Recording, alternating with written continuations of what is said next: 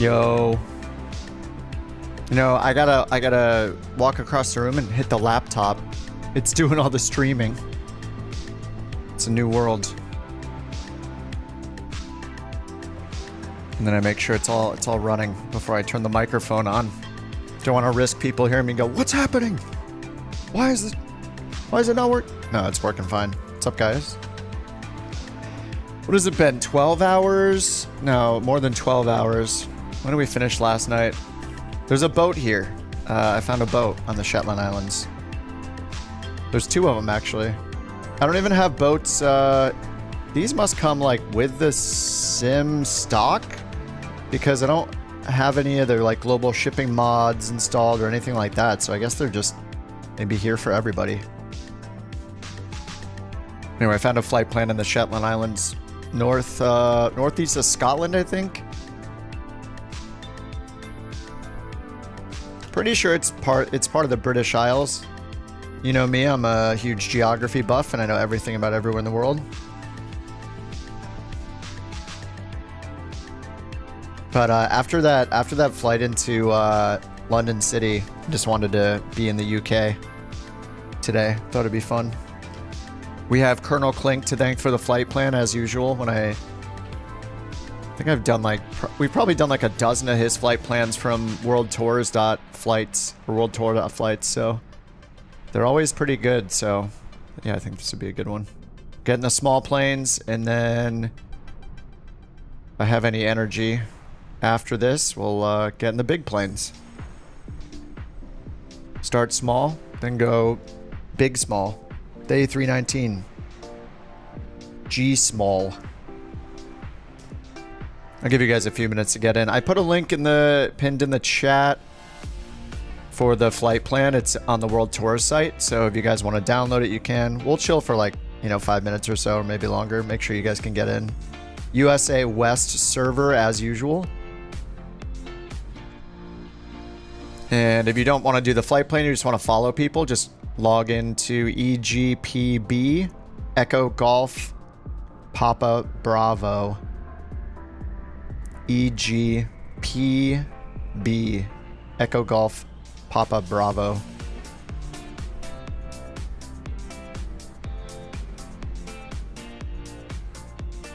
And pick your favorite small plane. I'm gonna fly the Beaver today. It's been a while. But I got this guy out. The most important thing in your plane selection is, of course, whether or not you can see your dog or cat in the co-pilot seat, so pick accordingly.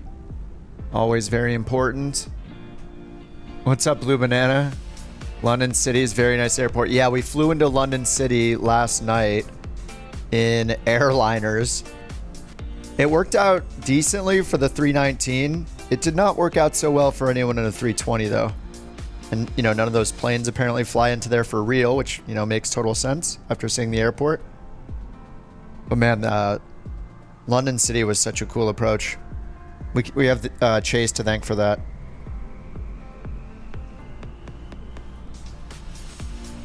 Forgot to say hi to people. What's up, Mike? Chase, Devin, Onboard Sim, Nicholas, Jack, Ben, welcome back, dude. William, Cyber, Luke, Null, and Banana holding down the Twitch stream.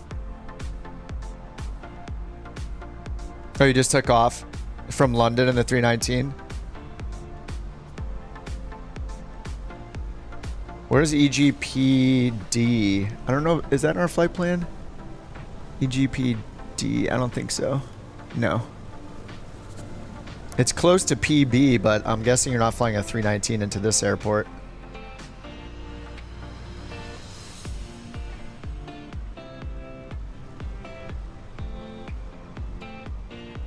Looks like this runway is about... let me see here. Oh, we do have two runways here. Sumburg is this first airport where we're at. Yeah, we got a 1,700 foot runway and then a 4,900 foot runway.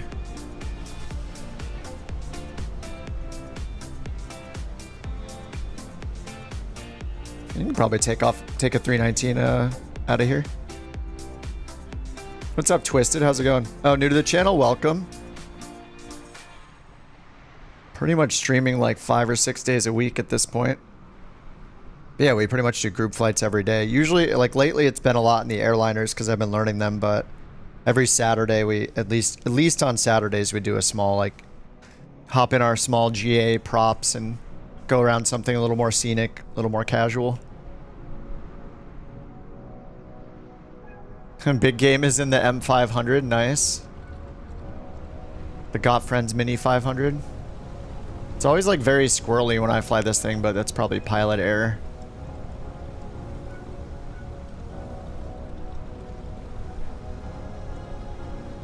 Forgot to update your flight sim. 6 megabits per second. 6? What's up, Null? Wish you hadn't just taken off. I mean, there's always next time. What's up, Brian? What's up, Banana? Forgot about the YouTube stream. Oh, it's all good. I can still see your chat. You can still see us. You can still join us. Like some people just prefer to use Twitch, and Twitch removed its multi-streaming rule like, I don't know, a year ago or something. So I need to put it on the Twitches every now and then too.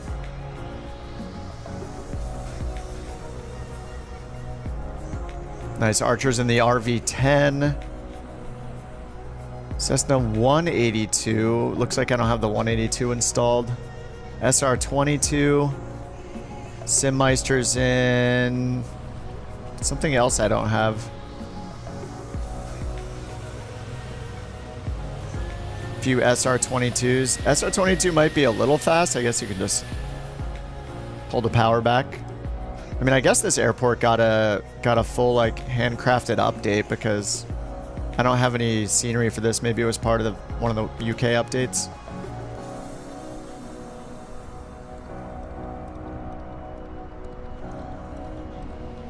Looks pretty good.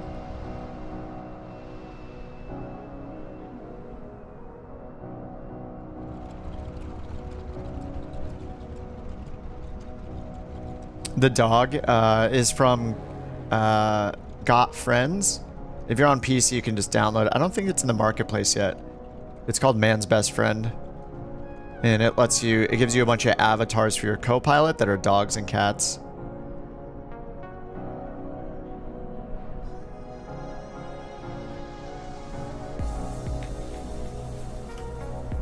Alright, let me get this plane started up. It's been a bit before starting engine. When's the last time I flew this thing? All switches off, 1/2 inch open on the throttle. Prop and mixture cut off, carb heat cold. Yep.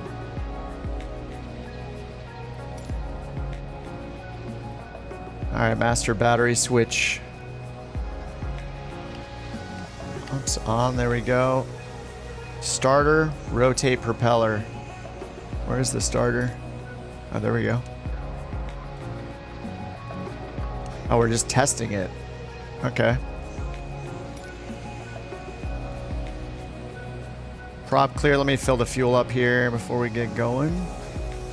Full day of fuel. Hey, we got a center tank in this guy. There's our fuel gauges right here. This has a tricycle variant too, but I'm challenging myself with the... Well, the tricycle variant's really a float variant. Kind of makes it a tricycle variant. But I'm flying the tail dragger, the classic.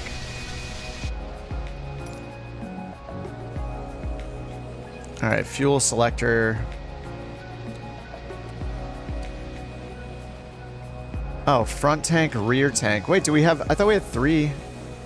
Yeah, it shows 3 tanks, so we have...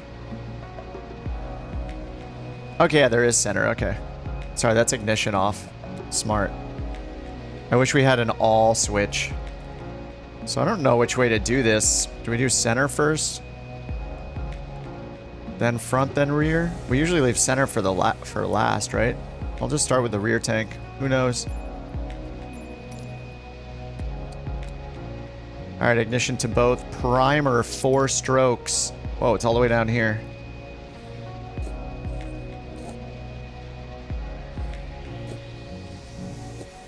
All right, wobble pump lever.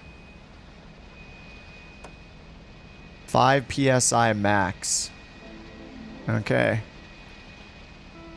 And then we turn it off, I guess? Oh, no, I guess we leave it on. We want it at 5 PSI. Whoa. A little higher than 5 PSI.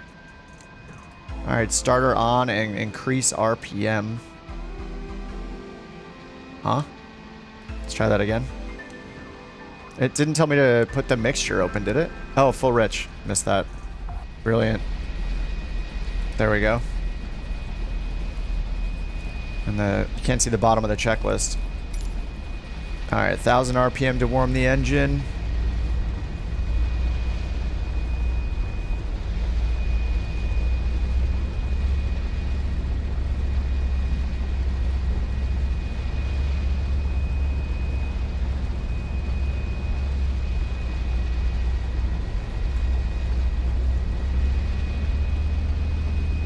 There we go.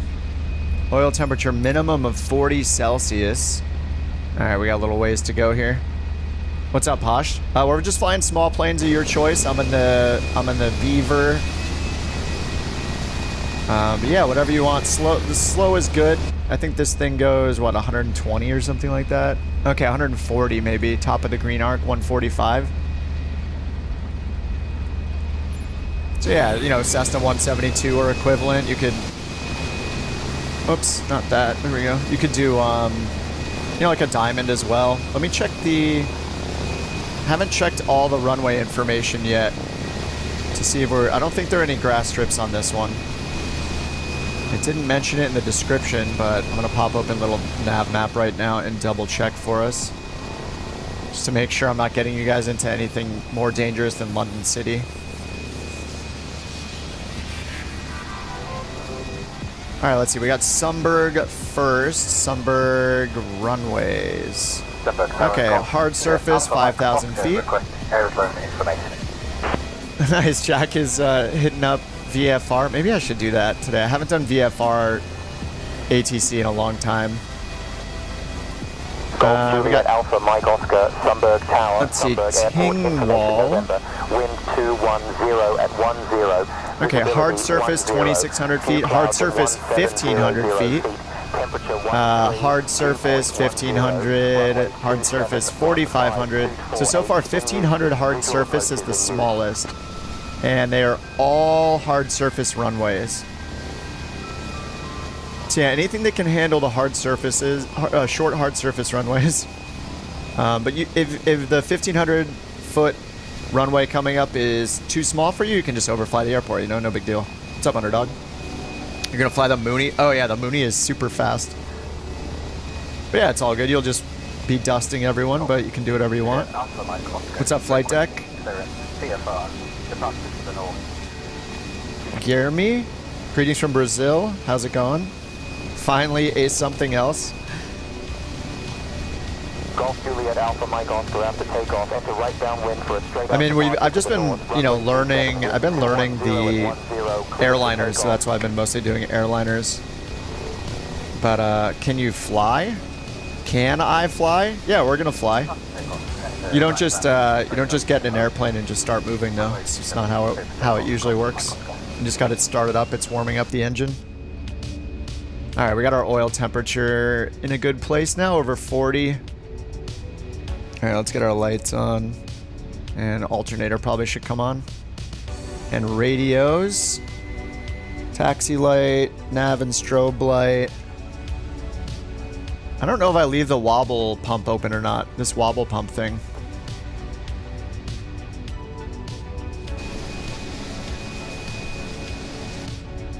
It looks like we're good with it. Oh no, RPMs are dying. Wait, no, they're not. No, they're not. We're good. Let me test this.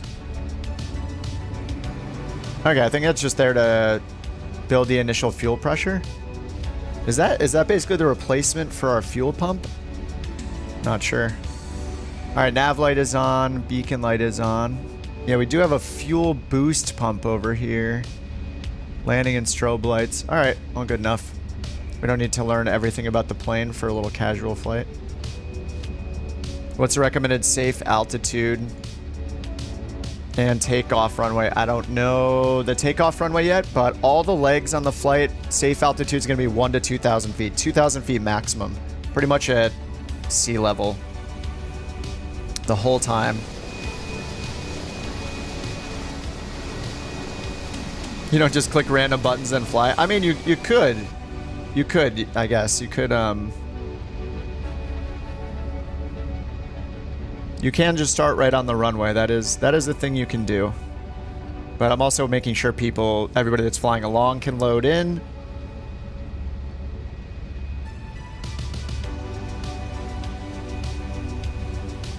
What's up, Lucas? What's up, Underdog? I don't know if I said hi already. If I already did, then hello again.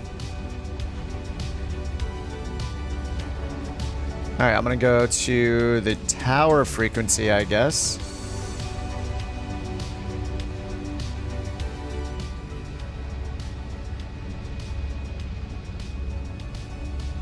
And let me change my call sign to November 6063 Echo. Now let's get a tour guide on too. Alright, we haven't talked to Janet for a while, so... Hey Janet, you ready to give us a fabulous tour guide of the Shetland Islands? What do you think? And we haven't talked to her for a while, so... We're ready to hear her dumb Toby stories. Oh, absolutely.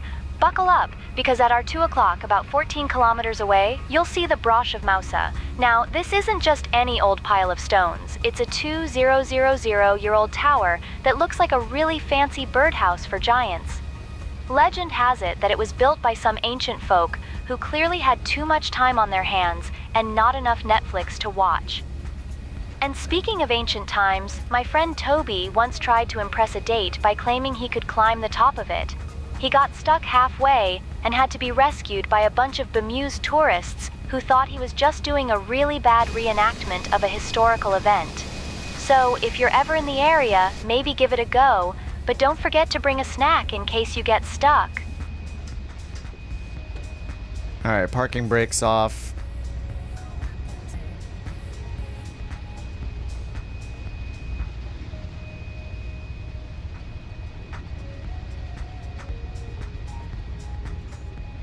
And I'm going to turn on student pilot mode so we can get some help here with the taxi stuff, and it'll automatically give me all the frequencies. Sunberg, ground, Beaver 6063 Echo. Ready to taxi for VFR departure to the north. I don't know what we used. We use Beaver for how do people identify the de Havilland? Echo Sunberg Tower, taxi to runway 27 via taxiway south, taxiway east, taxiway north. Can we get a progressive taxi? November 63 Echo.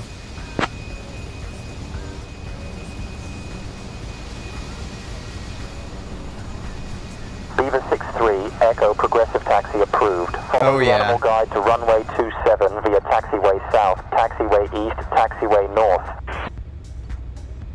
Alright, we'll follow the taxiway lines to the runway, Beaver 63 Echo.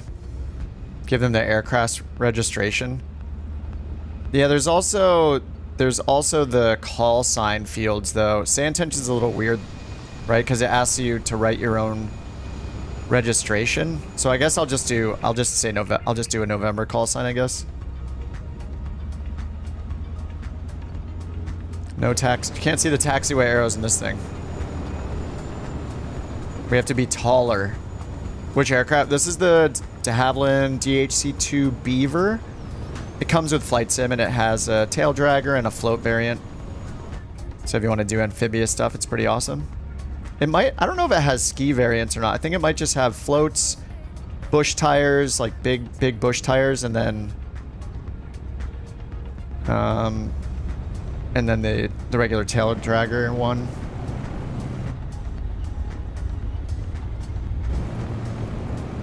Dude, how windy is it right now?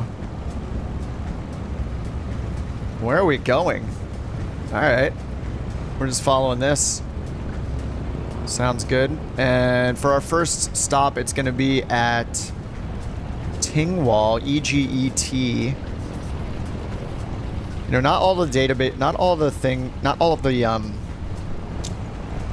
the airport codes are in Volanta as usual, so I can't even put in our full destination, which it says it's out Scaries, EG78. But then when I type, like, there's an outer Scaries, but that's, or Scaries, I guess it's Scaries, it's a different airport code completely, so I never know what's right. Alright, takeoff flaps are set. Just like, there's something about the databases with Volanta and Navigraph that just don't get a lot of things right. They're just missing tons of airports for some reason, or they name them different things. I don't get it. Yeah, speaking of wind, let's bring up the weather. We got some 15-knot winds here. This is going to be fun. This is probably, there's probably not a good runway to use at all. What's up, Angel? The water looks awesome, though, thanks to the winds. You know, pluses and minuses. The ripples in the water look awesome, but the takeoff's gonna suck.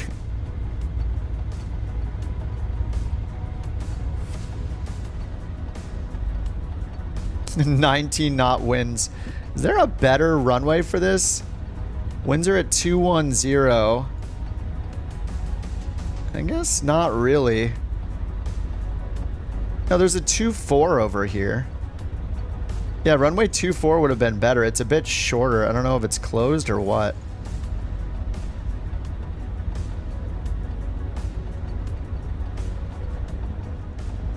Actually, what is our first airport? This isn't EGET right here. Okay, yeah, it is. Okay. So it's bringing us by a point of interest. Let me get the point of interest turned on just in case you have something cool to look at. Though I'm not sure I have them installed. We'll find out.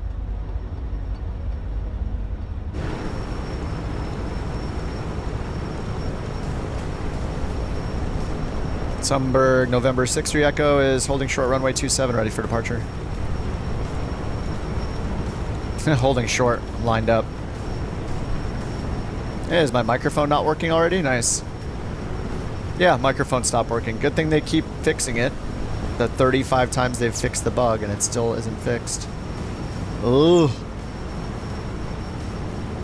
Sumberg, November 6-3 Echo, lined up, ready for departure on runway 27.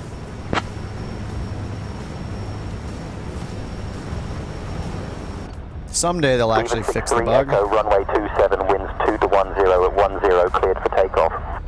Runway 27 clear for takeoff, November 6-3 Echo.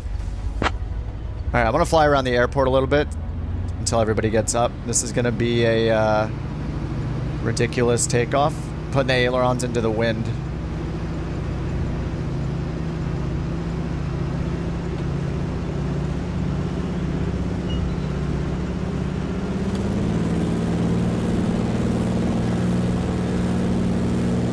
Alright. Yeah, that worked out pretty well. Yeah, just aim your ailerons into the wind as you're picking up speed and then slowly pull them out. I needed lots of left aileron, but then lots of right rudder at the same time.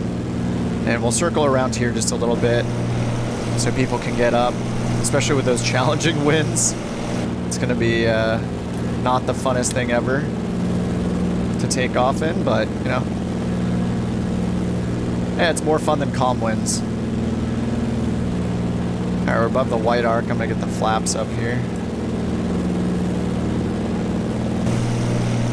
Alright, flaps and cruise.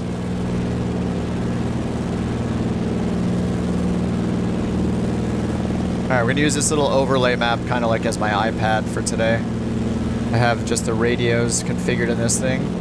We got the dog on board. You know, actually, sorry, speaking of the dog, this dog's going to go take a day off. He's going to rest all day. Get delicious, I can't say the T word because our puppy here will get excited. Oh my god, we need the bulldog. Alright, it's Bubba time. Alright, there we go. At our at 10 o'clock, about a mile away, you'll see the Jarlshof Prehistoric and Norse Settlement.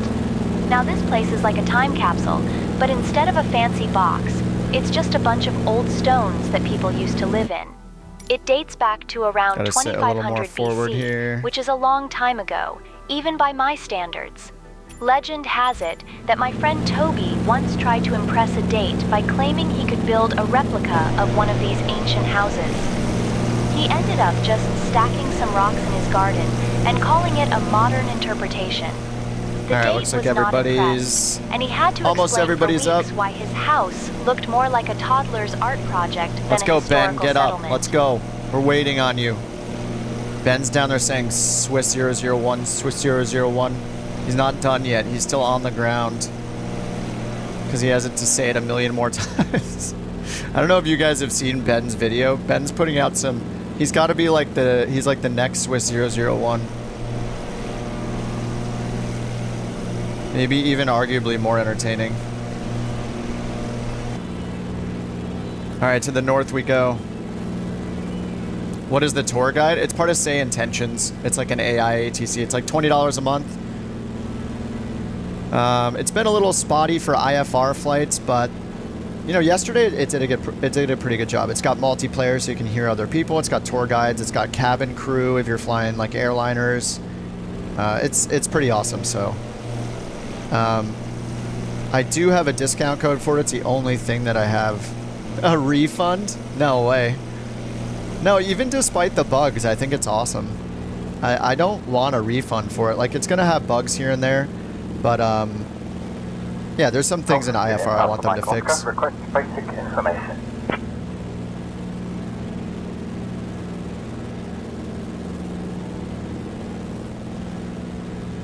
Jack's calling into another frequency down there. He said request basic information, which I've never heard before.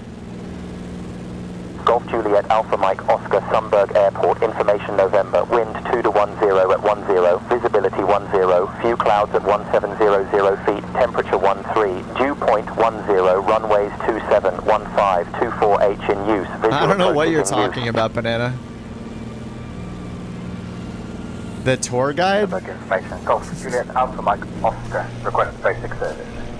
It's AI, so like, what do you want it to sound like? Do you want it to be a real human that's somehow watching just my flight? Like,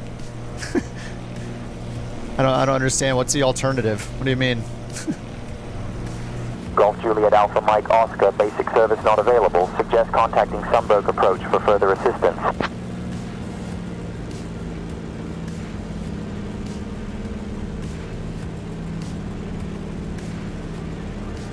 Sunberg Approach. Sunberg, November 6063 Echoes, DHC2 Beaver, Slant Alpha. Can we get flight following to Tingwall? Echo Golf, Echo Tango. I don't know if this is a thing in the UK. Like, I only know US ATC, barely.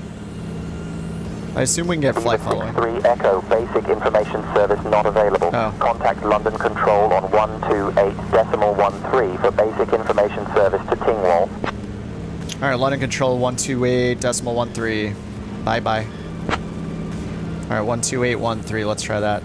That's probably where Jack went to. What's up, Tucson? How's it going, dude?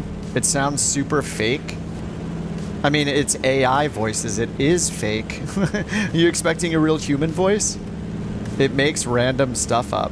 So there are 3 different tour guides. I chose the silly one that like tells silly stories, but all 3 tour guides do point out real landmarks wherever you're flying. So they do work.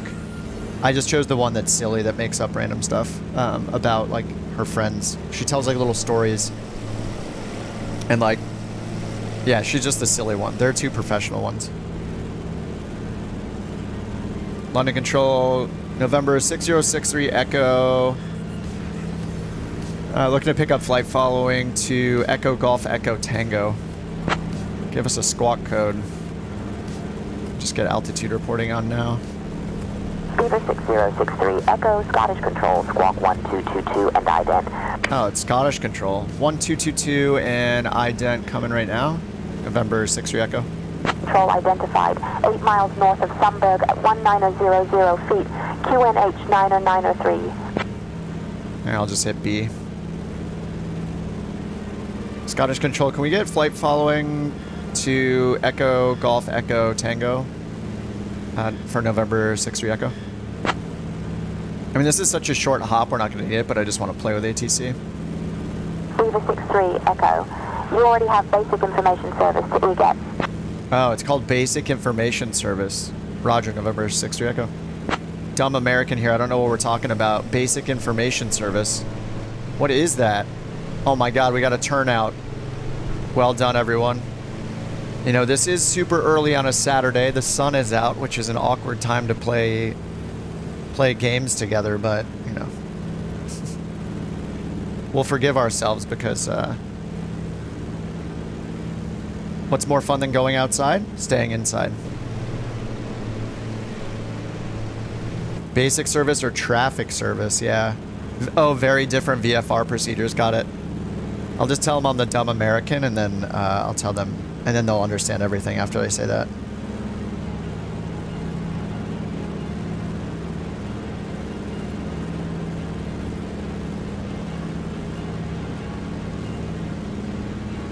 Alright, Tingwall is only 5 minutes ahead. There is a landmark up here we're passing by on this island. I have no idea what it is. Maybe we'll find out. Beaver 6-3 Echo Lerwick, Tingwall Airport at your 10 o'clock, 10 miles. Change to advisory frequency approved. Radar services terminated. Squawk VFR. Actually, can we just stay on radar services until we get to our final destination, Echo Golf 78, November 6-3 Echo?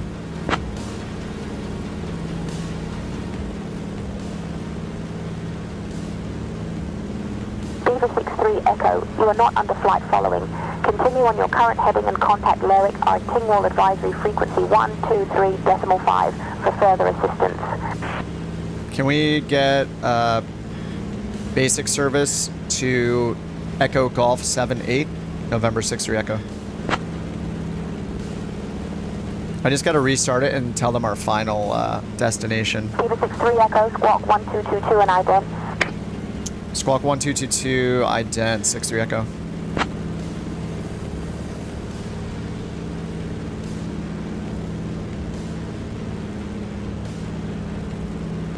Beaver 6-3 Echo, radar contact 8 miles southeast of Lerwick, Tingwall Airport at 1500 feet. Lerwick QNH 90902.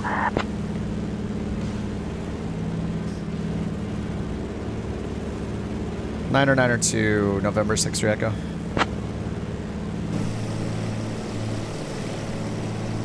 You guys were talking about the game filters yesterday, and I turned one on. I just added a little bit of contrast.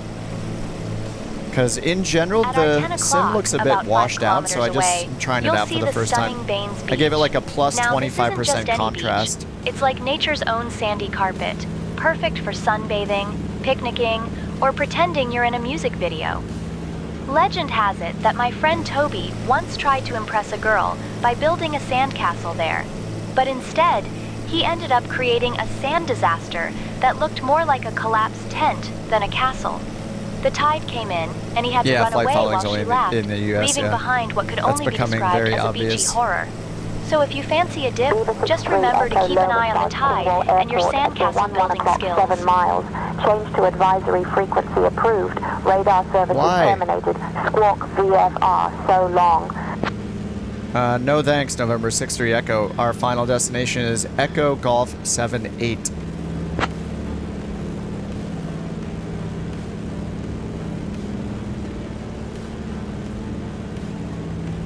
Beaver 6-3 Echo Roger, continue on your present heading to Echo Golf 78. Let me know if you need any further assistance. Wilco, November 6-3 Echo, thanks. What ATC? This is say intentions, Bobby. It better be a butter landing? No way. I'm flying a tail dragger, which I never fly, so the chances are high for crappy landings. Alright, looks like we got runway 20 and 2. Beaver Beaver 63 Echo radar contact, 4 miles southeast of Lerwick, Tingwall Airport at 1600 feet. Lerwick QNH 902. Alright, QNH 902. We're going to do a touch and go at Tingwall, and then we'll be continuing on to Outscaries, November 63 Echo. For you, it's easier than normal gear? For me, it's not because of the visibility and the potential to flip over when you're landing and stopping. You have to hold the elevators all the way up. It's a little different. Navigation. Okay, our own navigation, November 63 Echo. Yeah, this looks better with a game filter added with just a little bit of contrast. I think it's quite a bit improved. Now, I don't know if that's if it's more realistic this way or not, but as far as the gaming goes, it looks better, I think.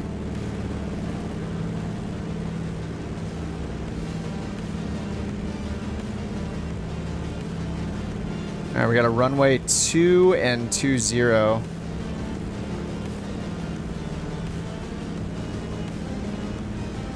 London, can we get the wind information for Echo Golf, Echo Tango?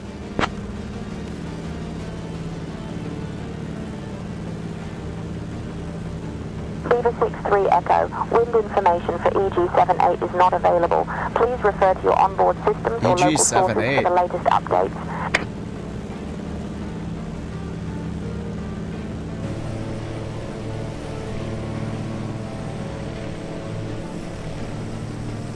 Oh, this is it right in front of me, isn't it? There it is. There's the airport. Well, we'll just look at our winds here. All right, yeah. Runway 20 is going to be much better. Runway 20 is going to be like perfect, actually.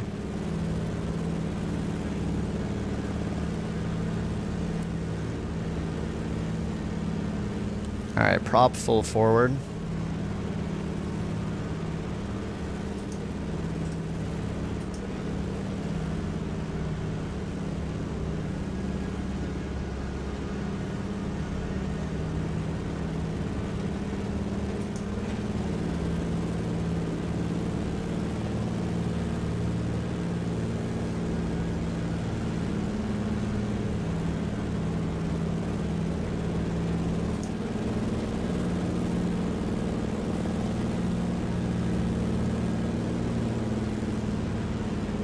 It is hard to see out of this thing. Oh, let me see.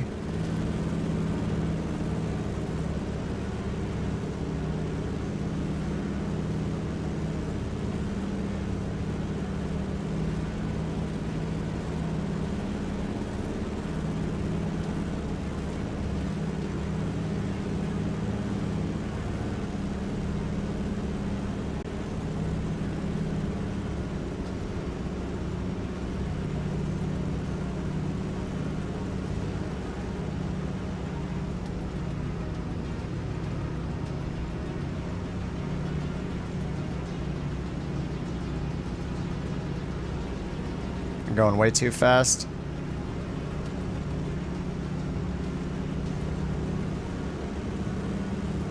Just doing a quick touch and go here.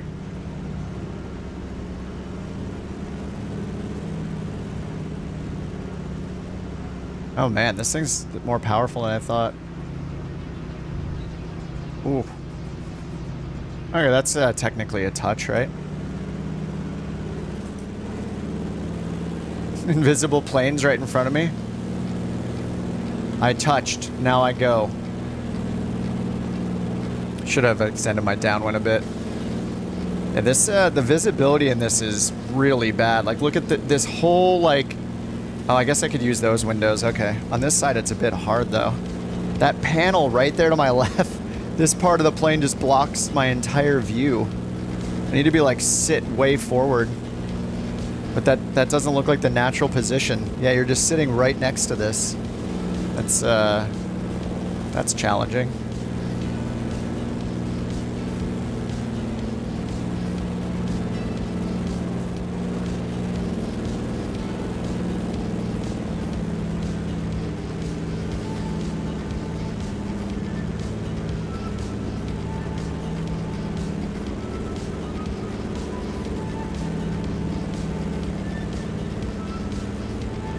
All right, next is Fowla, EGZR.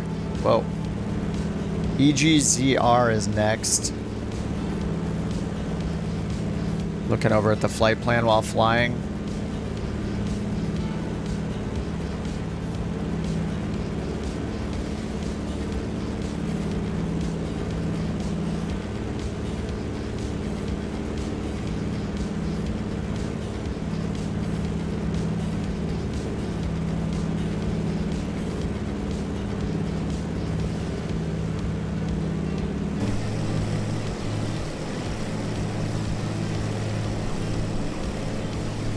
And the Beaver is pretty awesome, actually. I think doesn't this thing have like wear and tear? Yeah, there's a tablet. Does this have failures? Oh, maybe it doesn't have failures. Oh, you can put skis on it. Oh yeah, okay, you can do skis. So I guess it doesn't, it has a floats variant, and then in the tail dragger variant you can add skis. And there's one on the back wheel as well. Nice. And then when you're on the ground, it's got tie downs and all that stuff. Tie downs with the yoke belt and rudder lock inside. Chocks and tie downs. And you can choose between having GPS or analog radios. Aircraft vibration. At our 9 o'clock, about 6 kilometers away, there's two different you'll see cabins. the Scalloway Castle. There we go, there's the cargo now, cabin. This isn't just any old pile of stones. It's a 16th century castle that was built by the Earl of Caithness, who clearly thought he needed a place to keep his collection of really old chairs and questionable artwork. Legend has it that my friend Toby once tried to impress a girl by claiming he could scale the walls of this castle. He got halfway up and realized he was terrified of heights, Britain is washed so he out just in hung general. there like a very I mean, the whole confused sim bat just has like kind until of someone called the fire brigade. It's almost like too they bright weren't most of the impressed, time. and neither was the girl, who ended up dating the fireman instead. So, if you fancy a visit, just remember to keep your feet on the ground or bring a very sturdy ladder.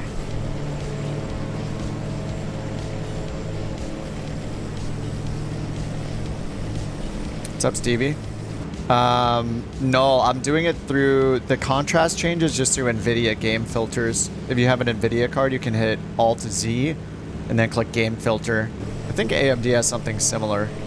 But yeah, I'm not messing with any of the colors. The only filter I applied was a contrast adjustment. Just added a bit, like 25, 30% more contrast.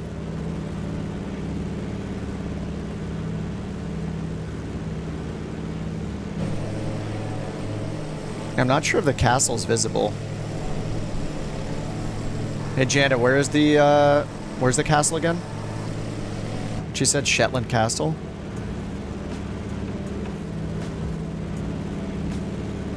Oh, the castle?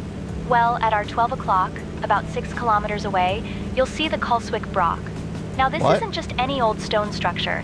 It's a 2,000-year-old tower that looks like it was designed by someone who really liked round shapes, but didn't quite know how to finish a project.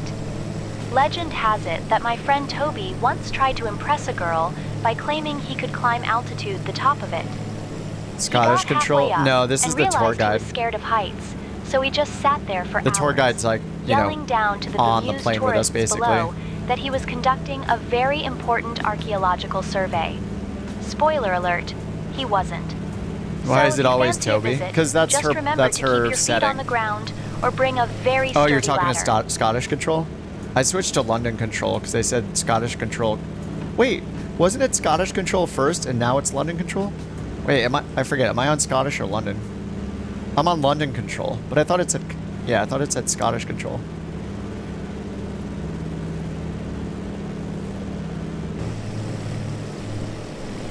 Yeah, the tour guide is the dog. Exactly. That is true. Oh, you got switched between both of them? Okay. Yeah. I haven't done VFR on ATC for a while, and clearly I've never done VFR ATC in the UK.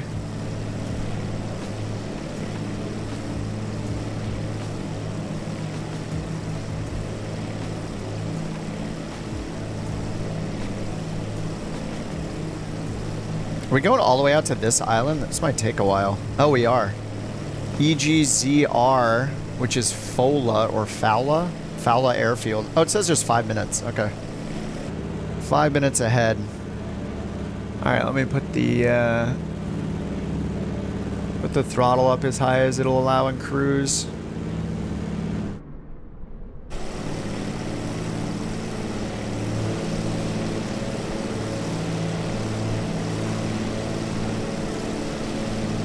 Billy, you think the Beaver's the best bush plane?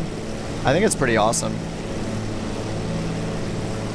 I haven't flown it for a while, but yeah, I love the, I just love all like the rattling and the effects in this plane. It's pretty detailed. Like the throttle, like all the levers here will like vibrate a little bit. They aren't too much right now. On the ground, they were vibrating a bunch though. So it's pretty cool. Yeah, little contrast and gamma, yeah. Yeah, just a little contrast helps pull down the mega brightness quite a bit. What's up, Smeg? Sweet, sweet Toby.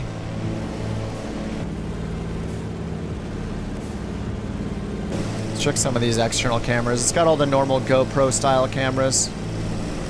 I guess this one's on the horizontal stabilizer. The underwing cameras, classic. And it doesn't have too many. This thing also has an autopilot, which makes it pretty usable. I mean, it's just nice to have the option if you want the autopilot. You can do autopilot, you can use the GPS. It's like, I think it's is it two 430s? 530 and a 430. I don't need DME really. Or ADF. Oh, there's no, oh, I want DME, but I don't need ADF. Oh, I can just turn the ADF off, okay. Golf Juliet Alpha Mike Oscar, London Control. Good morning, Lerwick, QNH 90902. The cow's DA42, yeah. DA42 is awesome. Oh, you're flying out of VATSIM? Nice. Yeah, we've been flying a lot of airliners, which is, GA is my normal thing. GA, IFR, like turboprops. That's what I've mostly done probably, but yeah, the airliners have been a ton of fun. We've been doing a lot of virtual airline stuff together. Craig, thanks for the follow over on Twitch, dude. Oh man, quick coffee update. I did my normal Starbucks run. You know, like it or love it. It's coffee inside my mouth, so I'm a fan. Doesn't have to be the best or the worst. I don't really care. Anyway, I usually just get a cold brew. And I did technically get a cold brew, but I got the pumpkin cream cold brew, and it's like a milkshake. But there's that's the coffee update. Everybody's been screaming for it in the chat. If you've been looking at the chat, then you know everybody's been asking for the update. There it is.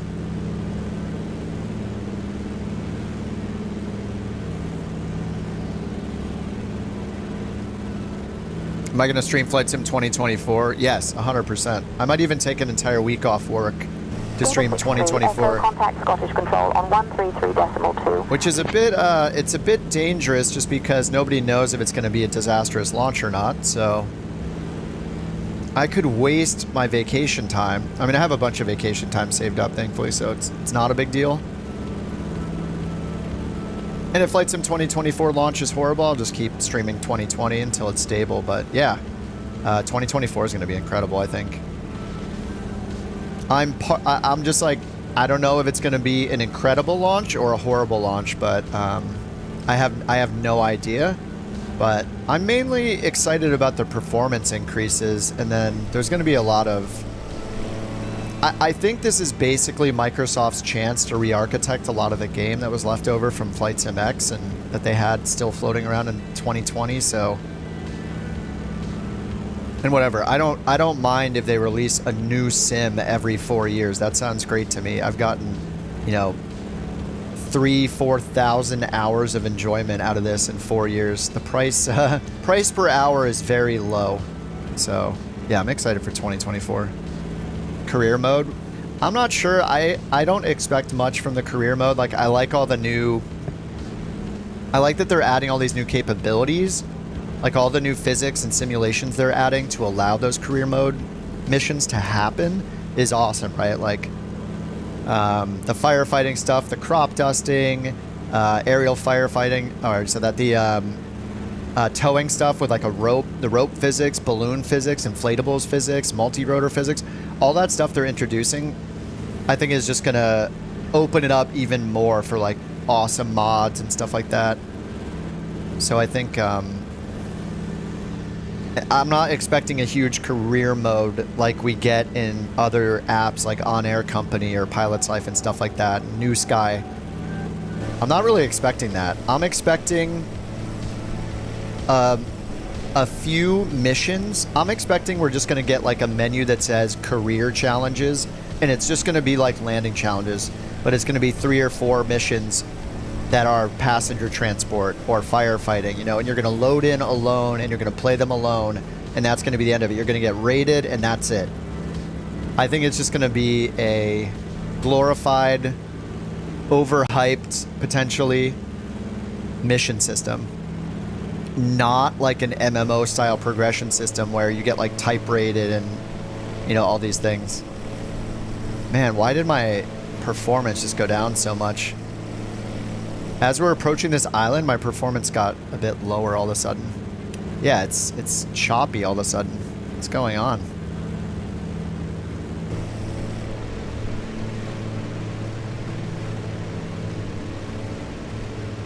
I have no idea.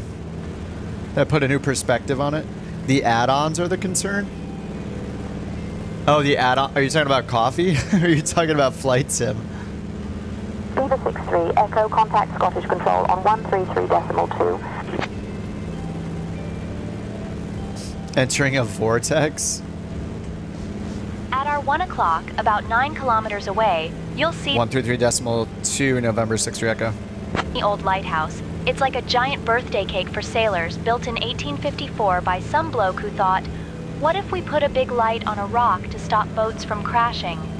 It stands tall and proud, guiding lost ships away from the treacherous rocks, which is a bit like how my friend Toby tries to guide his love life, but with less success. Legend has it that he once tried to impress a girl by climbing to the top of a lighthouse, 17 and 35 only to out realize here. he was terrified of heights. He ended up stuck halfway, yelling down that he was conducting a very important light test. Spoiler alert, he wasn't. So, if you fancy a visit, just remember to keep your feet on the ground, or bring a very sturdy ladder. Oh, add-ons for 2024? I don't know. I mean, I don't think they're changing the entire platform. Maybe this is ignorant, but I think that most of them will just work.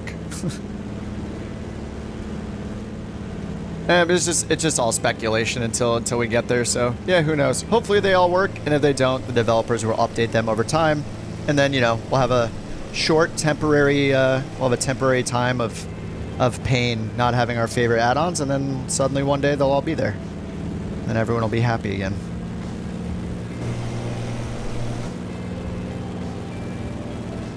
I think like super advanced planes like the Phoenix, the PMDGs, like all the airliners, the third-party airliners, maybe they'll have a lot of updates they need, but I'm not sure. Oh, Majin says, what's set up? I just have a Virpil side stick and throttle and MFG rudder pedals.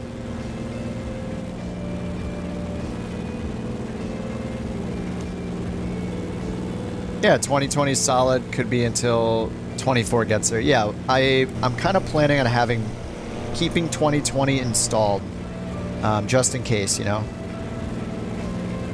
Say I take that whole week off and I'm just trying to play 2024 the whole time. Every time there are problems, I'll just switch over, do some flights in 2020, just like we do today. And yeah, just periodically check in on updates for 2024.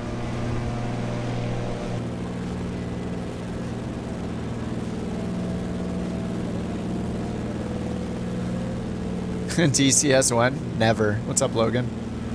Nah, DCS is just not my thing. I don't really care about combat, aerial combat. With as much as I play Flight Sim 2024, it's clearly not about wanting to do aerial combat, so... Otherwise I wouldn't be flying Flight Sim 2024. Entering the circuit at Papa Tower for a touch and go. Yeah, I'm going to do a touch and go here as well, and then fly around the island. I just want to do a loop around the island to see it. The landing flaps out. Golf Juliet Alpha Mike Oscar, contact Papa Store traffic for circuit entry and touch and go procedures. I'm not even switching the tower. I'm just listening to Jack do all the work. Oh, look at, we got like a full crosswind. Look at the windsock. The windsock is horizontal. This is the scrappiest touch and go. Oh my god, look at the windsock. Look at the crab. I'm just gonna overfly it. Whoa. Oh, this looks like the right way. Oh, I don't know. It's like a full crosswind. Oh.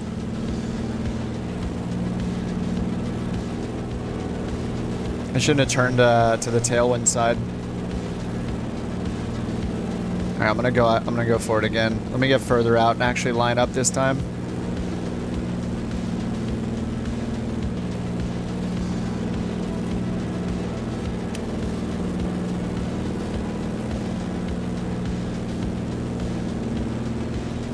I didn't have an interest in airliners. Yeah, but that's totally different. Having a sudden interest in competitive, like, military style combat is totally different than like an interest in flying a different type of plane, IFR. Like, I'm not going to be flying IFR passengers on an IFR flight plan in DCS, right? So doesn't need to be DCS. Isn't the entire point of DCS is that it's competitive, like a war simulator? Isn't combat in the name of the game?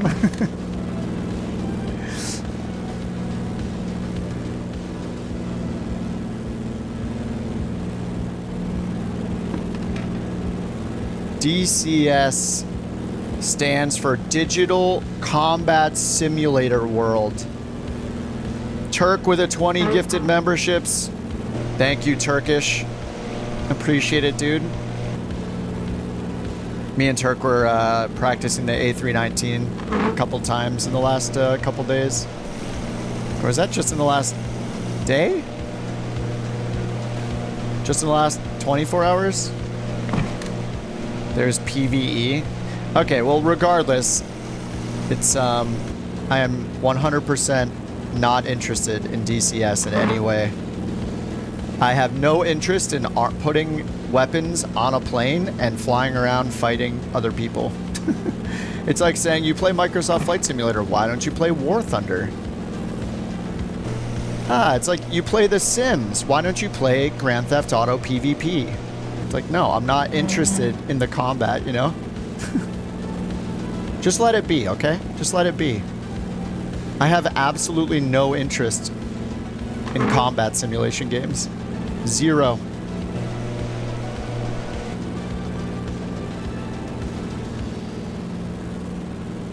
Bring it to a vote. If 100% of people said to play DCS, you know what I would do? Not play DCS. I could care less. I mean, I couldn't care less about DCS. Could not care less. I don't watch any videos about it. I just don't care about it in any way at all. It could not exist and it wouldn't affect me. It could be played by 99% of all gamers. I still wouldn't play it.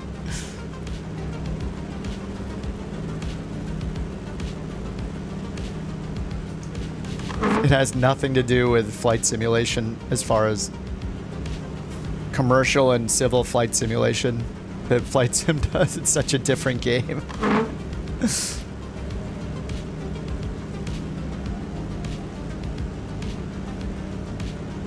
Fast forward mid-September. Yeah, I loaded up DCS one time, and as soon as I got in the cockpit of the plane, I couldn't help but think to myself, this does nothing for me, and I cared nothing for this or about this. And then I turned it off. Just because people like something doesn't mean you have to like it.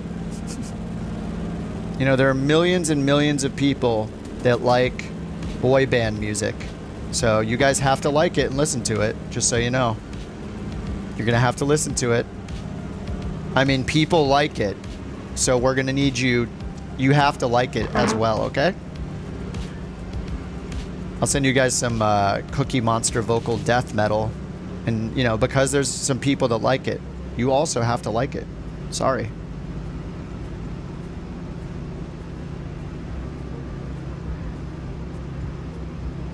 Alright, this is an insane crosswind. It is fully erect, the windsock. At our 10 o'clock, you'll see the Fula gusts. Lighthouse. This towering beacon was built in 1854 to guide sailors safely away from the treacherous rocks, which is a bit like how my friend Toby tries to guide his love life, but with far less success. Legend has it that he once tried to impress a girl by claiming he could climb to the top of the lighthouse. He got halfway up and realized he was terrified of heights, so he just sat there for hours, trying to keep the nose yelling down that he was conducting a very I'm gonna fly around the far test. side of the Spoiler far alert, side of the he island. wasn't. I just want to check it out So if you fancy before we a get visit, out of here. just remember to keep your feet on the ground or bring a very sturdy ladder. Installed Valorant. Yeah, loaded one time, uninstalled. Exactly. Exactly.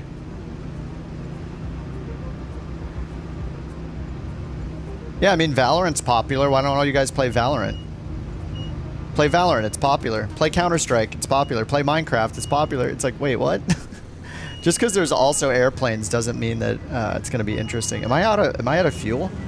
Oh, I was out of fuel all of a sudden. Whoa, that rear tank went fast. Rear tank is just gone. I don't know what my balance is like right now. Probably pretty bad. My CG. Anyway, yeah, I have no interest in DCS.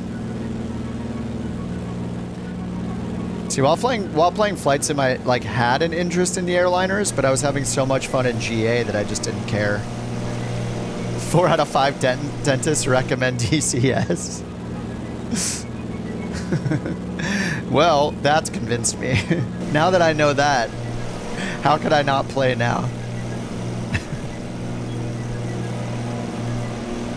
Oh, there's a little tiny pond over there. Oh, there's a couple of them. Little oasis. Airliners are slow to move. Have you taken off in an airliner? You know, we did like a rocket ship departure, full toga power in the 319. I took off in like 2,000 feet with 140 people on board. Pretty awesome. Oh yes, video game.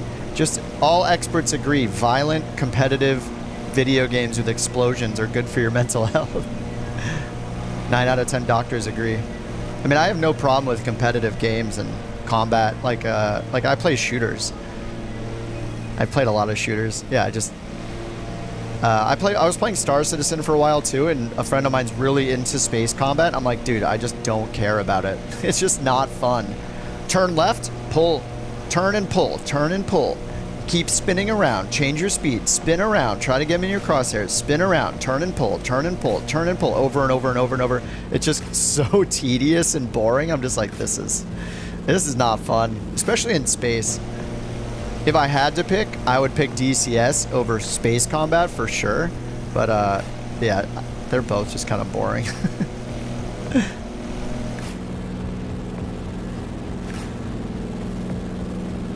If I want a competitive game to make me angry, I'll go play Dota. All right, we've been here for a while. We should leave Fowler Airfield, head over to the northeast, back to the main part of the Shetland Islands. I don't know if this is technically part of the Shetland Islands. It probably is.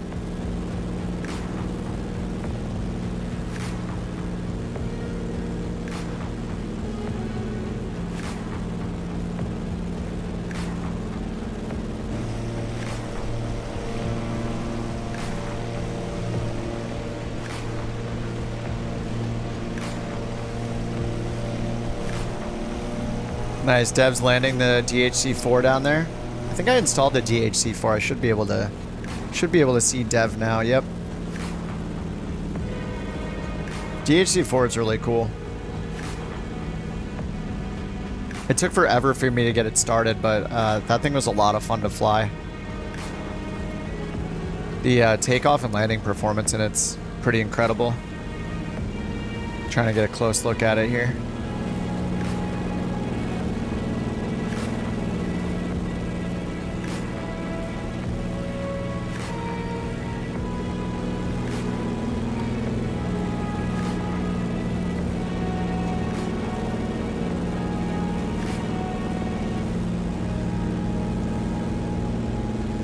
Can't catch up, he's too fast.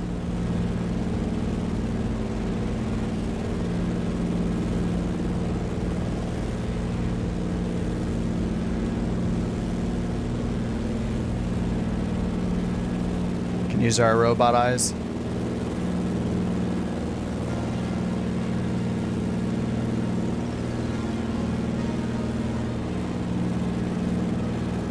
Oh, see you, Banana.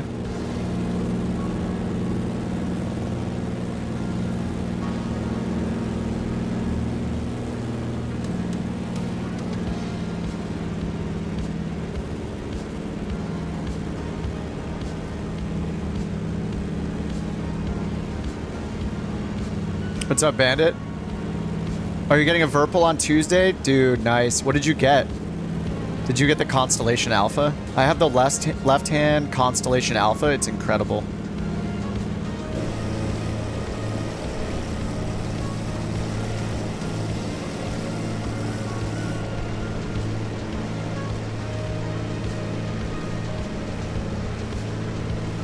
All right, let's see. Next one is Papa Store?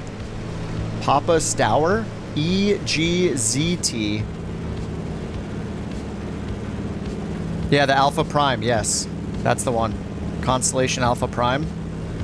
That is what I got. I got the left-hand variant. I think that's the only one that comes in left and right. I got the left because, you know, generally you're using your left hand on the yoke and the stick. Unless you only fly warbirds, then maybe you're using your right hand. But yeah, left-hand stick is the way to go.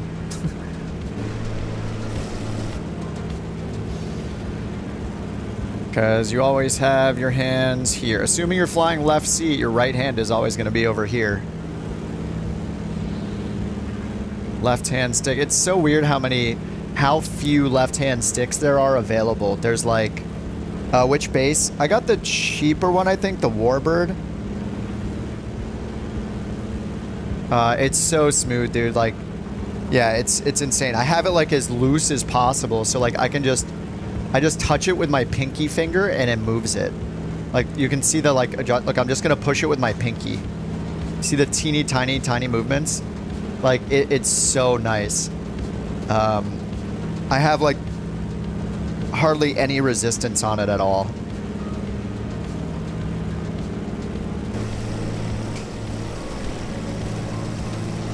And I have the twist axis locked, but it's easy. You just stick a Allen wrench in there and lock it or unlock it as you want.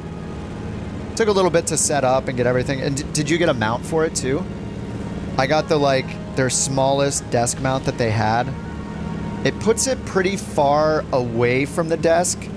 It's like a forearm length away from the desk, from like my wrist to elbow kind of length from the desk, because it has to be able to pitch fully forward. But anyway, yeah, I'm stoked for you, man. That's an awesome purchase. Congrats. I love the Verpal stuff. Yeah, you got the mount too. Nice. I know there are mounts where it can like bring it way lower to the ground. Can't you get like a super long extension lever for it too, so you can have like a really long axis, really long lever, basically? Yeah, the TCA Airbus is the stick I had before I upgraded to the Verpal.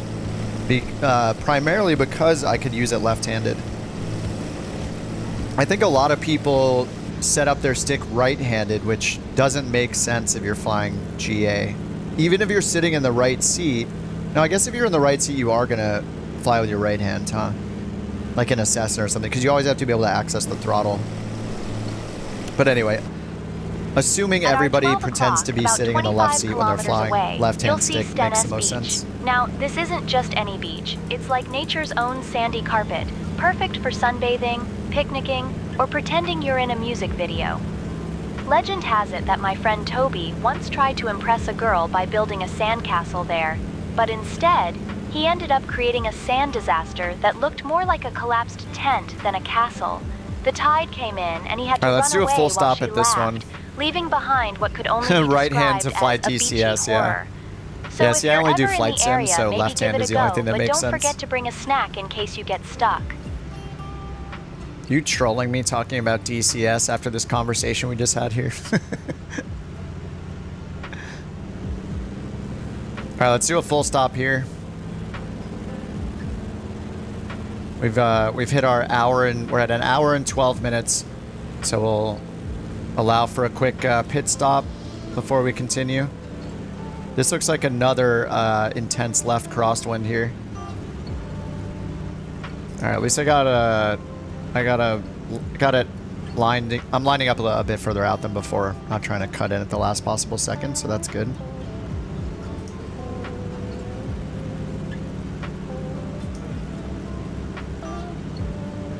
These are just very challenging landings.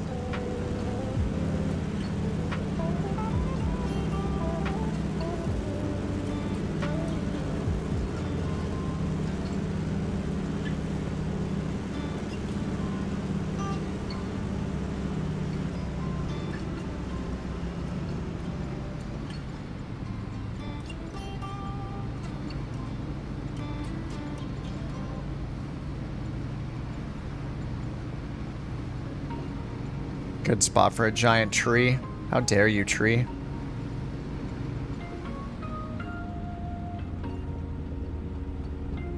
Ooh, ooh.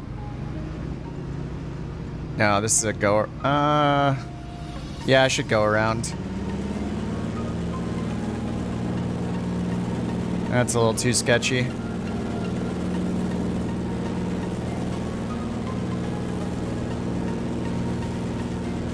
.24 knot crosswind, 10.0.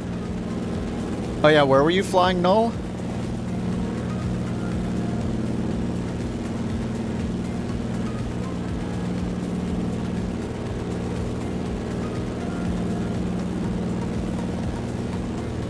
Go around discipline. New Sky is actually making me go around more and more.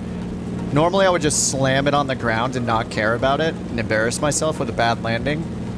But playing New Sky, because with New Sky when you do a landing, if the landing is, you know, too hard, too long, off center line, all those, the normal landing criteria you want to, you know, do well at, it'll ding you for those pretty badly if you don't land smoothly and on center line and in a short enough distance. So but the nice thing is if you initiate a go around, it pretty much cancels out. Even if you touch the ground and like bounce, or you touch the ground and get like a 2G landing or a 3G landing, something crazy, as long as you go around, it'll nullify all that, and then you'll be able to try again and then get a better score, or, you know, avoid getting a bad score.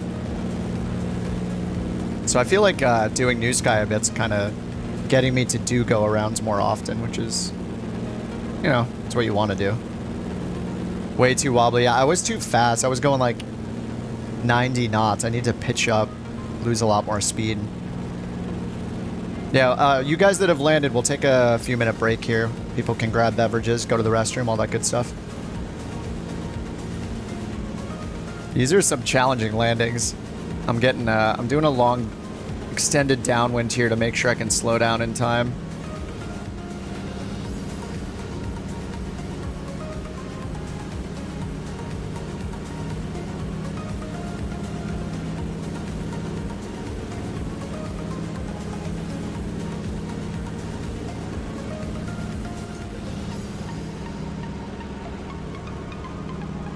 Oh, the 319 is harder to slow down. Yeah, a lot of people have been saying that.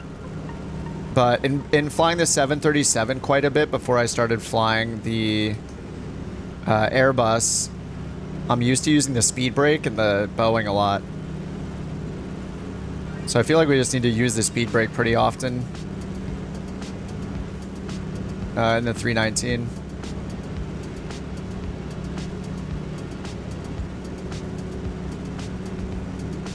The wind is crazy right now.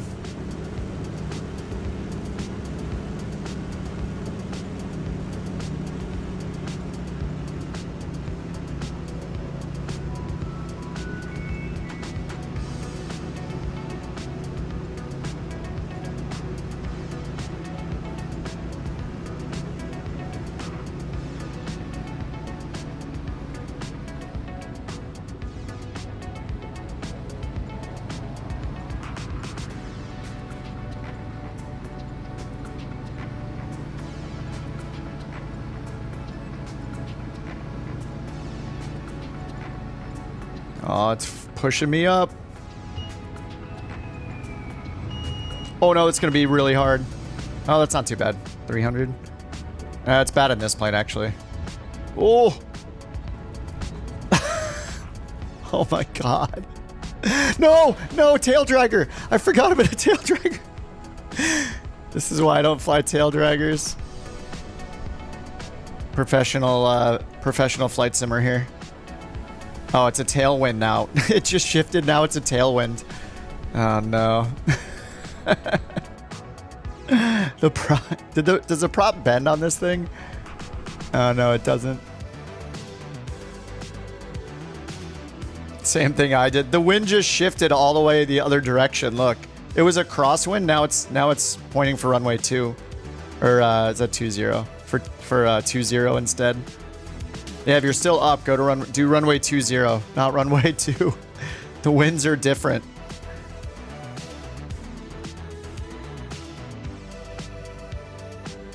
Okay, did I run out of fuel again? No, not in that tank. Okay.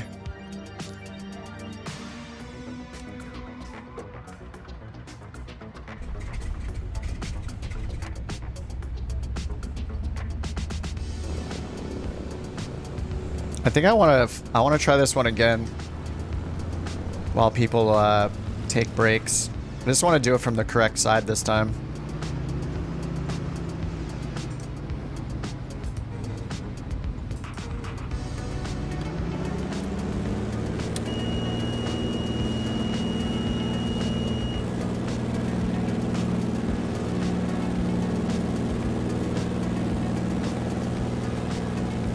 Alright, let's go. I'm just gonna go around and try this landing again. Gotta redeem myself.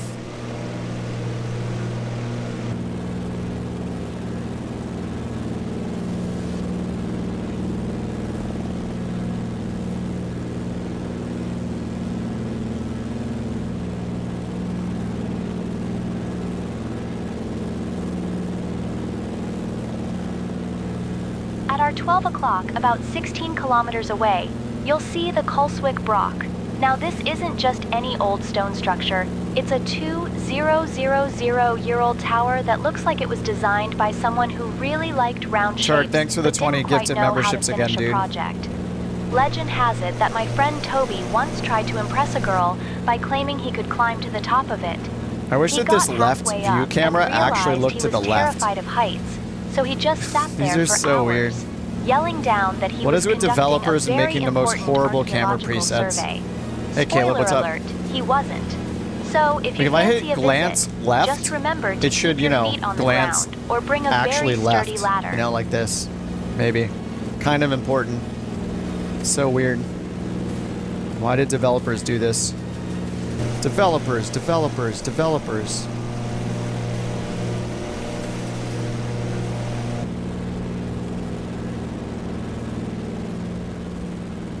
Should probably get down near the ground. Down to like 1,000 feet, not 2,000.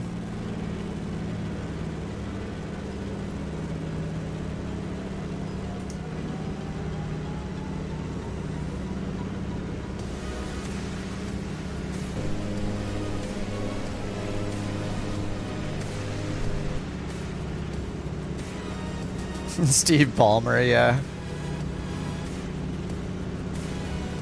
What a classic piece of internet history right there.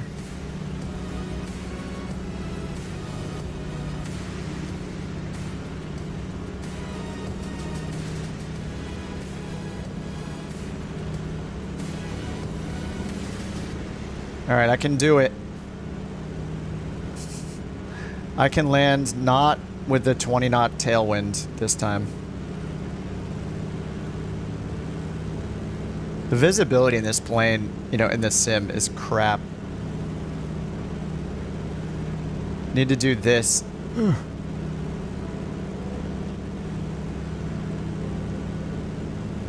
Or this.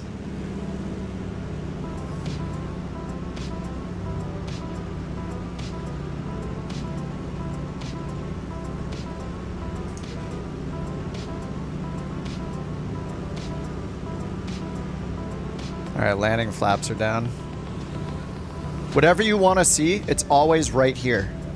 Whatever you want to see, it's going to be right here every time.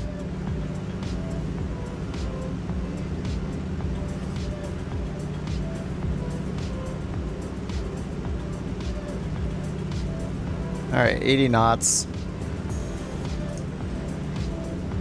Landing flaps.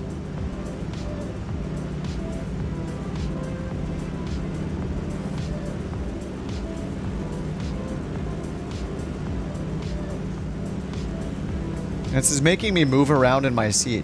I prefer to stay completely stationary and motionless in life. Please stop making me move. It's very uncomfortable. What's up, Parker? It's Microsoft Flight Simulator. We're flying around in the British... I don't know if this is technically part of the Northern Isles. The British Northern Isles, I think, is technically where it is. Shetland Islands. It's part of Scotland, right? I mean, we're on with Scotland radar. Weren't there Scotland flags at the first airport? 56 feet per minute, 0.7 Gs in the Comanche. Jack's cheating. He's got hacks installed. He's gonna get VAC banned.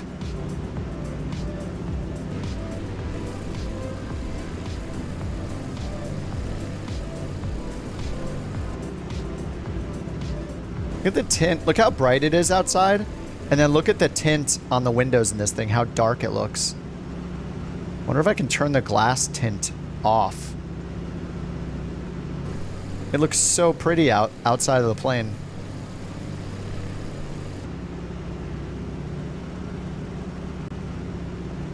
You're flying the A300, nice. Dude, the 306 is pretty cool. I flew it a couple times.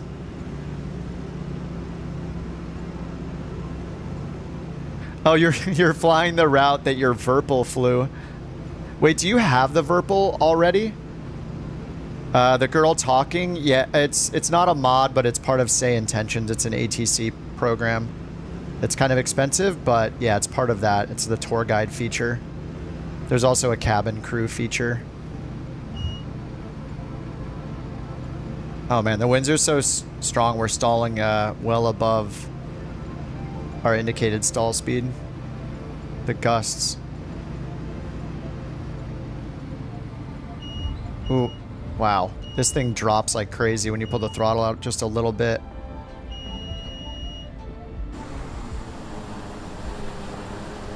God, I hope they fix the ground handling in this sim. Oh yeah, you get it Tuesday, okay. Like there is no way the ground handling in real life feels like somebody is like literally tying a rope and pulling the tail of your plane, like tugging on it super hard and then running to the other side of the plane and then tugging on it in that direction super hard.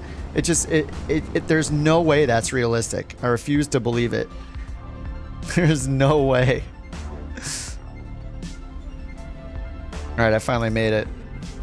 Takeoff flaps.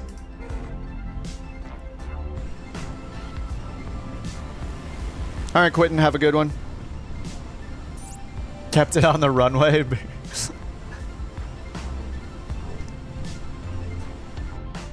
All right, yeah, I wish I could get rid of the glass in this thing, right? Is there a glass option? Spinner, doors. Can open the doors.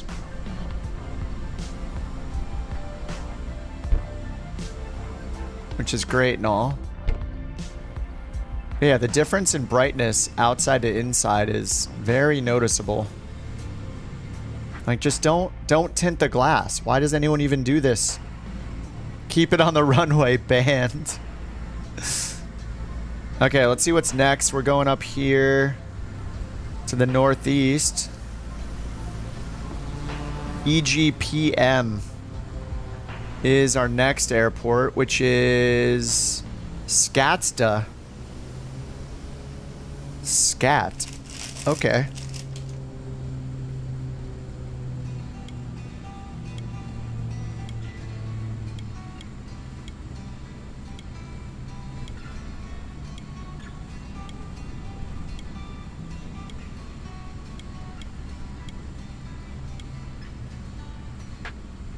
All right, I'm just gonna get on the runway.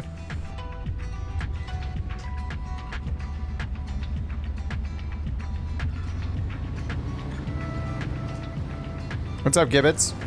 You're playing Doom on the Xbox. Nice. That sounds fun. I don't think I've even played the new Dooms, but I've watched like a documentary on the guy who made the soundtracks for like the kind of like the main reboot one. Dude, look at the frames again. What's happening? Why is this happening? This is what I get for turning on the rolling cache. Do you guys know the theory behind why you wouldn't use the rolling cache? Is it because you want to limit how much disk usage is happening and you want things to be loaded into memory instead of using the disk, reading from the hard disk? Is that the theory? Like we want to let the CPU do as little as possible? Which airport? We are at EG ZT. Exit. EGZT. I think. I can't see it under my own cursor, and when I zoom in the cursor goes away. Yeah, EGZT. Papa Stour Airport, if you guys want to join. And we're gonna go to EGPM. We got 1, 2, 3, 4 more landings for this flight plan. You don't know anything about those options? Yeah, I'm just curious why people always say to turn off the rolling cache. Because it seems like a good idea to cache the terrain so it's not like reloading it, but maybe it only benefits if you go into an area like over and over again. Yeah, it stutters, you have it off. Yeah, maybe it's so it loads it into RAM instead of trying to read it from your hard disk, where it caches it on the hard disk. If I had to guess, that would be my guess. Alright, how's our fuel? I filled them all up. I guess we should use... This is this... it's funny. Oh, it says front, rear, middle. There we go. Let's use the rear tank, maybe? I don't know. Sync our altimeter.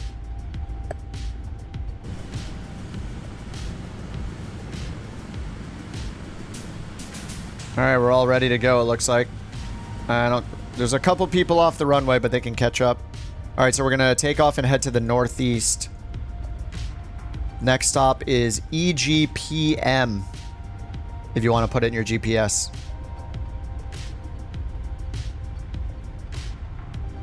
Scottish Control, November 6063 Echo on the ground at Echo Golf Zulu Tango. Request basic service to Echo Golf Papa Mike. Let's see if we can revive the ATC here. Beaver 6063 Echo London Control, good morning. Oh, London. Good morning. Can November 63 Echo get basic service to Echo Golf Papa Mike, please? I didn't tell him what we are. I don't know the phraseology in the UK, so. Beaver 63 Echo, squawk 1222 and ident. 1222 ident. At our 10 o'clock, about 16 No, not now. kilometers. Horrible time. And we just set the ident. November 63 Echo.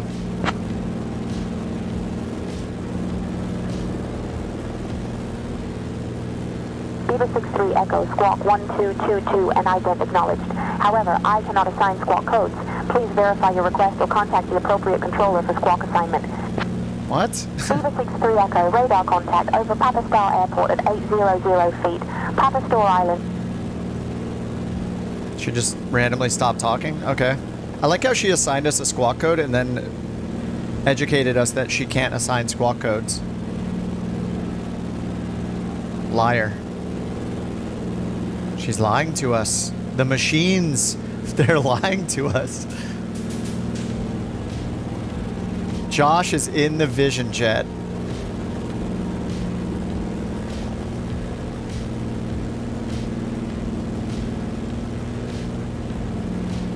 I swear it doesn't listen. I feel the same way. I think 90% of the time, Say Intentions doesn't actually listen to what you say. It doesn't feel like it listens at all. Unless you've like triggered the request mode where all of a sudden it's like, okay, what altitude do you want? And only then does it listen. But every other readback, I don't think it actually cares what you say.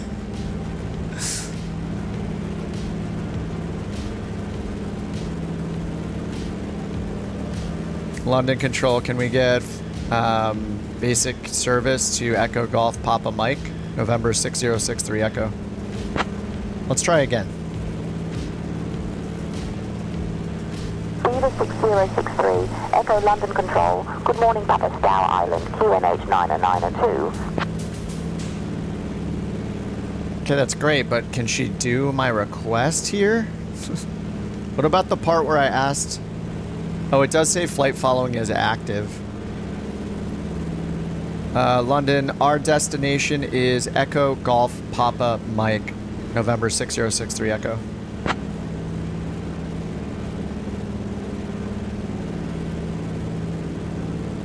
Beaver 63, Echo, Roger, destination confirmed as Scatster Airport, EGPM.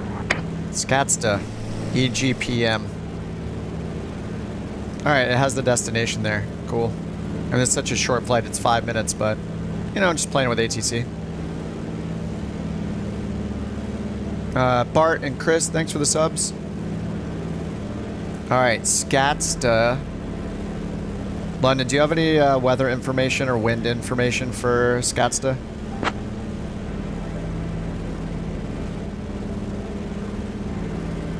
Beaver 63, Echo, Scatster weather, winds are calm, QNH 90902. Do we see the runway right there? Is that the runway right out there? Looks like it. You can see the lights from here.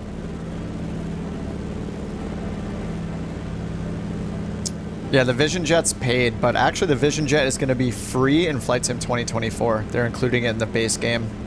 That's coming out November 19th. So I would not, as good as it is and how I think everybody should have it because it's such a cool plane, I would recommend saving your money because if you get Flight Sim 2024, you're going to get the plane anyway. Change to advisory frequency approved. Radar services terminated. Squawk VFR. Safe flight. And Squawk VFR radar service is terminated. November 6 Echo. Bye-bye.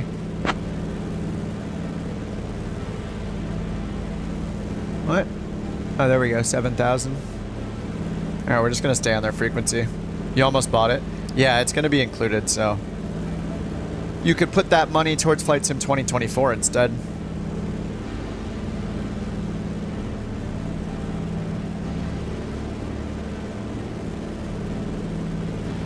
Yeah, there's not... The closest thing that's similar to the Vision Jet, I would say, is like the TBM. Even though it's not a jet. But the TBM 930 and the Vision Jet have similar speeds, climbs, ceilings, all that. Because the Vision Jet just has one tiny jet engine in it. It doesn't go all that fast. It's like the GA... It's like a GA jet.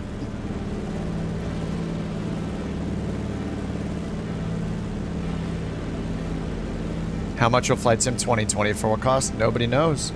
They haven't announced it, but I wouldn't be surprised if the base game was like $70 instead of $60. Because I feel like a lot of AAA games are increasing their prices. Yeah, it's hard to say. Hopefully it's the same as it was before. 60, 80, and 120. Is that what it was? Or 60 and 100 and 120? You're not going to get 2024? You think it's going to be a Battlefield 2024? I don't think so. I think they're going to do a great job. I mean, I'm not even looking at it as a whole new simulator. I'm looking at it as like a mega sim update, which they've done like over a dozen times since Flight Sim 2020 came out. They just happen to be packaging it in as a new product. So I think they'll do fine. I just think yeah, I just think it's a glorified update. But I've put so much time into this sim that I'm totally okay with buying a new version. And if they redid a bunch of architecture, the foundational code and stuff, so they can do more things, sounds good to me. Does any other base game cost $100? I mean, wasn't Diablo 4 like $80 for the base game and like $140 or something? I remember playing that briefly, and man, I didn't get my money's worth with Diablo 4. I played the campaign, which was great, and then I was just done with it.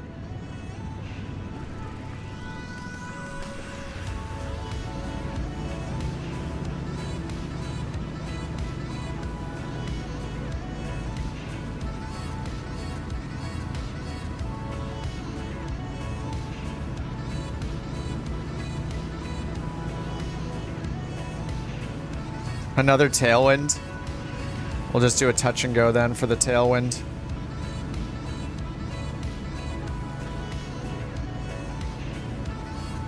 The winds in the sim just shift so much when you get towards the ground. It's just crazy.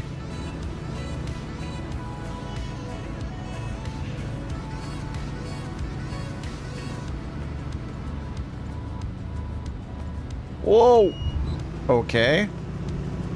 What just happened there? The winds are so bad in the sim when you get near the ground. Like, I know they redid them recently, but what the heck did they do?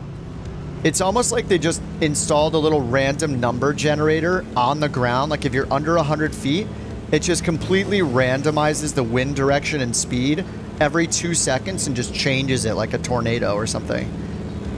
I don't understand what they did with the tailwind, with the winds in this game.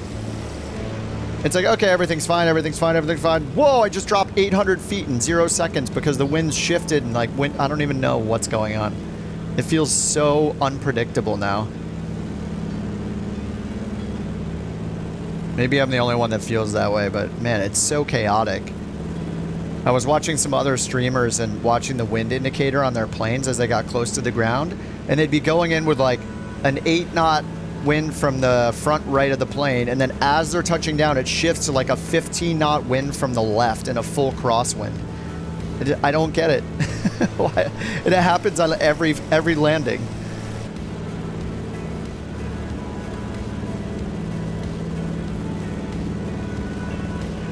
I don't know what this waypoint is up here, but I'm continuing.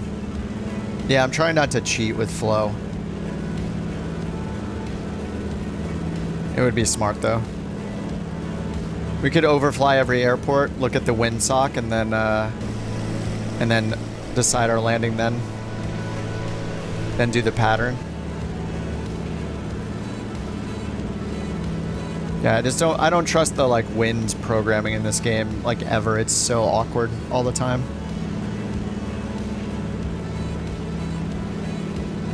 I guess we can see if it shifts with flow when we get to the ground. See if I'm just lying. Is this another airport here? I don't think so. Our next airport's supposed to be EGPW. They're up there to the north, okay. It's having us go near some kind of landmark that we can pretty much never see. Unless it's in a world update, maybe I don't have it installed. You had a 20-knot wind one time. It reversed direction by 40 knots. Yeah, exactly.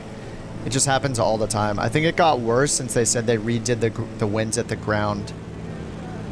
That came out with, I don't know what the sim update number was, but it came out the same time that they introduced the new tire physics and ground handling physics only for the Cessna 172 and 0 other planes since then. I don't understand what the point of that entire update was when they haven't done it to any other planes. What was the point? It's like, hey, now we can do flexible airframes and flexible landing gear and tire physics. We'll put it on the Cessna 172 and it's available in 0 other planes. Like, why are they not chipping away on every single plane in the sim?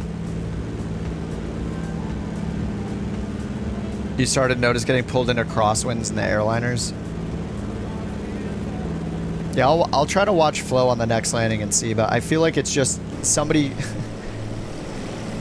decided like, I'm just gonna make it so when you're under 100 feet, it just randomizes the winds all of a sudden every time, every landing. I think that seems, it feels like that's what it does. It's super weird.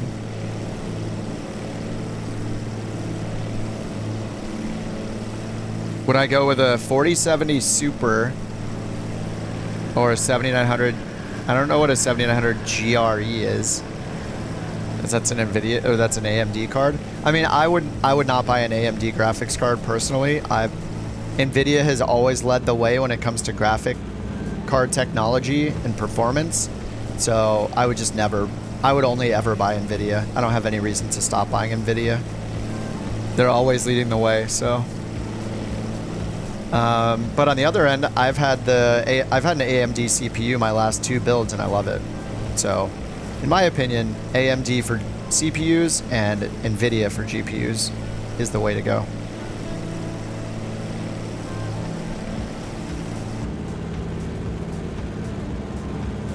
Yeah, just the glass in this plane makes me not want to fly it anymore.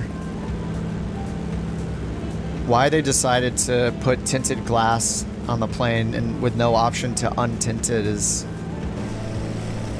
it's kind of annoying. Power to cost ratio of AMD cards are better than NVIDIA? You mean like wattage? I don't care about the wattage, I care about... I mean, I'm not sitting there staring at how much power it's drawing. I'm just looking at, is it performing well? So, I don't care what the temperatures are. I don't care what the wattage is. I don't care about any of the detail. The only thing I care about is it performing really well? And generally, NVIDIA cards have been incredible. And they've been leading the way in all the technology, like DLSS, like the super sampling stuff, the frame generation, all of that came from NVIDIA, as far as I know. So I would trust the people that are innovating everything and that everyone else is copying. It's the same reason why Apple phones and Apple laptops are better than anything else that exists, is because they innovate everything and then everyone else tries to copy them. So do I want to buy the people that are copying those laptops or those phones or those tablets? Or do I just want to get the one from the company that has led the way forever? I choose the latter. I get the higher quality product that everybody's chasing, trying to beat, rather than get the copies, you know? I feel like it's that way with NVIDIA. Yeah, I love my AMD CPU. The 7800 X3D is absolutely incredible. I love it. I don't intend on getting a non-AMD CPU. I've had such great performance with on the CPU side with the AMD. It's great. But yeah, I think NVIDIA is like the clear, they're the clear innovator when it comes to graphics technology.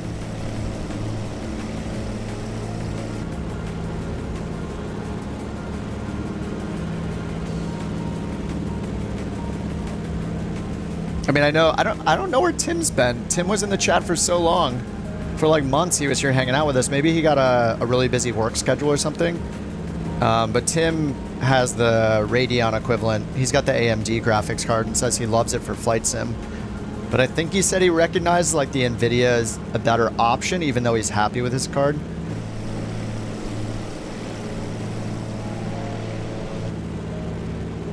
But it also comes down to a budget thing, right? Like if you're going to get similar performance, picking like, you know, a 4080 versus the AMD card that's $200 or $300 cheaper or something like that, then, you know, the AMD card's going to be better than not upgrading. I just realized my flaps have been down this whole time. This thing has like 18 notches of flaps. When you hit it, it moves it like just a little bit on this flap indicator. It's like 1, 2, 3, 4, 5, 6, 7, 8, 9, 10. It's crazy how many notches there are. Maybe it's like a linear... Maybe it's like a linear thing. Where is the flap lever? Is it in between the seat here? Oh yeah, there it is. So maybe it's maybe it doesn't click into place or something. Maybe that's why. You have a 3060. Nice.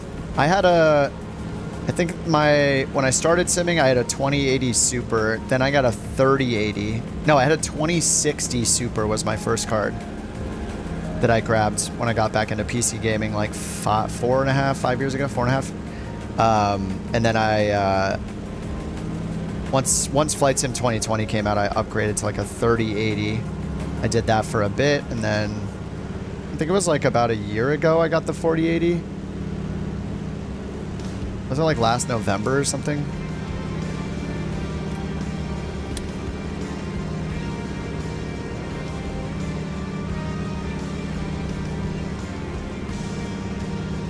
All right, we're gonna have looks like a perfect crosswind over here.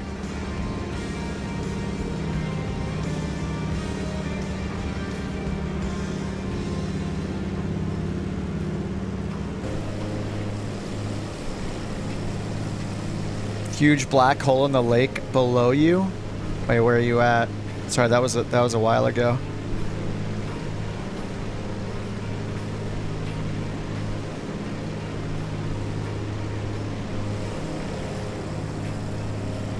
Oh, you're over there to my right. Whoops, can I make it? Can I slip it in here?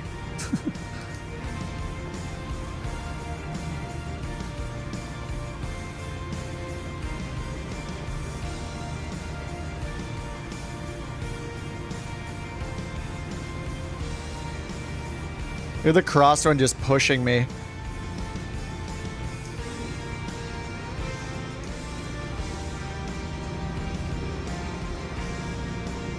$19-knot crosswind.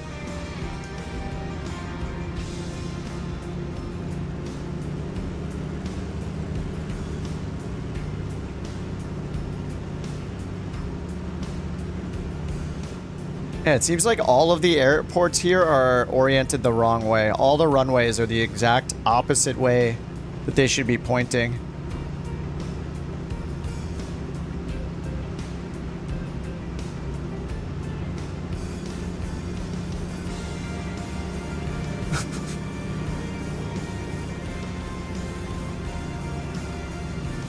Oh my god.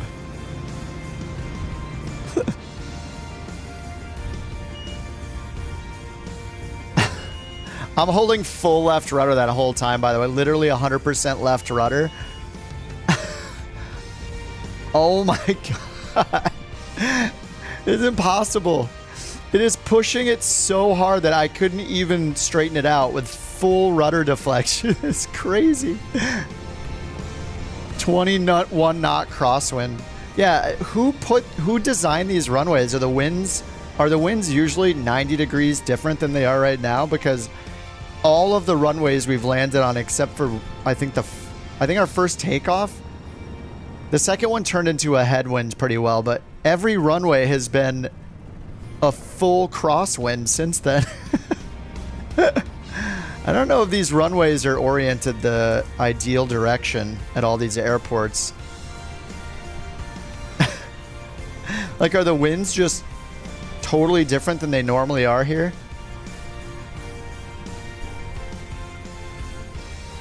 This is impossible.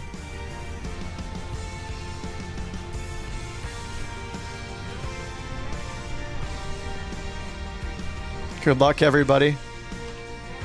I didn't know it was going to be a day of crosswind landings, but this is what we're getting.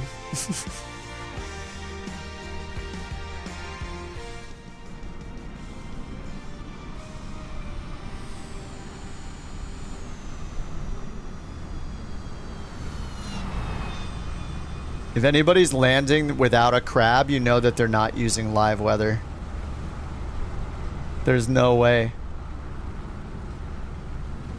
There's a 15 knot perfect crosswind. This is impossible. We would definitely divert. Did I know the 787 landing gear doors open before you move the gear lever? How? When you touch it? What if you brush your hand across it?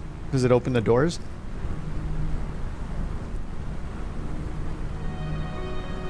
Coffee.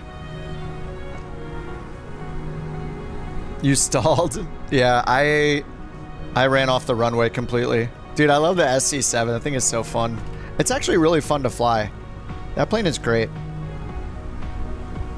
SC7's a good one. I didn't fly the 330 that much, but the SC7's the predecessor. That thing is a good time. I mean, it's got the hilarious liveries.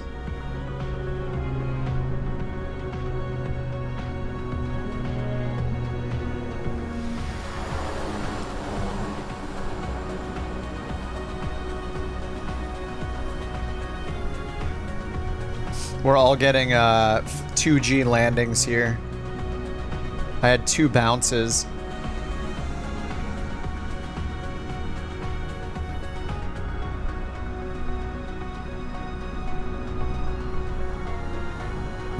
I'm the best fly that you've seen? Stop kidding around, Pilot Johnny. This is impossible. I'm butchering every landing. Stop lying. I don't need a participation trophy kind of thing, you know? I know when I did a bad landing. You don't have to be nice. All these landings have been absolutely horrible. It's hard to land with a 16-knot crosswind in a tiny plane. Strider's reenacting my landing right now. It's exactly what happened.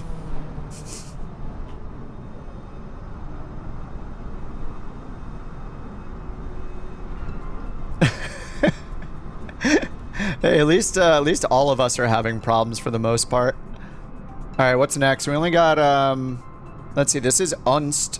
We only have 2 more to land at. Then we're gonna go back to doing airliner stuff. So we're gonna go to the south here. FEA. We got another island to land at.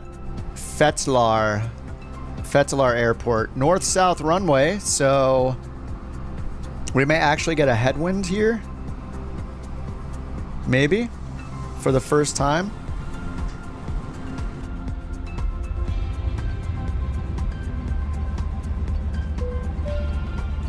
Hey Janet, you got anything to say about Starbucks pumpkin cold brew?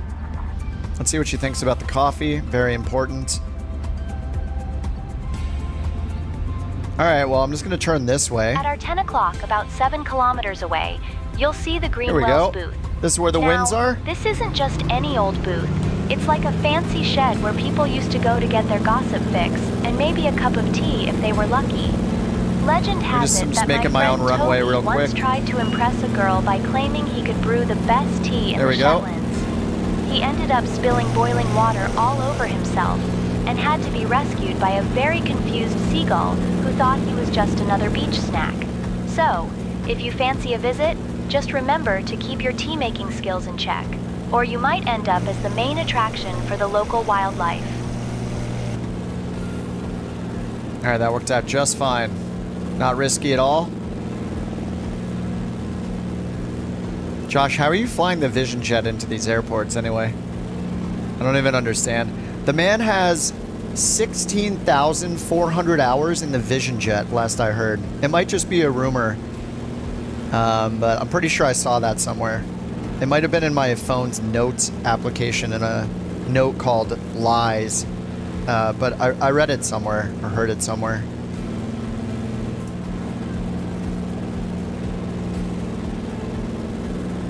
This thing is nice and stable when you get it up.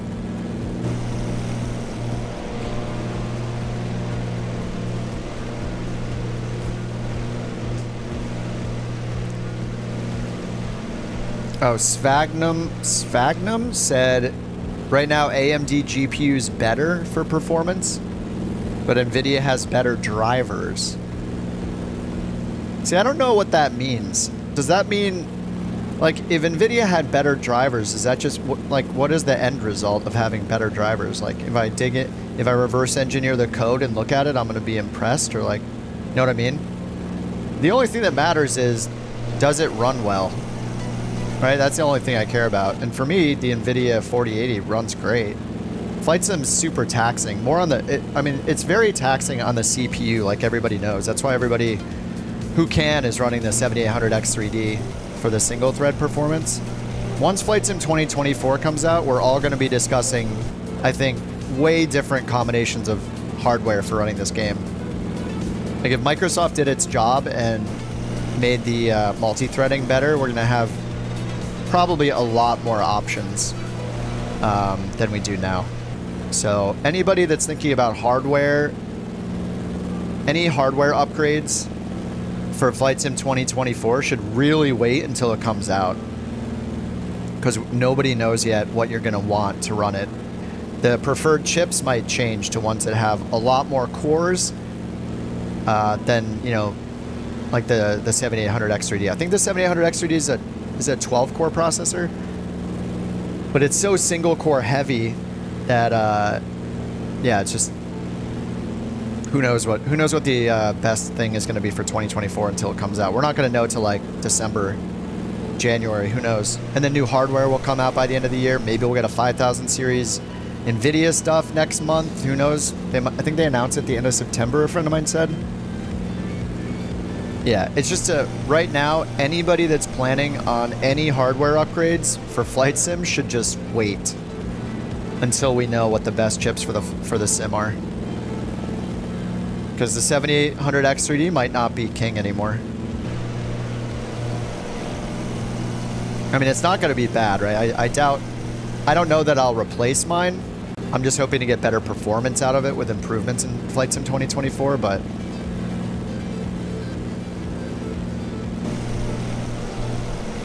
yeah, anyone who wants to upgrade now should wait, I think.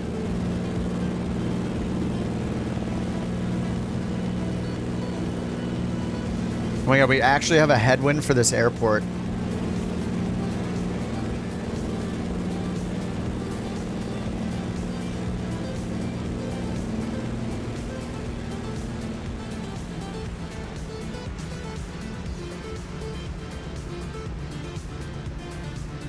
Or was I there at the launch? Yes. Yeah, I started simming just a couple months before Flight Sim 2024 came out. Or 2020 came out. I was on X-Plane 11 for that summer, and then it came out at the end of the summer in August, and I switched over. And I pretty much never looked back. I think the only time after that I loaded X-Plane, besides to try X-Plane 12 for one stream and then never touch it again, was to load it up with a plane that had some Avidyne avionics that my girlfriend was going to use in the real world, so she wanted to try them in the sim. And the only option to fly with them was an X-plane, so... But besides that, I haven't looked back. It's all been Flight Sim 2024 for me. You remember it not being very good? See, I don't remember... Dude, why are we just floating all of a sudden? The heck? Man, I wish I was watching the winds.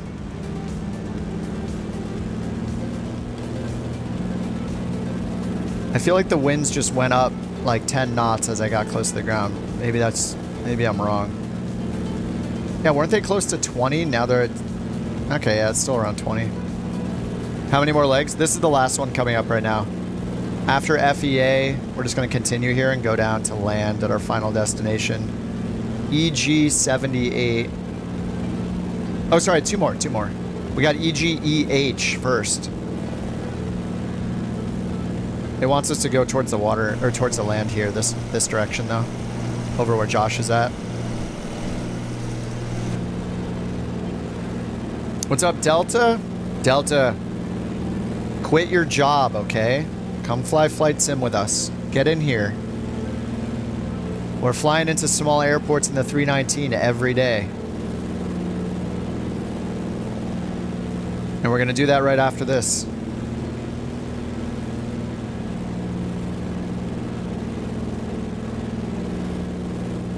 Get another pot of coffee going and get in here, Delta. You're needed.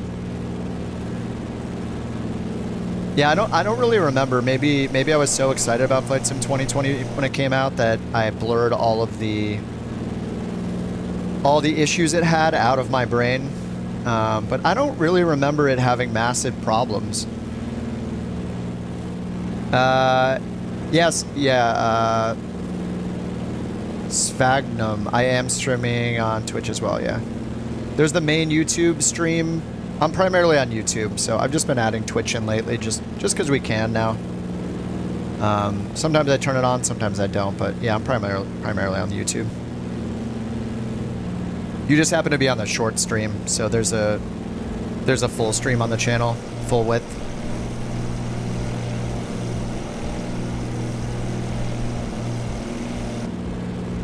And the winds here have been just absolutely insane. 25 knot headwind right now. I own the company. Right, you're your own boss, see? Promote yourself to retirement, and then the company will just... I'm sure it takes zero work to run a company, so it'll just run itself. You'll be simming. We'll all be happier for it. We'll all think that you made the right decision. So... yeah, it's the right thing to do, okay? And you know it. You had horrible performance issues on a mid-high-end PC back then. Mrs. Tango flew a heavily coached but independent A320 flight this morning from what's MSN? KMSN to Minneapolis. KMSN is Dane County Regional.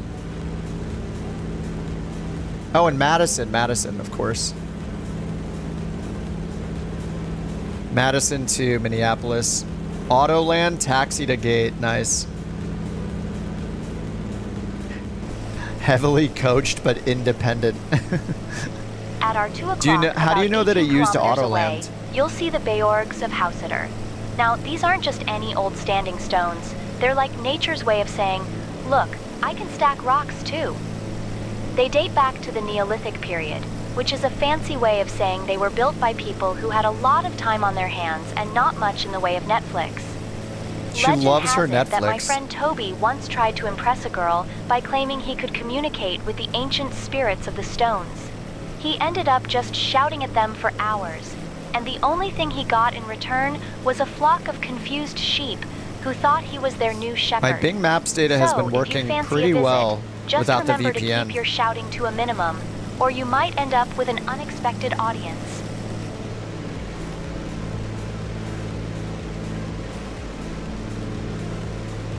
Is there a way to know if a real-world flight uses Autoland or not? Like on an Airbus?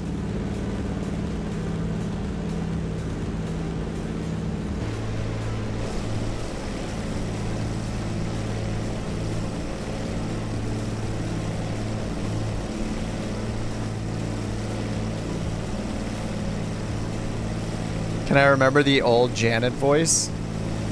Is this the old isn't this the original Janet voice? Do you remember I remember the temporary one sounded... I actually preferred the second Janet voice, the one that got upgraded that everyone complained about. It was a little weird hearing a different voice, but the thing that it had that this one doesn't have, it was like so expressive. It sounded a lot more human to me. Whichever one it got changed to, I actually loved it.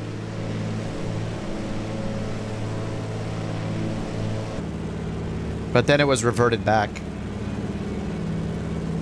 If your arse is sore, it was the newbie or Autoland. That's the telltale sign, is that it was a bad landing. If it was Autoland, it was bad. I guess you would know if the visibility is absolutely horrible that they probably did an Autoland. If they have like no visibility, super low ceilings, like...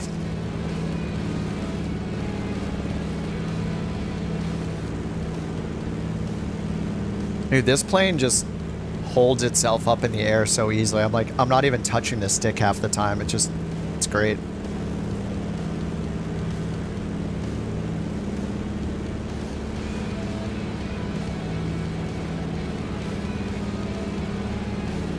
You didn't realize they reverted it?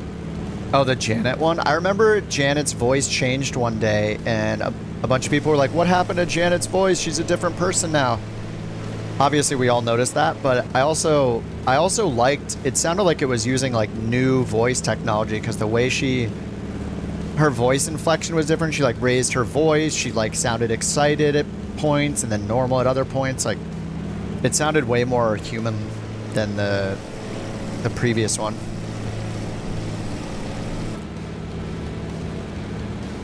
Like, a lot of the AI voices sound really like monotone almost. Like, they don't change their excitement in any way, like their emotions when they're talking, but that new one did. It sounded great. I'd rather have the nicer tech than the familiar voice, you know?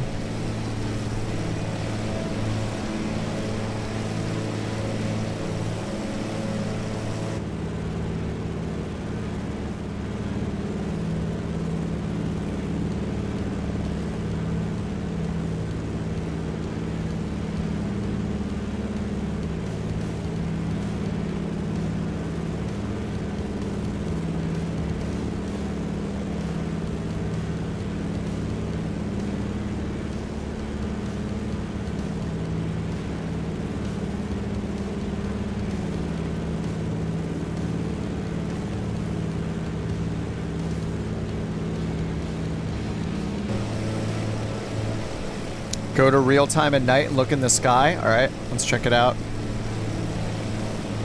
That's the weather. Real time, look in the sky. Ooh. Okay, this is terrifying.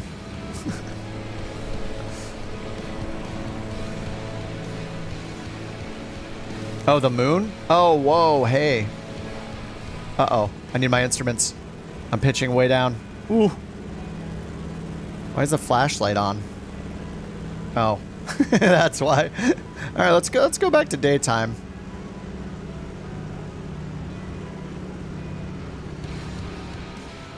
Can I see the moon here still?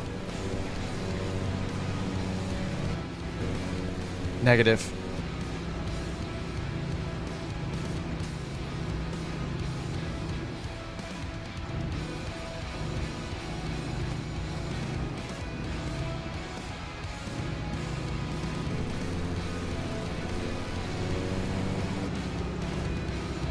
I don't know what you're talking about, Rick. Whoops, I ran out of fuel again. This thing just gulps fuel. AI voices sometimes don't change their pitch sometimes. Yeah, I guess, but anyway, whatever they were using, it to me sounded like night and day, like an improvement, a technology, some sort of improvement in the version of whatever software was generating the voices. Like, it sounded like they upgraded it to make it more human sounding. And so that's what I liked about it.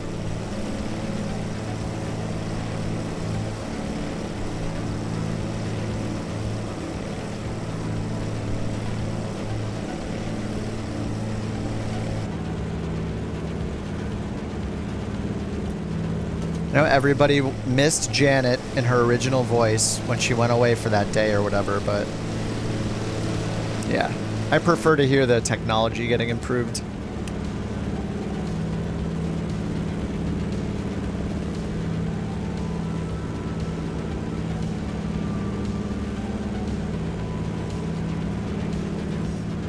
Well, you saw the Aurora? Oh, you have to see them? If you have SimFX, Parallel 42 actually has a live Aurora map on their website. Let me see here. If we go to the Parallel 42 site and go to, is it under Visual Effects? SimFX, and then scroll all the way down. Here it is, live Aurora's map. So you can go here and it will show you where to fly in the world in real time. So looks like if you go to northern Iceland right now, you can get the Aurora, or there's a high chance you'll see the Aurora. So they have this live map on their website you can go to see where to find it. Unless you just want to force it on, which you can also do in the SimFX settings.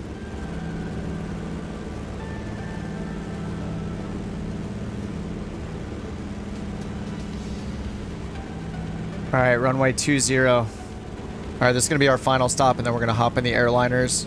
We're going to do, we're going to continue flying. Couch Captain's VA time. Knock out a couple flights. Oh, you see it right now?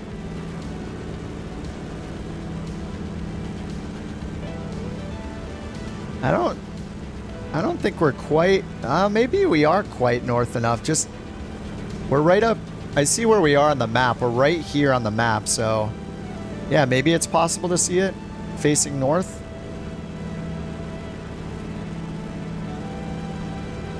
Robotic voices are a drag. I mean, don't get me wrong, like the Say Intentions voices are very good. The Beyond ATC voices, I think, are a slightly better. Like the premium ones are very slightly better. But I know, like, you know, Say Intentions has been taking like a crowdsourcing approach to a lot of their stuff, which is kind of cool. I think they had like almost 1,000 people donate their voices, and it's not a one-to-one copy of the voice. It basically just uses the voice as a seed to create a new AI voice. Like mine is the ground controller for Van Nuys, but it doesn't sound like my voice at all. It's just basically like your voice becomes like a random number generator almost for the new voice.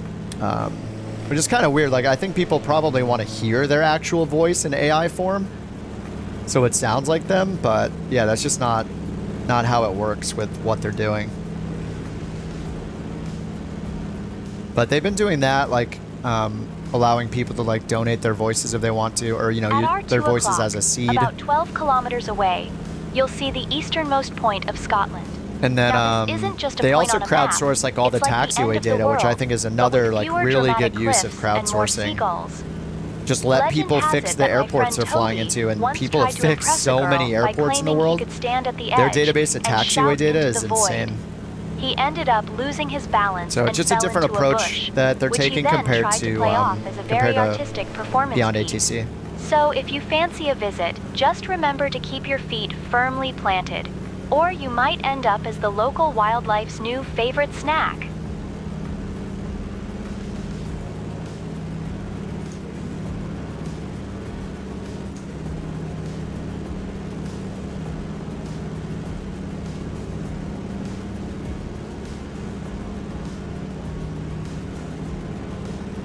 We're actually going to not have a full crosswind here? This is insane.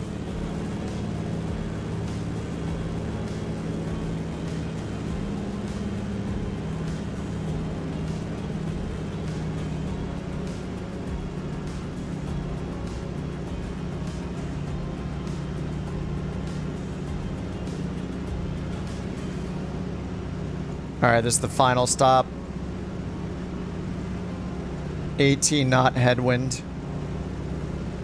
Better than a 20 knot crosswind at the other airports. We'll take it.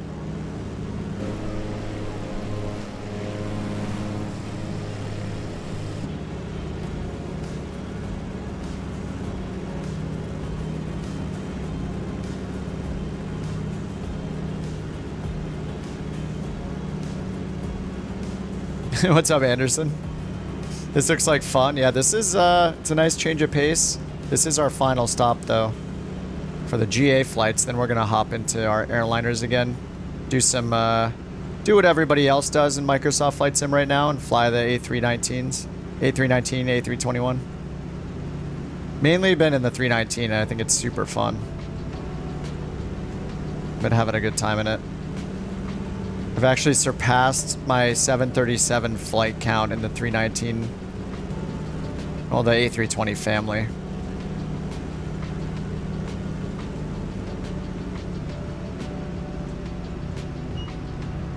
Whoa.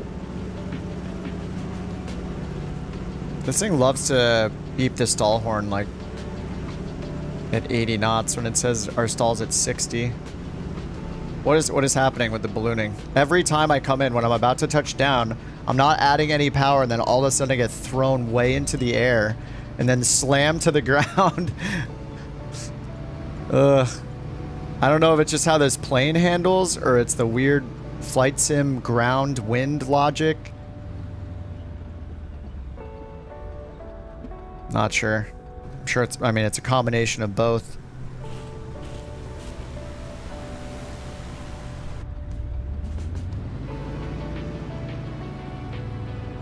I should have kept the winds thing up to see if it changed the winds at the last second while I was touching down.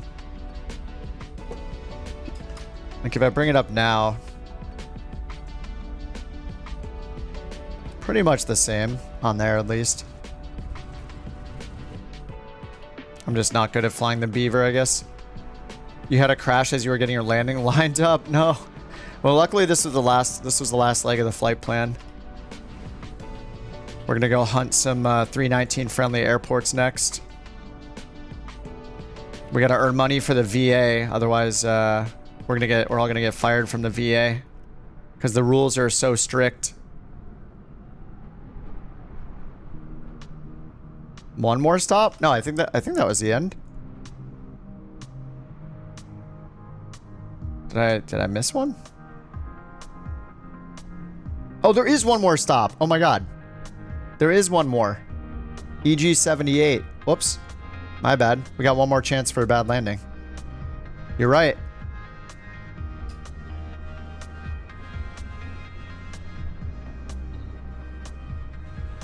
Just ignore everything I said. We got one more. All right, how's my fuel right now? I should be using middle or front tank. Yeah, we're on the center tank. Maybe I should be using the front tank.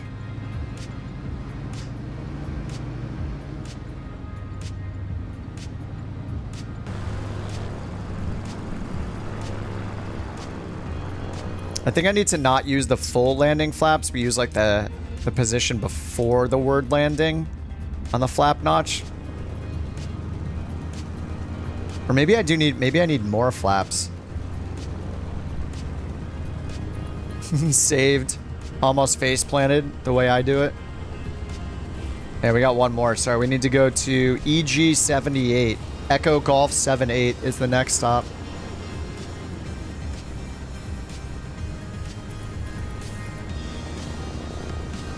To the northeast we go.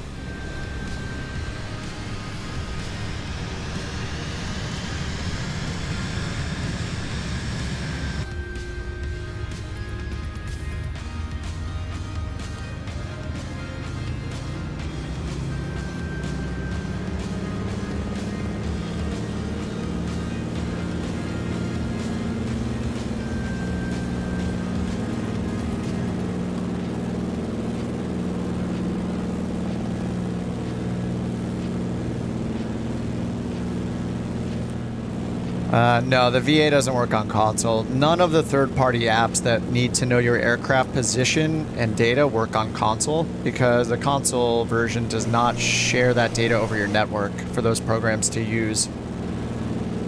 That would be a huge announcement if they did that in Flight Sim 2024. They haven't said it, so I can only assume that it's not a thing. You know, like when they hold Flight Sim Expo and they're announcing all the big features to get people hyped up, I don't think that they would not say that if it was a feature that was coming. Same with shared cockpit. I don't know that they're ever going to actually do it. They've been saying it for the last 3 years that they're planning on putting it in Flight Sim 2020. And then all of a sudden they said, plan for 2024. Yeah, that's it. So, yeah. If they were doing it, I'm sure they would have been screaming it at Flight Sim Expo that they were doing it. All right, one more landing. Oh, is it at this island right here? It is. It's just right over here. Okay. About 10 kilometers away, you'll see you were hoping the easternmost Xbox, point yeah. of Scotland. Now, I'm sure it's complicated, but yeah, it would be great. It's like the end of the world, but with fewer dramatic cliffs yeah, this is and more seagulls. seagulls. Microsoft Flight Simulator. Yeah. Legend has it that my friend Toby once tried to impress a girl by claiming he could stand at the edge and You don't shout remember it into being the this void. smooth? He ended up losing Well, his with balance things and like fell frame into a bush, generation, which he then tried to play off as a very artistic it's definitely improved, and performance we're in the middle of nowhere so, and really small if you planes, fancy a visit, so the just frame rate, the remember to keep performance your is really feet good. firmly planted, If you're or flying you near might giant end up as the airports local in wildlife's new favorite snack. giant airports and airliners, your performance is going to tank. Especially with multiplayer on. If you want the best performance in any plane, literally just turn multiplayer and AI traffic off. You'll have the X-plane experience of flying alone 99% of the time. But you'll get really good performance as that is the plus side. Yeah, when you get this thing trimmed out, it's surprisingly stable. This is one of the few planes I feel like that when you trim it out, you can just kind of let go of the stick.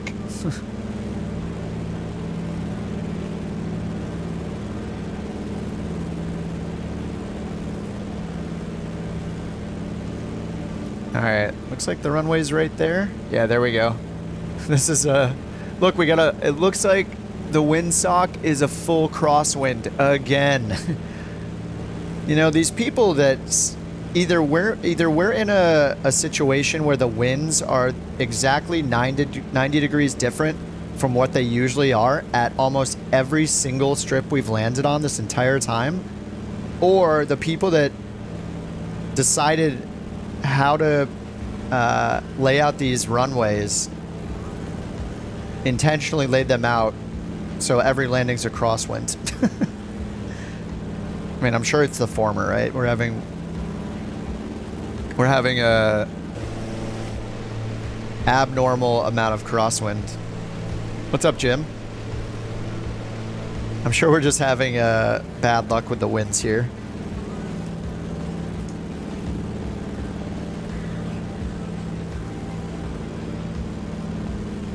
What's up, gamer boy?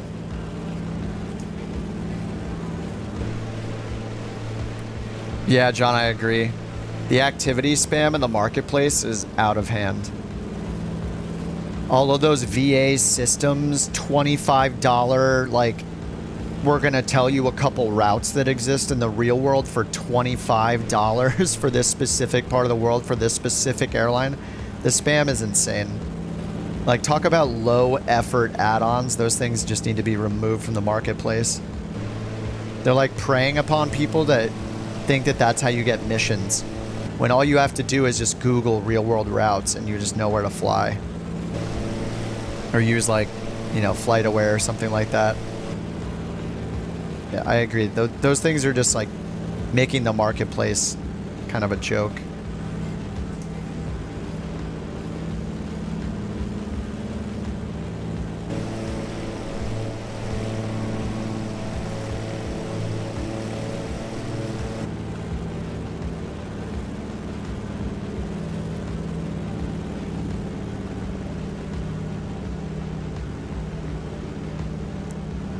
Oh, whoops, it's this way.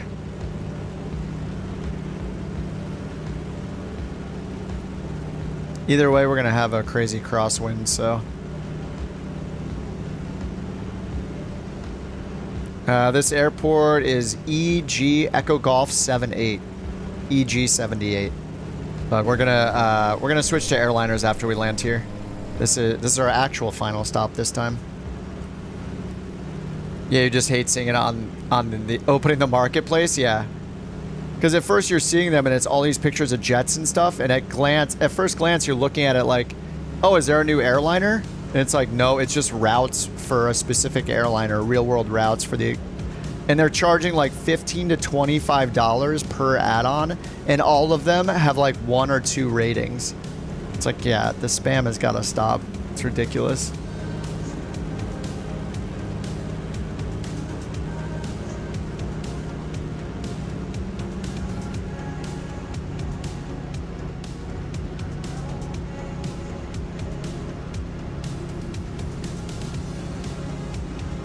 Oh, you realize you didn't have the world updates installed?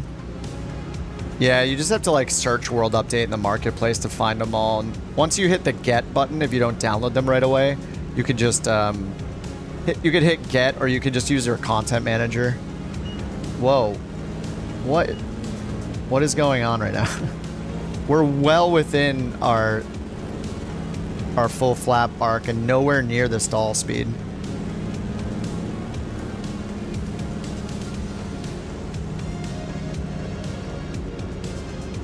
It's just going to be the same thing every time with this plane. I don't understand. Why is the stall warning going off like 20 knots above our stall speed? Oh no! Oh, saved. Not saved. Get the uphill. Good final landing. Yeah, it's either this plane or it's the wind characteristics on the near the ground. I don't know why I'm instantly stalling on short final 10 to 15 knots over my stall speed. It's probably just like a random 50 knot gust that's happening because they coded it as like a little random thing. Every time you get near the ground, just keep adding 20 knot gusts randomly. Plus 20 knots, plus 20 knots. That's what it feels like. PMDD 777 at the top of the best sellers list. Yeah, I believe it. I mean, the 777 is cool, is really cool. It's just not my style. It just goes too far. I want Cyber's down here taking a dip in the water. But yeah, I mean, I love the 737. It's a great plane, and I'm loving the Phoenix. The 319 is super cool.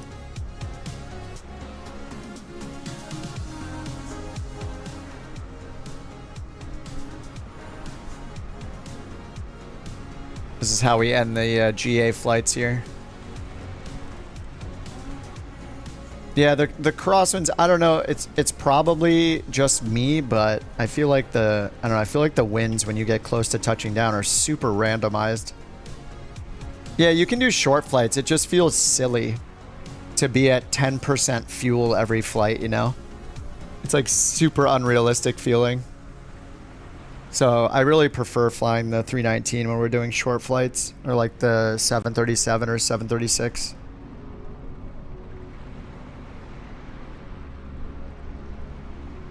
Drive through the pond, hit the ramp, and take off. Yeah, that is an option. That is definitely an option. All right, let's switch over. Virtual airline time. Let's do it. We are now shifting to the second portion of our program where we hop in the rarely used Phoenix 319 and 321s. Very rare. Let's see how the GA, or let's see how the VA is doing right now.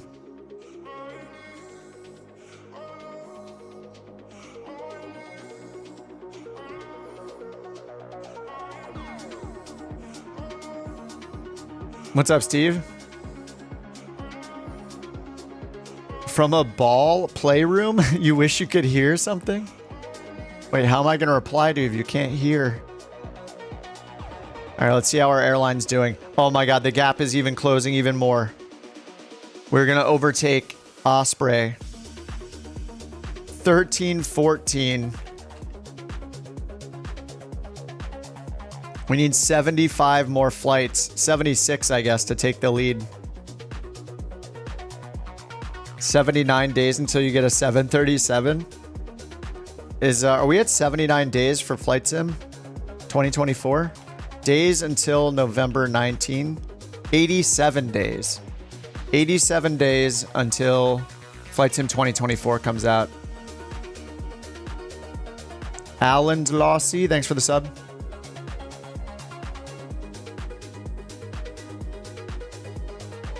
You're going to need maintenance to look at your Comanche. Non-existent landing gear, yeah. I wish the Phoenix had wear and tear. You guys can tell me if I'm wrong, but I don't understand why the Phoenix doesn't have wear and tear. What's up, Ben? We are flying, but we're switching over to airliners for the virtual airline. So I'm going to be back in the 319. The 319 Couch Captain's livery, of course. And let me go back to live time. So we probably want to fly North America for a bit, do some live time. Do we want to do like do we want to find bad weather again? I love hunting the bad weather, and this where to fly site is so fun to use. Let's see what the top list is right now of crappy weather to fly into. Leak my SimBrief ID? It's not a leak. Like, everybody shows their SimBrief ID. You can just type in someone's username and then get their SimBrief ID. You can't do anything with it. You can load someone's flight plan. That's it. It's not a leak. Oh, you got your Thrustmaster joystick? Nice. Throw out a working again.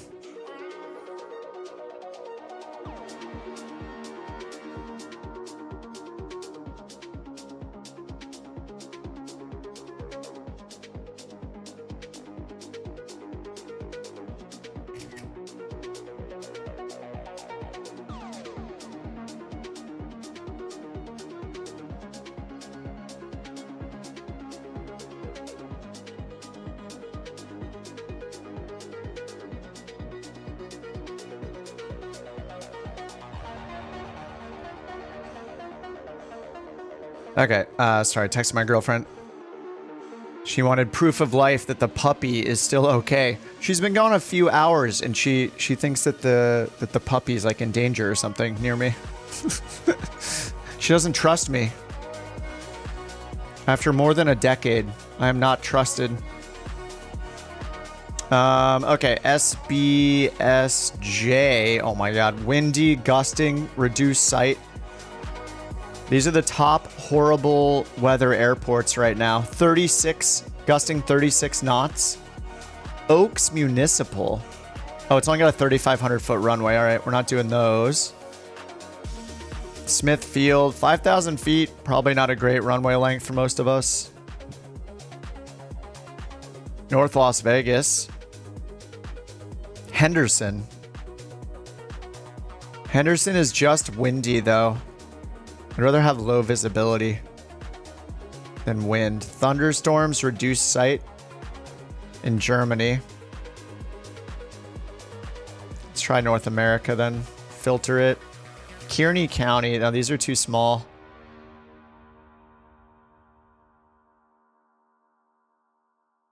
Brigham City. Also just windy. I don't want windy. I want low ceilings. Short field A319. Yeah, that's only 3,400 feet. It's gusting 23 knots. Hazy.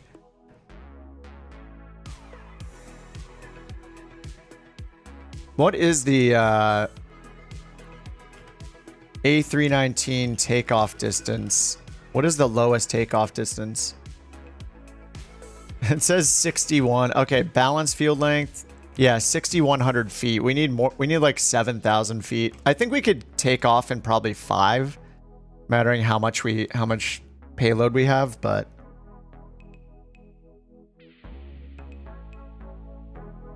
Perryville. Yeah, Brigham City, but these are all just high winds. Oh, here's a low ceiling in Canada. 4,000 feet though. VATSIM event. Meh. And these aren't too bad.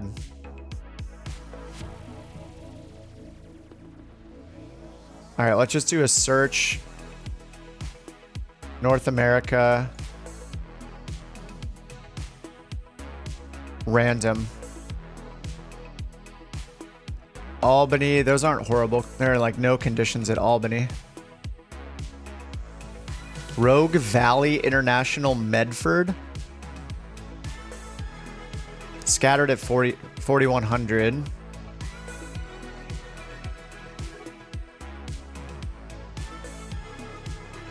The search page has a ton of options. Yeah. Yeah, usually it's good enough to just choose the type of plane. So I chose Class C, and it'll give us long enough runways. Yeah, I should probably hit the... Go down here and hit reduce sight, visual range, foggy. I want all of those in IFR conditions.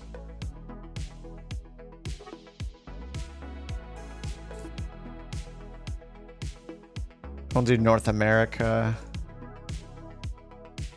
No suitable airport combinations. See, I want it. Oh, okay. I should do this instead. We don't really care about windy and gusting winds. We just want to find the fog and stuff. Broken at... Okay, scattered at 3,000. Variable winds at 3 knots. Palm Beach.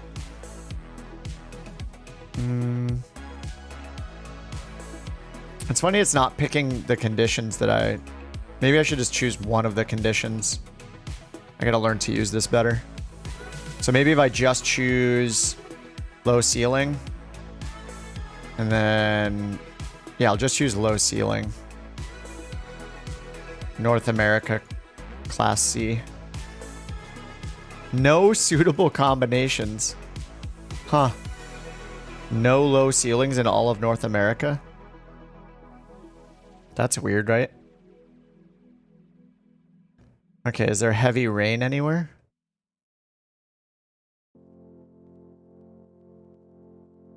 Nope. Okay, is there thunderstorms anywhere? Okay. Boca Raton, we got thunderstorms. In the vicinity, thunderstorms scattered at 4,000 feet. Lightning to the southwest. Boca Raton, 6,200 feet.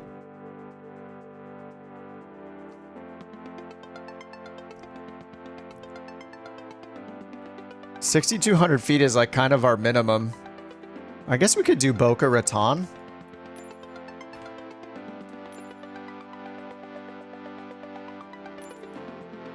Ramps. I mean, Florida always has fun weather. There are a few large GA ramps at the very bottom of the list. I'll just use parking 0. Real time of day. Okay, and what are our options for flying to?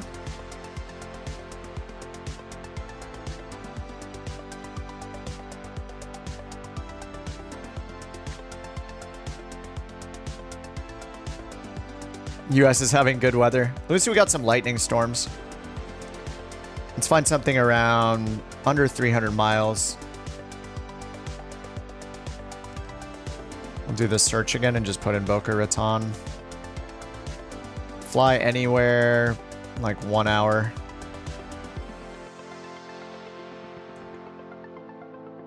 Orlando Executive. We got more lightning storms. St. Petersburg. That's a really short flight though.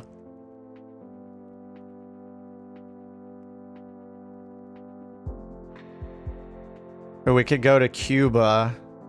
It's not the funnest flying over water, but I mean, whatever. We're an airliner. We could go here.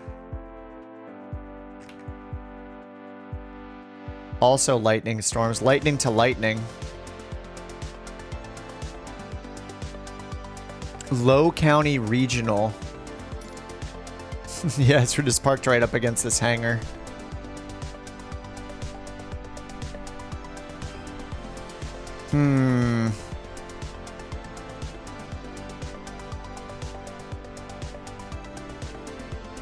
I always try to pick stuff that I don't recognize, so we're flying into new weird situations.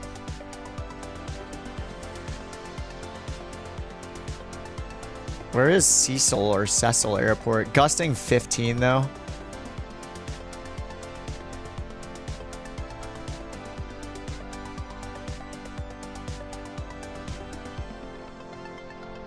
Charlotte County's too close.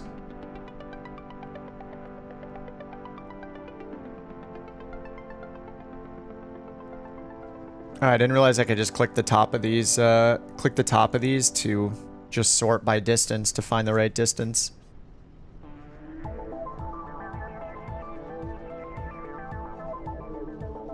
St. Simon's Island. Heavy rain and gusting wind. It's gusting 18. Really low visibility. Clouds at 500. Okay, hold on. Let me see if there is an auto land here. If there's a Cat 3 approach here, then maybe this won't be so bad. It would definitely be spicy.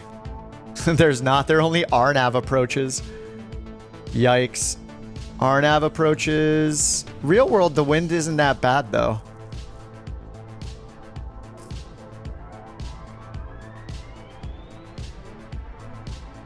Where is this anyway?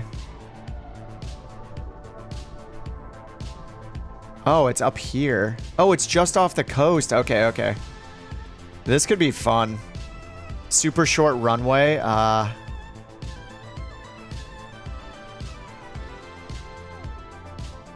Runway info. 5,500 feet. Yeah, runway 4 is 5,500 feet. That's not too bad. We can stop in like 4,000. This will work for the 319. KSSI. Kissy. Oh my god, look at all the 319s. Oh, frame rate. Goodbye frame rate. You know, I think the 777 is probably what's killing my frames more than anything else. Like, I like seeing it, but man, I think that is what is wrecking my performance is the 777. But whatever, it'll be temporary. Once we're moving, we'll be far enough apart. But yeah, it is struggling loading in the 777. Because, you know, I really gotta see all the seats and seat belts and coffee machines in a plane I'm not flying. And all the switches and all the lights. I mean, I gotta see all this. How will I know it's a 777 if I don't get to see the entire full resolution plane? Okay, yeah, I think we should do this. This is gonna be scary. The problem is, I think the main problem is the minimums and the ceilings, right? Because it's showing broken at 27. It's scattered. Okay, few at 900, and then if we look at the approaches, say we do runway 4, which is the longer runway.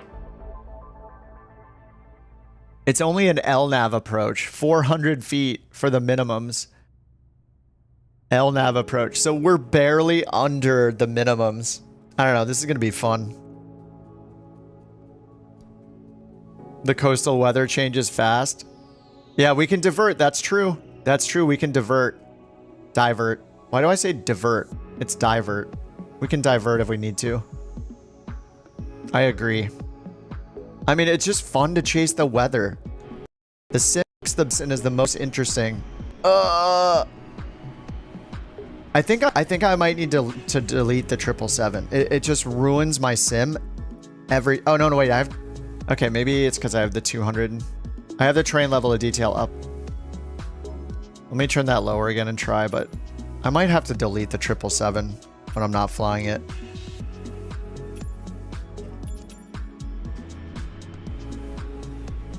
Okay.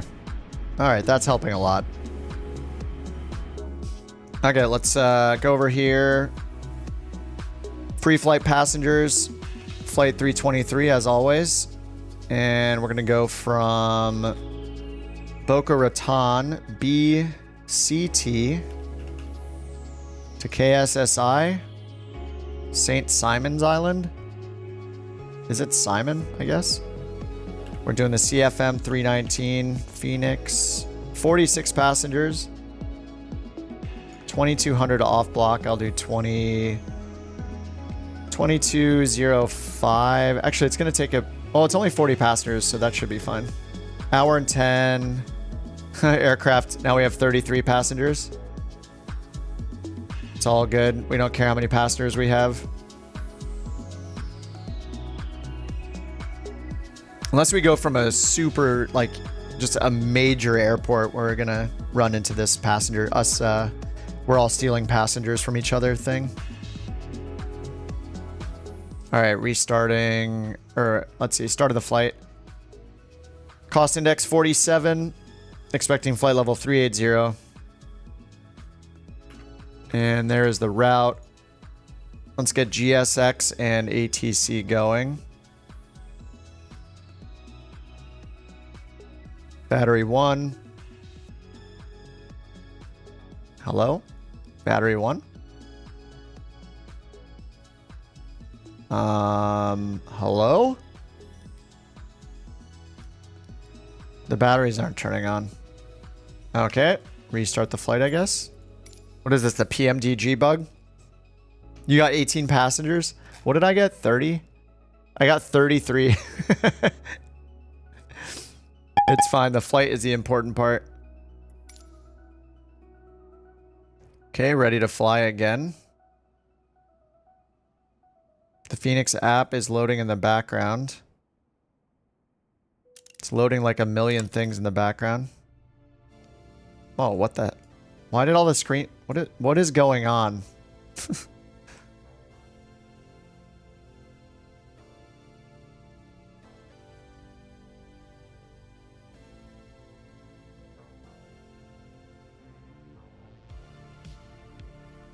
Wait, what? What happened to my flight? Edit? What do you mean edit? I can't resume the flight. What the heck? New Sky? What's happening?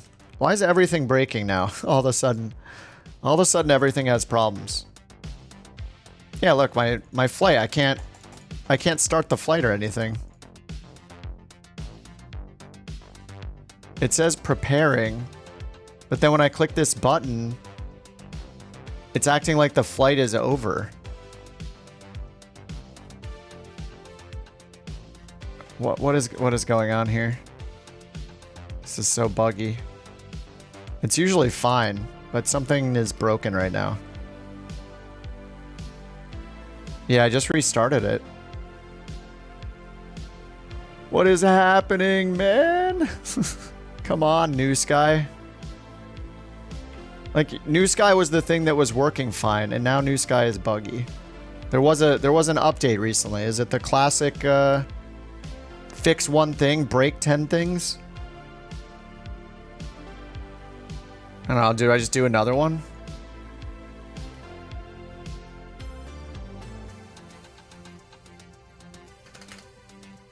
Wait, why is Volanta not working either? What is going on? Okay, there we go. I guess I'm just gonna start over. I have no idea what to do. It won't let me start the current flight. Now I only get 10 passengers.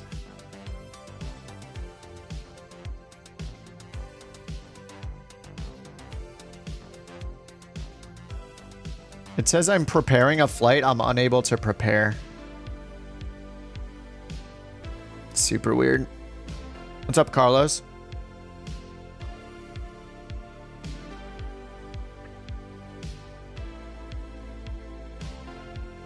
Okay, can I delete the other flight then? Okay, this is the screen I'm supposed to be seeing.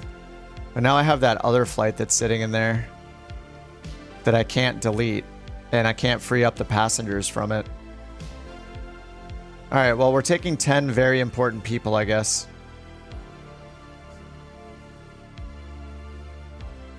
All right, does the Phoenix work now?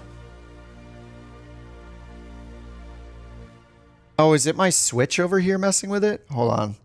Let me check my hardware switches from the GA flight. Maybe they were messing with the battery. They were in the on position, though. Nope. The batteries are just not working. What is going on? Yeah, batteries can't be turned on. Hey, okay. Let me go all the way back out to the main menu and back in, I guess.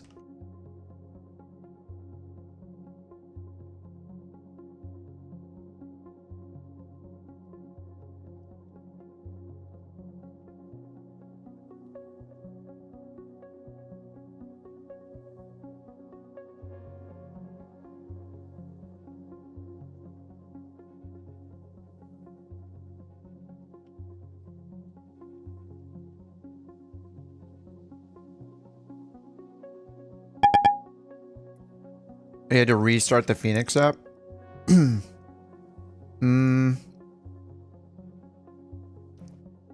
So the Phoenix app isn't running right now.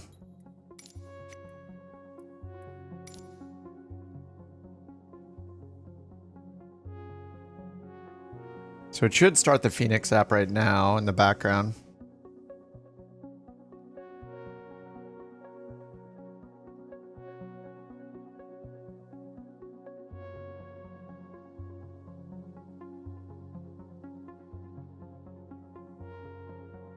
All right, it's loading the Phoenix app.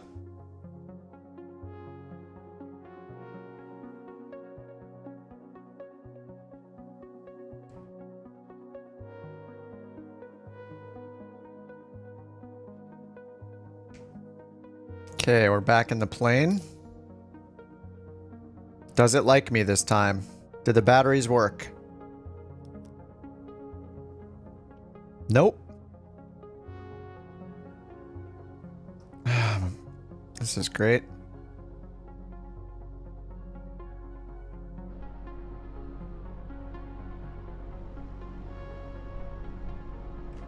Is there an update for the Phoenix app, or what is going on? Why is this thing just busted?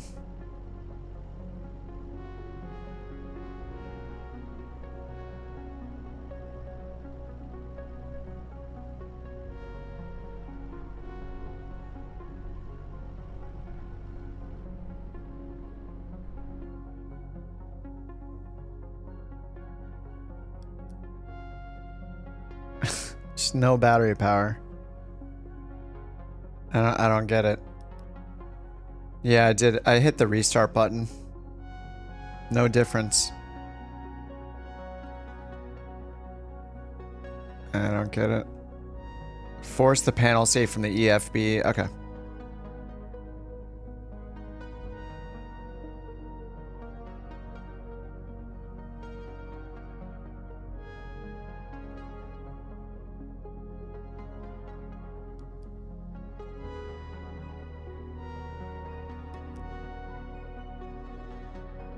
Nope.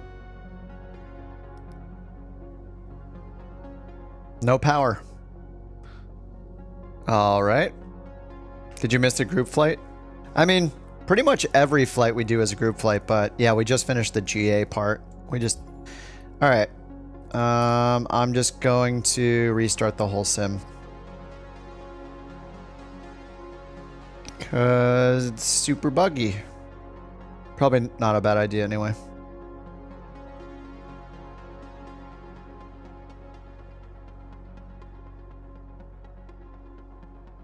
Unfortunately, all of you guys picked your block times and everything, so now you're all going to be late. It's just better to be late than early as far as New Sky goes. All right, sim is loading again.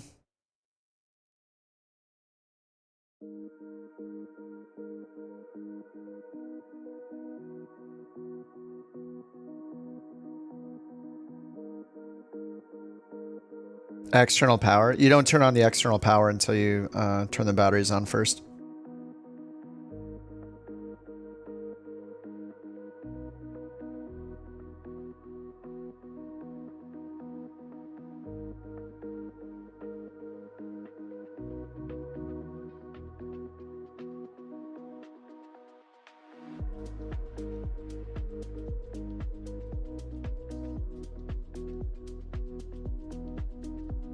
Well, to be fair, yesterday we, oh,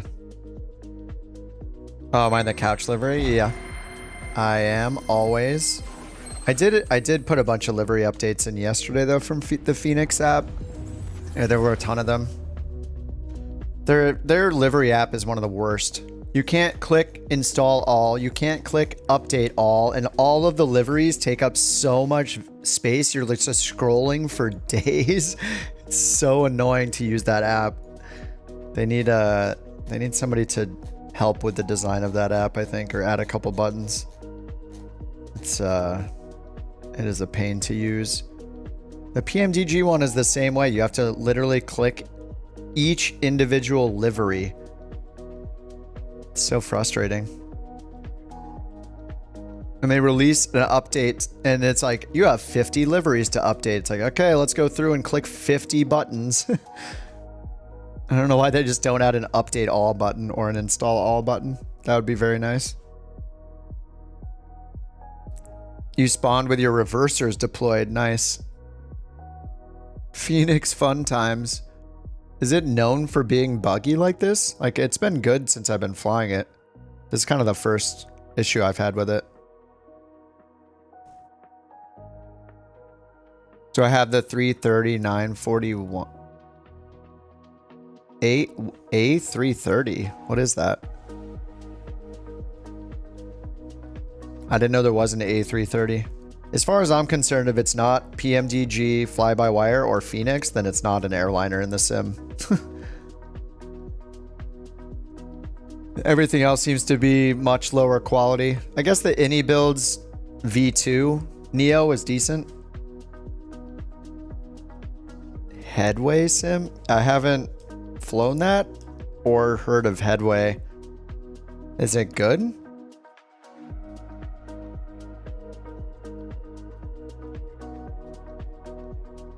Headwind?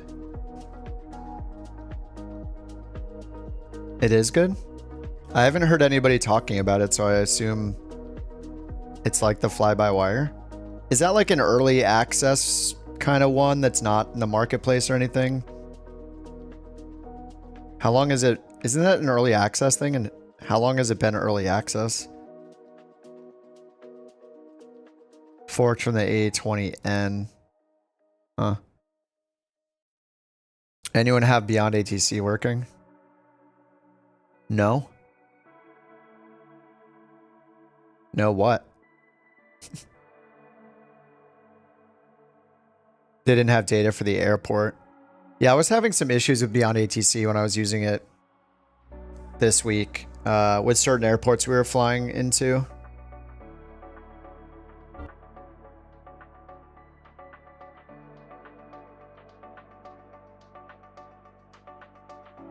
On the V2 Neo, Xbox throttle jumps from 0 to climb. You can't go in between. I mean, you pretty much don't need to go in between, so that sounds like a feature to me. I wish it worked that way on PC. On the Phoenix, like, unless you're not using auto throttle for some reason. Oh, the Phoenix is having server issues? Are you guys having issues with the Phoenix as well?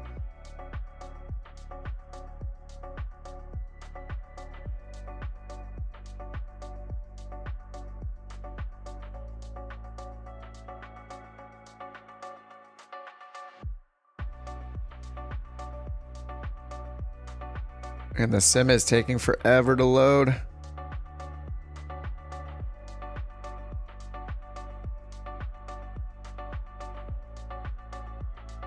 Yeah, initial climb to 8,000. Oh, you can't taxi. Oh, that makes sense, yeah. It's true on the ground. Are Microsoft servers just dead again? Like, this is usually what happens when the Microsoft servers are exploding. It takes like 20 years to open the program. There we go. Good. I complained and it worked. Success. I knew it would work. Okay, let's try this again, Phoenix. I would love to fly the airplane. Please let me fly the thing that I have purchased. That would be excellent. I don't understand. What is the... What is... like... Why is me loading in my plane dependent on the Phoenix servers? That sounds like a absolutely horrible way to architect the plane.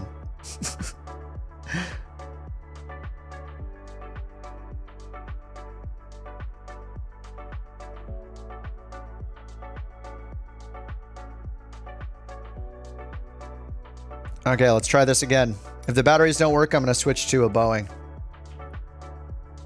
Okay, moment of truth. I restarted the entire sim. It's working. All right, we're back. Man, I kind of got excited for a split second in my threat that I would be able to fly the Boeing. No, I actually love this plane. All right, we're back. Restarting the sim worked. Let's try to get out of here. I'm going to be late, so let's get the APU started first. Started really fast. I'm just going to do instant load. I am not going to do the... We're not going to use GSX for this, just to make our off-block time. Mass and balance. Good. Load aircraft. I'll do the 4-minute load. That's fine. All right, 4-minute load. Alignment has started. We have to wait for the alignment anyway, so we're not really saving too much time. All right, Atsu. Let me get ATC going. We're going to speed run this. Does New Sky automatically connect to my simulator? Yes. Yeah, when you launch it, it's constantly waiting to connect to your sim. It'll say in the top of the program if it's connected or not. So up here in the very top left, it says connected to Microsoft Flight Simulator. Oh, it's broken again. Nice. All right. Whatever they did in the last update of New Sky makes it so it breaks your current flight if you like restart the sim. Look, this is the second time in a row where it doesn't know what I'm doing. It thinks I'm preparing for 2 separate flights. And it's reserving the passengers for those flights, so I'm not able to pick up more passengers. I'm probably going to get 0 passengers now. Yeah, I restarted it. Still the same thing. Alright, that's a really annoying bug. I don't think this has ever happened to me before, and I know that they updated the software like yesterday or 2 days ago, and so they probably introduced a bug. Okay, 319. CFM. 5 passengers available. And of course I'm loading in more than that because of the flight plan, so now the whole thing's messed up. Alright, 22:15. I guess that's fine. This is really annoying. I don't know if New Sky has stuff in the community folder. Just install the software and run it. That's all you have to do. You just click install, run the program, and you're done. Alright, let's reset this, I guess. Because I need a new sim brief. The cascading problems that this bug is causing is kind of insane. Now we're going to fly basically an empty plane. CI 47. This is going to be the lightest flight ever. Instant. We have 5 passengers. 5 passengers. What a treat for them. They all get to have their own middle seat with nobody to the left or right of them, and they just have their arms out. They all get to sleep on the flight. Flaps 1 up 1.6. Alright, let's get Navigraph loaded as well.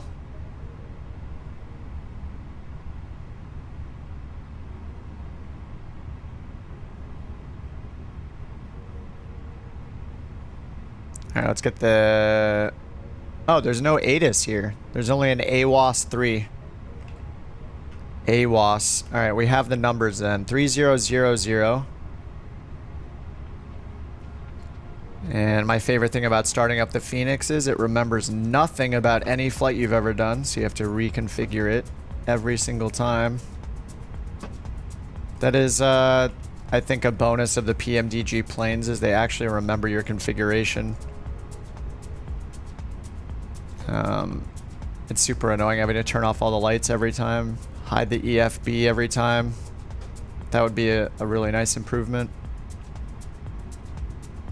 Please, please. Yeah, like COVID flights. Transporting the attendants. Yeah, we're pretty much just taking the crew, right? Alright, a knit request. Let me grab the flight plan. Okay, we got the Meisner 2 departure. We're gonna go couch captains, 323. Cost index is 47 and 360. 360 cruise. Grab the wind. 47, 360. 5 passengers. Repositioning flight? Yeah, true. True. I'm gonna have a rocket ship takeoff as a result. I'm not upset about it. It's just awkward. Alright, we're expecting runway 5, Meisner 2 to Matlock. And then direct ORL and then direct to the airport. Alright, manual. There's Matlock. Where is ORL? It didn't pull direct ORL in. So ORL right here? I guess it would be this one?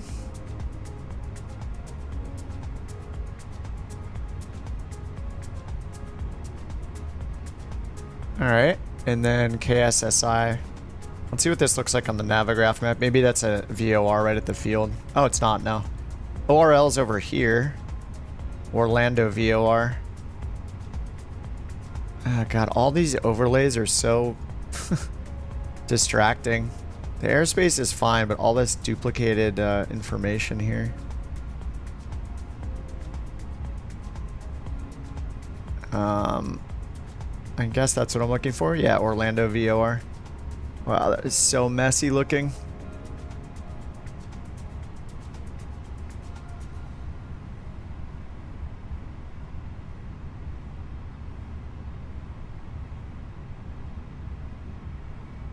Okay, there we go. That's a little better. Alright, runway 5, Matlock. Alright, let's get the ATIS. Actually, let me do the takeoff performance real quick.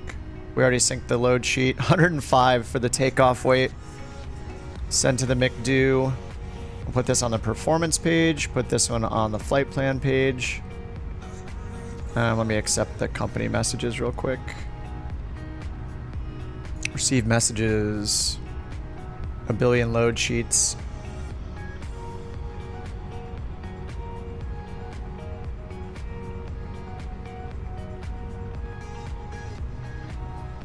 All right, back to the flight plan.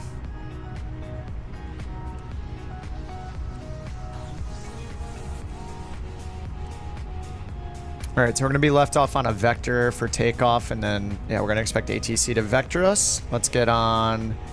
There's no ATIS, so we'll just start with clearance at Boca Raton. All right, Boca Raton clearance. And hopefully it has our couch call sign because that's in the flight plan. Boca Raton clearance couch 323 IFR to St. Simon. St. Simon's. Whoops. Hello? Oh my god. It's still not recognizing my button again. This is the dumbest bug ever. I can't believe that they haven't fixed this yet. It's just insane. This bug has been around for like 3 months. Literally prevents you from using the software and it's still not fixed. Ugh. Boca Raton clearance couch 323 IFR to St. Simon's. It's unbelievable. I'll have your clearance in just a second.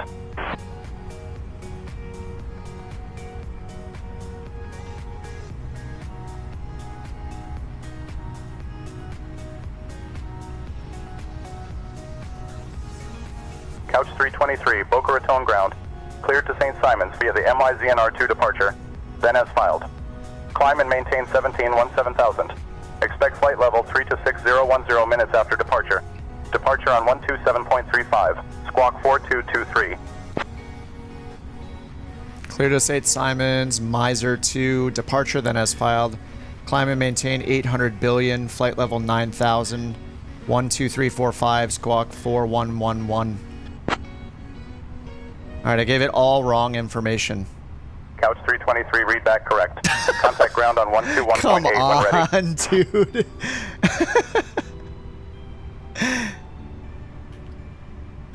That is so ridiculous, dude. Come on.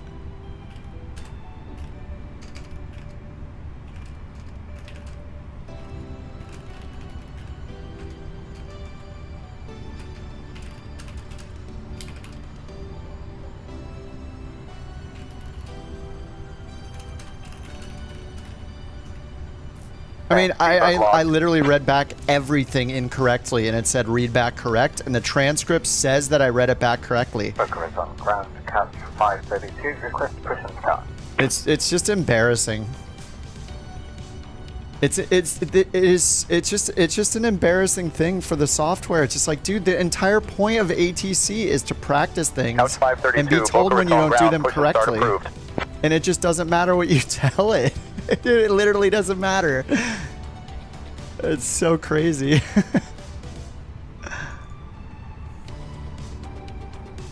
Push and start approved. Couch 532.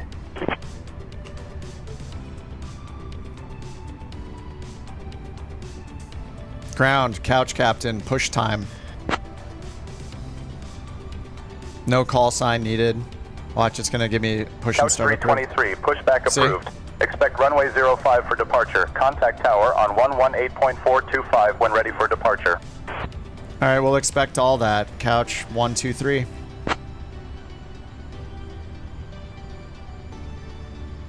Couch 323, roger. Expect runway 05 for departure. Contact tower on 118.425 when ready for departure. Is it actually... Alright, runway 66 for departure. Contact tower 999.69. Couch 323.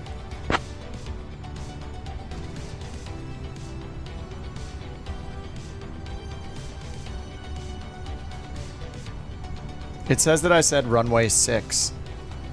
And it said that I said contact tower on 118.425. See, it doesn't actually listen to what you're saying. Looking to pick up our IFR clearance to It doesn't care what you say. As long as you hit somewhat of a little bit of some formula of pattern of speaking, it just assumes you said everything correctly. And is wild. So they give us climb maintain 7,000. Citation 384, Juliet Lima. Boca Raton ground. Cleared to St. Simon's Island via the MIZNR2 departure. Then as filed. Climb and maintain 2 to 4,000. Expect flight level 40010 minutes after departure. Departure on 127.35, squawk 5625. All right, let's get the 7,000 or 17,000 in.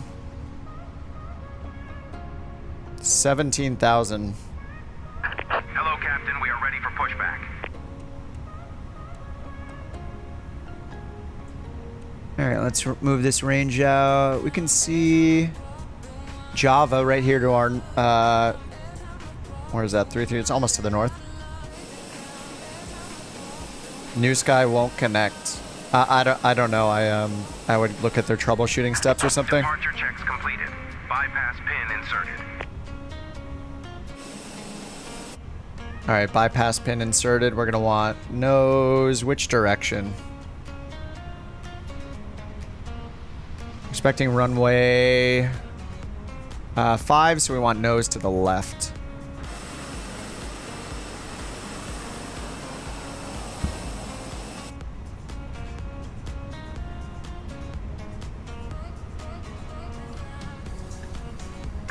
Locking gear.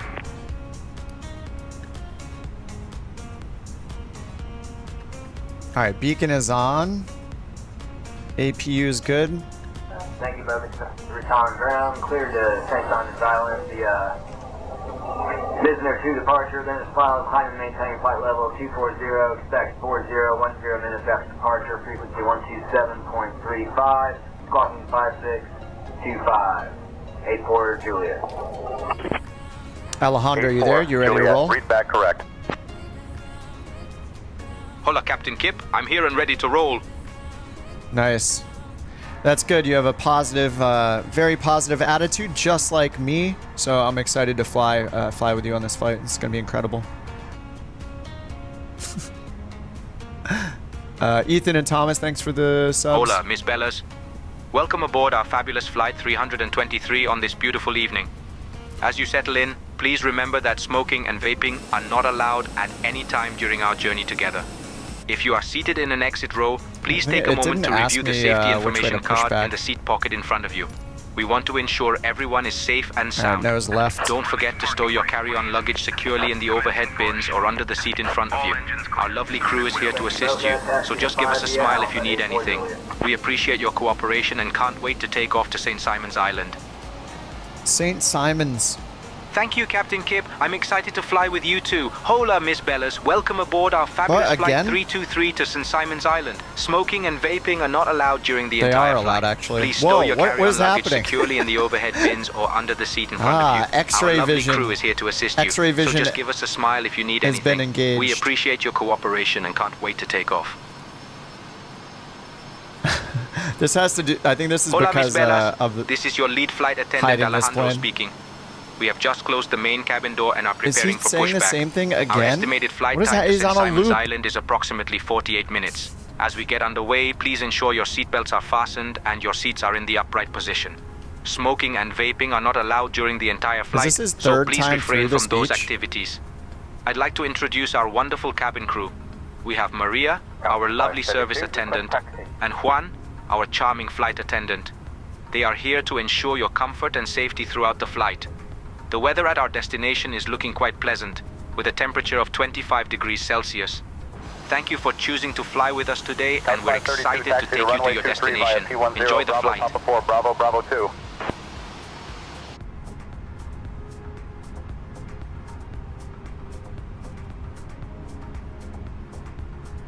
Ground couch 323. Can we get a progressive taxi? Space couch 532. I'm not even gonna ask him. Tell him the information we have. 323, progressive taxi approved. There we go. Taxi to runway 5 via P10 Bravo Bravo 7. Contact tower on 118.425 when ready for departure. All right, we'll taxi via the arrows. Couch 323. Bravo Papa 4, Bravo Bravo 2. set parking brake. All right, parking brake set. Engine 1's almost available. Bam. Available. All right, there we go. Max auto braking. You're cleared to Get the taxi to APU runway off. 05. Take P10, then Bravo. Taxi Alpha light 4, on. and back to Seatbelts on. Bravo. Oh, and don't forget Bravo 2. Safe travels. And don't forget Bravo 2. Which part of the sequence is Bravo 2 then? Runway 05. Papa 10. Let's get that on now. Bravo, Papa 4. Back to Bravo. Oh, and I won't forget Bravo 2. Count. Jack. Oh, and I won't forget Bravo 2.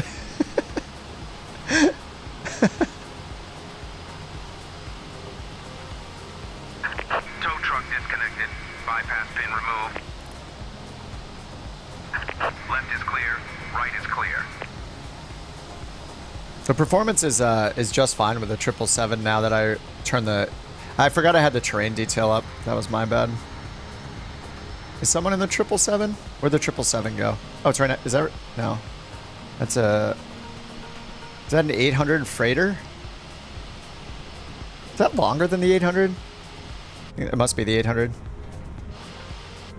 Oh, there he is. He's gonna say bye-bye. Ooh, there it is.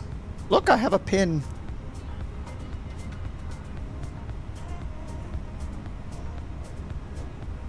All right, bye-bye.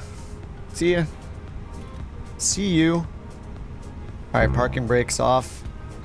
What? Please set parking brakes. Why? He's walking away. Okay, have a good trip. I have to wait for have a good trip, I guess. All right, taxi light is on. Let's follow the arrows. See, I can say that the ATC reading nothing back is embarrassing. And then I can also say the taxiway arrows are incredible. What a cool feature. Love it. ATC reading back nothing. Garbage. Horrible. Priorities, you know? But man, the, yeah. What is the point of using it for ATC? I don't know. Flaps to takeoff. We got flaps 1. Yeah, I didn't get my pitch trim yet. Up 1.6. I think the most I've had is 1.4. Alright, 1.6. There we go. We got a fast taxi. Contact tower on 118.425. Safe flight. I'm not even going to say anything. I'm just going to switch. Bye-bye. Boca Raton Tower, Couch 323, holding short runway 5. Ready for departure. Whoop. We were supposed to stop over there. Oh well, whatever. Couch 323, Boca Raton Tower, Full runway length. 5, winds 145 at 8. Arnav Java, cleared for takeoff. Arnav Tava? Oh, Arnav Tava. So, wait, if they give us Arnav Tava, that means I get rid of the manual? Or I'll just... he meant to Java. Arnav Java, runway 5, clear for takeoff, Couch 323. I actually don't know when they give me Arnav if I'm supposed to just...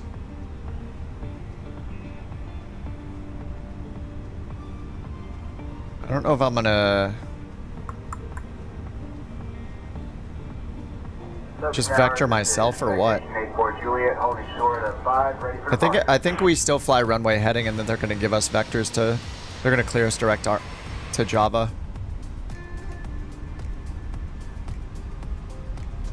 Citation 384, Juliet Lima, Boca Raton Tower, runway 5, winds 145 at 8. Fly heading 050, cleared for takeoff.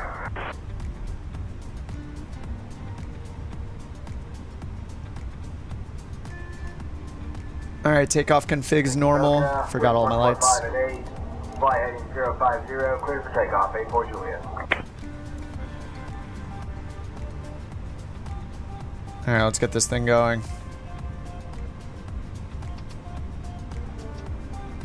Click, click, click, click. Ground spoiler arm, seatbelts, no smoking. Flex 68 SRS nav.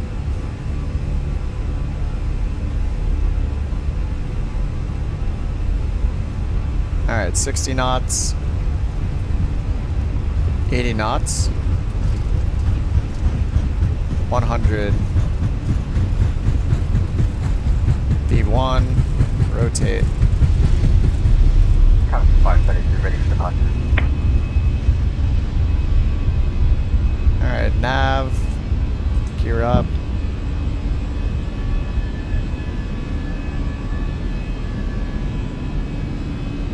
Couch 532, Boca Raton Tower, runway 5, winds 145 at 8. RNAV Java, cleared for takeoff. Yeah, I actually don't know when they say RNAV Java. Am I supposed to go direct Java? Because they would have said, like, they didn't... They just told me to do the departure. But there's a manual segment. Couch 323, contact departure on 127.35. Alright, thrust climb. Delta, clear for takeoff. Runway 5, couch 532. TCAS on standby. Departure, Couch 323. Probably he's gonna think I'm saying departure. Anyway, let's switch.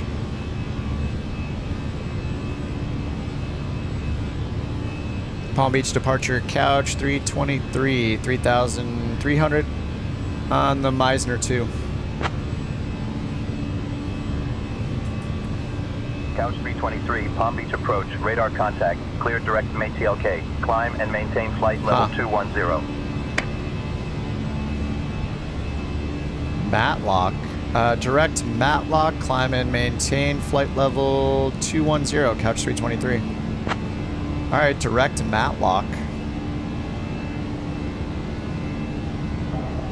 Further departure. Matlock 210.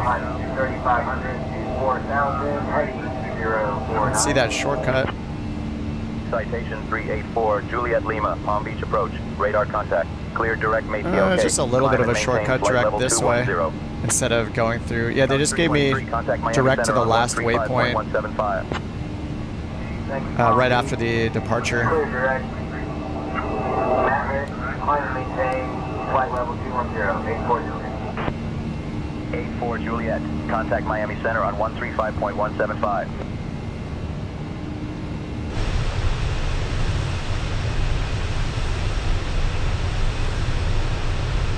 Yeah, just don't fly the SID. Yeah, that's yeah, it's so weird. I mean, the takeoff was RNAV for the first waypoint in the SID, and it was departure was, yeah, the Meisner 2 then as filed, and then as soon as you get up, they clear direct past the SID. That's fine. I mean, whatever. I'll take a direct 2. That sounds great.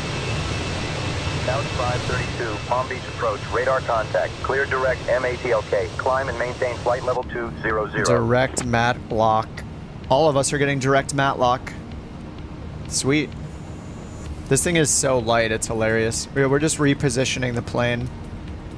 This is a Tim job. Still on the ramp at Sundberg in the Mini 500. Hola, Miss Bellas. We are now at a safe altitude. Ben, and that you may was use your 3.5 hours ago. electronic devices. For your continued safety, please keep your seatbelt fastened at all times, even if the captain turns off the fasten seatbelt sign. Also, I'm happy to inform you that our onboard Wi-Fi service is now available. Enjoy the flight. On 135.175.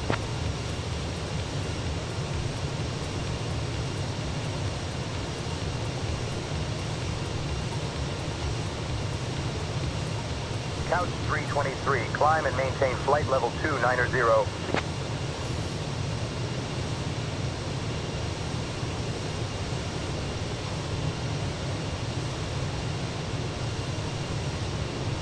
Alright, that was for someone else.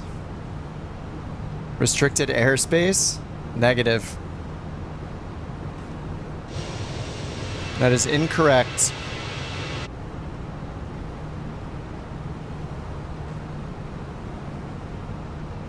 Yeah, delete, never even got off the ground. My first RNAV approach. I'm not sure, but I don't even know what the Airbus can do for RNAV approaches. I think I've done them before. Maybe, I don't know if I've done one on stream or not. But anyway, this is just an LNAV approach, so yeah, I assume we're gonna get like no vertical guidance at all. I don't know if it gives us like advisory vertical guidance.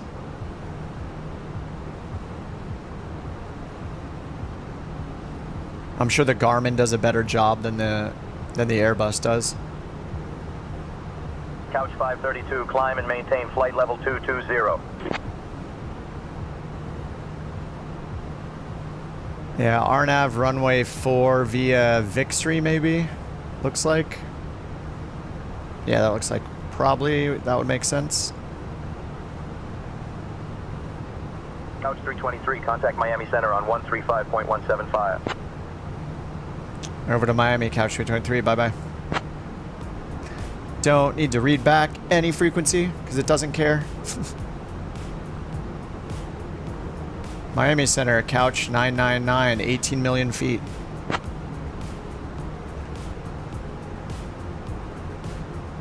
Couch 323, Miami Center. Good evening, West Palm Beach. Altimeter 29.907. I said 18 million. It says that I said 9,000, which is also wrong. I'm at 18,000. I'm just gonna say all the incorrect stuff until they start actually enforcing what I'm saying. We're on USA West, General. Oh, we'll give an advisory glide slope. All right. That would be nice. 3.04 degree descent angle on this one. Couch 323, Miami Center. Climb and maintain flight level 360. Climb and maintain ice cream, Couch 323. It says that I said flight level 360.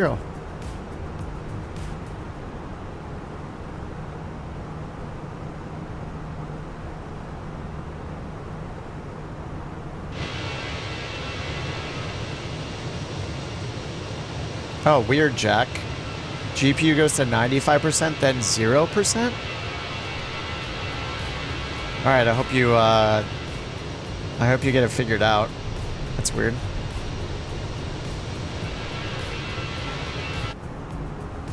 Alright, we can turn the seatbelts off a while ago. Landing lights are off, strobe back to auto. Pressurization still climbing. We're going up to 360 and then starting our descent. Don't know where yet. I need to connect this, so after ORL, we're just going to connect it to our destination for now.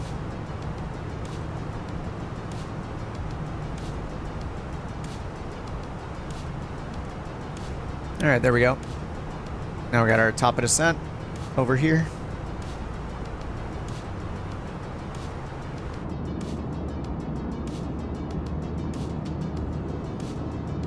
Cessna 172 at 29,000 feet. Wait, where? Oh, yeah. What the heck? Say intentions AI. What the heck is that? Is that being injected by the software, I wonder? Hold on, I'm gonna close the software. I just closed the software. It's still there. Okay, now I'm gonna restart say intentions.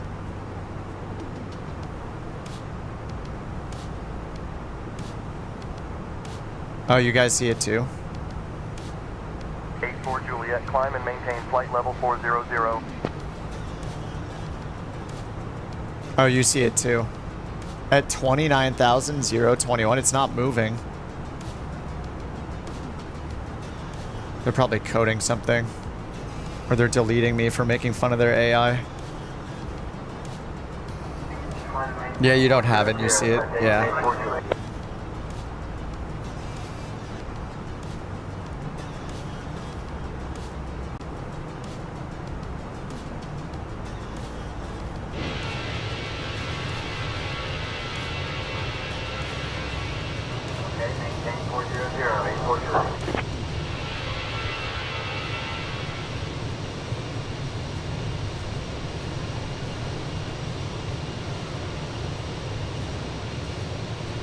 Alright, we're taking these 4 passengers all the way. In-game ads before GTA 6. Yeah, you think that's an in-game ad right there? They just sit in the sky advertising.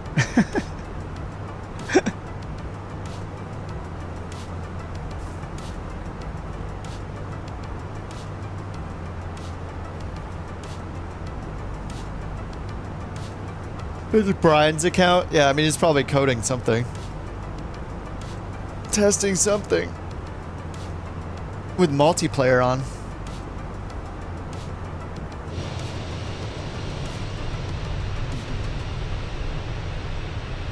As we pass by, I'm going to scream out the window. Can you make the ATC enforce literally anything that I read back instead of saying altitude ice cream and it accepting it? As I pass by. I'll say it really fast, though.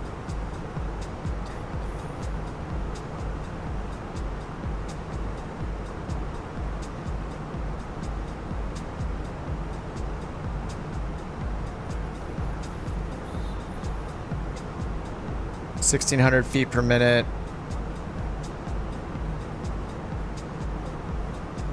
All right, 7,000 feet to go. 25 miles to the top of climb, and then 150 till our top of descent.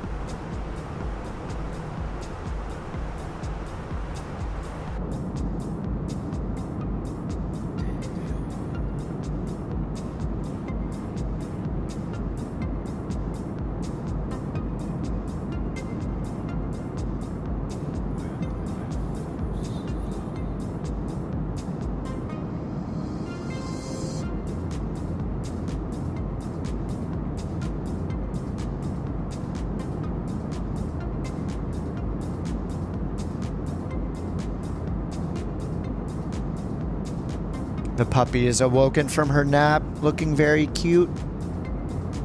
Okay, very good. Now go, how about nap 2? Let's do it. Yay, nap 2 time.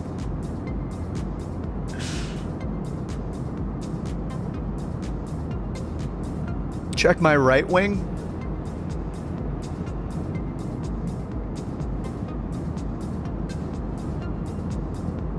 What am I looking at? The beautiful polka dots on the wing. Found them. I found the dots. They look great.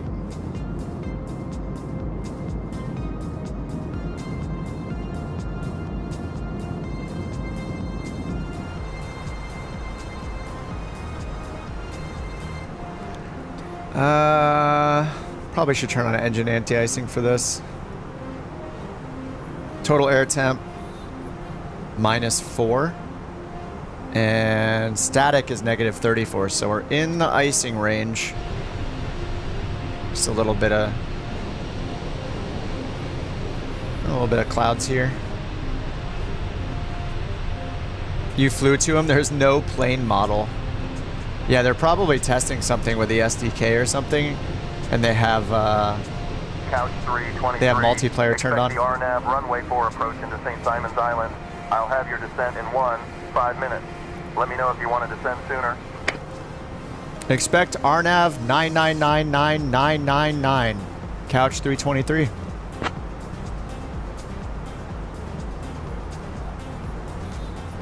Couch 323. Expect RNAV runway 4 approach into St. Simon's Island. Ooh, it's actually enforcing this one thing. Is this the only thing it enforces? Expect ILS runway 19. Couch 323. Yep, nope, it's not. I told it expect ILS 19 and it said expect RNAV runway 4 approach. How do they okay, I will stop ranting. This is completely unacceptable for this software. This is not what people pay for.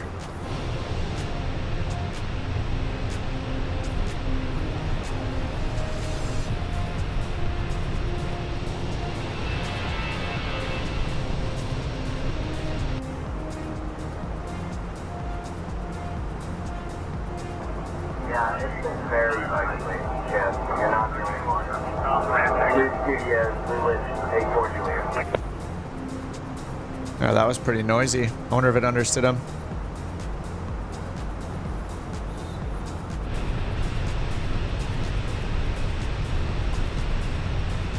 A4 Juliet, roger. Maintain current heading and altitude.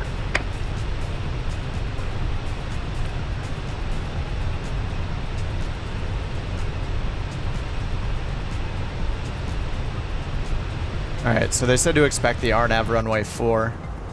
They didn't give me an initial approach fix, which is... I don't understand, like... I think maybe it's just a US thing, but we pretty much never get an initial approach fix told to us.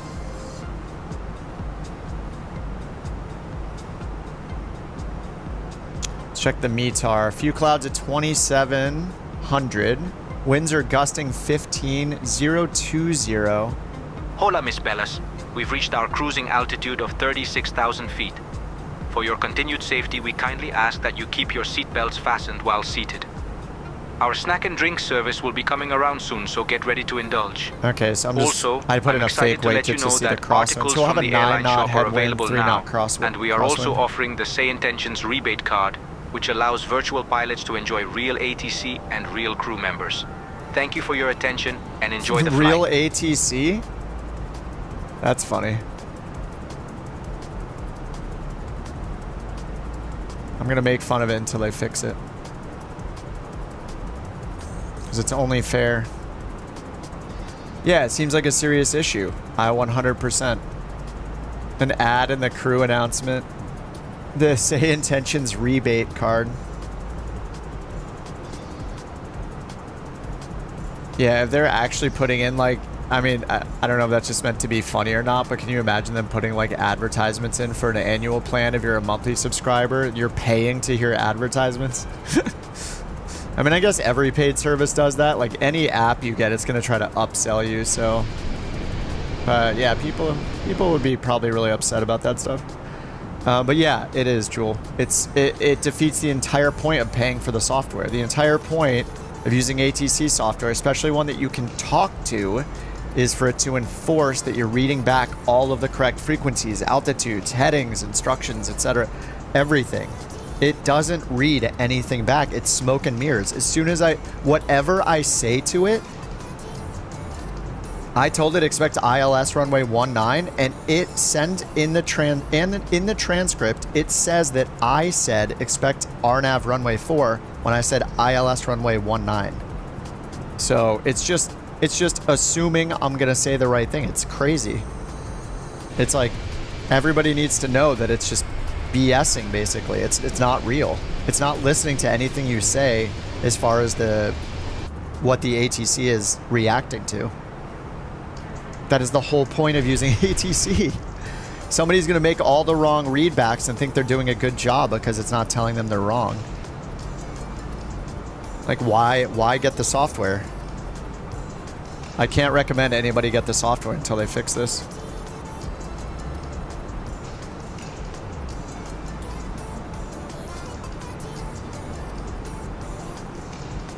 All right, let's check our top of descent, 92 miles. Fuel prediction, 93.7. It's so small. 93.7 plus 7.7, 101.4. 101.4 is so light. Alright, looks like we're gonna need medium. Yeah, low is way too far. So medium auto braking. Probably we'll just do idle reversers.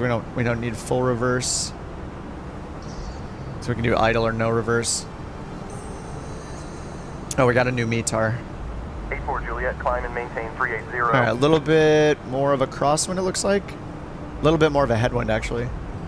And we got pretty it's higher temperatures and high humidity.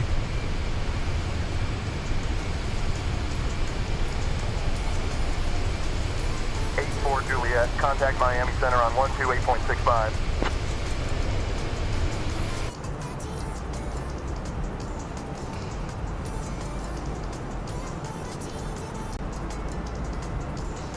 I sense beyond ATC in my future for the next flight. Contact Miami Center on 128.65. I love hearing the multiplayer. I love the cabin crews, but yeah. If they're not going to enforce the ATC, they should sell it as like a flight crew and tour guide app instead for like $20 or something, one-time cost. You know, it's just become a different product when ATC does nothing.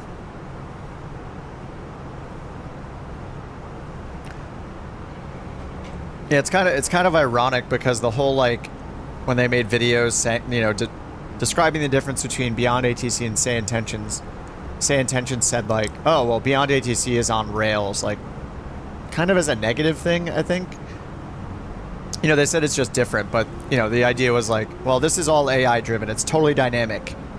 It's like human-like dynamic ATC. And beyond ATC is on rails. It's just, you know, finite set of options constantly. It's just click the button, that's all you get. You can't say anything else. But the irony is that because what you say to say intentions doesn't matter right now, it's essentially the same experience. I can say blah, blah, blah, and it'll do the readback correctly. So isn't that on rails? Like, it's basically what it said it wasn't. The only difference is you don't press a button, you just say blah, blah, blah, blah, blah, and then it does the correct readback. Miami Center on 128.65. Blah, blah, blah, blah. Couch.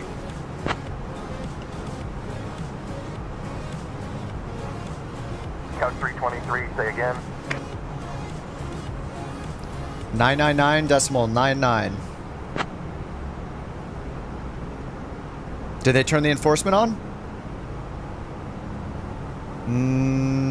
Nope. It looks like it accepted the wrong frequency. All right.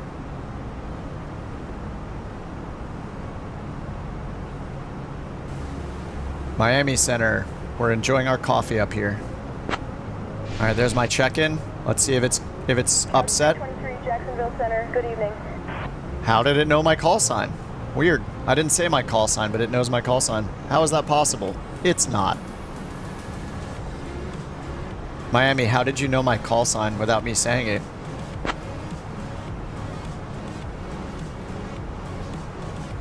Couch 323.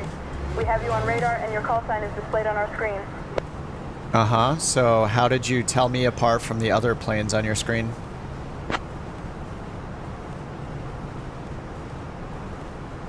Couch 323, we use your transponder code and flight plan details to identify your aircraft on our radar screen. Maybe. Okay, maybe. So they cycled through every potential flight in the sky and picked me out.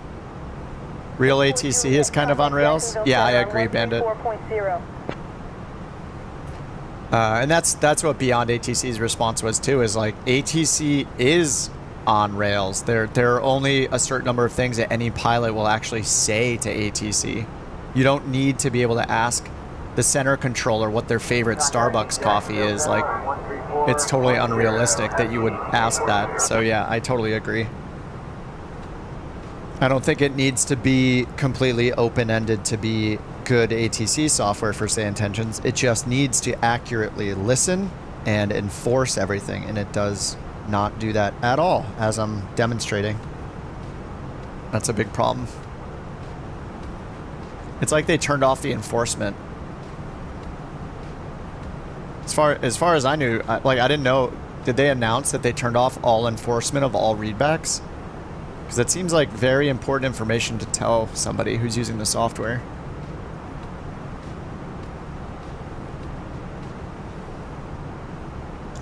All right, let's check the METAR and put the info in here.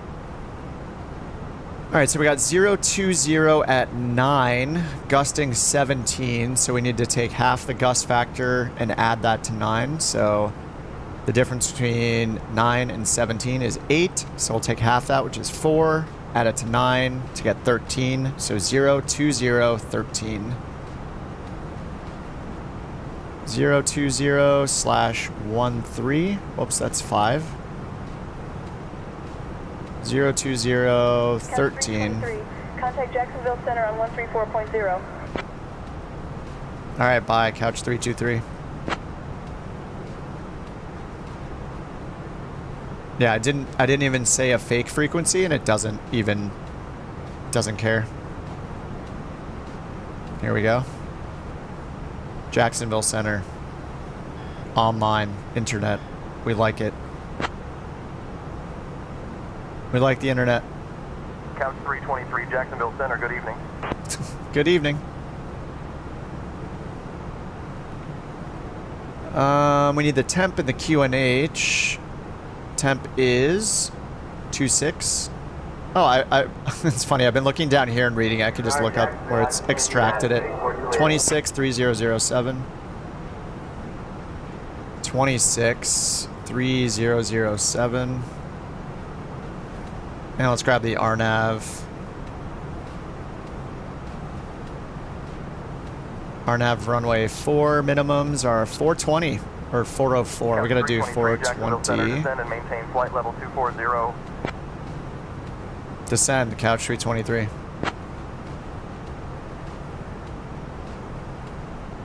All right, 240. We're going down. Can we get our arrival pattern into Once again, I just said nothing. Pretty much, I said descend.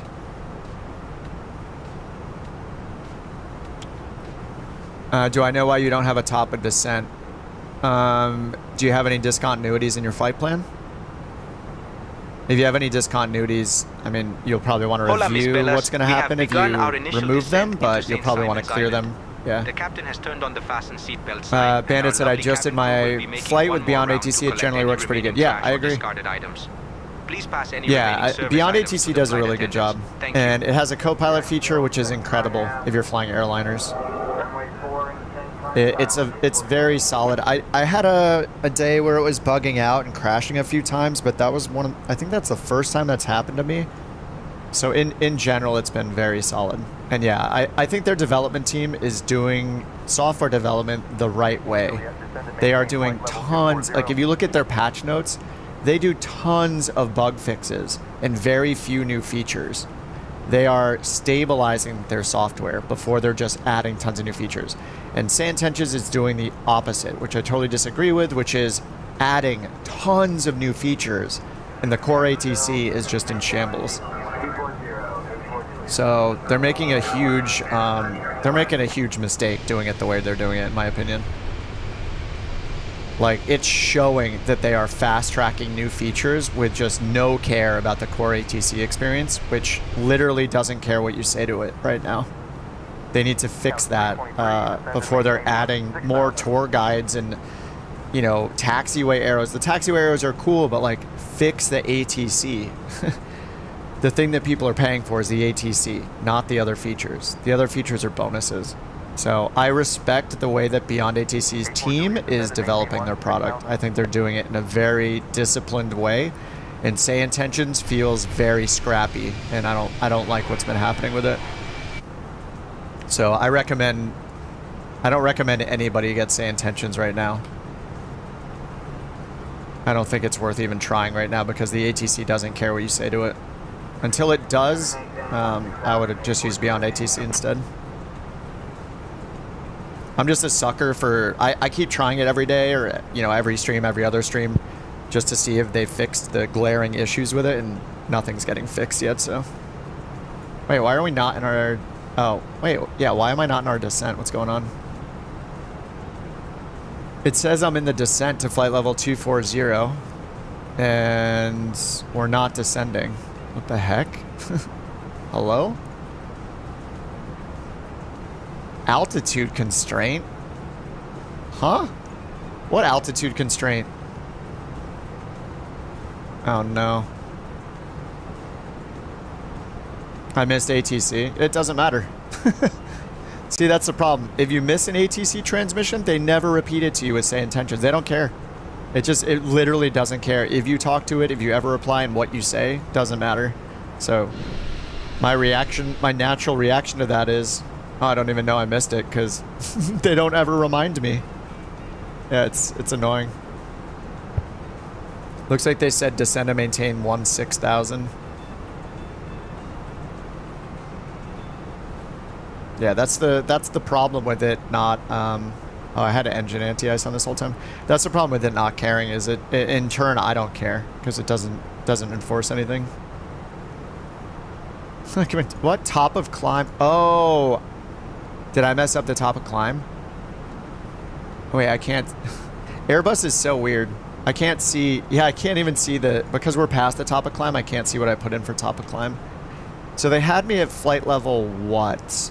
They must have had me lower than my planned cruise, and I didn't update it in the MCDU. Yeah, we got flight level 360, and if I look back here, yeah, I would have put in 360. Huh. Maybe I just, yeah. Anyway, I messed something up. We are in open descent now.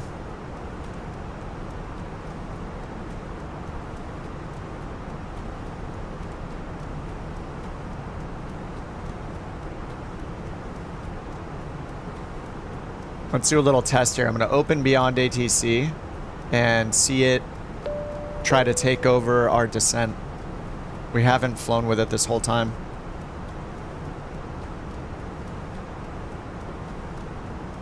Beyond ATC connected. Oh yeah, it doesn't work for this, right? The star does not contain any waypoint data. Download flight plan? That's weird. We don't have a star. What does it mean the star doesn't contain data? We don't even have a star in our flight plan. We have a SID only, and then direct to ORL. You hope Microsoft Flight Sim buys it. Yeah, I think we're the same person, Bandit. Yeah, 100%. I think you and I agree on pretty much everything. Yeah, I don't know if you saw the preview where Beyond ATC showed them with Microsoft Flight Sim and the pop-up menu for like VR use. It looked just like a straight-up replacement for the in-game ATC. I'm hoping that they do that. That'll be awesome. I think it makes a lot of sense because there's no multiplayer component. It's improved through its own data source, and you know it's going to do traffic injection. It's going to work anyway. Like you already have traffic injection with things like FS traffic that are in the marketplace. So Microsoft has already approved products that do traffic injection for their own marketplace. And yeah, obviously Beyond ATC it performs better than the in-sim ATC right now. So yeah, it would be amazing. Which VA? We're the Couch Captain's VA on New Sky. We're hitting our 1 month as a VA tomorrow. We've done a lot of flights in less than a month.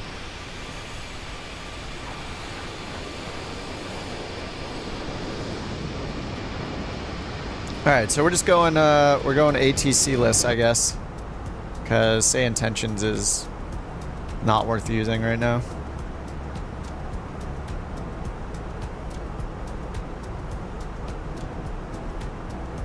So I'm just going to clear myself direct to the initial approach fix. So we have ORL, and then I'm just going to go in and add the initial approach fix.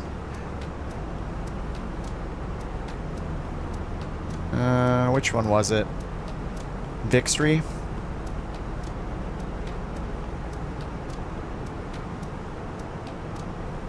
RNAV 4 via Victory. Okay. Wants me to go heading mode first. Then insert. And I'm going to go direct. No, we're good after that. Okay, nice. And it looks like it has... It's got a reversal in there for Victory, which I probably will need to lose altitude, so...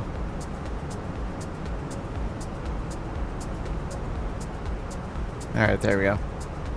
Direct Victory, 50 miles out. Let's give it managed altitude again. We were going about 2,000 feet per minute. It's slowing our descent. 14, 1,300, 1,200. And it's going to do a reversal, which I think we need. Nice, we got our first freeze. It was not super long of a freeze. Does the plane tell you if you need speed brake? Yes. Yeah, the Phoenixes and the 737s tell you, they'll say more drag. So in the scratch pad down here, it'll be in orange or amber. It'll say more drag. I think it actually shows it up here. I don't know the rules for when it shows it up here, but I think I've seen it up here before as well. All right, we're coming up to 18,000. And the altimeter we last looked at was 3007.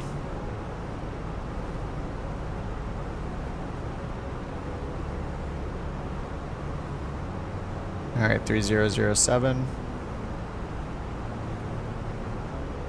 Yeah, 737 says drag required, yep. I don't know about the Indy builds. I've flown it like one time. All right, so we're gonna continue our descent. FAF altitude is 1,600. We'll just go all the way down.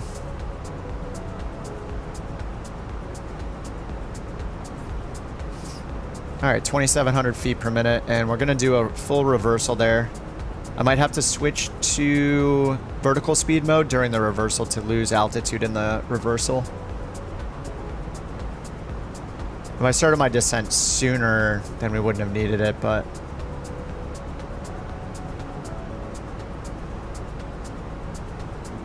it's a safer thing to do.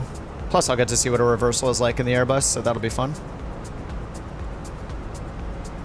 The funnest.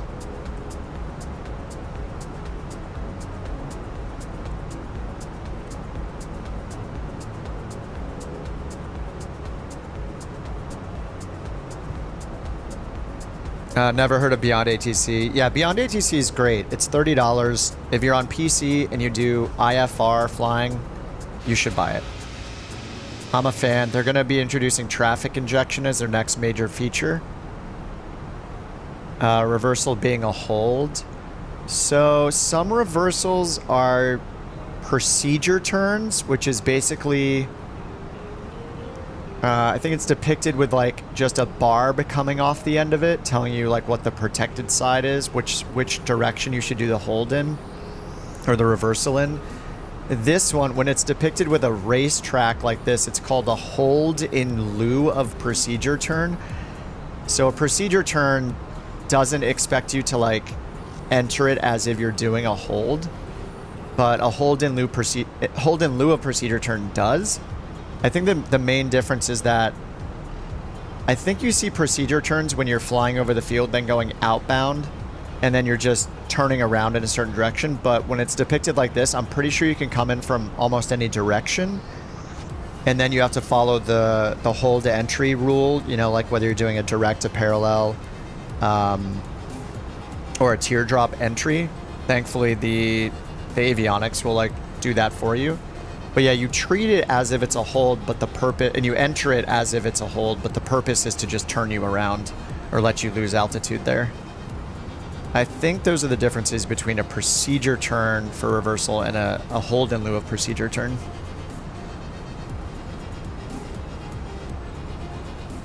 I'm sure I'm missing some of the details there, but yeah, that's my basic understanding. So it's pretty humid down here. We might, yeah, then you get lined up. So in my case, I'm going to use the hold to lose altitude. So I'm at 10,000, and if we look here, I need to be at 2,000 before I descend for the final approach fix.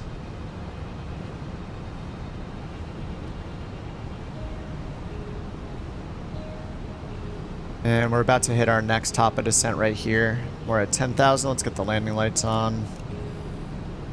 The seatbelts on.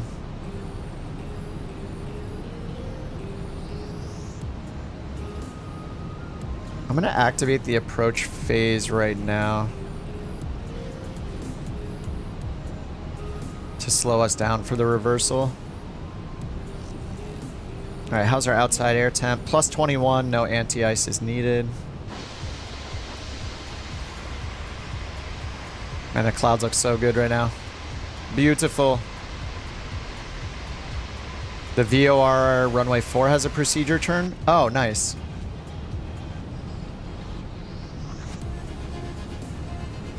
Oops. All right, the VOR. Oh yeah, there we go. Yep, there's a procedure turn. Yeah. See how it's not got the full racetrack, and it just shows you. So you can see the difference where it shows you the exact course to turn out on and then turn back in. So if this was a full racetrack like it is here, it's just showing the inbound course and the outbound course because it doesn't know how you're entering it. So if we're coming in from up here, you know, we're gonna like cross over here and then turn around like this. And if we're coming in from over here, we're gonna go like outbound, turn around this way, then back in. Like it matters what direction you cross over Victory to do the reversal, to enter the hold, essentially. Yeah. Whereas this one, it presumes you're coming outbound, you're going and turning around this direction. You're coming from the airport direction and then turning around. This one doesn't assume to know where you're coming from.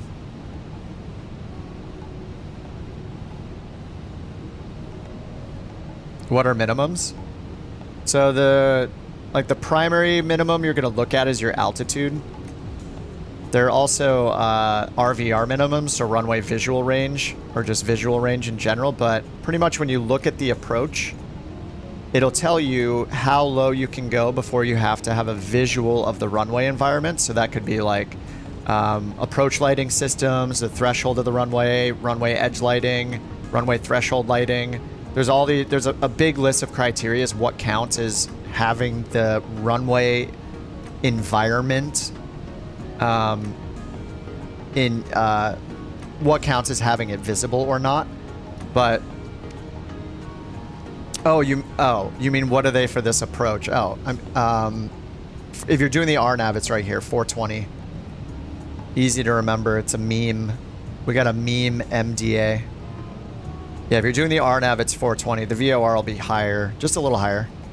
MDH is 500 for the VOR. So the LNAV is basically like doing a VOR approach. It's not precise, so we have higher minimums.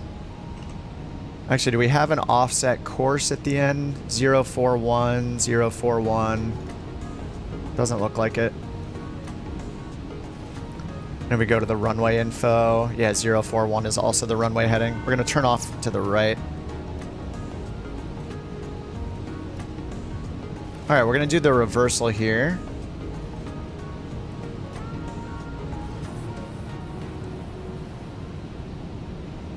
Yeah, because we have 3,000 more feet to drop. And I think what's going to happen is I think the Airbus doesn't do the descent through VNAV in the reversal. It'll probably revert to vertical speed. I'm expecting it to hold an altitude through the reversal. And if I want to descend through the reversal, then we need to manually do it with vertical speed.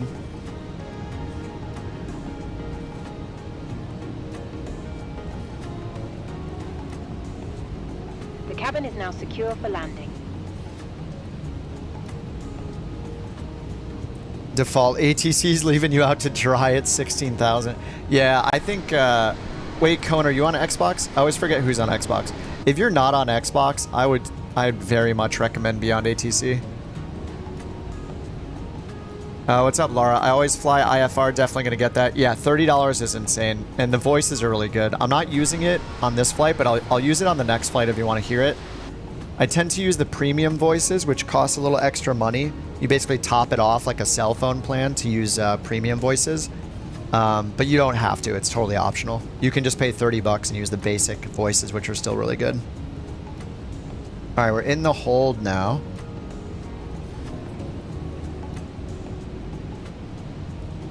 And then there's this immediate exit button. So I haven't done this before. So if I hit immediate exit, I'm actually curious. I assume it'll make me confirm it. Yeah, we're at 3,500. And it says altitude constraint right now. So yeah, I think the VNAV will not descend us. I'll wait until we're all the way in the racetrack.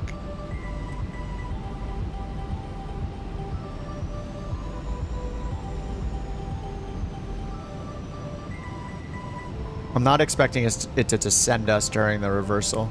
It doesn't think we're in the reversal yet, I don't think. Or in the hold. I'm guessing it'll sequence here. I'm not sure. We'll find out. I haven't done a hold before. Oh yes, we're getting condensation.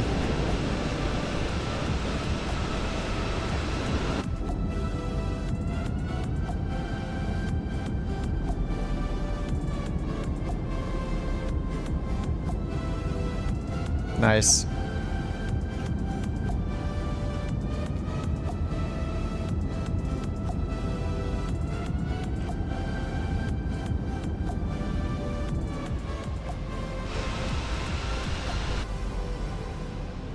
All right, we're almost in the hold.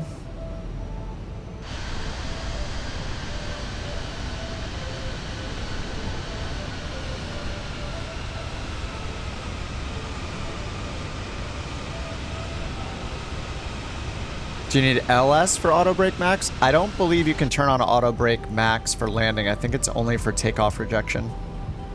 Like if I try to hit max now, I don't think it's gonna let me. Yeah, I think you can only use low or medium.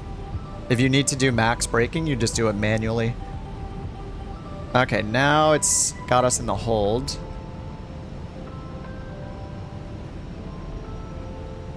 So yeah, it's working just like the Garmin does, where it's not going to give us a descent in the hold. So if I want to get down to 2,000 feet, I need to do it myself with vertical speed. Oh, that's so cool that it supports it. That is awesome. So when I do the descent, we have the arrow that shows when I'll be at that altitude.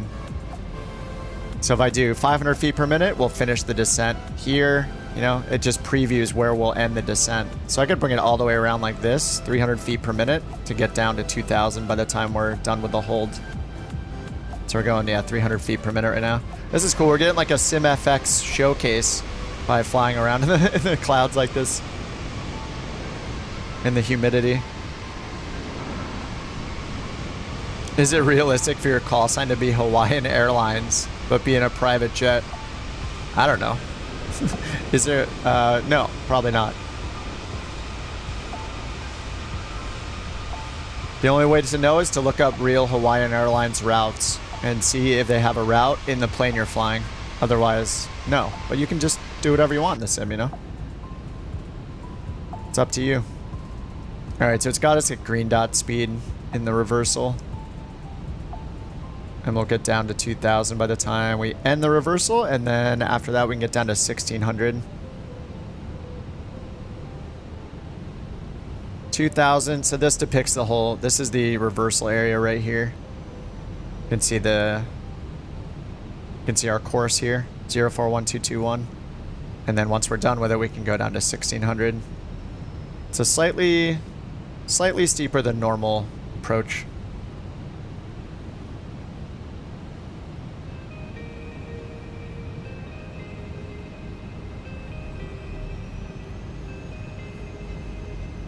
Fine muscle with the Escort. Is this a new FA-18 Escort? A new Escort pilot? Looks so cool with the sun.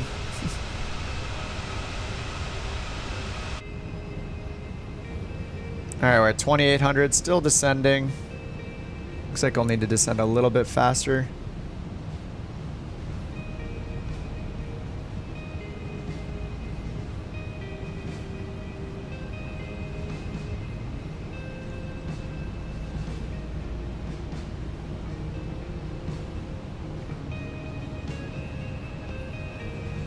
Flip on approach, see some new enunciations. Yeah, does it give me, it just gives me final app, right? I think I've done it before with the RNAV approach.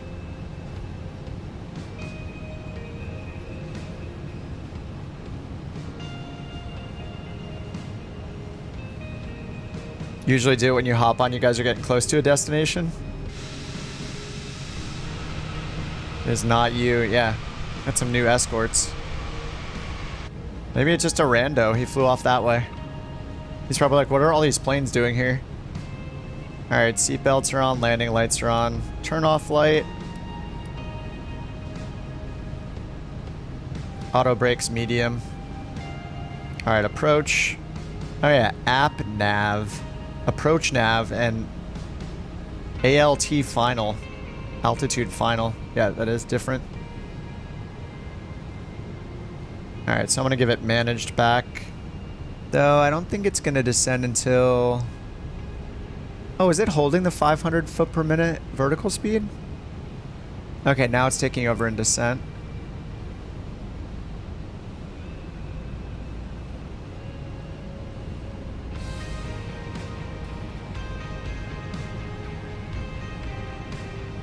Alright, we got our vertical and lateral deviation markers.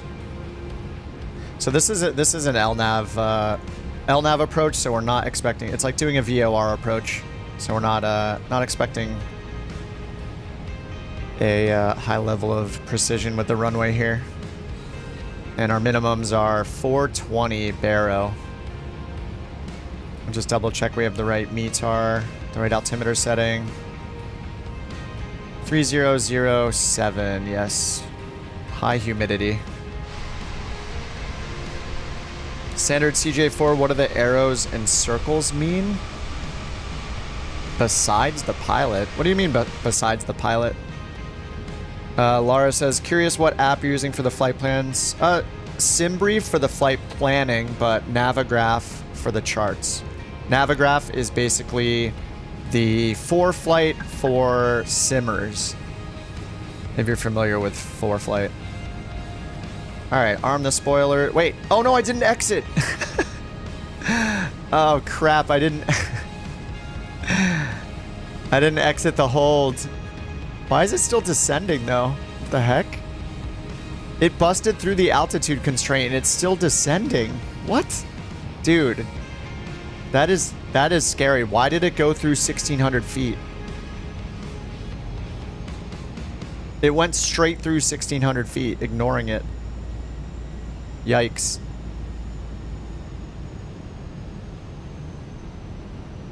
I forgot to click immediate hold. I'm so used to it just going through the reversal on its own with Garmin stuff.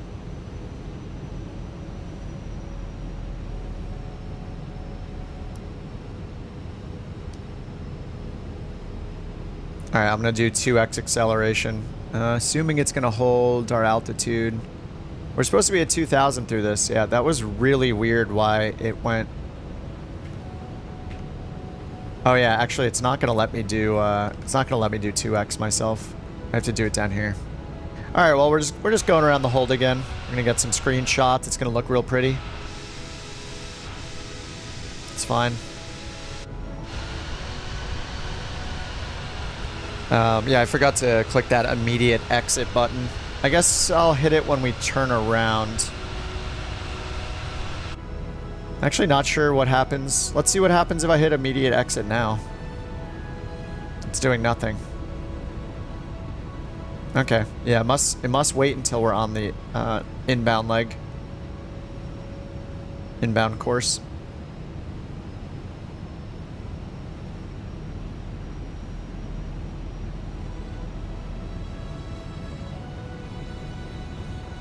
Predicted required landing distance exceeds available landing distance.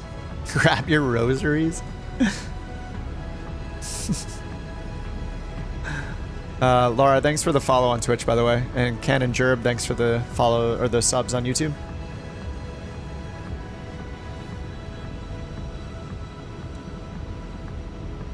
Alright, can I hit immediate exit now? Nope, not yet. Alright, it's probably waiting for us to be on the final approach course.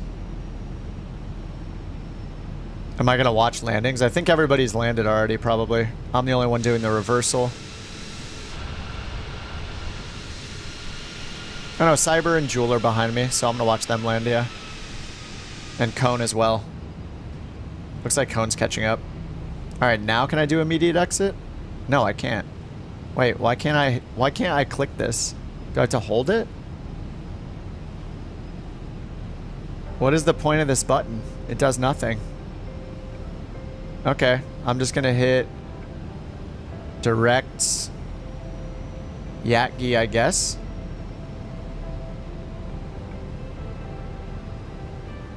Alright.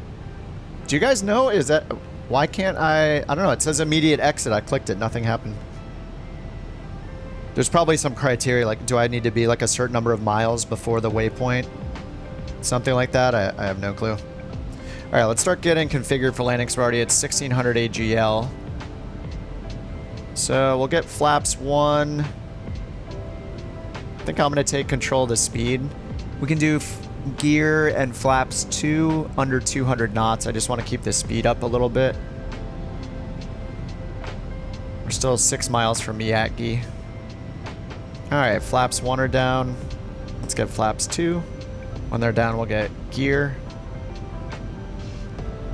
5 miles to Yatgi. And then once we get to Yatgi, we will have 4.8 miles until the threshold. 4 miles until our visual descent point. And then missed approach at the runway. So here we'll be at 420 feet. Alright, flaps 2 are down. Let's get gear down. Runway looks shorter than it is. Sounds like fun times.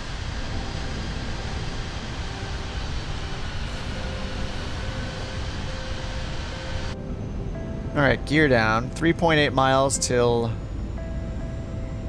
Yaki.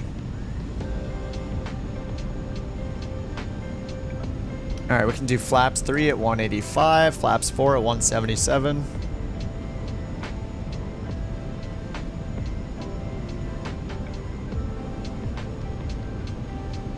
So do I have to give it permission to go down to the minimums? Like this or something? I mean, it's probably waiting until Yaki to descend.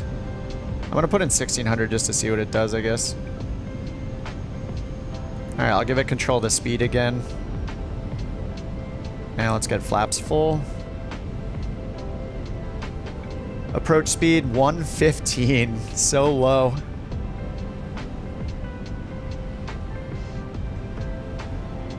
So we have approach mode on, but it's an L nav, so I'm guessing we're not gonna get...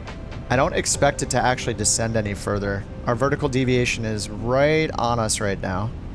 And it's leveling us off. Oh, we're getting a little sprinkles. Get some sprinkles here.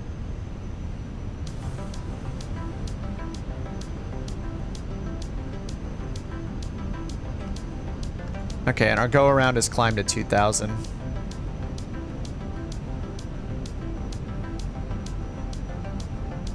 Alright, we're about to get to Yaki. 0.4 miles to Yaki, so we'll watch what happens with the vertical deviation.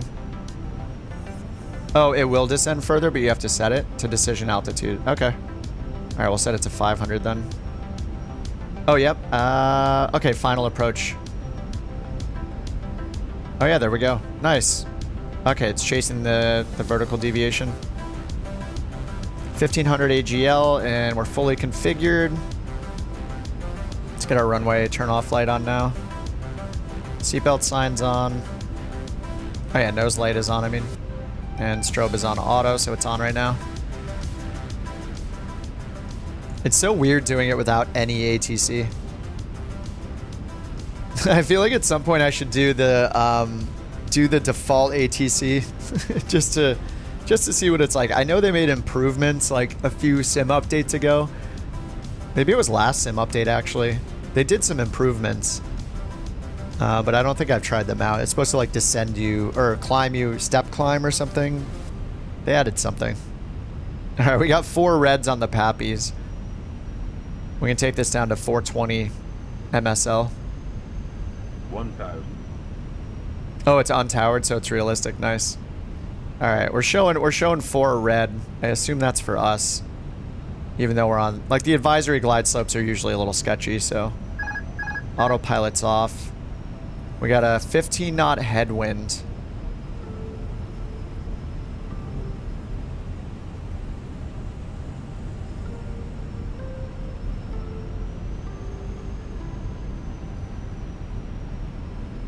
Oh, it's just the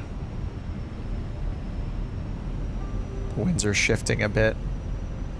All right, I don't know if those Pappies are working there. Yeah, they are.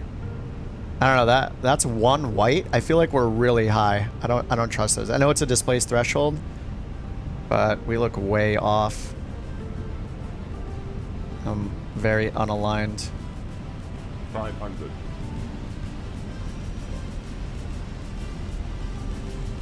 That's helping. Oh my god. What a troll.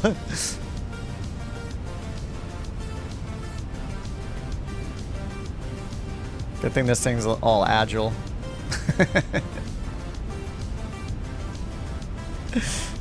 100. 50. 50. 40. 30. 20. Retard. 5.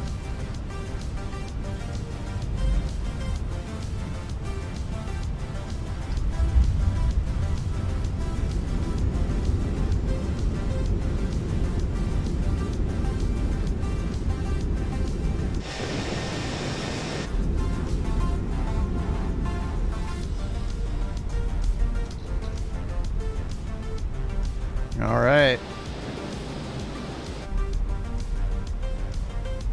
Can we exit here?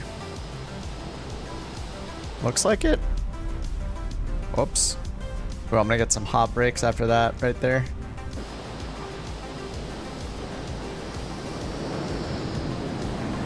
This is a cool location. That was a fun approach. I like it.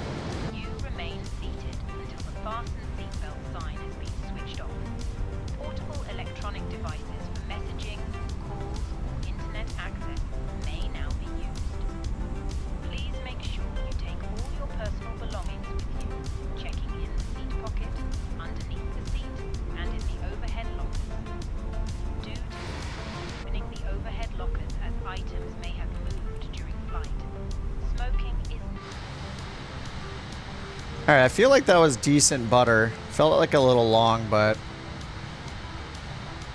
Oh, why did it just warn me about closing the flight? Oh, I got a 10. Heck yeah. My passengers and profits were nothing, but... 1.18 Gs, 197 feet per minute. Feels good. That was fun.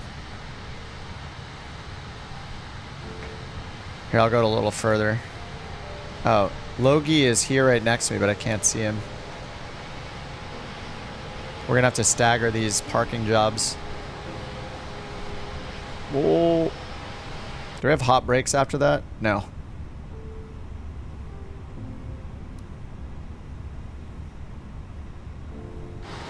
Alright, let's see if anybody's coming in still.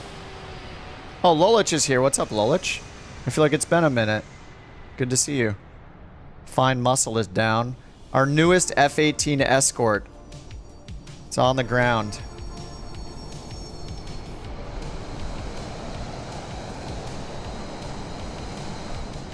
.82, heck yeah. That's an amazing rating.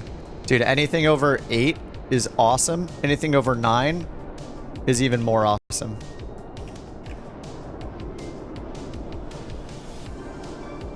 Oh, hard landing. That's fine. Hard landing is not as important as center line and just not flying off the runway. Here comes Jewel, A319. Is that a United livery? Jewel, you know the rule. No couch captain livery, banned. Permanent ban from all channels, YouTube's, Discord, everything. Banned from Microsoft Flight Simulator. He's in a US Airways livery. Doing a smooth touchdown, by the way. Mods, ban hammer. Get the ban hammer out. Jewel is in the US Airways. I'm joking, but believe it or not, permanent ban. Thanks for the butter emotes, Laura. Alright, Kona's coming in, 737-800. Banning now. Yeah, Jewel's been here for like 16, 17 years, but, you know. Hey, rules are rules. And he probably didn't even hear the rules from the last stream, but believe it or not, almost anything you do that's not realistic or is against the couch captain's policy, which of course we make up on the fly to suit our needs at the moment. Yeah, all permanent bans now. Because we take it very seriously. Did everybody get their 10 flights in overnight before we started today, by the way? Everyone better have done at least 10 flights, or as you know, permanent ban. From all couch captains, servers, properties, and liveries. Instant bans. Very agile, I love it. Yeah, it was super fun. Like, it's really reactive. I was like wobbling a bit, but yeah, you could just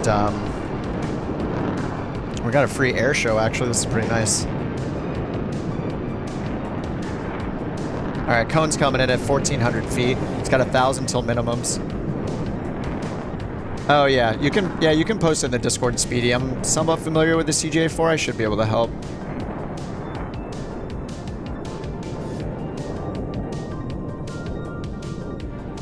All right, here comes Cone. The beautiful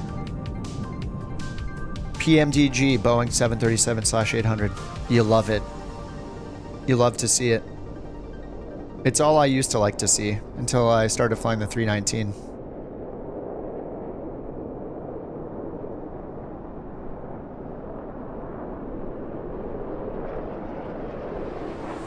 Sad face.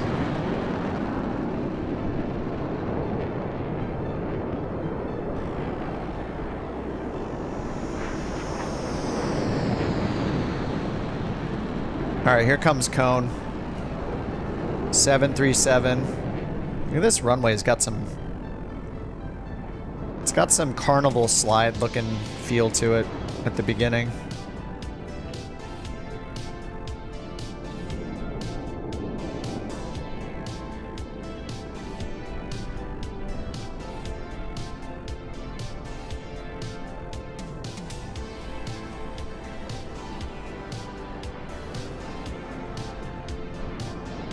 Oh, Luigi, sorry. I saw your message earlier, but I was probably hitting a bunch of buttons. The ATC is Say Intentions, and a competitor to it is Beyond ATC. If you fly IFR, I mean, I would basically recommend Beyond ATC. Say Intentions has a lot of work to do to fix its ATC problems, so I wouldn't get it right now. It's a lot more expensive anyway. Yeah, if you do IFR, especially airliner IFR, you should get Beyond ATC. It's $30 US, one-time cost.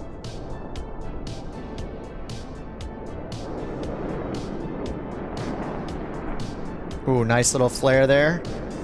Look at that. The tiniest of bounces. That looks solid. PMDG livery for some reason.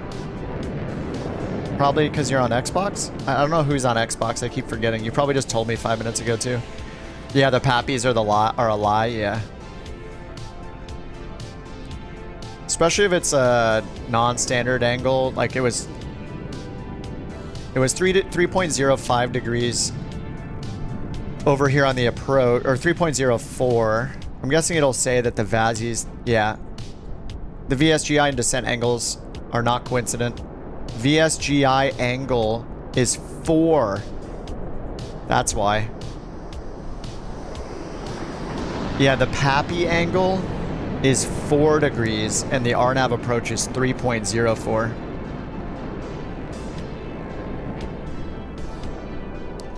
Let me see if we want to do a continuation from here. The problem would be there's no Beyond ATC coverage here, right? Well, there might be on the departure. I think the issue is only because of it thought we had a star, which we don't. So let me see if there's any good places to continue from here. So let's go over here, Flight Finder, grab the airport code here. KSSI. Now we're just going to do another search. Find an arrival from here to anywhere in a C-class plane. About an hour in the air. Ooh. We got fog at Bob Sykes Airport. Let's sort by distance. Chattanooga. So none of these. The first one with condition is Bob Sykes, KCEW, 265 miles away. Where's KCEW at? KCEW. Crestview. Oh, it's in Florida. It's in the Panhandle? So we could go directly west over here to Bob Sykes. Crestview Skies.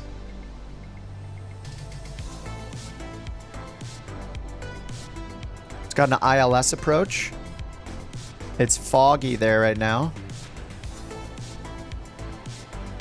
Variable winds at 3 knots, 1 3/4 mile visibility, haze.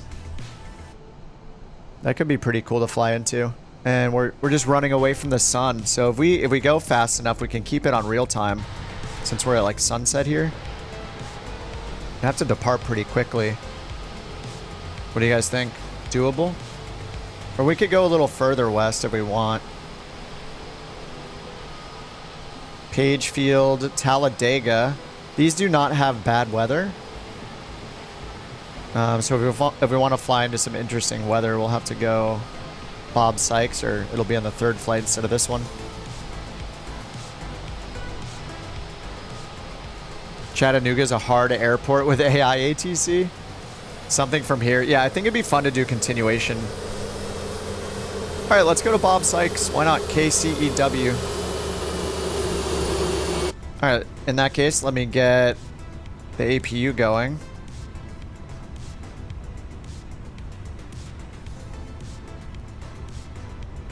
And we'll get the beacon off. Parking brake is on. We'll get the chocks out and deboard the aircraft of all 5 people. Chocks, GPU. How do I get it to deboard? Oh, I haven't turned the engines off, have I? That's why. There we go.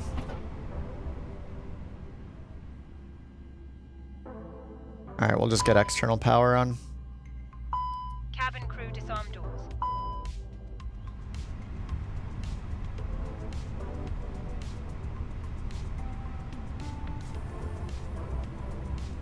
Alright, rebooting everything. I should have had the APU on first, then shut down the engines, then attach ground power, then turn off the APU, but that's fine. Or maybe connect ground power with the engines still running. Maybe that's an option. Alright, boarded 5. Why is the deboarding not happening?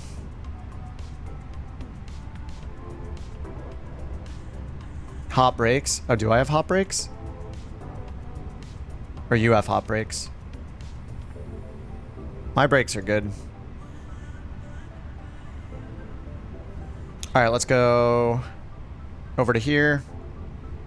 Get this flight going. See how many passengers. There probably aren't too many passengers here. So we're going KSSI to KCEW. 319 with the CFM engines. 73 passengers. I'm going to try to yoink them before you guys take them. Get the flight plan going. Get beyond ATC going.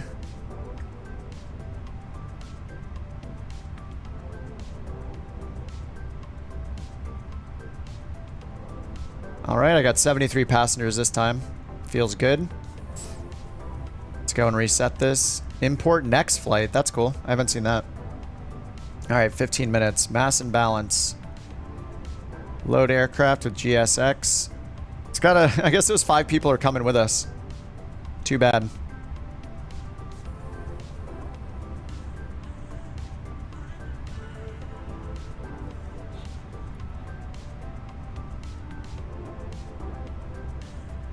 Let's try this again.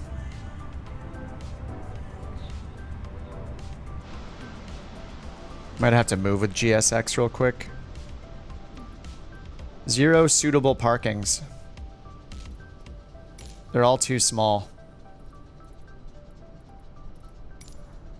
Ramp GA medium. Warp.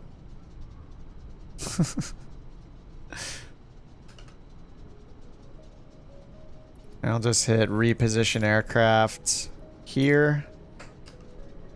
Okay, and maybe we'll get lucky. Alright, sim brief is okay. Load with GSX. Sometimes it works. CCX is the airline code.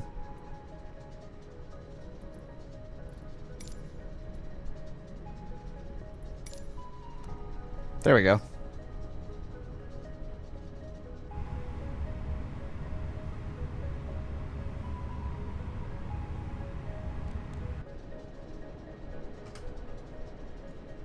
Alright, whatever. We're just gonna load the,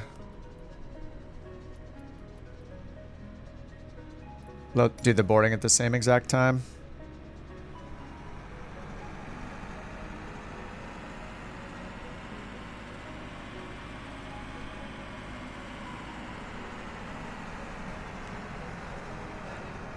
Alright, beyond ATC.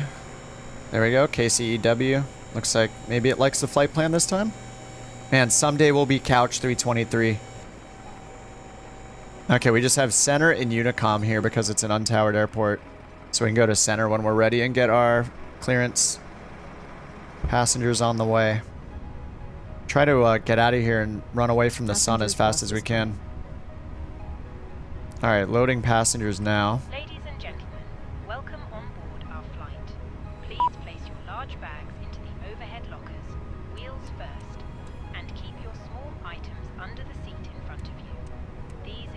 All right, looks like our... handbags, duty-free and loose items of clothing. If you are seated in an emergency Looks like the IRS alignment's all good steer, all good steel. items must be placed into an overhead locker. Once you have safely All right, let's check what we got for the flight plan. Cost index is 60. Flight level 380. All right, let's go back to MCDU menu, ATSU, your seatbelt can now be fastened ready for departure. AOC flight init, No smoking service. Thank you for observing this policy. KCEW. There we go, that's in. Init request. May I see your boarding? May I see your boarding? All right, flight index, or sorry, cost index 60, flight number 323 and 380. 60, 380. 380, 60 cost index. CCX 323. Grab the wins.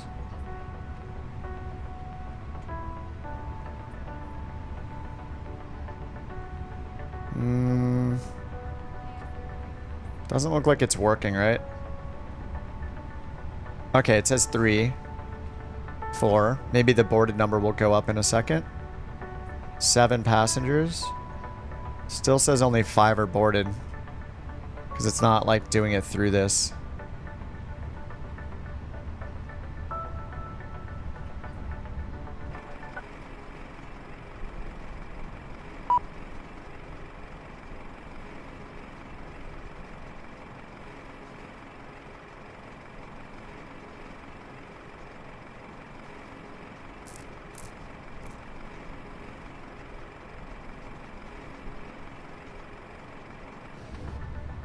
Yeah, it's not updating here.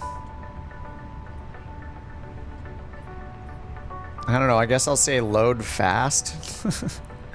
Yeah, now it's boarding. All right, it's boarding separately from GSX. What could go wrong? Okay, I'm sure that'll be fine. What's up, Foj? Love the couch livery? Me too. This one's by Chase. We got our first 319 livery.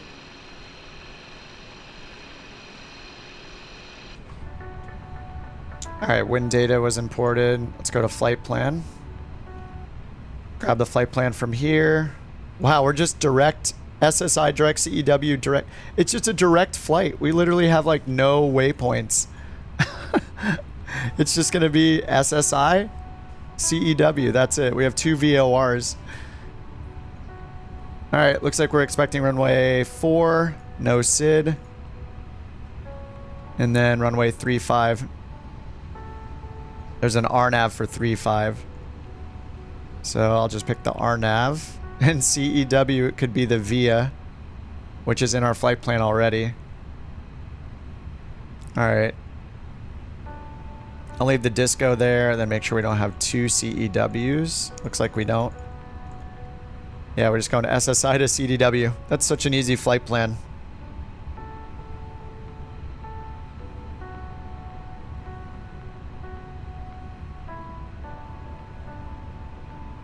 All right, let's get the APU started. What's up, AGR?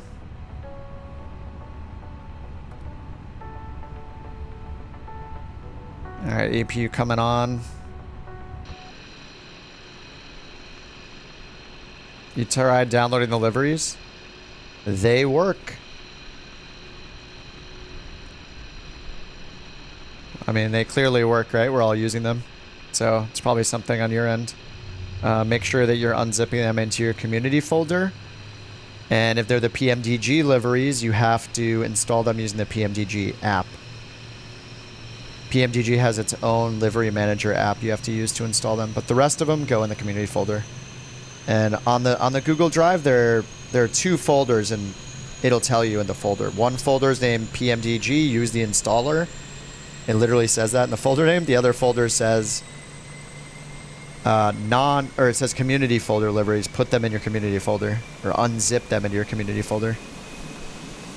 And make sure you're not putting the zip file in the community folder. You have to pull the folders out of the zip file and put them in the community folder.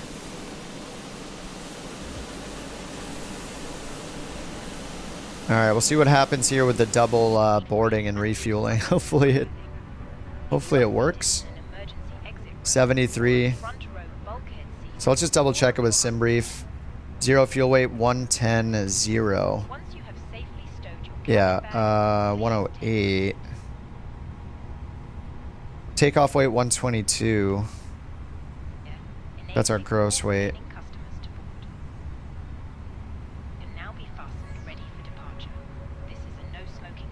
Oh, it says preliminary load sheet, even though it's already loaded? Maybe it's still loading cargo. GSX is loading cargo. Maybe. I just need to stop GSX and just... Yeah, it clearly messed up here, so... Let's go in here, reboot GSX. And then I'm just going to reset this. And reload the aircraft.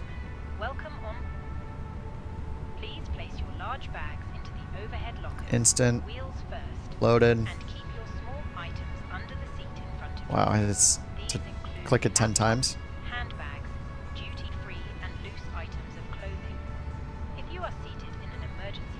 Oh, it's still opening my cargo. Okay, now they're closed? No. It says they're open, but they're not. Okay, now they're not closed. Okay, I think we're good. Okay, now let's send this again. Alright, now we can sync the final load sheet.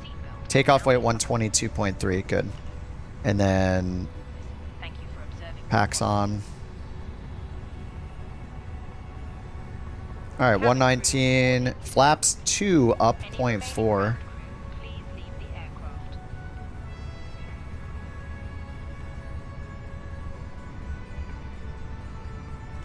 Okay, let's get these set. Plan 20, arc. I'll do nav 10. Alright, let's get our clearance. Colt 323, request IFR clearance to Bob Sykes Airport. Yeah, don't forget to start your flight. Yeah, just always use your SimBrief OFP from here for your loading and stuff and preparation, because then you'll know the flight's already started. You can just start it instantly as soon as you're at the airport. You don't have to wait for engines on or anything like that. Cleared to Bob Sykes Airport. Radar vectors Crestview VOR, then as filed. Maintain 4000, expect flight level 380, 10 minutes after departure. 4000, 380. Squawk 0445, Colt 323. Colt 323, read back correct, push or start at pilot's discretion. Squawk 0445. Runway 4. Push or start at pilot's discretion. Hold for release. Report holding short runway 4, Colt 323. Take care. Alright, 4000, 0445, expecting runway 4. And we're holding for release, so we can push, start at our discretion, and then report when we're holding short runway 4. Departure checks completed. Bypass pin inserted.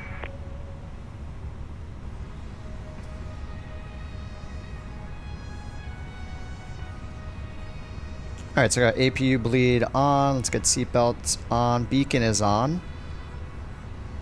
And strobe is set to auto.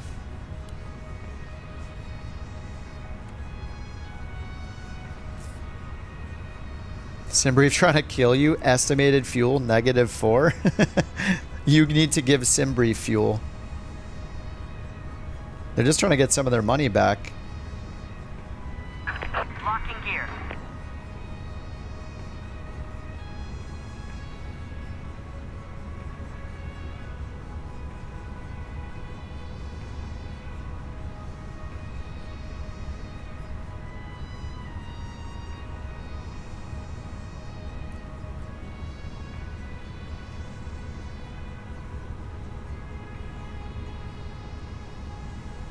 Alright, they're doing their gear lock deal out there. Let me get everything pulled into Navigraph. SimBrief import. KCEW. A direct flight. This is such a boring route. That's fine. Alright, runway 4 is really far away on Alpha, so it's going to be a cross 16 Alpha all the way down. So we'll get Alpha 1 or Alpha probably. They could, yeah, we're going to need like full length. It's only 5,500 foot runway. And on the approach side, we're just going to assume we're going to get the RNAV 3.5, but we don't know just yet.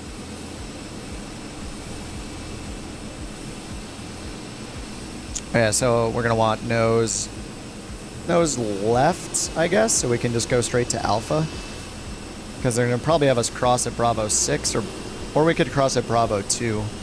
This is closed, though, so we'll see what they give us. I keep getting this bug where GSX doesn't ask me which way to do pushback until I go through here and click it. So we'll just go nose left. Oh yeah, they said taxi at our discretion, so. Commencing push. All engines clear. Start at will. Alright, engine 2 on the way. Crew, arm doors and cross-check.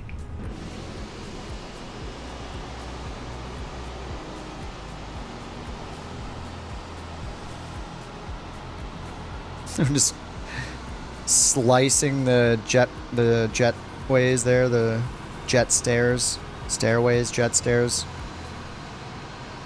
jetways, stair car things. Demonstrate the safety features aboard our Airbus A319. Hey Abdul, what's going on? Dave, thanks for the sub.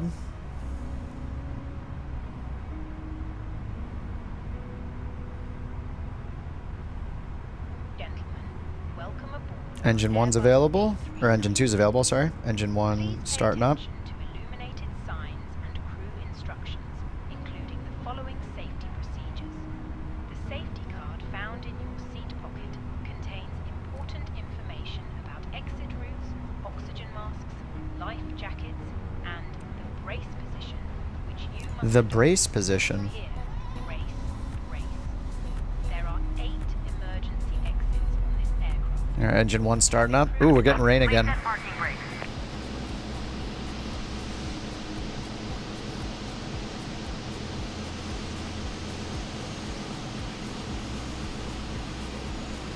What's up, Captain?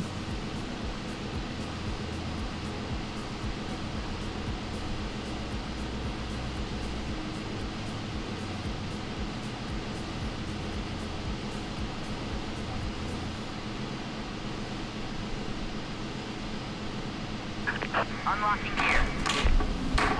Whoa, I didn't know it made that sound. I think I've heard that maybe once before, but didn't know what it was. Got a nice little crosswind, it looks like. Oh no, that's going to be a headwind once the runway's over there. Tow truck disconnected. Bypass pin removed. Left is clear. Alright, Right engines is are all clear. started. Let's get the APU off. And click together. Pull the strap to adjust. Do not inflate the life jacket inside. Alright, let's get flaps 2 set. Outside, inflated by And trim needs to be up 0.4. or needs topping up. Blow into this tube. 0.4. There is a light and whistle for attracting attention. The cabin Oh, nice. The fog, the clouds are rolling in even more, and we got some rain. This is going to be cool. must now be stowed. Armrests down, window blinds open, and seatbelt fastened. Further information regarding your safety on board can be found in the in-flight magazine. Alright, looks like we're good. Thanks a lot, bro.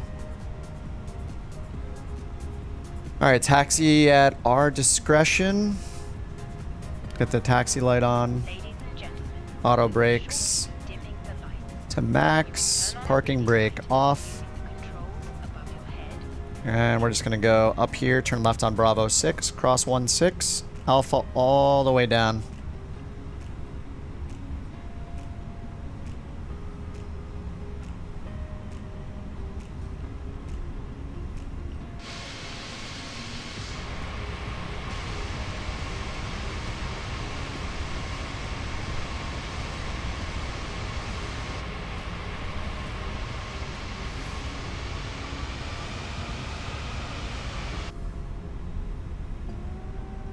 Rain looks good.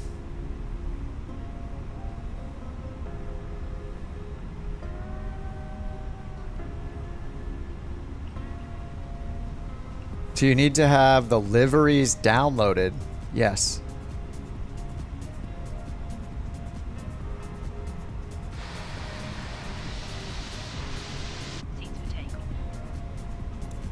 Got our runway turn off light on for crossing. Dude, look at the light peering through the clouds is really cool.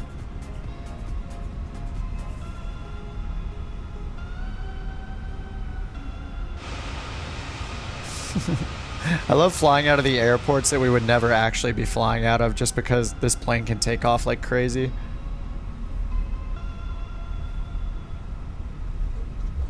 Nice, we got a couch fly-by-wire right here. You don't have to stop for me. We can run right into each other. There's no time to be wasted. Couch captains can do a 40-knot taxi, and we can just go through every other plane. No rules. Well, the only rules are the rules for New Sky. And the New Sky rule is we can taxi at 40 knots, so those are the rules we follow. We'll stretch the limitations. Spooky weather, yeah, this is really cool. I like it.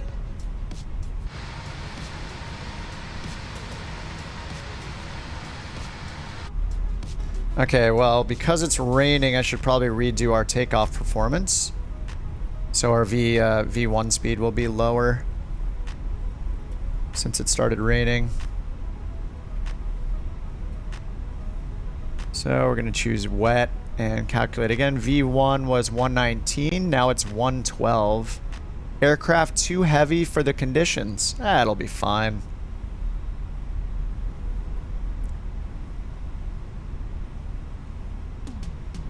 We just go for it. Maybe we do a toga takeoff then. Now that it's wet. Yeah, I'm gonna force toga. We're gonna do toga takeoff just to make sure. It is a short runway, and now that it's raining. Alright, we're gonna tell them we're ready. Look at that taxiway sign. Alright, we're holding short. 323, release for departure, clearance void if not off by 015 Zulu. If not off by 015 Zulu, contact no later than 025 Zulu. Time now 2355 Zulu. Frequency change approved. Release for departure, Colt 323. Alright, so we're gonna click the button and go to Unicom. Do we have any options at Unicom? No, we don't. Okay, we can't use Unicom yet, so we'll just stay on with center, and then once we take off, we're gonna check back in with them. Oh, this is such a cool takeoff. Cool departure. Creepy, rainy weather. Alright, we cannot use this area of the runway. So we're going to try to make a super tight turn. There is a little displaced threshold here. That's good.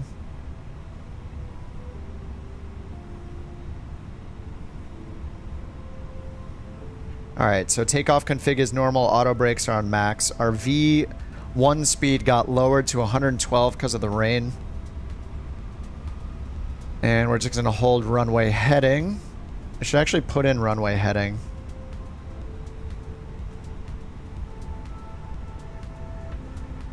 Because they're going to vector us, so parking brakes on. Let's do runway heading, which is 041.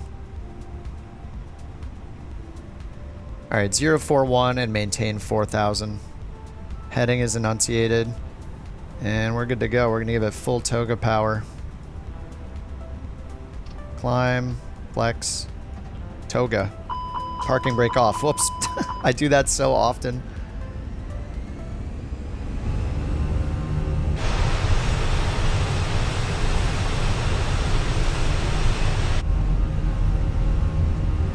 Oh my god, this thing is a rocket. 80 knots. 100 knots. V1. Rotate.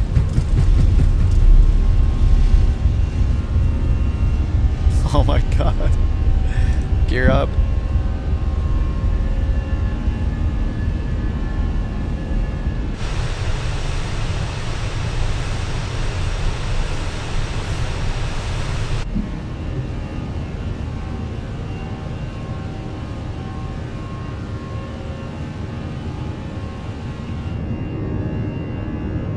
Let's contact ATC. Jacksonville Center, Colt 323, 1300.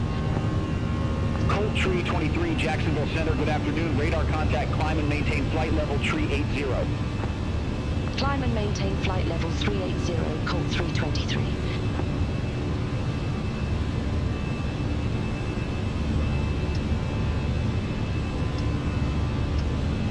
Alright, lever climb.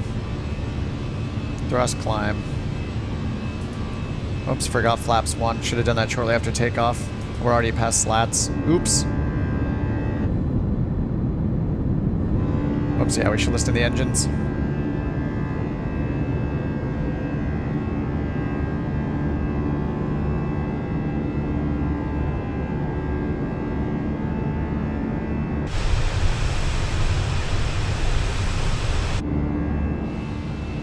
This is creepy and awesome. Alright, we're gonna request our next fix, because I don't think they'll give it to us. Can you give me a heading to my next fix? Colt Tree 23, direct Geb key, turn left, heading 270, climb and maintain flight level tree 80. Geb key? Affirm direct Geb key, turn left, heading 270, climb and maintain flight level 380. Direct Geb key? What is that? I'm just gonna go direct SSI. Actually, we're gonna go direct CEW because the SSI is right next to us. Alright, nav. Let me check. Did they expect us to have a departure? Did I miss a departure? No, it just says vectors CEW. Is CEW Geb key? What is CEW? Of course, it's not showing it here.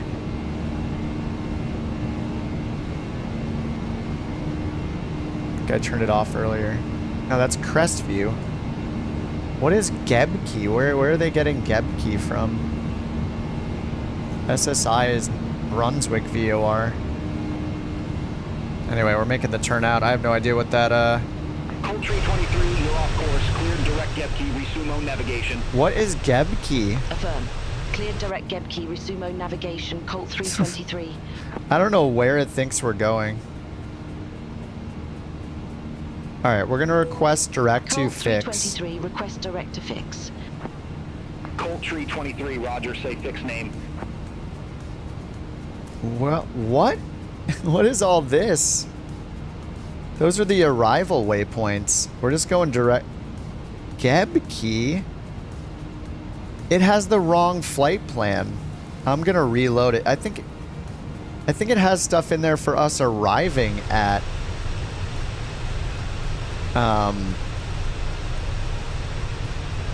Simons, St. Simons or whatever.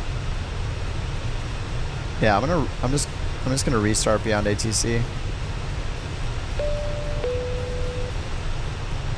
I think it got confused because it imported part of it. I don't know. We're just gonna tell more in the climb.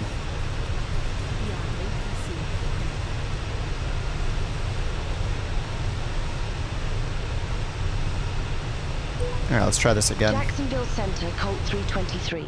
Good afternoon, 11,500. Colt Tree 23, Jacksonville Center, good afternoon. Radar contact, climb and maintain flight level 190. Oh. Climb and maintain flight level 190, Colt 323. Alright, 190 now. Colt Tree 23, Jacksonville Center, expect ILS runway 17. Okay, they're telling us to expect the ILS. Oh my god, this departure is awesome. Vectors for the approach. Yeah, because it's a really short flight. Expect further clearance in about 7-9 miles. Turn left heading 265, Colt 323. Alright, 265 heading. Yeah, it's a short flight. It's like 200 miles, so we're barely going to be getting up in our cruise. To our cruise altitude. What's up, Daniel? What's up, Bo? You landed 737-800 with 10 feet per minute. I think there's a... That sounds awesome, but I'm pretty sure somebody once told me that it actually needs a certain amount of landing feet per minute to trigger certain systems to know that you've landed. So if you land too softly, the plane might do things you don't expect because it doesn't know that it actually landed. I think there's like a minimum G-force or something it needs to feel to know that it landed.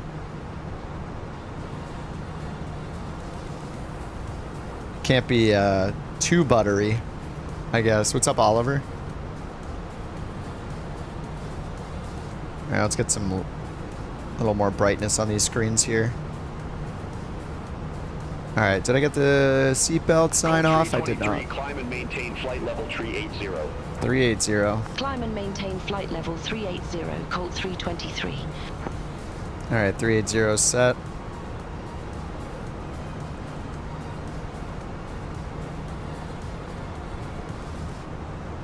All right, they told us to expect the ILS approach, so we'll see what the METAR is, because I thought the winds were preferring...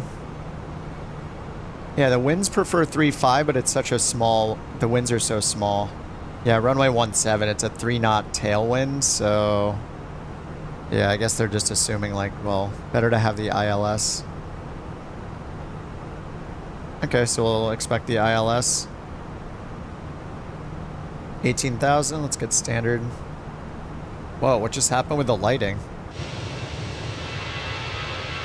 That was abrupt. Are we all on the way? Let's see, looks like everybody's in the air.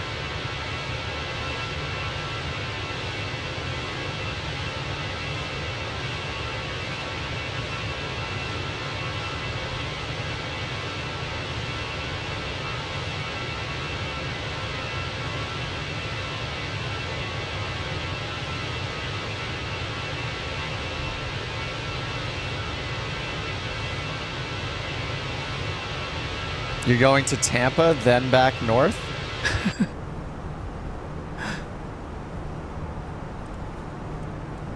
I'm just direct CEW, which is the VOR on the field. Nav baro ref discrepancy. Whoops. There we go. Fixed. You're on your way to Tampa. All right, we're at 20,000. Oh man, this is awesome. Chasing the sun. Perpetual sunset. If we go fast enough. John, thanks for the sub.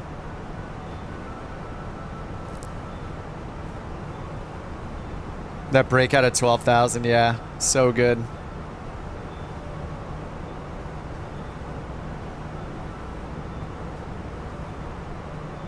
We think this is pretty and there's not even ray tracing yet.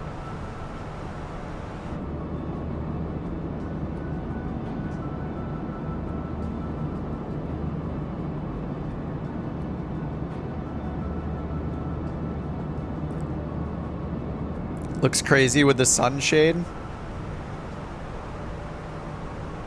Colt 323, contact Jacksonville Center 132.3. See ya. It's kind of evil looking. 132.3, Colt 323. Have a good afternoon. Jacksonville Center, Colt 323. Flight level 228.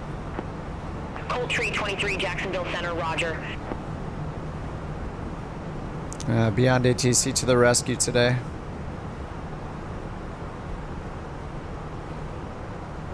I really, really hope Beyond ATC makes an optional multiplayer component. You know what they're probably going to do is they're going to start with the injected traffic. And the you know what I'm wondering though?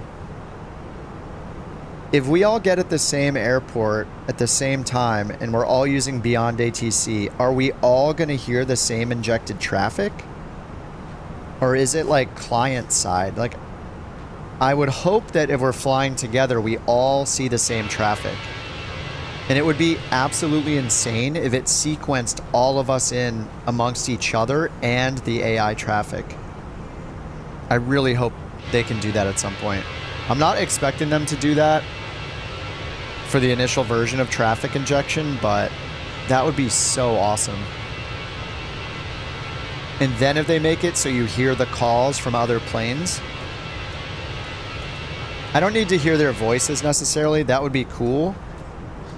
But at the least, it would be cool if it treated multiplayer planes like AI planes when they used Beyond ATC. So I heard their call. I hear their call over the frequency, you know.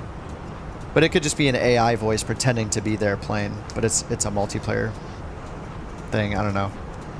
That would be so awesome.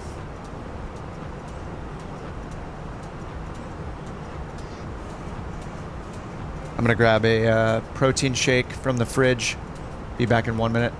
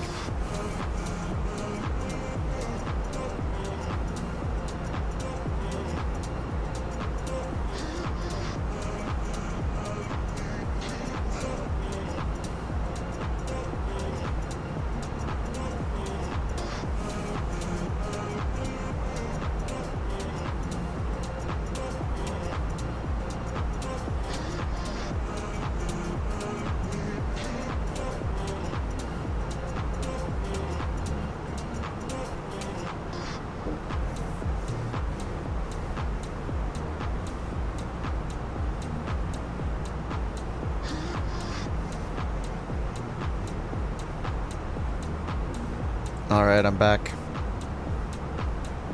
Colt 323, contact good timing. Center 133.7. Contact Jacksonville Center 133.7. Colt 323. Jacksonville Center, Colt 323. Good afternoon, flight level 287. Colt 323, Jacksonville Center, roger.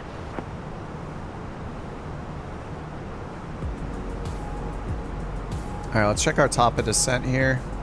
Colt 323, cleared direct Crestview. Resume on navigation. Cleared direct Crestview. Resume on Oh, navigation. we're already direct Colt Crestview. That's 323. CW. Oh, no, we're not anymore. Sorry, we're on a heading. Okay, so, yeah, we will do. That's why they said direct.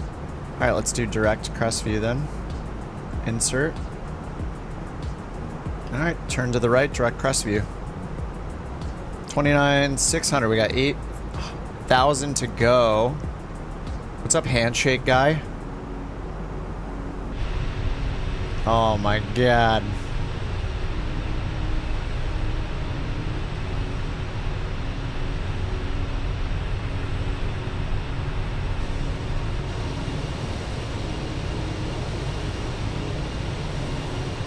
Oh, you're still in need of that handshake? All right, I'm gonna need you to, you're gonna need to come here to California, and I'll meet you at the coffee shop for a handshake, of course. Any respectable person on the internet would meet up for a handshake. Now, the firmness of the handshake may be judged. It could be a little intense. Hopefully it's not, because then you're just trying too hard. Oh, you're already in California. Okay, are you in the city of Los Angeles? Guy who demands a handshake? I mean, you're either in Los Angeles or you're not. Oh, NorCal. Yeah, that's never gonna happen. No handshake. No handshake possible. If you ever make your way to the City of Angels, let me know.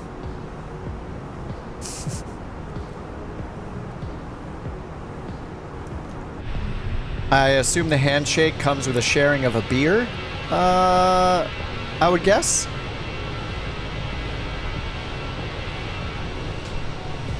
Look at us. Look at all these planes.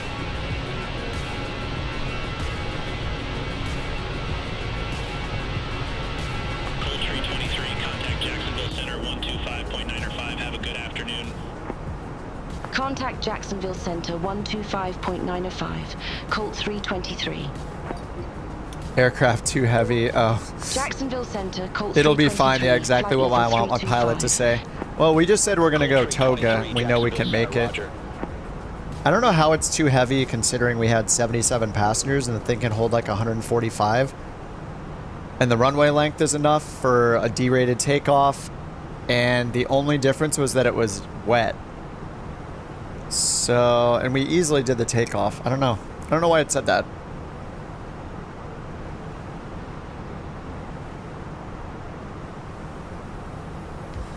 Like, why is it that... I mean, we barely have... What do we have? 77 passengers on, I think? I have a hard time believing that it would be able to take off on a dry surface with 144 passengers, but it can't take off on a wet surface with 73 passengers. I don't know.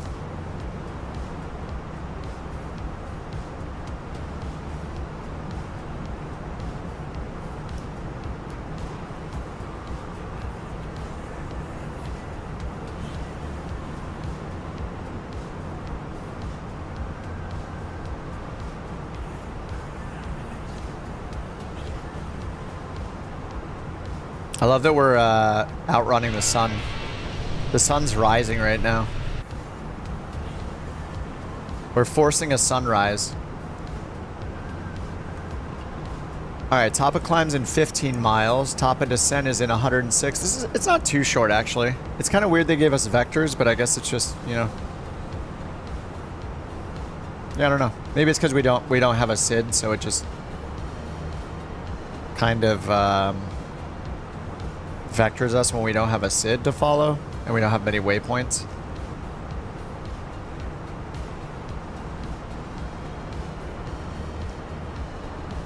Are you doing the LPV, John? They told us to expect ILS 17. I guess it makes more sense for an airliner.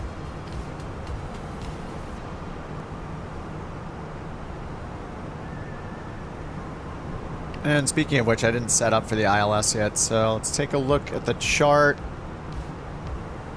So this is the ILS 17 to Crestview.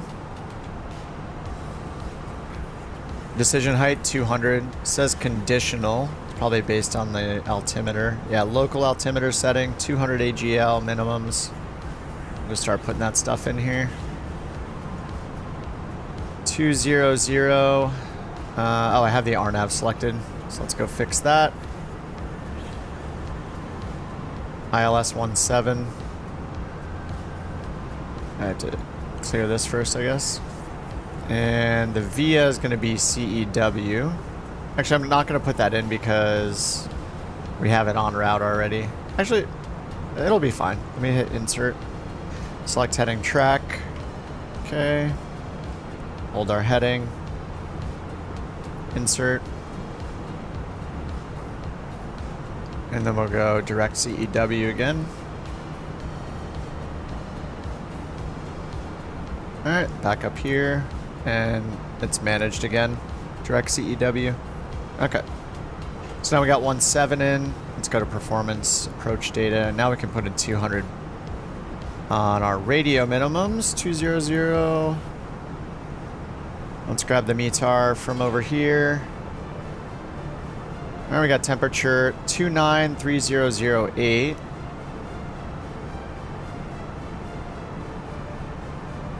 And the winds are calm.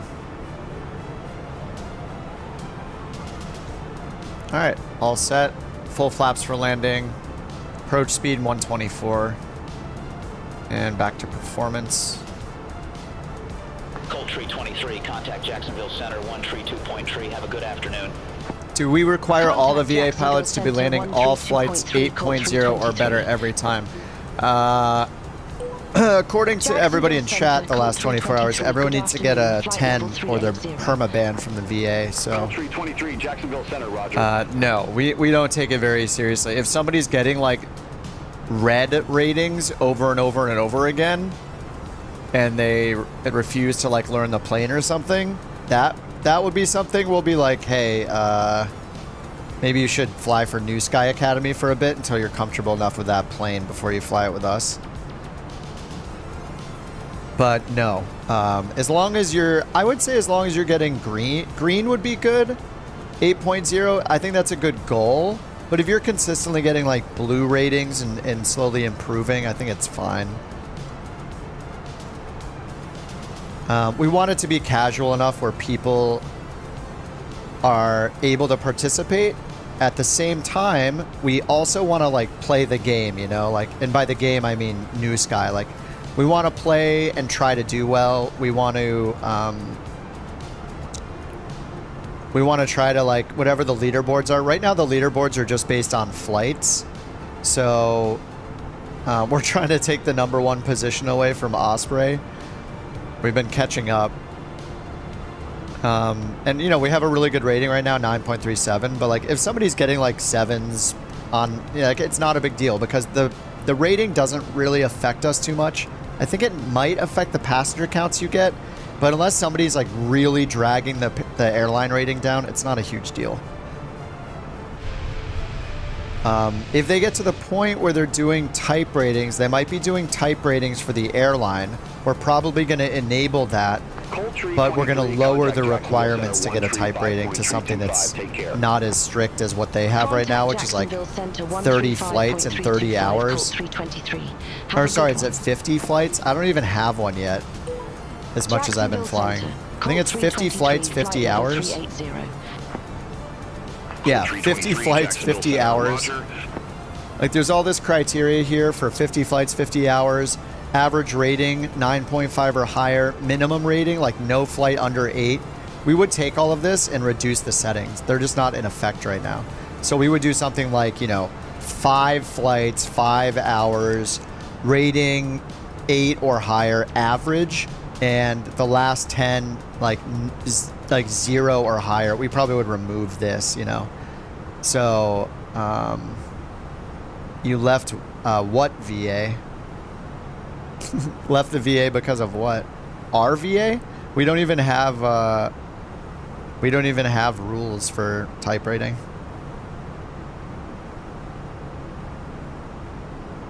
The average and minimum ratings are difficult. Yeah. Hours? What do you mean you left the VA because of what? We don't really have any rules. The type ratings aren't in effect. This is a New Sky thing. This isn't for the VA.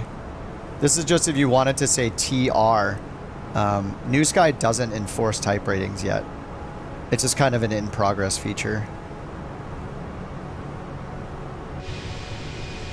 Unless somebody's getting like red ratings every single flight and affecting the overall rating of the airline, flying a plane that they like obviously don't know how to fly. Having the 8 or better all the time? No, I don't think we don't have that enabled. I mean, I can look right now. That's not enabled. The only requirement we have on is that people need to fly 1 flight. Yeah, look. I mean, you can see the settings right here. Minimum flights, so you have to have a 7 or greater. I thought this was 8. Did I turn this down to 7? I don't remember changing this. Maybe Josh changed it. You need 1 flight at a 7.0 rating to apply to the airline. That is the first rule. So we just want people to do 1 flight with New Sky Academy so they know how to use the software. And then down here, we have the warning. If you get a red rating, anything under 4 is a red, it'll just send you an automatic warning. This is disabled, so there's no instant suspension. We have this set. If you get if 4 of your last 30 ratings are in the red, then it auto suspends you, because the reason I set that is just because anybody can join the VA. That's really just like an anti-troll protection. So if somebody joins the VA automatically, they get auto approved, and then they crash planes on purpose to tank our rating. It's just there to protect us from any kind of trollish behavior like that. Because it's very unlikely that somebody's going to get a red rating like every week if they know that they're, you know, like, it's really hard to get a red rating. You have to make some like major mistakes. So anyway, those are all the settings. We don't have an 8 or better all the time rule, so I'm not sure where you got that from. What do I map for time acceleration? I use control plus and minus on my keyboard, and sometimes I'll use flow. If you have flow, you can set a button here for sim rate plus and minus. The nice thing about using flow is that when you point at it, it shows your current sim rate in the middle. When you use the flight sim plus and minus things, it doesn't tell you what the sim rate is. You just have to kind of know. So flow is nice for that too. But if you're in a plane like this, like the fly-by-wire, or if you're in like an Airbus, the Phoenix, or if you're in the PMDG planes, you'll want to use the time acceleration on their EFBs and stuff. They have like their own criteria, their own functions for it. Not having enough fuel reserves, you lose 3 points. Yeah, I mean we should be using SimBrief, so. I mean, it also tells you. Does it tell you when you load in that you don't have enough fuel? I'm not sure, but in general, like if you're doing the VA stuff, you're flying IFR probably. So, I mean, it's you know, it's mimicking flying virtual commercial flights. So if you're flying commercial flights, you're going to be flying IFR. If you're flying IFR, you're going to have a flight plan. So you should use SimBrief. You did yesterday? Oh, On Air didn't load the fuel. Man, On Air is just...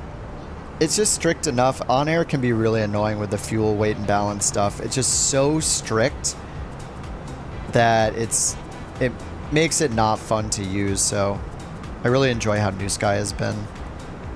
Alright, top of descent's not far away. 16 miles. I'm going to tell them we're ready for descent. Colt 323, ready for descent. Colt 323, fly present heading, descend and maintain 2000.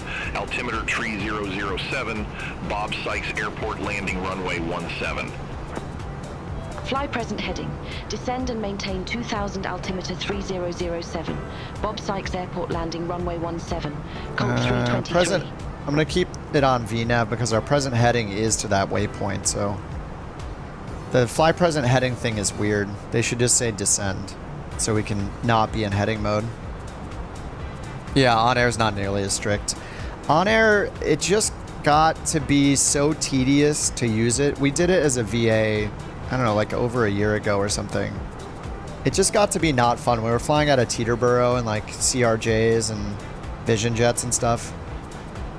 Yeah, it just got to be really tedious. New Sky is much more manageable. They do a really good job of keeping all the fun things in, the challenging things in from a pilot's perspective, and removing all the annoying management stuff you have to do. So I really like the approach they're taking.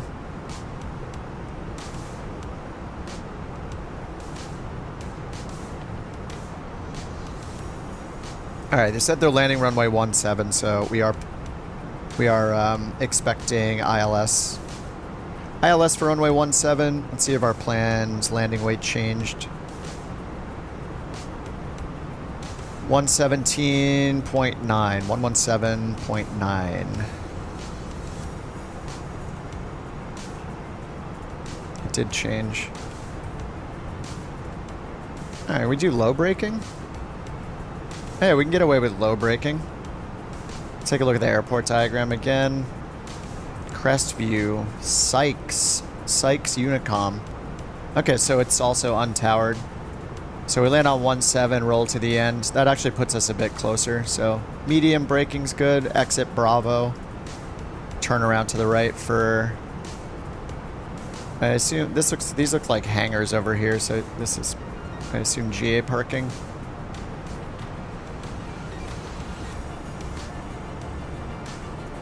And runway 17 and 35. Contact Jacksonville Center 134.3. Contact Jacksonville Center 134.3, Colt 323. See you. Jacksonville Center, Colt 323. All right, so we got high intensity runway lighting and PAPIs on the right side of both runways. Angle for the PAPIs is 3.0, so that That does coincide with our glide slope angle 3.0.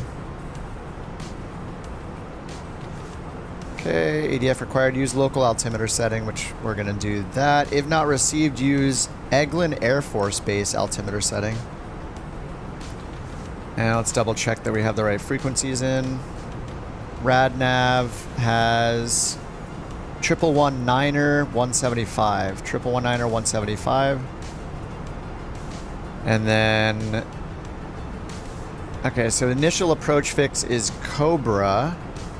And there is a reversal there at Cobra. But they're probably going to vector us for the approach. Minimum safe altitude. We are coming from the west. So what's our current course?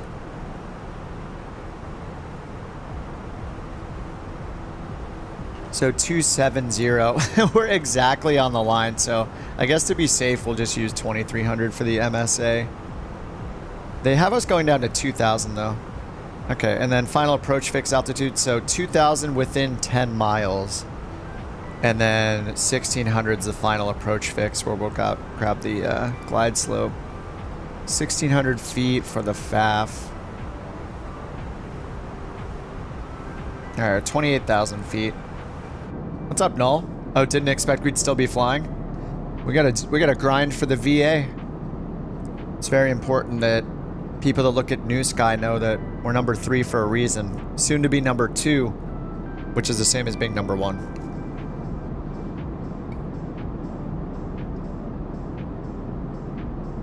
They should change the criteria though. Like, number of flights shouldn't be the only thing that dictates where you show. So the only two sorts they have is activity and members. So as far as activity, which is the default, where New Sky Academy we excluded, so we're essentially number 2 right now. But I think at some point they should make it so they sort by like recent pilot performance or something. So it'd probably be like a rolling average of your airline rating, like a, you know, airline rating in the last 2 weeks or the last month or something like that. So if you want to keep number 1, so if they did that, then I actually don't know if this is a rolling average. It's probably overall. You know, Top Sky is 9.59 with 64 pilots flying. They're very similar to us. We have 66, they have 64.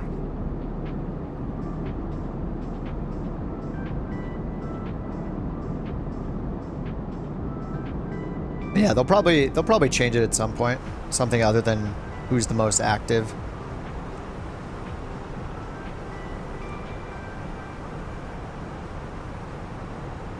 Oh, you got to send now for the TCAS? Speaking of which, I should get in the habit of turning this to below on descent. Altimeter tree 007.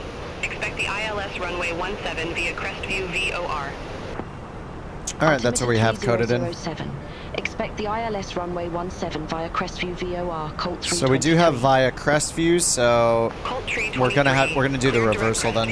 Cross Crestview at or above 2,246. Cleared ILS runway 17. Cleared direct Crestview. Cross Crestview at or above 2,246. Cleared ILS runway 17, Colt 323. So does it have the reversal in there? Doesn't have the reversal at Cobra.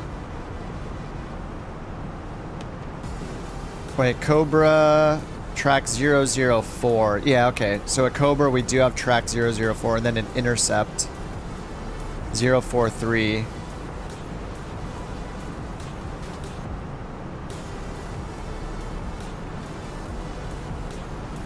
Yeah, so it does have us do the reversal. It turns us around.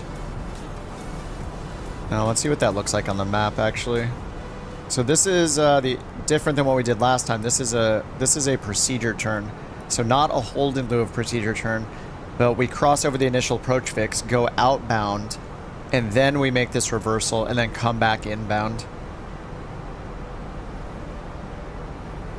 So we look at the plan close up and step through it over here.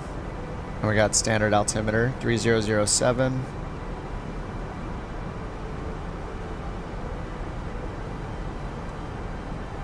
Yeah, so we fly to CEW. And then we go to Cobra. Oh, and then the runway. Wait, am I... This is runway 17. CEW. Oh, we're coming from the west, that's why. We're going to Crestview, then turning around for Cobra. Okay, it doesn't have us going for the reversal, so it just has us intercept Cobra and go directly for the runway without doing the procedure turn. Alright, so we're just gonna go. 2246. Descend and maintain 2246, Colt 323. Alright, well we have high intensity runway lighting and we have PAPIs. And we'll have a glide slope down to 200 AGL. So hopefully the lighting is enough.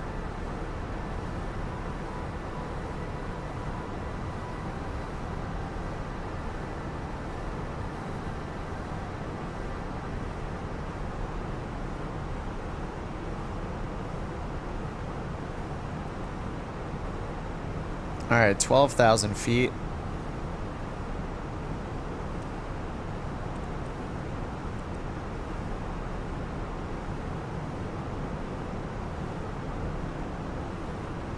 And we're going to do low auto braking.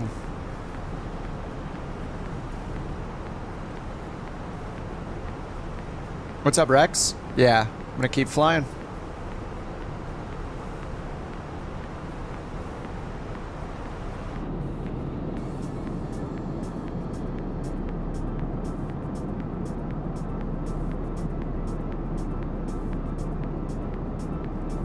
Alright, we're going to have to chase the sunlight for the next flight.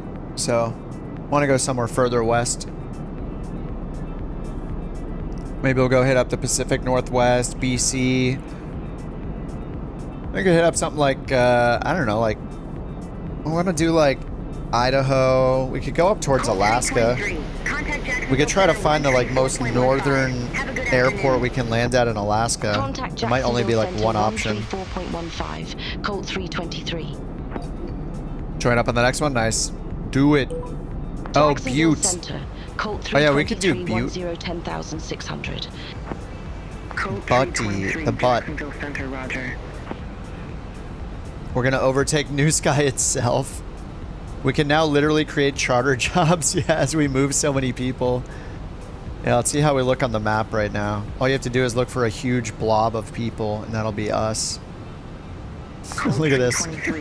No tower services available at Bob Sykes Airport. Frequency oh, someone's going north. Frequency Chase, where are you going? Colt 323. Have a good afternoon.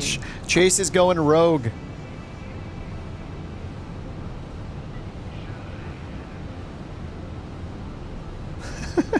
Chase almost went to St. Petersburg. Payne Field. Oh yeah, Payne is pretty cool. You're waiting on a Vector? Sorry, I didn't mean to call you out. You waiting on that Beyond ATC Vector you're never gonna get? Alright, landing lights on, turn off lights on, seatbelt signs on. Won't make a call there.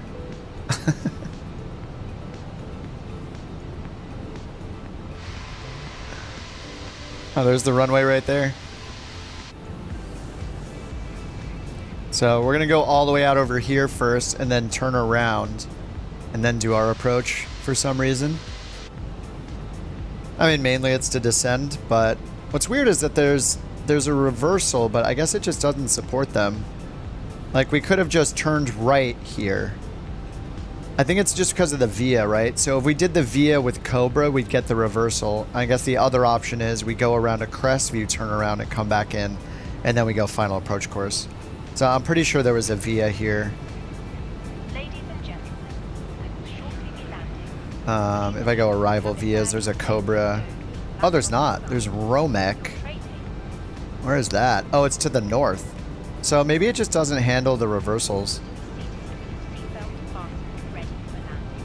Anyway, we're fine.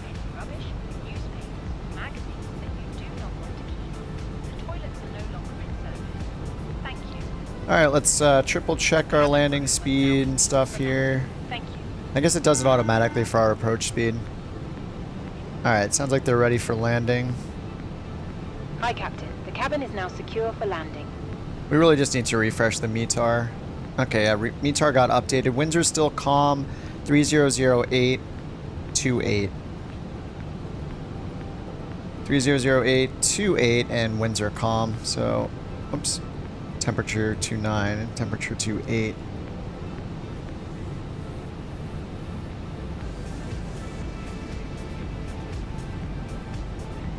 Still 124. Radio minimum's 200 for the ILS. How was the INI builds other than not having the Navigraph? I flew it just that like one time and it was fine for me. I didn't have any complaints about it really. Yeah, they don't have like Navigraph, but yeah, I didn't have a problem flying it compared to like the fly-by-wire or the Phoenix. So I think if you're on PC, you should do the fly-by-wire. If you're on Xbox, you have the INI builds though, which is great. Seems pretty solid. I just flew it once though.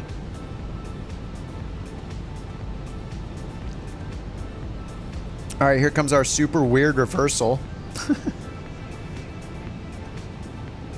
All right, let's go ahead and activate the approach now. Oh, it just did. All right, approach was activated. Anything crazy with this approach? We're only going to get the glide slope 3.8 miles out, so we're going to make sure we're fully configured before we get to LOM.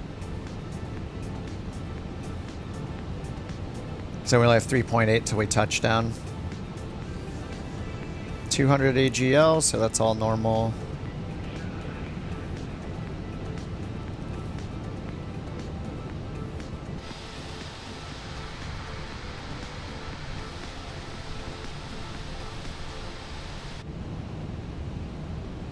What did it say, haze? Yeah, it says haze with low visibility. So we might need to take it down to minimums. Wind is 0, low brake is fine.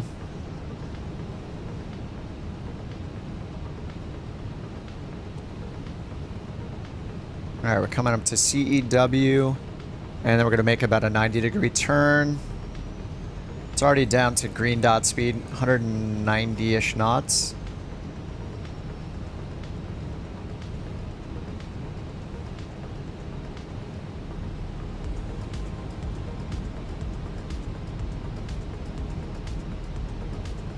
Look at this haze. Definitely looks hazy. Let's get under the plane so we can see it. There we go. Very hazy looking.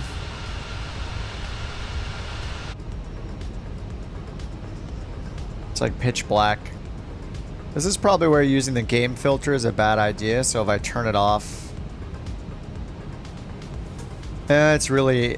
it's pretty subtle what I have on, so it's really not much of a difference. Okay, I see the runway.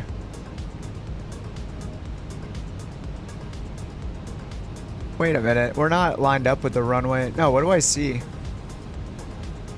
I don't see anything. Alright, we're good. Thought I saw the runway, but we have to make a right turn to get to the runway.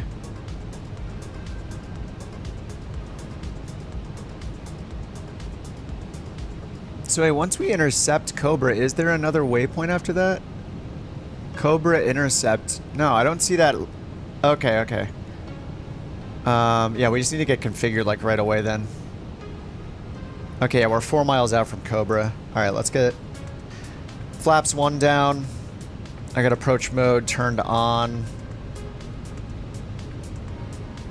And the FAF altitude is actually 1600. All managed. We're above. We're just too high. I needed to descend faster. Alright, let's get flaps 2.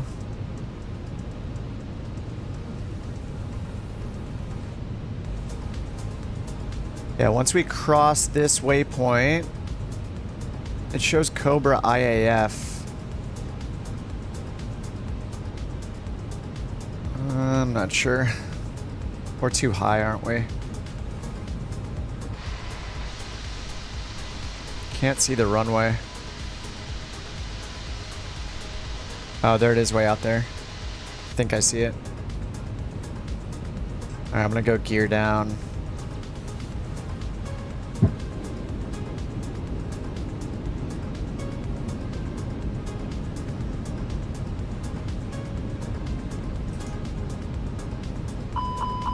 Oops, VFE. Oops, too soon on that. Alright, we're going back to flaps 2. Oh my god, I can't see anything. Oh, we're way above the glide slope. Oh man, this turn sucks.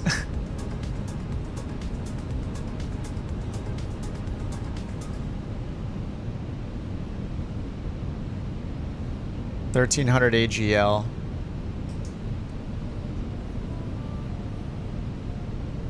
Oh my god, it's right in front of us. Nope, we're going around. Yeah, that's way too close. Colt 323, established on final approach. Oh no, I didn't want to say that. 323, affirmative. Alright, I'm gonna push it forward to trigger the go around. Yeah, we're just way too close. Gear up, flaps up. Flaps 1.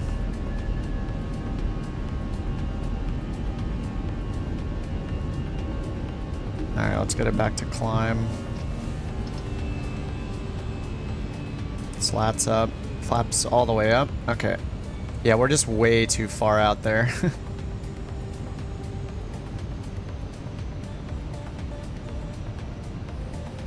Alright, let's do the go around. Direct Cobra and hold at Cobra.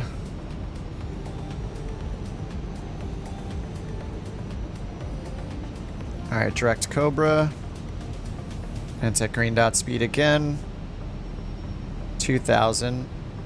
Go around is, yeah, climbing right turn, 2,000 direct CE 201, which is Cobra NDB.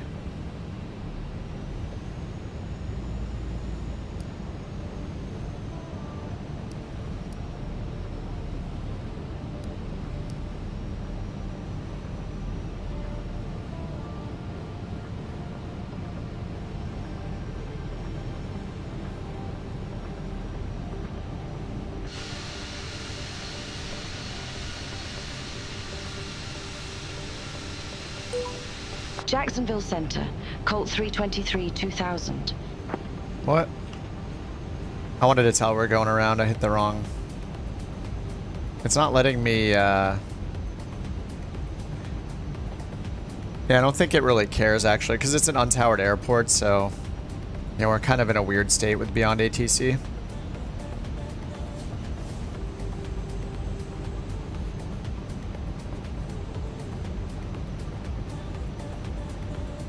Alright, yeah, I'm just going to take control of the heading, and we're just going to, yeah, do what Rock is suggesting. Yeah, we're just going to fly like a pattern instead of doing this whole reversal and stuff.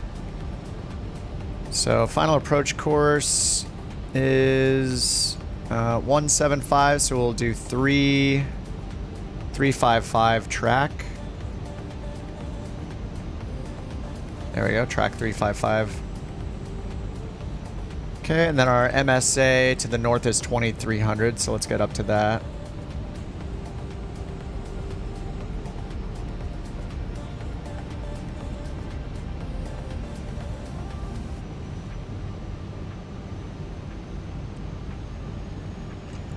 MSA is, I think, 25 miles for an MSA, if it, unless it specifies it.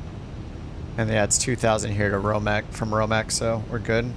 Obstacles up here, 1,200 and 600.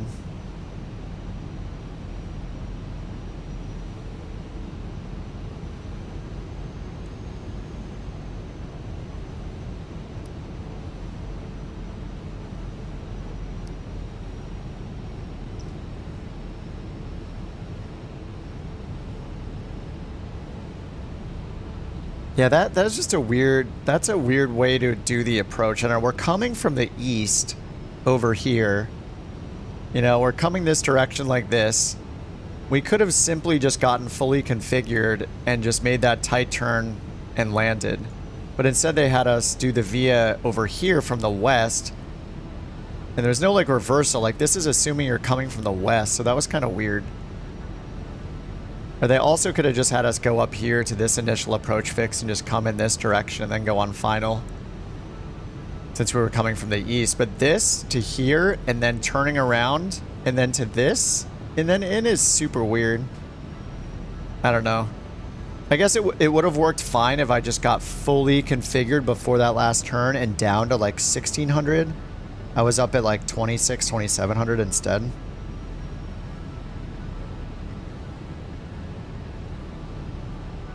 Okay, let's do direct to Cobra soon.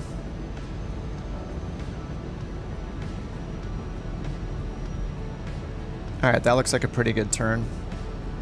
And we're not above the glide slope yet, though. Let's get it like 1.5, 2 dots above the glide slope, or below the glide slope, then we'll turn.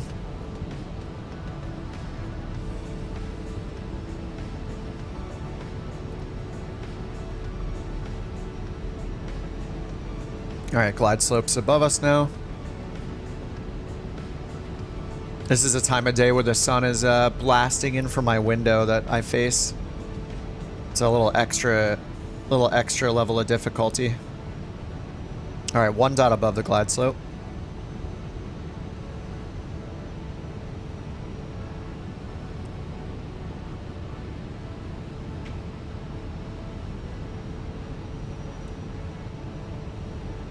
Alright, almost 2 dots above. Alright, insert, and we'll give it control the altitude. Actually, we'll just get down to 2000. And we'll get localizer armed.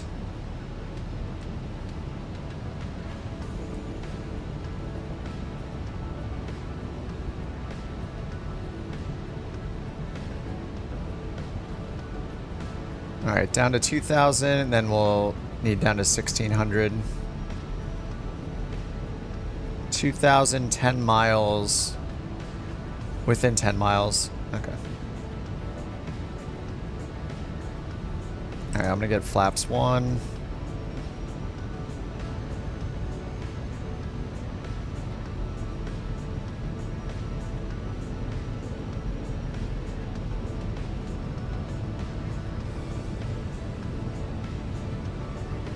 Actually, we'll just hold 2000 for now.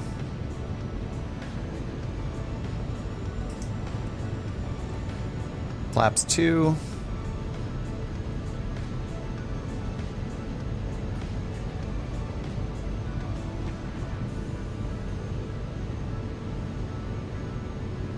Alright, Loke Star, I'm just gonna hit approach. Glide slope's 2 above.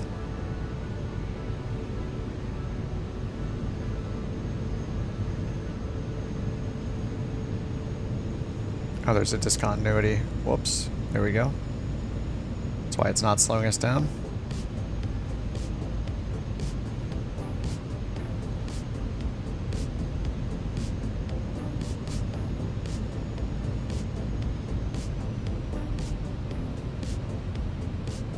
Alright, approach mode is on.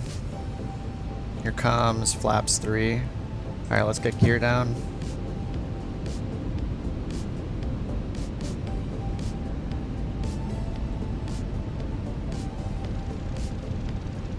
Alright, 3 green. Flaps 3. Glide slope's 1 dot above.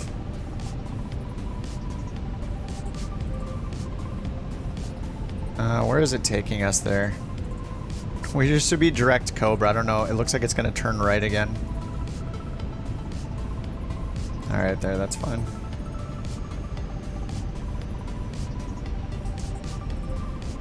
Alright, flaps full. See the runway lights. 1800 AGL. Why are we on flight pathing? What is going on? Alright, there we go. GS star. It's because I did the direct too. It kind of reset the approach. Alright, catching up to the glide slope.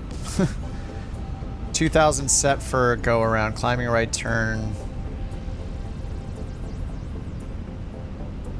Alright, they're the runway. Oh.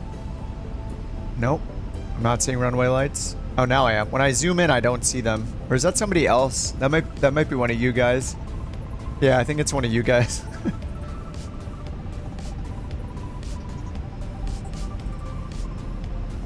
Alright, just crossed Cobra, 3.8 miles to the threshold.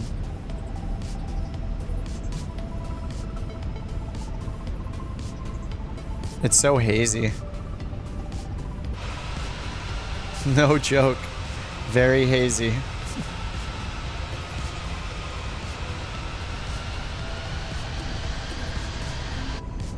Alright, we're at 1,000 AGL.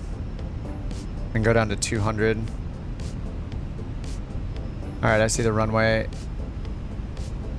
Runway and the PAPI lights on the left, which should coincide with the glide slope.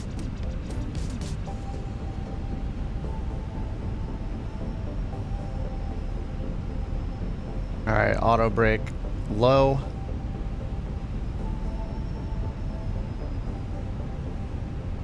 Got a 6-knot crosswind now instead of calm winds.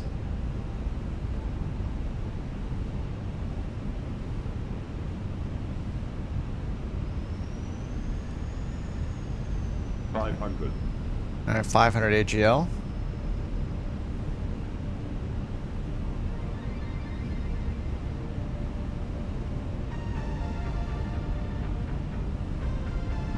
Alright, it's got the autopilot off. Winds are calm now. 100 above.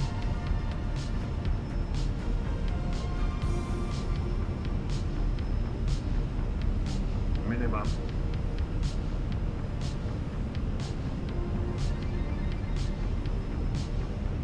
$100. 50. 40. 30. 20. Retard. 5.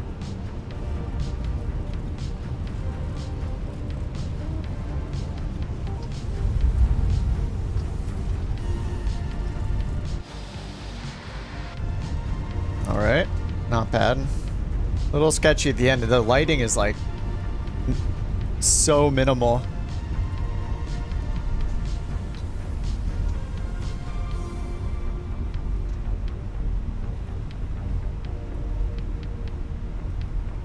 Alright, should be a turnoff right here before the threshold. No pressure, man. No pressure.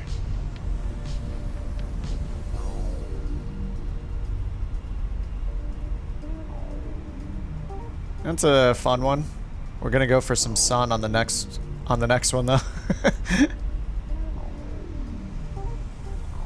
Yeah, the lighting there is so minimal.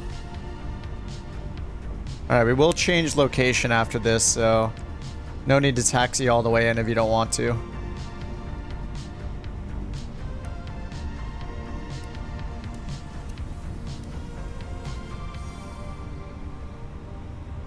I know we probably can't really see anything here, you guys coming in, but we'll see what's possible.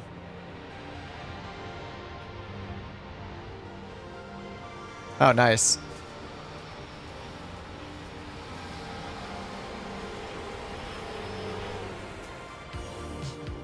Flat and just landed. All right, standards coming in the 777.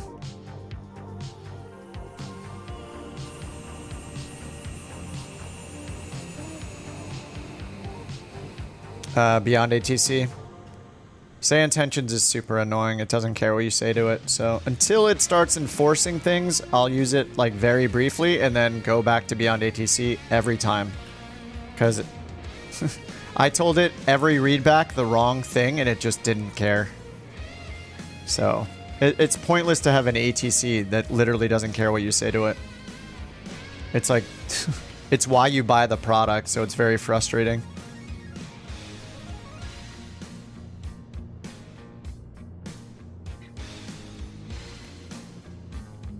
Like, I can't recommend anybody buy Say Intentions because it doesn't ATC. I'm on the primary server. Every readback, I gave it the wrong headings, the wrong altitudes. I checked in by saying, hello, ice cream, and it was fine with it. It does not listen to what you say. It's a very big problem. It's all smoke and mirrors.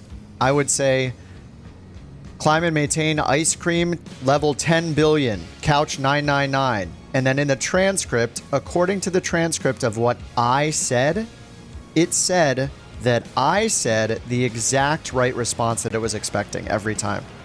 It does not actually listen to what you're saying. It's like smoke and mirrors. Like you can say the wrong thing every time and it will pretend like you said the right thing every time. So there's no point in using it. I did it the whole last flight. Every readback I gave it wrong information. It just doesn't care. So yeah. Until that's fixed, I don't think anybody should be using it.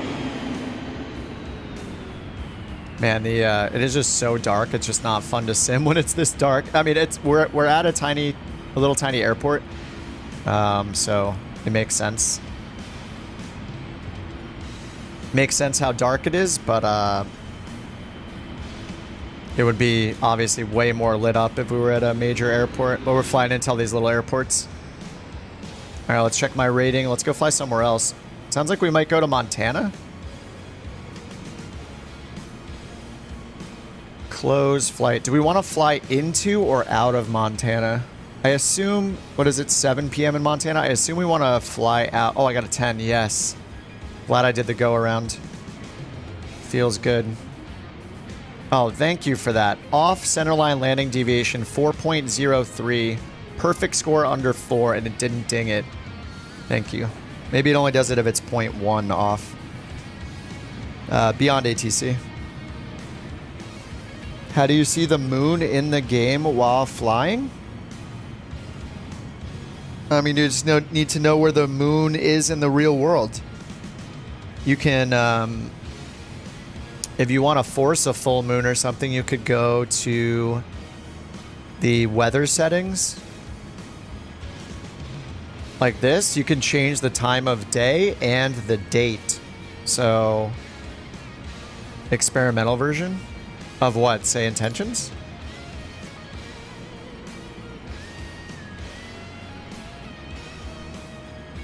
What experimental version? If you're talking about say intentions, then no, I don't use... The stable version is bad enough right now. I definitely don't want to use the experimental version.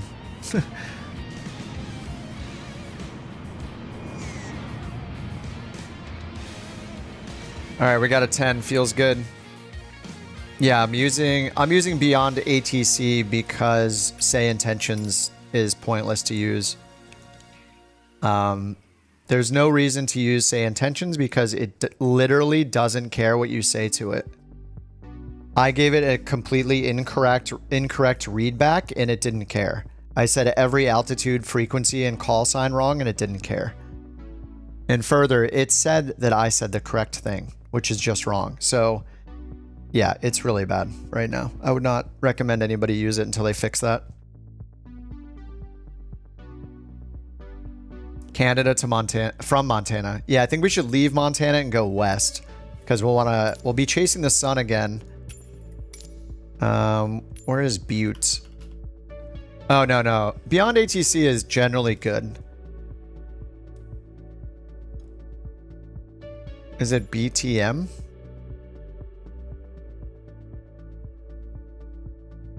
What's the airport code? Who wanted to fly out of Butte? Montana to Payne? That might be doable. Yeah, we'll see how many we'll see how long the flight is. Let's go over here. Yeah, what is the airport code for who wanted to fly out of Butte?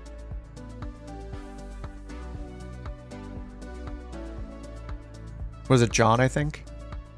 I just want to make sure I choose the right airport code.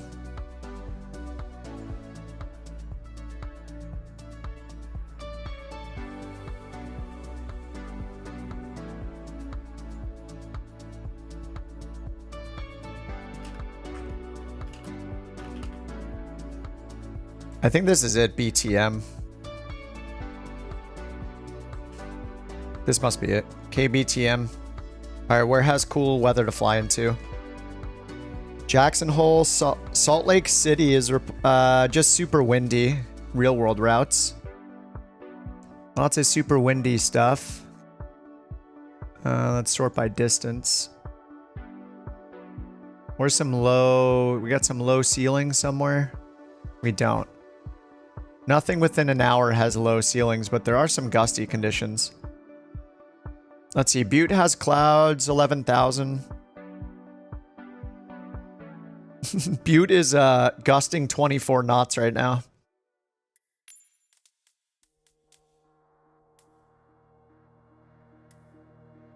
Ramp GA small. Just all small GA ramps. It's got a 9,000 foot runway though. I'm gonna go way over here, ramp 7.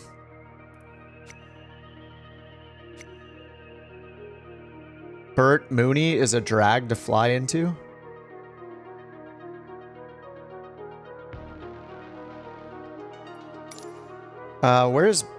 What is Payne Field? Is it like KPNE or something? It's probably too far.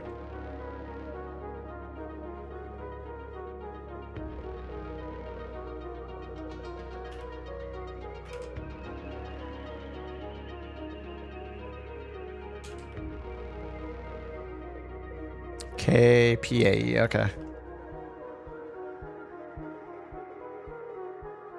No real world routes, okay.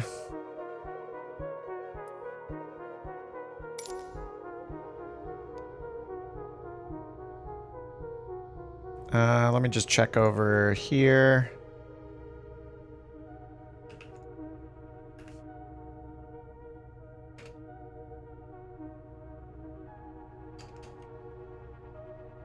I already forgot the airport code for Butte. We just loaded in.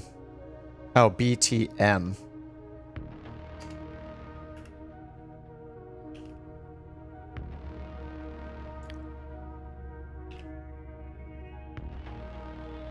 Oh, it's only an hour 25. Okay. Flying Airbuses into the Boeing factory. Who's gonna stop us? Huh? Yeah, it says it's an hour 25 to get to Payne from here.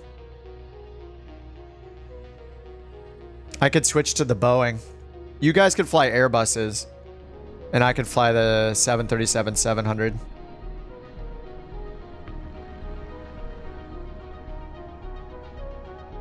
Anderson, thanks for the sub. Alright, what do we think? Payne? As long as one person's in a Boeing, we're fine. Look, Versus in the 737. We'll be okay. They'll allow us. We have a friend, you know? Yeah, I'm going to fly the Airbus. Versus, like, letting us into the club, basically. He's like, yo, I know the bouncer kind of thing. We'll be fine. Yeah, this is totally fine. Let's see if GSX wants to play here. All right, Payne Field, let's go. 120 for the departure. I'm going to choose 125. We got 54 passengers. Now we got 38 passengers.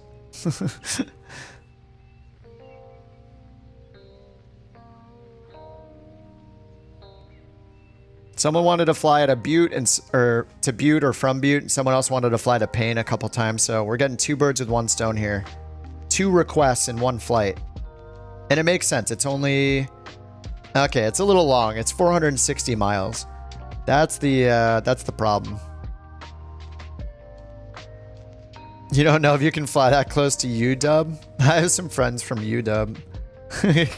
Because you're a duck? Is that why? Is that what you're saying? It'll be okay. It'll be okay.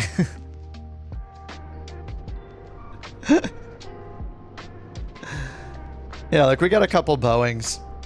Ben has awoken from his slumber or whatever insane video he was working on. He's back.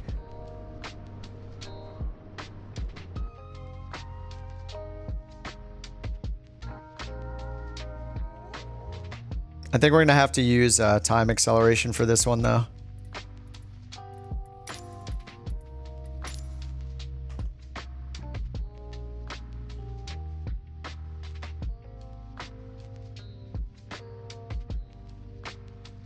I only got 38 passengers this time. Feels bad.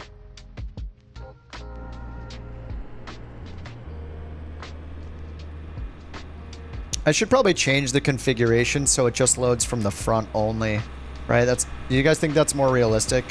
That it only loads from the front door instead of the back with such a small plane? I think that probably makes more sense.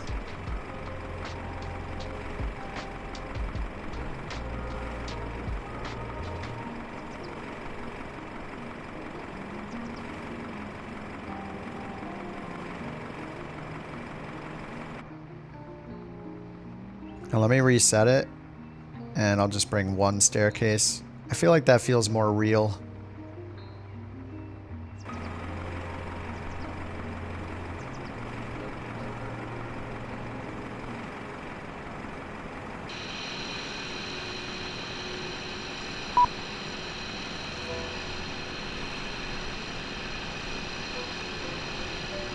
Maybe it won't take effect until I reset the whole thing for the next flight.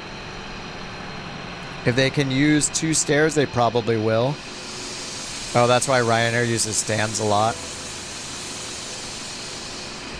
Alright, alright. If you think it's realistic.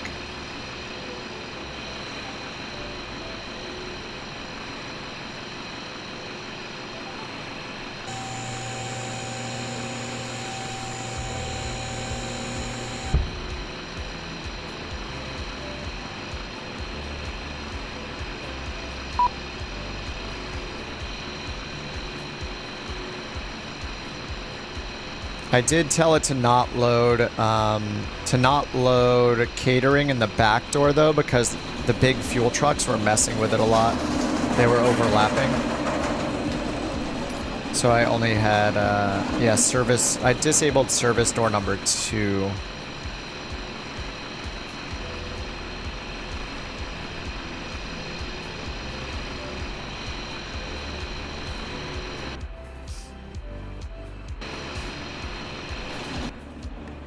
Alright, the fuel is started, so let's get the batteries on.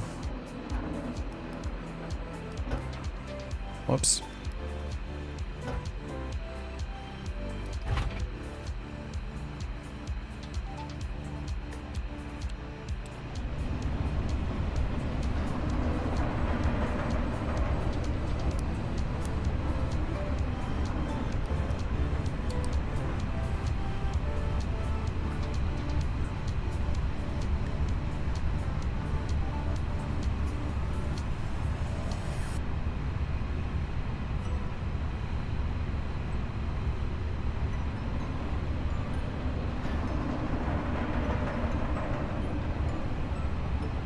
Alright, this is going to be kind of a long flight.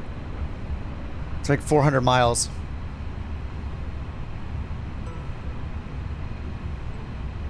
Alright, let's get beyond ATC going here. It is on. Beyond ATC connected. Dude, Raccoon with 10 gifted memberships. No Raccoon fact of the day. Instead, he's giving out stools. Incredible. Thanks, Raccoon. Enjoy your new stools, everyone. Welcome to the, maybe not the VA of Couch Captains, which is available for everyone, but welcome to the YouTube Couch Captains. Make sure you smoke while doing so.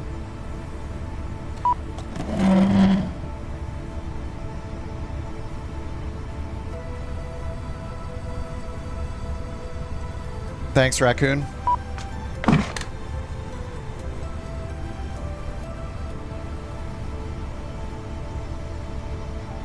Alright, let's check our flight plan over here. Alright, to Payne. Cost index 56,380. 5638.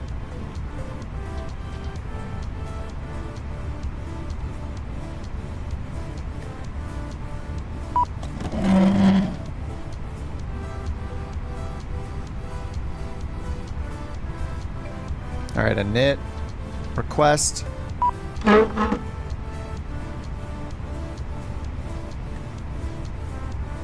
Alright, 56 cost index. 38,000. Let's pulling the winds.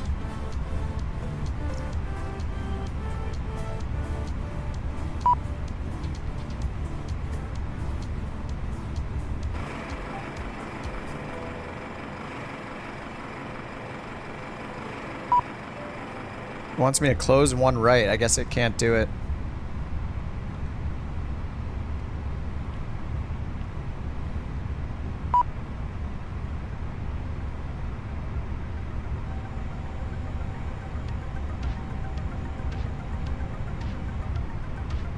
All right, wind data.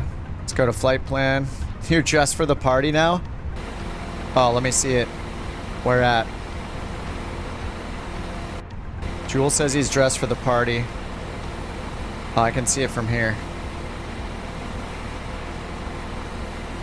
Yep, he's telling the truth. Absolutely beautiful.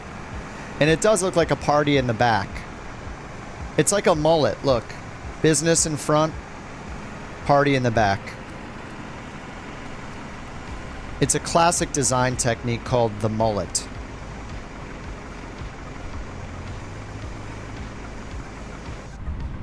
Oh, Jules been unbanned as a result of using the livery. Excellent. That's good. We can be friends now. Very important. All right, let's see what we got here for the route. We got the cost index in. We have an arrival this time. Holy, we have a procedure. All right, departure runway 33. No sit available anyway. It is the tiniest runway ever.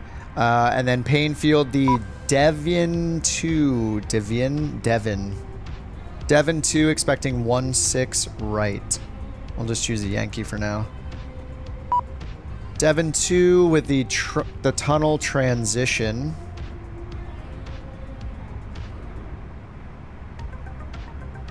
And no via.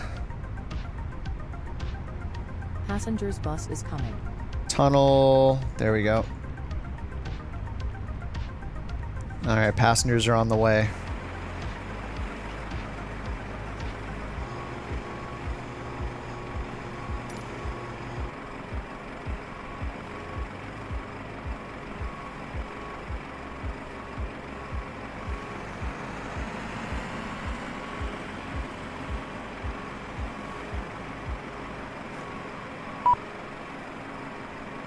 Open 1 and 2 left. I think it's having a problem opening the doors automatically, so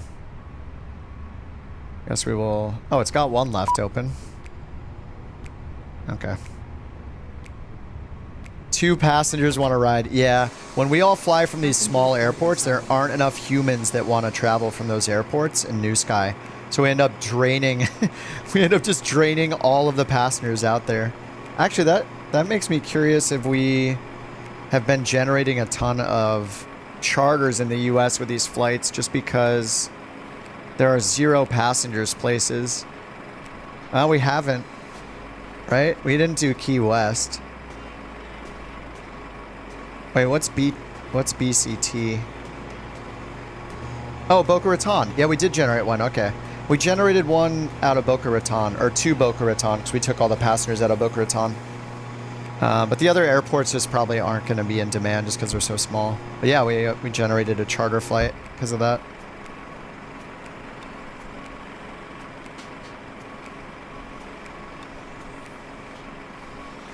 Oh, it says the passengers are boarded.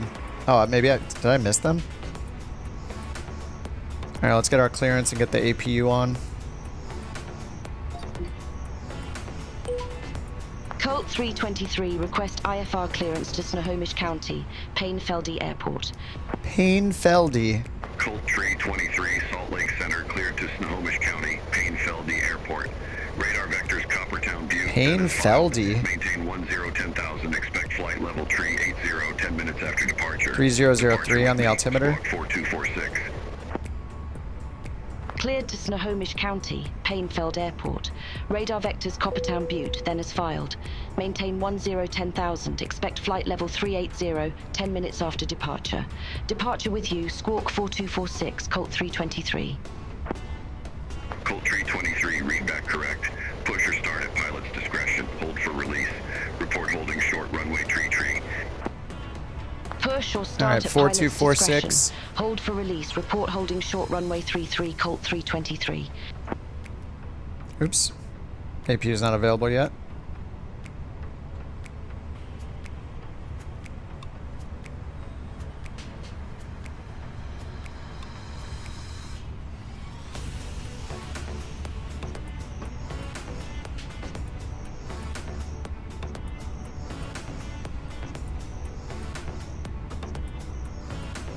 Alright, APU available.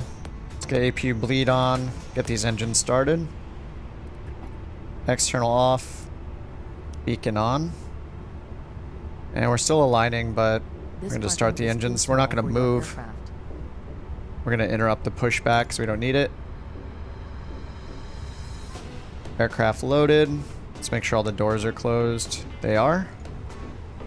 Alright, now we can send the load sheet and do our takeoff performance. Final load sheet sync. 119. Check that with our flight plan here. Yeah, 118.9. Sync the live weather. Temperature's 183004. And we'll do the packs on. No toga. And send it to the McDo. Flaps 1. Trim up 0.6 and 45 for flex temp. 45, 1 up 0.6. 1 up sounds like what up. Just, you know, very important to point that out. Alright, constraints. And let's get the engine started. Beacon is on, APU bleed is on, GPU card's gone. Let's do engine 1. What's up, Brian? Right on time, yeah. Load into KBTM. We're here at Butte.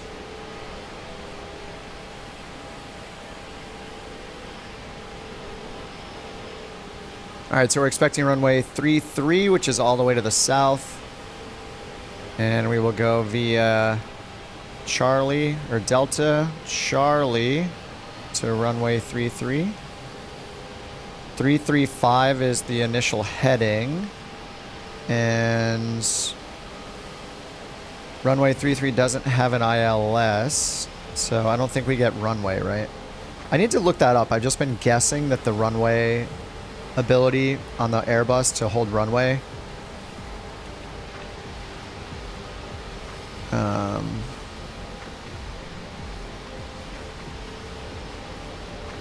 okay, here we go. A320 automation runway mode. Even though the runway mode is used on just about every flight, most pilots don't understand what it really does. All right, here we go. We're going to read this. I'm going to try to speed read this from this website, A320insider.com. Runway mode along with SRS, part of the A320's takeoff common mode. SRS will engage simultaneously with the runway mode. Runway mode, yeah, when a localizer signal is available. So you guys said this last time, I think, so it looks like it's right. When a localizer signal is available, runway mode provides lateral guidance to track the runway centerline using the localizer signal, probably like a back course potentially, during the takeoff roll and initial part of the climb out up to 30 feet. Oh, the initial part of the climb out. Then runway track mode engages at 30 feet AGL if nav mode does not engage. Provides lateral guidance on the track. So because we don't have a VOR here, I guess the alternative would be to use track mode going out, but track mode going out is weird on the flight director. I remember that last time. It shows like a flight path angle kind of enunciation, which is a little distracting. So the right way, I assume, is just to use heading mode. So I'll just do 335. You don't have to set runway heading? Don't you if you have no localizer, though? It says runway mode requires V2, slats extended, plus the aircraft has to be receiving a localizer signal. So there's no localizer here. Aircraft heading must be within 20 degrees of the ILS-related course. Oh, it switches to runway track after 30 feet. It does that without runway mode, though? I'll try it, but Okay. I trust you. I will try it. I'm not sure. Okay, so we'll only see runway mode if... So it's pretty much, from our perspective, the same departure every single time. As long as you have SRS. Okay.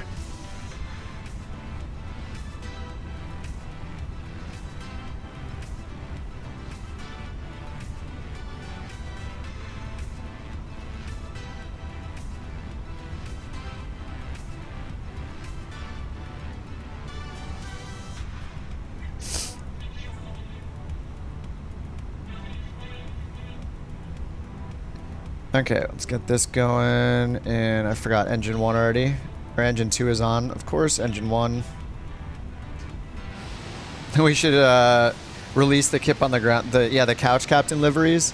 We've thought about it, but as far as we know, I read a blog by Parallel 42 where they were explaining that it's really hard to get things released for free on the Xbox Marketplace, on the Microsoft Flight Sim Marketplace. And they're like a prime developer, so I think it's probably very difficult for us to get the couch captain liveries released on the marketplace because we would probably have to pay money, charge money for it. The problem with that is we probably have to then make a developer account and, like someone mentioned, pay taxes. And also, these emotes, for example, are not commercially licensed from the artist. I'd have to then pay for a commercial license. It just becomes very... Yeah, and you can't do them for 1 cent. The minimum on the marketplace is $4.99. So it's kind of a pain in the ass. So pretty much not going to do it. Hopefully they'll make it available for, like, in the future at some point for Xbox users to customize their own liveries or something, but yeah, unfortunately not the case. Oops, I had the throttles not at idle somehow. Surprised they started up. Alright, we don't have any warnings, so I guess we're good. Alright, let's get the APU bleed off. APU off. Beacon is on. Taxi light is on, and our instructions for them were to report holding short of runway 33. So we're just gonna get down to runway 33, nose right, and then down to the south to 33, Delta, Charlie to the threshold. And it's a 9,000 foot runway. All right, parking brakes are off, seatbelts are on. And the rest of the lights look good. Let's get flaps 1 set. And for takeoff, it's up 0.6.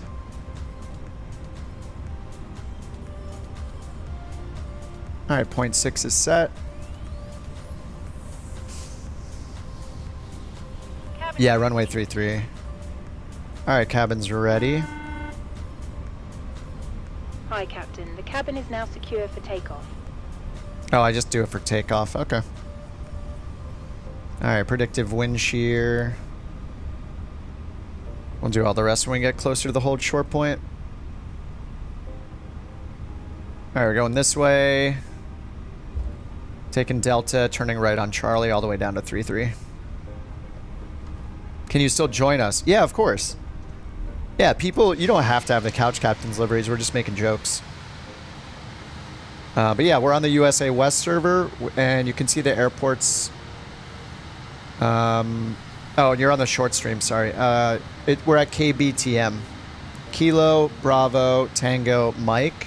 And we're going to Payne Field. Kilo, Papa, Alpha, Echo, KPAE. If you want to use like the world map to generate a flight plan real quick.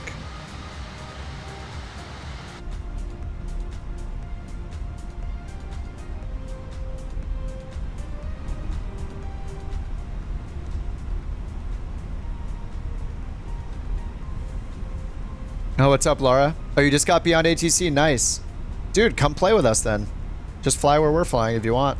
If you want to come with the group, Laura. Just saw your message though. Yeah, enjoy it. It's great. All you need to do is use SimBrief, make your flight plan, and then just click the load button and you're good to go. It's awesome. I use the Copilot all the time. Oh, can't join? Got it.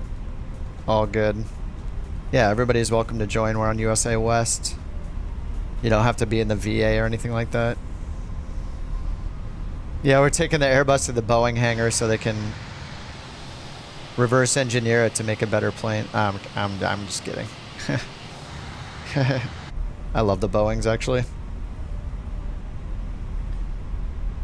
Alright, auto brake to max, spoilers armed, takeoff config test, and it's normal. TCAS is on standby, predictive wind shear is on.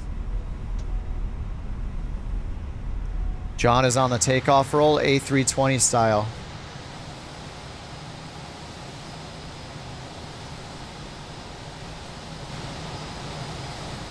He's in the buttermilk livery.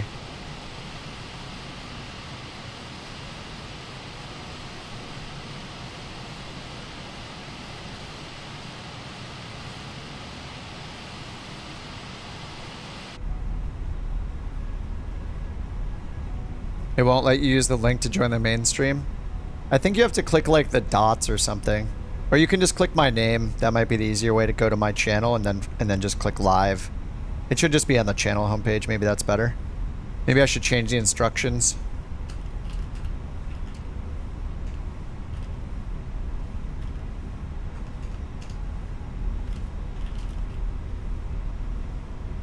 There, maybe that's better. Yeah, if you're on mobile, I think it's easiest just to click my name or something, go to my channel,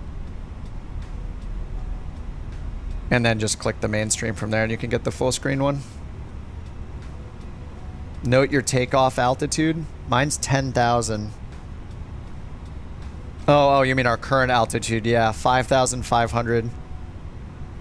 Yeah, we are up there. This is, when I think of Montana, for some reason I don't think high altitude. But clearly, the altitude is significant.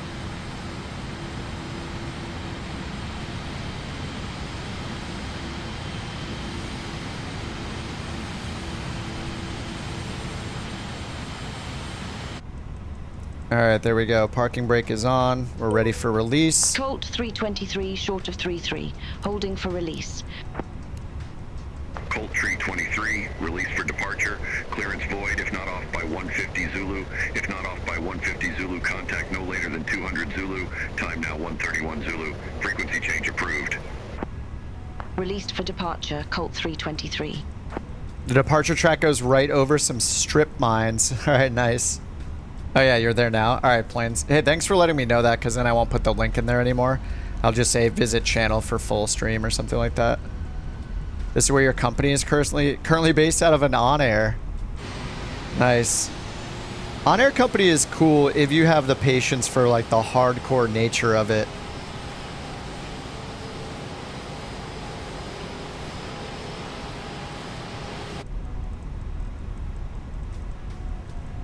Alright, 3-3. Alright, we're doing the flex takeoff, so we'll probably use a ton of the runway. Alright, parking brake is off, takeoff config's normal. Chrono is started already.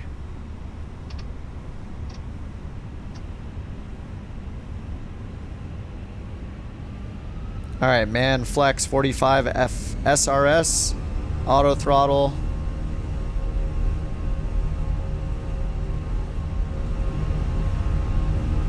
Good luck with the departure, everyone. We only have about 9,000 feet of runway to work with.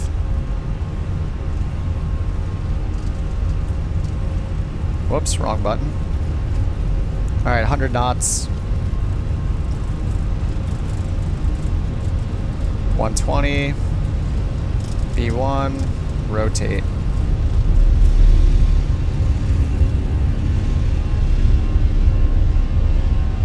SRS nav. Okay, so because we have nav, we don't have runway then. Gear up.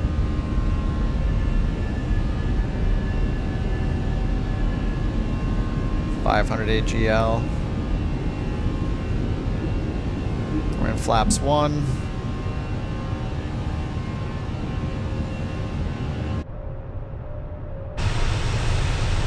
Whoa. Flaps up. Climb D10.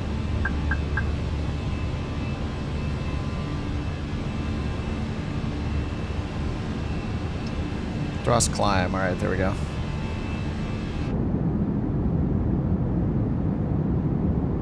It didn't vector you after takeoff. Yeah, I don't think it ever does. When you have a takeoff, when you take off without a SID, you pretty much have to ask it for a vector. So I'm gonna do that right now. Well, actually, I'm gonna announce on frequency first. Sorry, then you have to do it. 8100.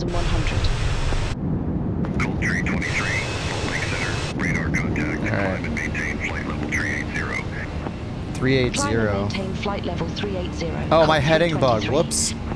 Wait. Oh, wait. It's not managed because we. Wait, what the heck? All right, 380. I left it on. Did I leave it on? I can't change it off heading mode. Oh, so without runway mode, it just puts in the runway heading, but it's not in a track mode though. It would be cool if it departed in track mode to actually have a track of the runway course instead of a heading, right? I don't know. I guess heading is fine, but. All right, request heading to next fix. Can you give me a heading to my next fix? Colt 323, direct Coppertown Butte VOR, turn left heading 240, climb and maintain flight level 380. Wilco, direct Coppertown Butte VOR, turn left heading 240, climb and maintain flight level 380, Colt 323. LVFR. No, this is the Phoenix. This is the Phoenix A319 that just came out. Came out on Monday. Oh my god, it's beautiful here. Dude, the fog is so cool too.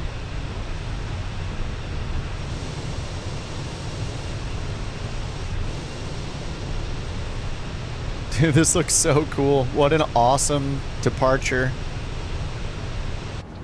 Oh man, I can see why you would make this your on-air company base. John is already up at 19,000. What's our outside air temp right now? Plus 11.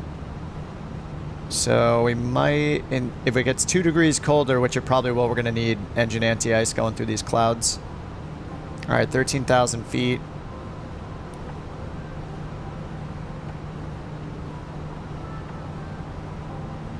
It was on Xbox. Yeah. I don't know how good the LVFR is, but the Innie Builds A320 Neo version 2 that's available to everybody is decent. I flew it just once, but I had no problem with it. It looked fine to me. It flew fine.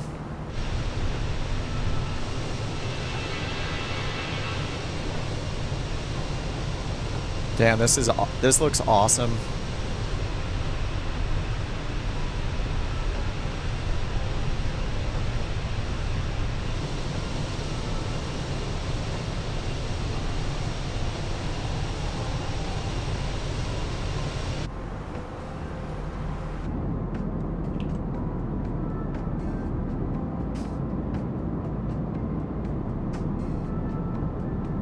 You find the V2 to be okay? Yeah. I just did it like once, and I didn't have a problem with my flight, so it didn't feel all that much different from the fly-by-wire outside of like not having sim brief and that kind of stuff.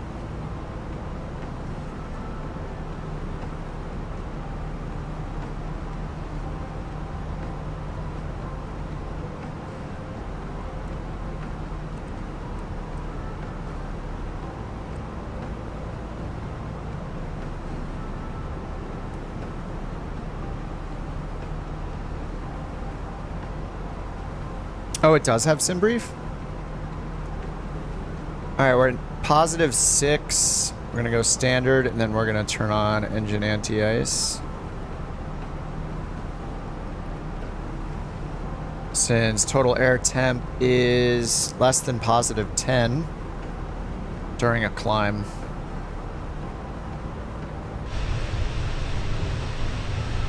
Oh, it has sim brief, import just not charts. Okay, nice. Well, that's awesome then. Fred, thanks for the sub.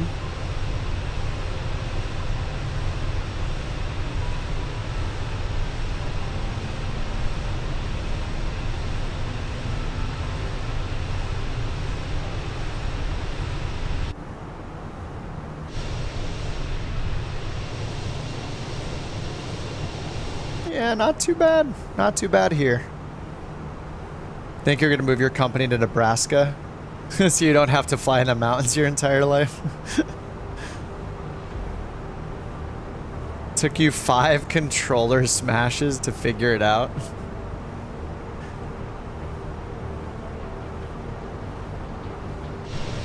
Are we gonna get some wing condensation here? I feel like it's possible when we're seeing the clouds wisping by like that. Oh my god, this is so awesome looking.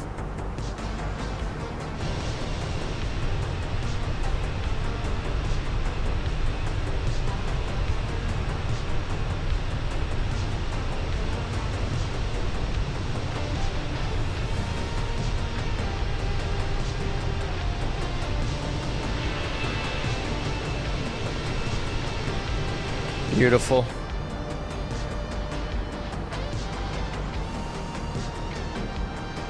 Only took a week of suggesting it, very worth it. Yeah, sorry. Sometimes it takes me a while to take the suggestions.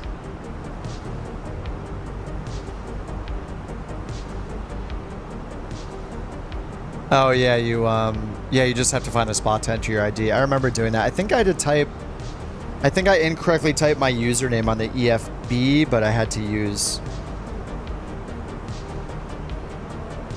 Yeah, but I had to use my ID instead. Alright, -4 total air temp.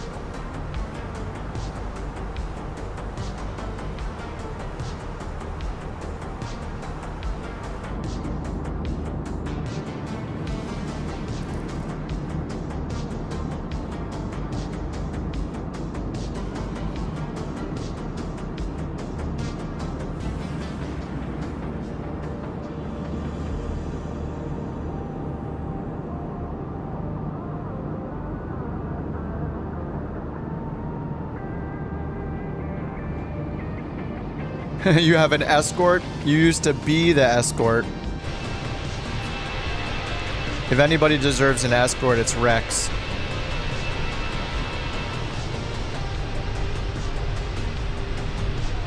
Where is Rex? I see Rock. Rock is, of course, at 34,000 feet already in the longitude.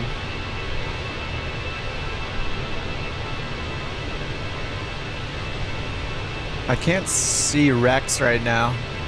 Where's he at? Oh, is that him right above me? Oh, there he is. Oh, the F-35. If Olaros is gonna fly with us again, I'll install the F-35 after this flight.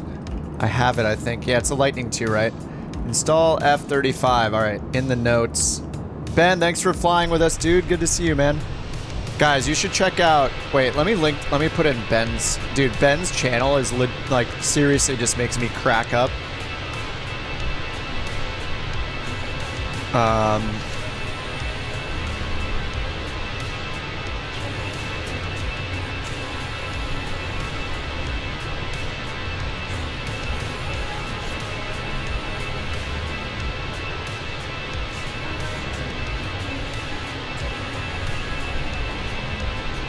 There we go. Is that at 3581, Ben? Is that the right URL? Yeah, that's totally it. Yeah, I'm gonna pimp Ben's channel a little bit here. I mean, Ben was flying with us for a while, and then I didn't know he was doing YouTube, and I think I got one of his videos recommended to me and watched it. Here's Ben's channel. Oh, sorry, I still have that pinned message at the top. I'm the worst, sorry. There's Ben's channel. Ben's like the new Swiss. I don't know how else to describe him. He's like the Mr. Beast of Microsoft Flight Simulator YouTubers with his Swiss 001 1,000 times video.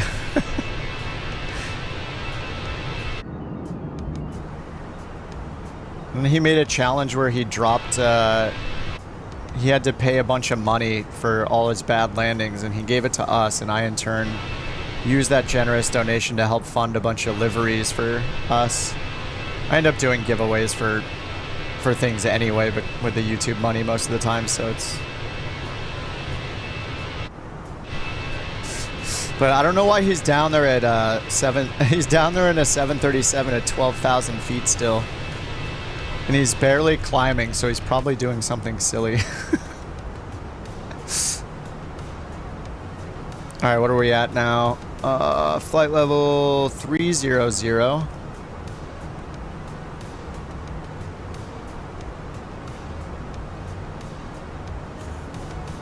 Alright, and here's our RNAV arrival from the east, starting with Frisbee Houch Droga Tunnel is our transition. Let's see if we have all those waypoints. No, we don't. We just go direct to tunnel. So we're going to start at tunnel 11,000, not below 11,000. And then it looks like if we're landing, I think we're going to land 16, it looks like. So we're probably going to end off at Lifter or at Bojet. Yeah, Bojet and then manual, and then we're expecting 16 right.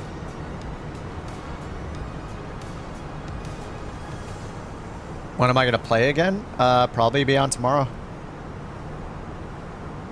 I've been on pretty much I don't know, what would I say, like 5-6 days a week for the last few months. I used to do just 3 days a week, but I've been doing a lot more lately.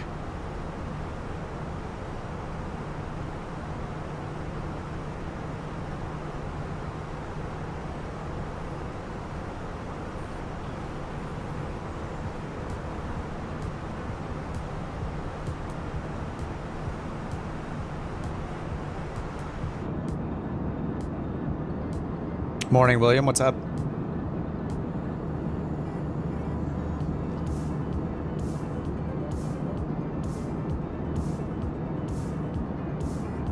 I can't pronounce your name, but thanks for the follow on Twitch.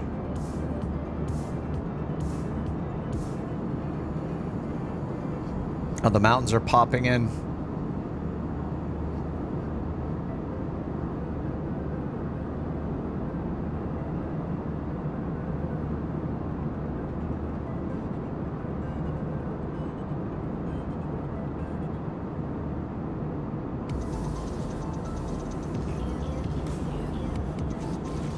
What's up, Ryan? 6 hours in? Yeah. Almost 7. But who's counting? The stream is powered by ready-to-drink protein shakes that I have in the fridge.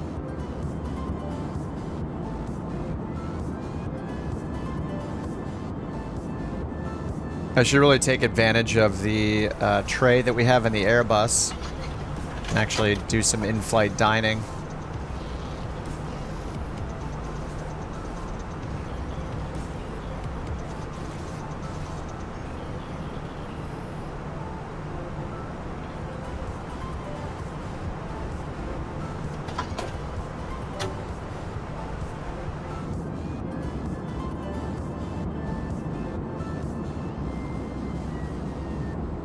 Chasing the sun. I guess we're gonna have to just keep chasing the sun. We're gonna have to go Hawaii, Japan, India. Smoking is now allowed. Excellent. Your auto throttle was off.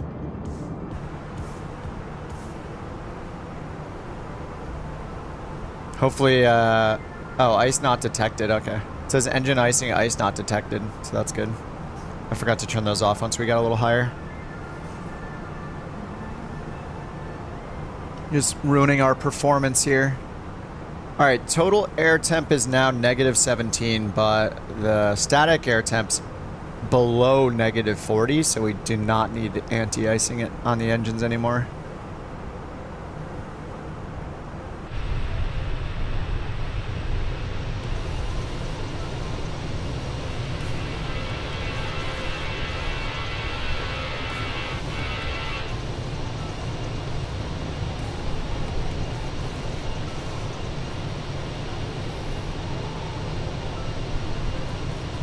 I don't know what's going on with those mountains down there.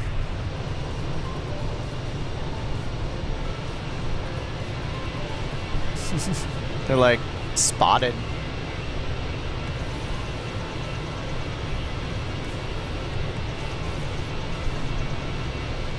We're second on New Sky. Oh, yes. Second, but not first, right? I don't think we're first yet. We're catching up, though. Let's see. We were like 75 away. 1402 minus 1333. We're 69 away. Nice. We're very slowly catching up. Like, they're 69 flights. We need 70 more flights to catch up at this moment. They have 191 pilots active in the last 30 days. And we only have 66 pilots. Yeah, they definitely 20 to 30. It looks like 20 or so. 1372 this morning. Yeah.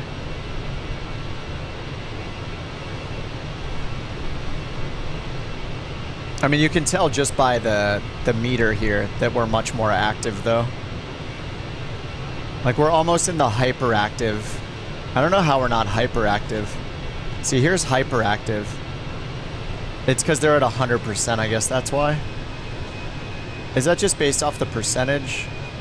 Yeah, 74%. That looks like higher than 74% on the meter, though. And theirs is not 22, it's at 50%, so this meter means something different. But yeah, they have more than triple what we have. Actually, they have a little under triple. They're about triple what we are, though, in terms of size, but we have almost as many flights. And technically, for another 36 hours, we haven't even hit 30 days yet. So every day, or every minute potentially, their 30 days of flights is rolling off right now, and ours is not rolling off yet. Because this number, 1333, is flights in the last 30 days. We're only at day 29 right now. Tomorrow is our 30th day. So we have all of today and all of tomorrow are adding to our flights. Whereas as soon as tomorrow hits, their flights that are 31 days old are no longer counted here. We don't have any flights that are 31 days old.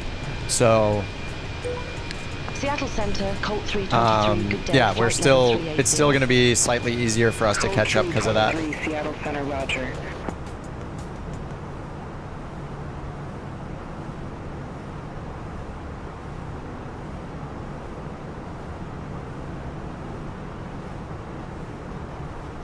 And the 31st day is way below our current average. It probably is, yeah. It's probably like 1 or 2 free days for us still.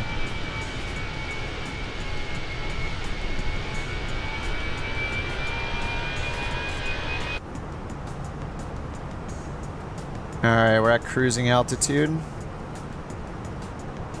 Top of descent. This is a longer flight for us. I'll probably use a little bit of time acceleration. Alright, 218 miles. It's not too bad. This might be time for some in-flight food. Actually, I haven't even finished my my shake yet, so.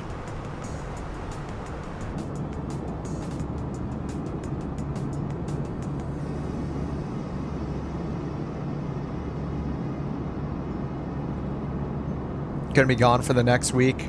Banned. You know the rule. 10 flights a day before the stream, and then you have to participate in all flights during the stream. And if you sleep, believe it or not, if you go to bed, banned. No sleep allowed. VA is life. That's cool. Yeah, I'm gonna end up out for like 4 days. Wait, let's see, Wednesday. Yeah, I'll take like 4 days, 4 to 5 days off. I'm taking a trip up to Seattle to go to a friend's bachelor party. And then a few weeks after that, we'll have to go back for the wedding, so. I am not going to be contributing to the flights very much during that time. Or I'm not going to be contributing at all, because I will not have a gaming PC or an Xbox with me. And then I will have to ban myself.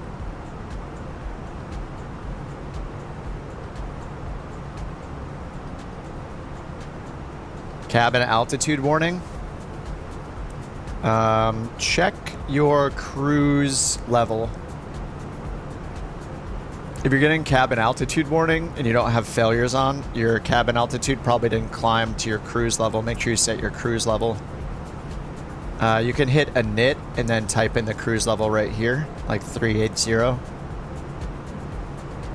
Paste it in, that should do it. Or I think you can go to the Prague page. You might have to do it on the Prague page up here. Prague cruise level. And then on the ECAM, the bottom ECAM, assuming you have everything turned off, it should be on the engine page. If it's not, you can hit engine. Oh wait, is this the... Oh, sorry, there's a cruise page. Yeah, just make sure all the lights are off here to get on the cruise page. Anyway, you should see the cabin altitude here. If not, I think you'd go to what? Condition? Oh, is it pressure? Yeah, you could go to pressurization here to look at the cabin altitude and make sure it's climbing. But yeah, just make sure you have the cruise altitude set and it should be doing it automatically.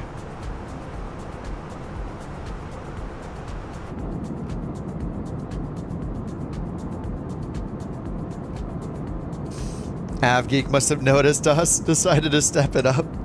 It's possible. There's somebody in the VA. I mean, there's almost 200 active members in it, so there's probably a chance they were like, what the? Who is this?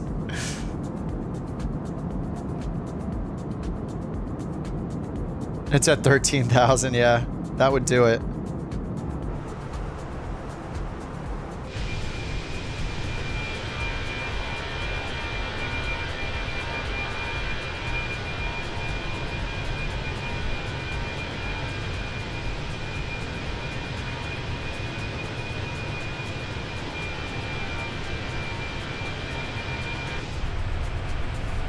What's up, Dev? How am I passing a 777? I probably have, like... Did he take all the passengers? His gear's down. In flight. That's impressive. Look at this stuttering. Maybe I should go back on the VPN. Maybe it's a me problem. Let me load the VPN. See if it improves the stuttering.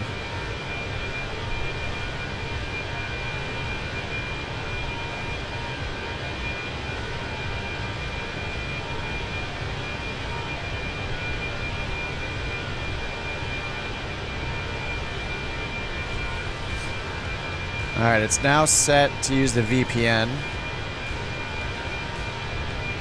Oh, I think he stopped stuttering, actually. It looks like he stopped stuttering. It's hard to tell because he's so much further away. I guess we'll just have to take the drone back there and find out. VPN, yeah. I was using a VPN just for Flight Simulator. I just have it only active for Flight Simulator. Because I was trying to troubleshoot... issues I was having with Bing Maps loading. And it seemed to, at the time, it seemed to fix the Bing Maps issue. Oh yeah, it's not a me issue. It's a him issue. Or a Microsoft issue. But yeah, I was having problems with Bing Maps loading. It was just not loading Bing Maps for me. There was all this blurry stuff happening. It was horrible. And using the VPN fixed it. And then the last couple days I stopped. Yeah, PIA. Yeah.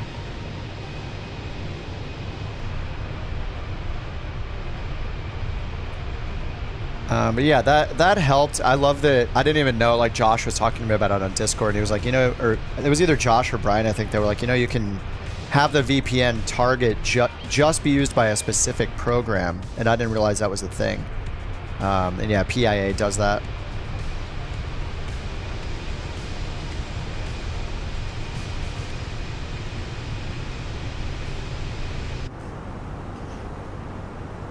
Yeah, I was initially not interested in trying a VPN because I didn't know about that feature, and I was like, well, there's no way I'm going to stream to YouTube at 30,000 kilobits per second on a VPN. Like, it's just not going to be stable enough.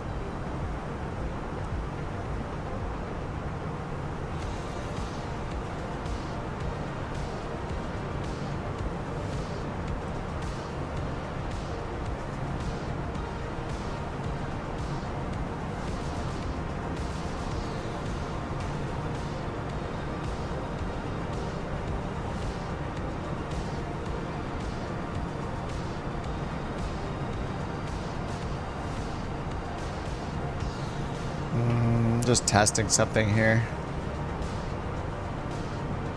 Yeah, okay, it looks like... Oh, no, there's a little lag right there. I'm trying to see if the NVIDIA game filter I'm playing around with for just a little better visuals is lagging the plane or not. Is lagging me, but I don't think it is. Yeah, there's little tiny stutters here and there anyway. I'm gonna turn it back on. Just have it adding a little contrast. There we go. Time warp? No. What's the benefit of using a VPN? I mean, it's very specialized. Like, for a game like Microsoft Flight Simulator, the reason I used it is there was something wrong with my Bing Maps loading. So my ground would be like... The ground would just get like super blurry, like a huge blurry area. Looked like the witness protection program or something. And it was happening over and over again, and I couldn't figure out why. So I tried a VPN just for the sim and for nothing else, so you can tell it, you know, Microsoft Flight Sim use the VPN, everything else don't. And that seemed to solve the Bing issue. So there might be an issue with like where I am, like I'm in Los Angeles, and maybe there's some routing that's bad or some server nearby that I use, that, you know, that I'm connected to for Bing Maps, like the CDN for it or whatever, that was messed up. And so using the VPN was just a way to troubleshoot the problem. Some people like to use a VPN just for privacy and like ad blocking. So yeah, you can just, like for gaming, it's not the best in my opinion. Like your ping is probably going to be higher, your bandwidth is going to be lower. So, but for a game like Microsoft Flight Sim, it's not a huge deal. But some people like using it like for just their web browsing and stuff like that. You can set it to block known ad servers and stuff like that. And you can also use it if you're like a TV show buff or a sports buff or anything like that. You can use a VPN to like pretend you're in another country, so you can access different content from streaming services. Say Netflix, for example, only has certain shows that air in Germany. You don't get those being in the United States. So you can just connect to a German server, a server in Germany through the VPN, and then suddenly Netflix thinks you're from Germany, that you're living in Germany. And it'll serve up the content that's available in Germany. The same thing is, I think the same thing applies to like sports and stuff like that. So any kind of service that gates you based on where you are. You set up your VPN to a location where you're flying. No, I mean, it doesn't matter where in the world you're flying. I set up VPN to connect to Seattle. So it's as if I lived in Seattle and that's where my ISP was. So it routed me through different servers. And that fixed my Bing Maps temporarily. It seems to be working fine now without the VPN. But they may have just had an issue with like routing from Los Angeles. And it doesn't like make them look better. It just, my maps were not loading. So I troubleshooted by using a VPN. Yeah, it could be an ISP issue. I have heard that you could potentially save money on like plane tickets and stuff like that by using a VPN as well. I don't know how much truth there is to that, but if like an airline company, for example, looks up your location, you may get higher prices, or like hotels, for example, are probably more likely. Like if you look up a hotel using a server where it detects your location is nearby to the hotel, they might give you a decent deal because they think you're local. And if you're coming from like New York or LA to visit those areas or something, you're a tourist, they might be like, oh, you're coming from across the country, we're going to jack up the rates. I sound like a Nord ad. Yeah, well, if it was a Nord ad, I'd be giving you an affiliate link, so I don't have an affiliate link. But I don't know, that's just my understanding, like some of the uses for a VPN. But just in general for privacy, like some people like using them. I don't use one for my like day-to-day browsing, I don't really care. Yeah, there's some advantages, especially if you're like a Netflix buff or, you know, use those services, you want to watch shows from another country. and sports for another country. I think that's like probably the most common use case. What's up, Hungarian? Do I have the Cessna Mustang? No, I do not. And as far as I know, it's horrible. The developer that made that is also a developer that made the Phenom 300, and it was one of the worst planes I've ever flown. So I would not recommend flying it. If you like the Mustang, I would normally recommend getting something like the Vision Jet or the Honda Jet. Is the Mustang a 2-engine light jet, or is it single engine? I forget if it's single or twin. I don't know the specs on it, but 2-engine. Okay, yeah, the Honda Jet is probably a better alternative. But yeah, the developer that made the Mustang is known for making horrible planes. So yeah, I would never recommend that plane or any plane that they make. I got the Phenom to try out, and it was one of the worst planes I've ever flown. Like literally in the plane, the flap detents were wrong. You would like go down here and it would say flap 0, 1, 2, 3 full. And then you hit the switch and it moves in between these two flap settings and then down here to the 3. Or then down to full. And then if you look up on the screen where it shows the digital flap settings, they would also be different. It was so weird. That wasn't even the only thing. Like, that was just the first thing I noticed. It was such a bad experience. If you buy cheap planes, you get cheap planes in Flight Simulator. It's the classic, you get what you pay for scenario. So, yeah. If you want a really good plane, there are just a handful of developers that most people would recommend. And that developer is definitely not one of them.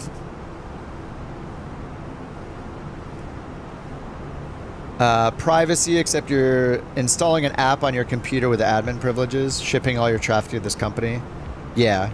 I know private internet access is like, that VPN, for example, is one of the no log ones that's like advertised as having been in court cases where they literally could not give log files because they didn't keep them. From what I've read. So it sounds like they have been in court cases with people that use the VPN or whatever, and they're like, yeah, we can't give you those records. We don't have them. Like, in court. So they're probably not lying about it. But yeah, your mileage may vary. Like, who knows what some of them are tracking. No idea. But it's probably better than sending all your information straight through, like, Comcast or whatever. Coxper made the Mustang supposed to be good. Yeah, Sim Federation, that's the one. Yeah, Sim Federation. They must have made the Mustang, right? I'm pretty sure it's the same developer that made the Phenom 300, which was total garbage. Yeah, Coxper. Oh wait, Coxper made the Mustang? Wait, are there two Mustangs then? Hold on, I gotta look it up. I thought the Mustang was horrible. Is it new? Coxper C150 Mustang. Yeah, I have the Coxper Phenom 100, I think. Wait, there's got to be somebody else that made a Mustang then. Because I remember it was horrible. It wasn't Coxper.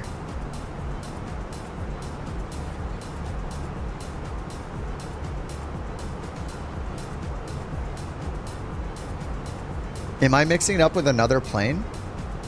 I flew the Phenom, but I swear there's another plane that was made by the same people that made the Phenom. And maybe I'm mixing it up. Okay, the Phenom 300.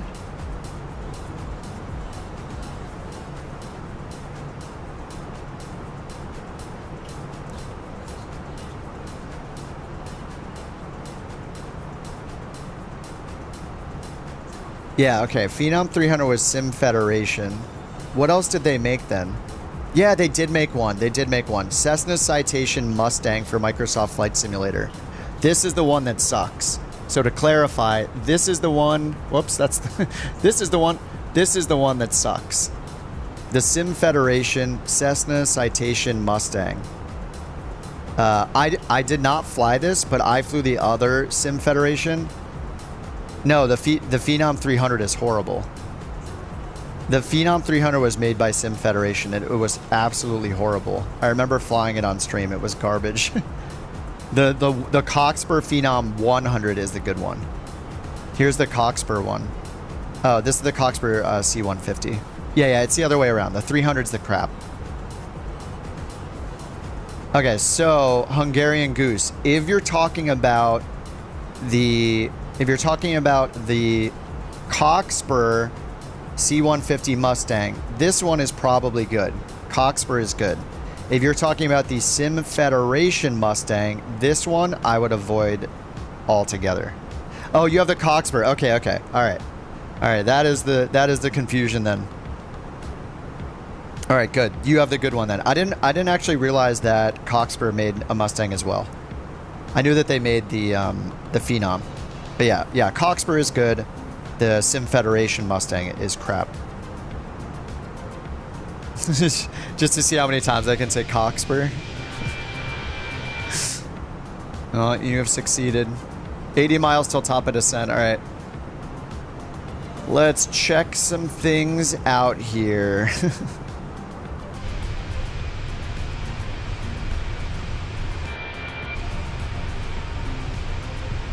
Let's get a cool little wide view here. What do we got? Beautiful. Now let me cover it up with this.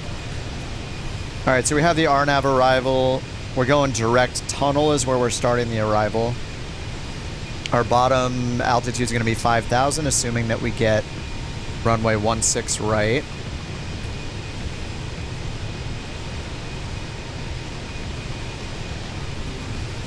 And if we get the ILS, let's go over here. And we get the ILS for 16 right. Let's see. Colt 323, contact Seattle Center 126.1. Contact Seattle Center 126.1. Colt 323, see you. Still a lifter, Bojet, manual, Flight level 380. AWOC. Colt 323, Seattle Center, roger.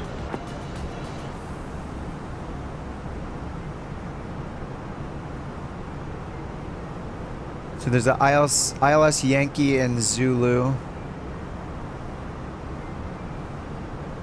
Man, I never know the difference between these.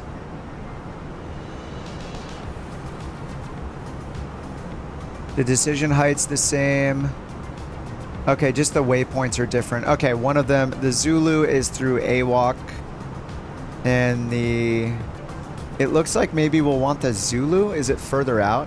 The IAF is 13.9 DME. This one is 11.2 DME. I guess it just matters which one we're assigned. This one has a feeder route from the northwest. They both do from the northwest. All right, so I guess we'll just listen for which one they assign. Let's do the destination info for our descent. Destination data. All right, we'll just put in 200 for the approach for now. Let's go over here and get the METAR.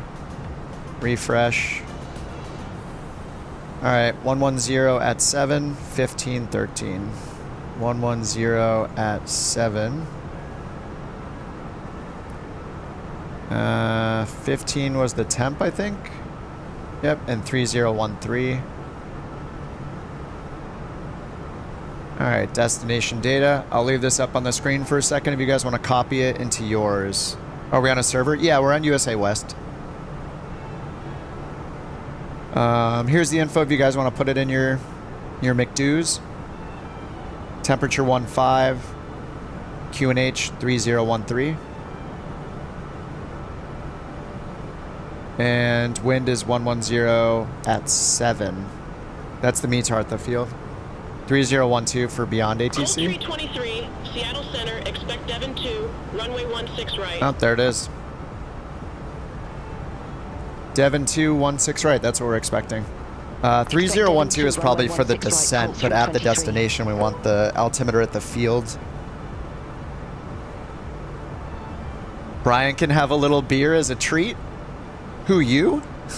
Wait, did you just crack a beer for yourself, Brian, and then announce to us that you yourself are allowed to have a little beer as a treat?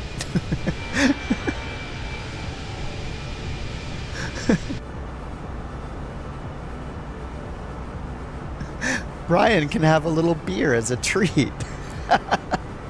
I'm gonna start saying that in real life to myself when my girlfriend's around. I'll just walk in the kitchen and I'll just be like, Charlie can have a little beer. I mean, Kip can have a little beer as a treat. And she'll be like, what? I'm just pretending that Kip's not my real name. Which it's not, but I'm gonna start doing that. It's gonna be great. Alright, we about ready for descent. I think we have like 50 miles. Where are we at? 45 miles out. We heard nothing. Alright, fuel prediction 106.8, 6.4. That's 112.8, 113.2. Right? 113.2.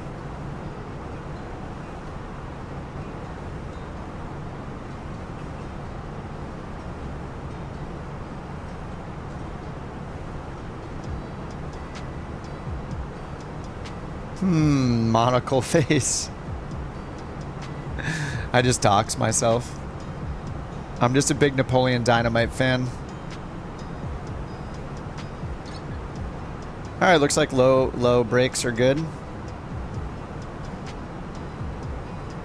And wait, let's see. Oh, we got light rain actually, so we should probably do a 5 here. Colt 323, descend via Devon to arrival, Snohomish County, Painfeld. Airport landing runway 16 right, altimeter 301 tree.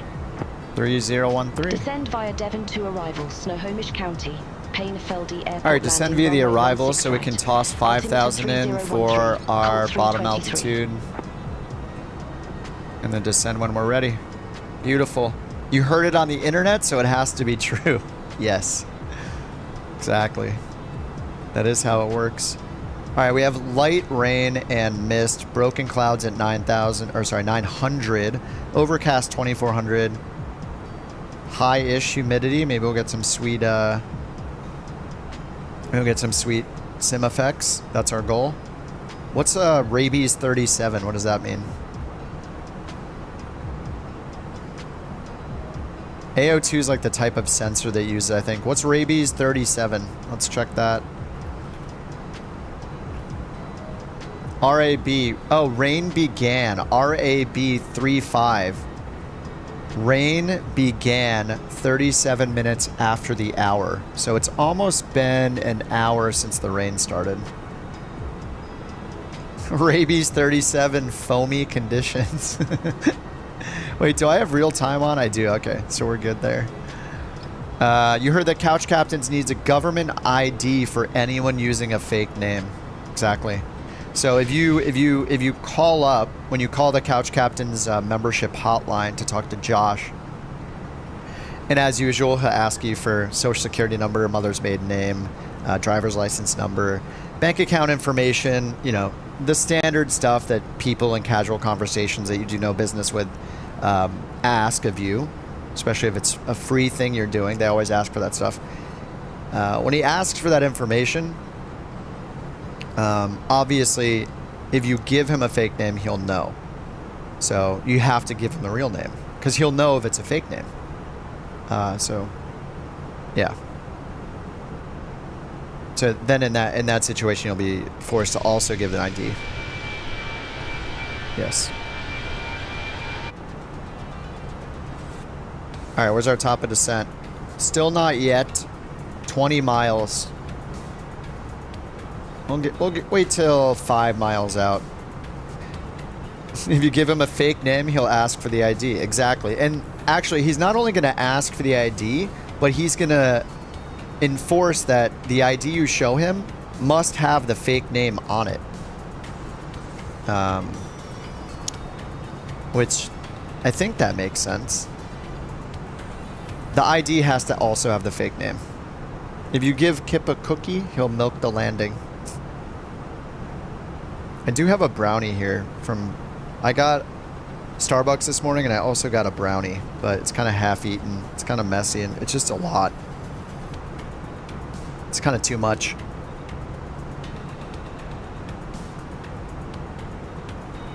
Tell them you're a sovereign citizen. Exactly. That's always the loophole. It's always the loophole, and it always works in real life.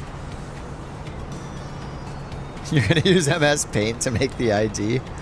I'd actually love to see that. What's up, MTY? I would love to see your hand-drawn fake ID in MS Paint. Alright, 10 miles. If we hit the call, will they know it's time for top of descent?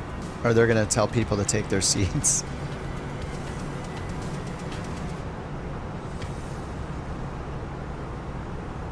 Alright, time to descend. Alright, descent.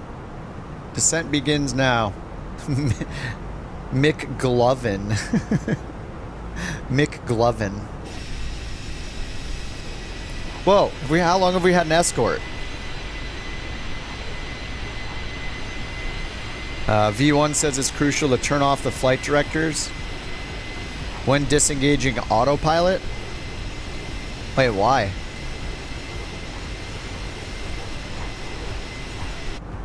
Don't you follow the flight directors down to minimums? Is it bad to follow the flight directors on final?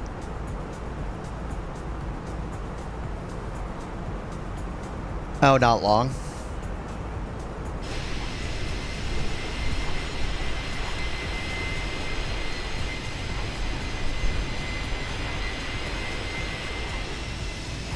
He's trying to eat the little wing fence there.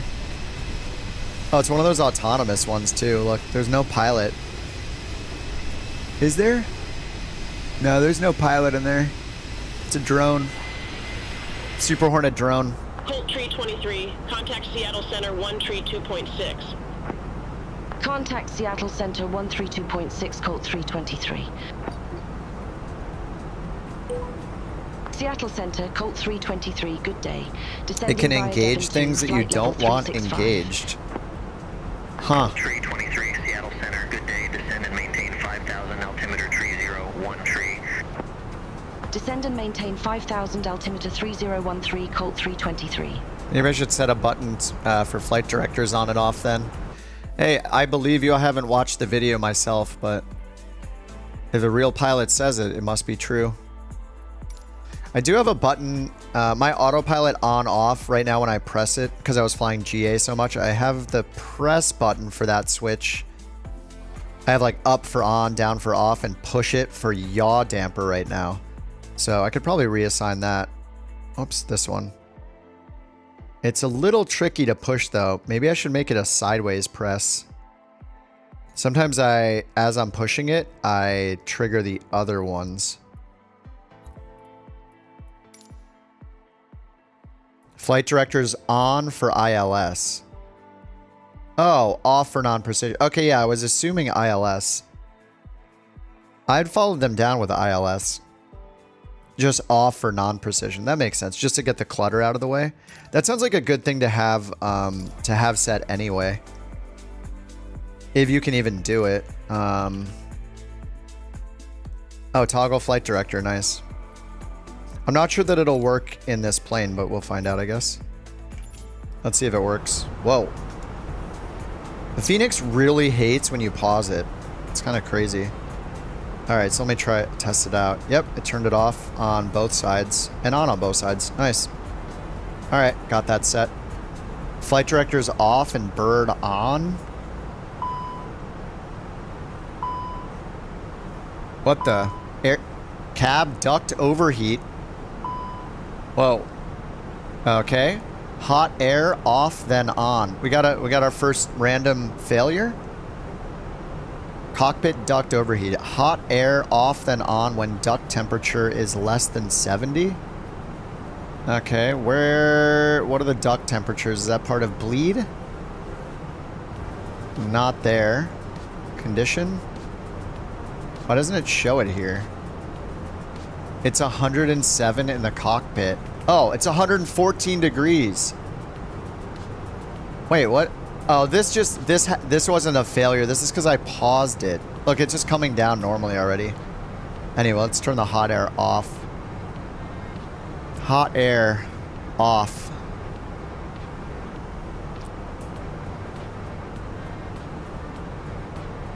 Okay, we'll wait for it to get under 70. So I don't think this was a failure. I can check in here, right? I don't think this was a random failure we got. No, it wasn't. This is just a bug because I paused the sim for like 30 seconds. Back when I was getting all of those errors, when I was getting all those crazy things happening when my sim was freezing for 30 seconds to 2 minutes, it wasn't doing this kind of stuff, but it was definitely freaking out. I just think this is because I paused it. 120.3 Colt 323. Roll the windows down. Seattle Center. Stop. I'll do anything chat says. Don't tempt me. Flight level 267. I listen. Alright. The cabin air is getting much more reasonable now. Wait, is this in Fahrenheit or Celsius? Is this in Celsius?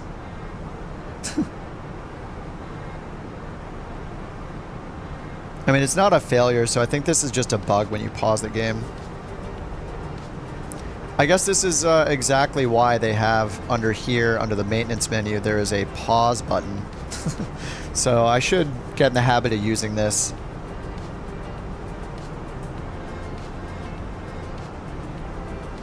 You think it's in Fahrenheit? I think the confusing thing is that if it's in Fahrenheit, here it says temp less than 70 degrees Celsius.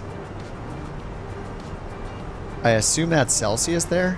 Oh yeah, temperature's Fahrenheit here. So why does this say C right there? Chris, thanks for another month in the Couch Captains, dude. I don't know if you just... Wait, why does it show you with a stool? It shouldn't show a stool. It should show your office chair badge that you have. I might have to fix that. I might have to check that out. Anyway, this says degrees Celsius. So this is the cabin temperature, but how do I get the duct? Where do I see the duct?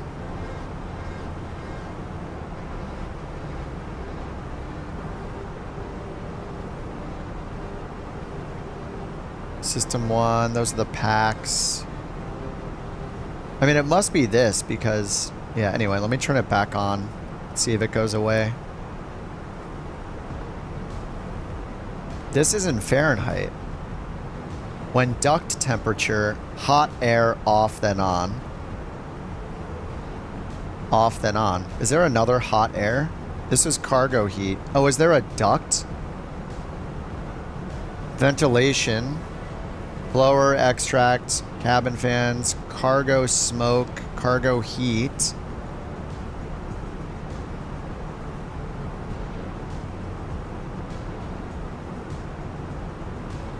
I'm not seeing anything else. Center column? Let's see here. Center column. I'm blind. Hot air. There's hot air right here. This is air conditioning. Dude, Trojan, thanks for the 10 gifted, man. Holy crap. Thanks so much, dude. Congratulations to the new Couch Captains. Pull up your disgusting used stools. We literally hotboxed it. Oh, this is the one? Oh, this is... Okay, so I hit the one over here. The cargo heat. Okay, hot air off, then on.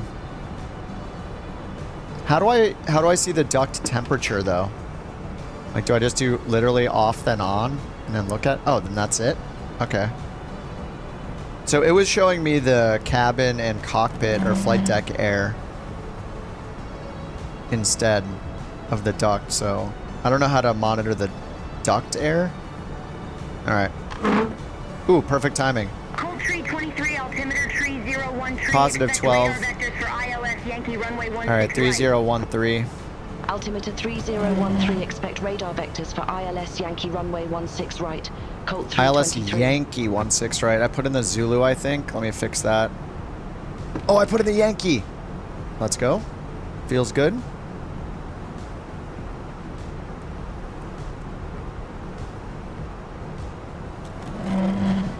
Dude, Trojan, thanks again for the gifted. Chris, thanks for rejoining. Let's re-upping for another absolutely incredible Couch Captains month, you know?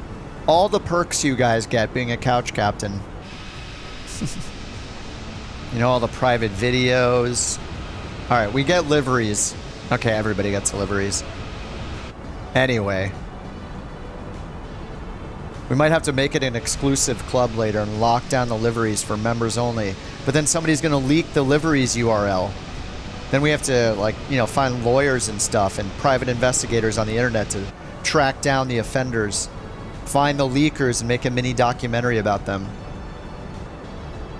It could get a little crazy if we did that, so I think maybe we just keep them public. It's like OF, but with liveries. That's true. That is true. That's how I've always seen it myself.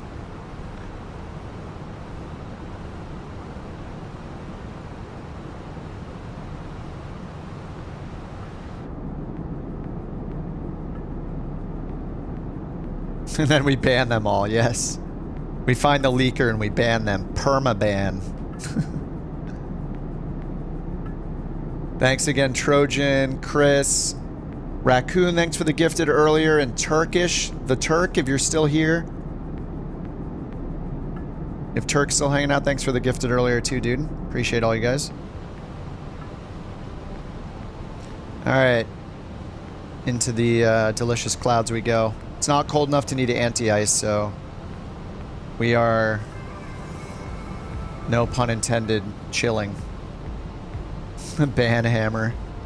I did put in another order for some new emotes. I need to make a few myself, but I put in an order from for sushi.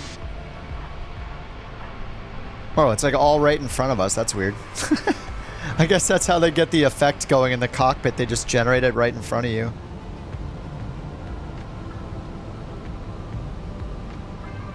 Colt 323, contact Seattle Center 128.5. Have a good one. But I did put in another order for a few more emotes. One of them is, they're just a couple more like this, but it's gonna be the Kip crying emote, the Kip angry emote, and the Kip like confused emote. So they'll be when I'm whining about stuff, you can spam them to let me know to shut up.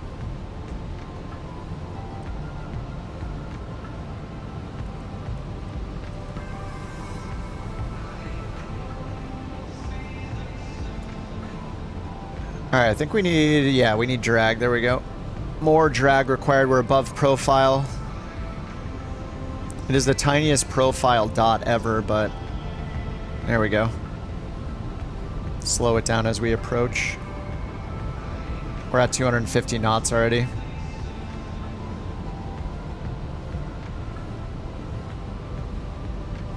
Man, these clouds look awesome. Oh, Big Jet has a rant emote? Nice. I was watching Big Jet earlier today. Such a great channel. Cabin crew must now be seated for landing. Thank you. Alright, we're on profile almost.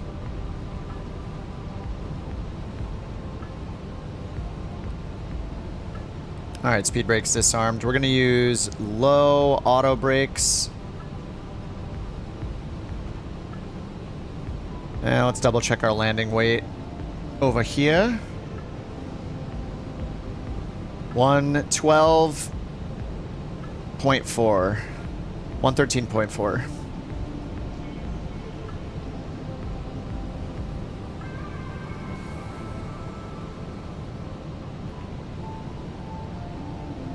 Alright, refresh the METAR. Still light rain, 5 miles of visibility, broken at 900. This is going to be a fun approach.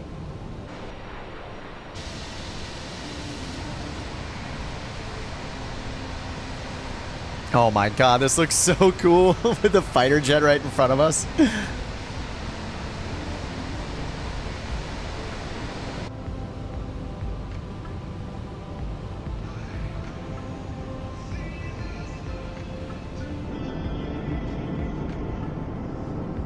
The music's so chill with this right now. This reminds me of like some like Phil Collins-ish stuff right now.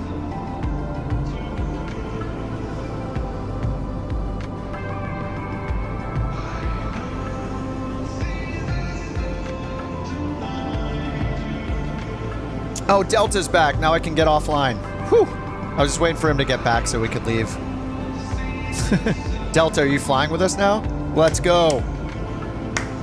Let's go.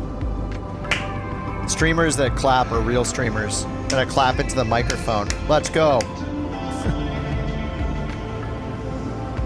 Somebody's analyzing the sound frequencies of the clap to determine my hand size right now. A lot of people here not in our group. I mean, that'll always be the case. Not everybody's, you know, at their flight sim all the time, like me. All right, how's the temperature? Plus 15. Let's turn these down just a little bit.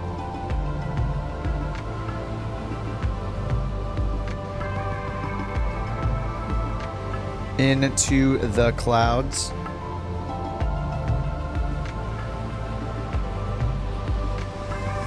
Oh, is that still pinned up there? I'm the worst. I wish the mods were able to... Wait, can the mods pin and unpin the message? Chris, can you delete this? Hold on, let me test something here. Chris, can you delete this? And I'm gonna pin it. There. Chris, can you or Delta or someone... do you guys have access to unpin those? How long am I gonna stream? I've been on 7 hours. Oh yeah, Tears for Fears vibe. Yeah, that's true. Yeah, not Phil Collins. Yeah, Tears for Fears. Oh, you can dismiss it. Oh, nice. Okay. Here, do it. I want to see it. I didn't know if you guys could or not. Yeah, I had it pinned way too long earlier. I had the flight plan link pinned. Oh, William, you want to join? You can join us on every flight. Everybody's welcome.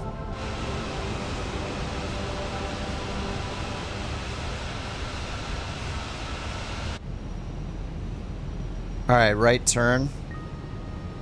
All right, we might be in the soup all the way down to 900 feet. The METAR said clouds at 2,400 and 900. And we're at 5,000 right now. All right, we're going to expect vectors. Let's turn on landing system. Let's get these a little less bright. I know as soon as we get out of the clouds, though, I'm going to want these brighter.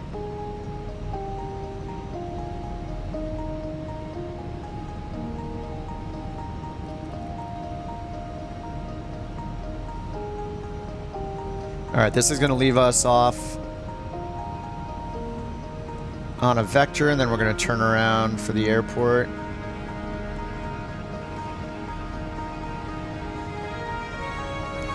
All right, 5,000 is our restriction crossing this waypoint. We got the glide slope alive below us in the opposite direction, of course.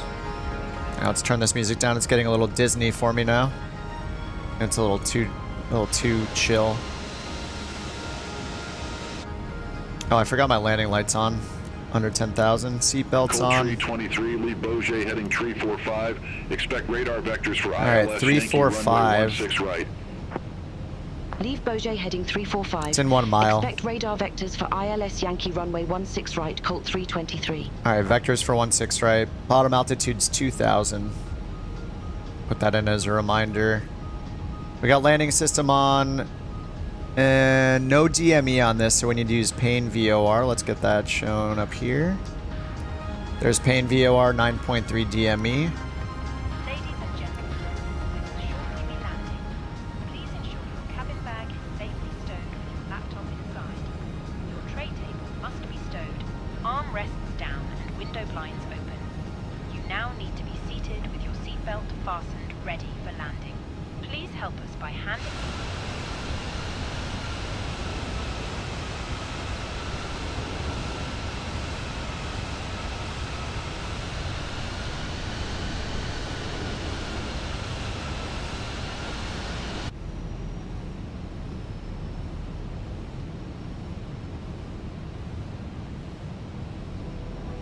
Alright, seatbelts are on. We're just on this vector, just hanging out.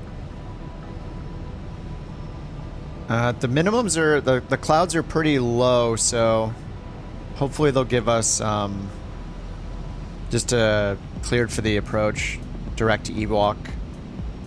I don't understand why they always vector you. Like when there's poor visibility like this too, why don't they just clear me for the approach direct Ewok. Just clear me for the ILS approach. They always force me to get on the localizer then with vectors and then come back to them. It's kind of annoying. So I guess I'll put in 3,000 for now.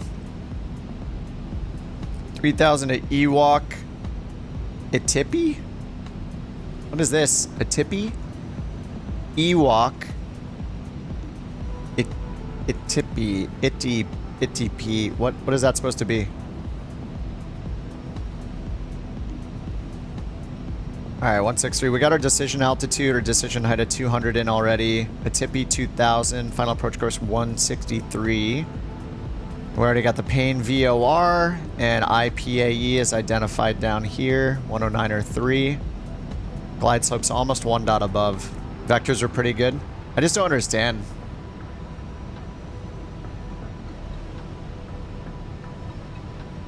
I-Tippy? It's I-type. I-type? I-type, maybe. Yeah, I don't know. That's weird. As usual, I don't understand what's going on. Ooh! Ooh!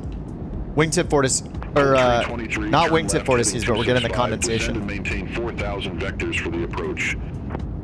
Look, Turn left, condensation. 265. Descend and maintain 4,000 Colt 323.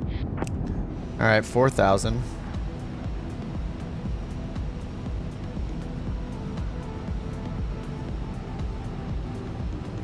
Alright, open descent 4,000. Microsoft reference, maybe? I have no idea.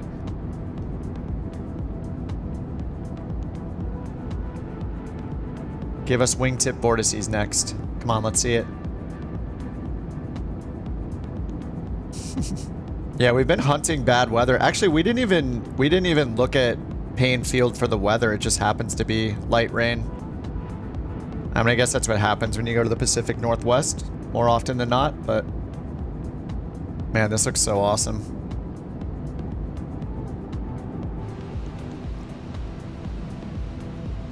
So we're gonna get rain.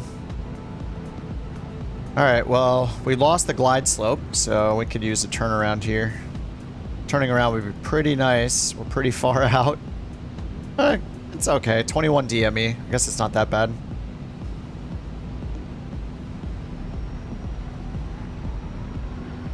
Final approach fix is at 4 DME, and the one before that's at 11 DME, so... we got terrain right in front of us, too. Guys? Oh, no! No! No! Okay, I'm doing it. Oh, no, this is the worst time ever. Oh, no.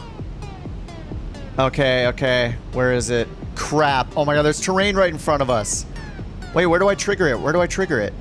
Config? Random failure. Trigger. Inserted. Okay, it's inserted. It's inserted.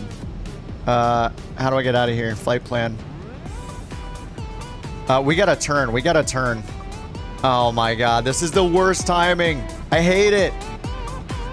I'm gonna request a heading. 323. Can you give me a heading to my next fix? Do we have anything wrong? What's happening? Colt 323, turn left, heading 190, descend and maintain 4,000. Alright, 190. Turn left, heading 190. Descend and maintain 4,000. I hate Colt this. 323. Worst timing, worst music. Yeah, that's why I hate the music. 190. No, no 7700 because I don't know the nature of the emergency yet. It could be no big deal. Oh my god, this is so pretty. I'm not getting anything on the eCam. Holy crap, this looks good. This song is so crappy. I hate this song so much. Turn left, heading 180. Turn 180. left, heading 180, Colt 323. Please give us direct. Might not trigger. Oh, when you insert it, it could happen at any time. Last time I did it, nothing happened. I guess it makes sense that you wouldn't know exactly what time it triggers. So maybe this is perfect timing. Maybe it's perfect timing because it won't have a chance to actually trigger before we land.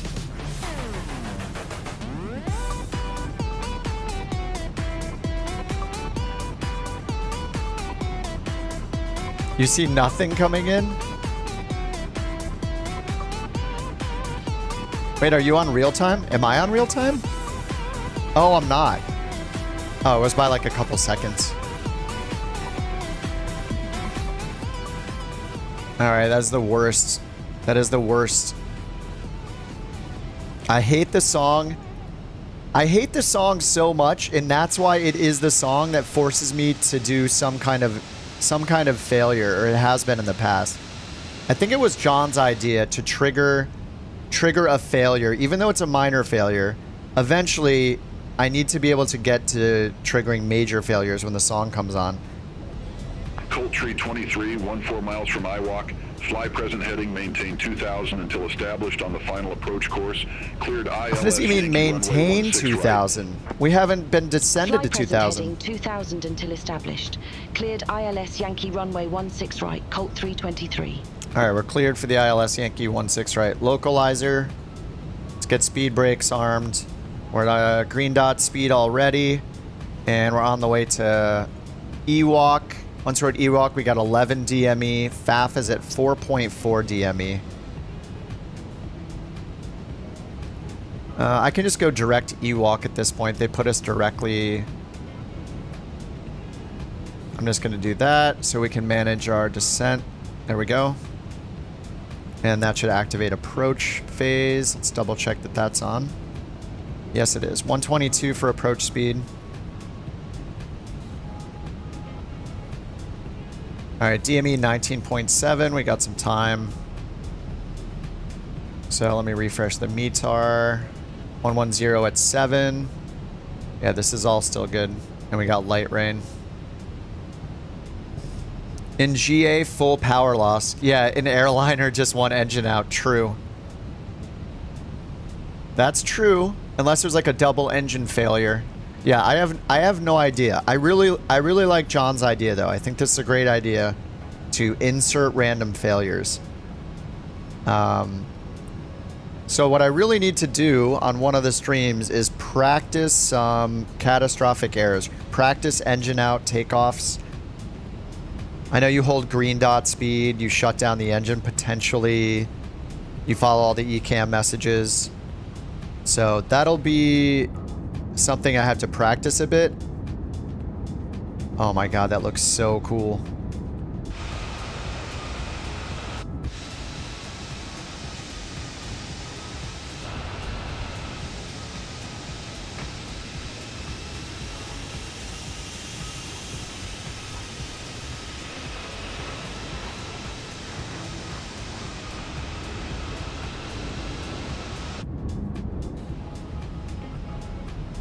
All right, 3,000, 2 dots above, approach. DME is 15. F-18's got some skills, yeah. I don't actually know who's in it. They've been so close, I can't see their name tag. I can't see their gamer tag. I have no idea. Anonymous escort.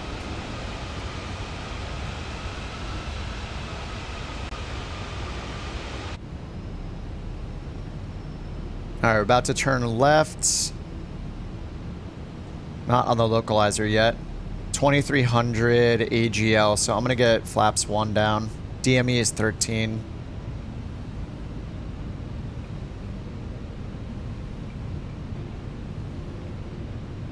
Alright, 1.5 miles till Ewok. All Adrian. It's a new escort, I believe. Alright, this is a Cat 3 ILS. Minimums are 200 radio. Ground spoilers armed. Let's get our nose light on now that we're kind of turning final. Seatbelts are on. No smoking sign. It's on auto, but that means off.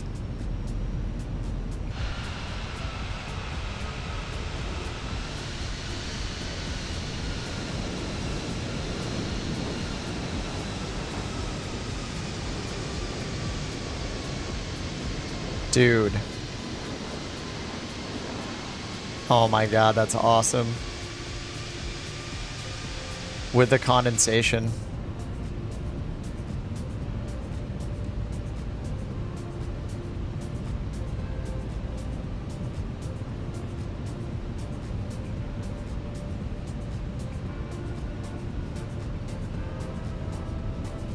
323, contact Payne Tower 1 tree 2.9 or 5. All right, 9 mile final. Over to Tower 132.9 or 5, Colt 323. See you. All right, let's do flaps 2. Payne Tower, Colt 323. They're right at ILS minimums. Yankee It's runway spicy. 16 Heck right. yeah. Any couch captains on Xbox? No, there's no way to get the liveries on Xbox Wilco without the Colt marketplace, 323. and then we'd have to go through all the complexities of selling them, and yeah, it's complicated doing that. So, all right, we got the radar altimeters alive. Glide slope more than 2 dots above. Flaps 2 are out. DME 7.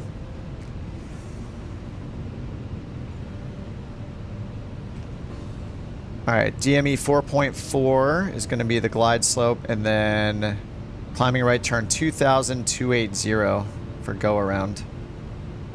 So we're just going to leave 2,000 in on the selected.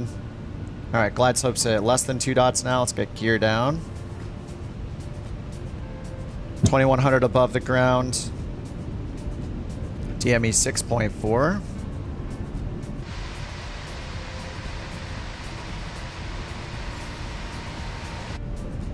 All right, 3 greens, flaps 3.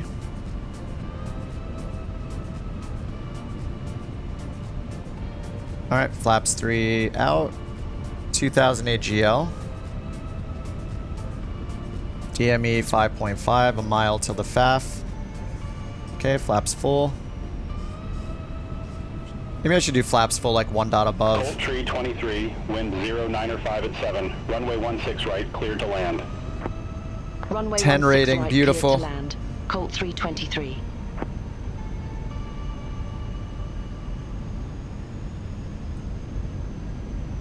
All right, winds have not changed. Looks like we'll have a 5 knot crosswind from the left.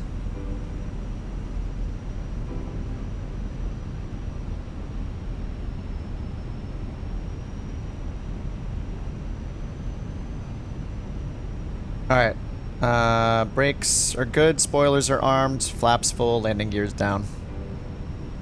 And here comes glide slope. We're on glide slope star. 2,000 set for our go around. And clouds are at 900 AGL. Minimums are 200. We're at 1,600 right now. So 700 until we should get out of the clouds, hopefully.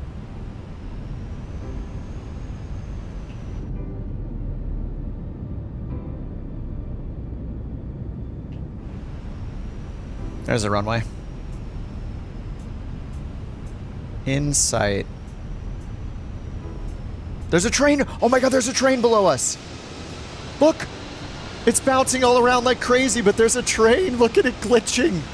It's glitching. There's a train right below us! Holy crap! Dude, that is the coolest thing ever! There's a train! We got sim effects and a train at the same time. What is this, a dream? What? The timing? That was ridiculous. Holy crap. All right, 600 AGL. Runway lights are visible. 500. That was so cool. That's why we love those mods. Holy crap.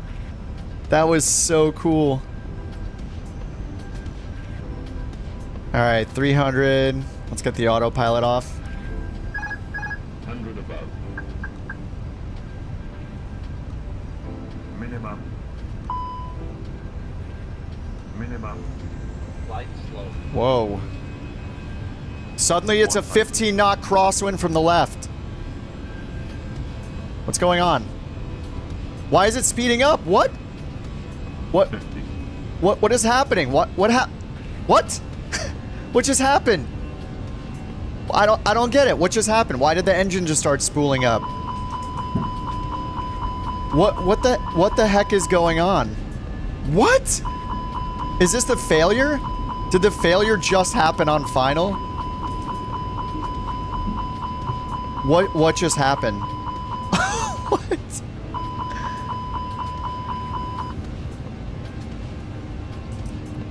What the hell? Auto throttle disconnected? I didn't disconnect. No, auto throttle's still on right there. Okay, let's level off at 2,000. Tell them we're going around. Colt 323 on the go. Okay, lever climb. Roger. Fly runway heading. Maintain 5,000. Fly runway 5,000. heading. Maintain 5,000. Colt 323. Colt 323, contact Seattle Center 128.5. Talk to you in a minute. Contact Seattle Center 128.5. Colt 323. Talk to you in a bit. Am I not in lever climb? I hate the D10s, Seattle dude. Center, They're Colt so annoying to use in the sim. 3600. What just happened? Continue Colt 323. That what? I have no idea what just happened.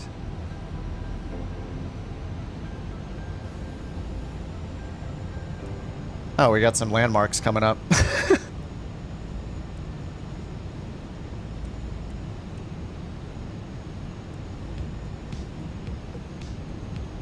All right, runway heading 5,000. All right, we're leveling off at 5,000. Green dot speed. Colt 323, turn right, heading 245. Turn right, heading 245, Colt 323. Well, I have no idea what just happened.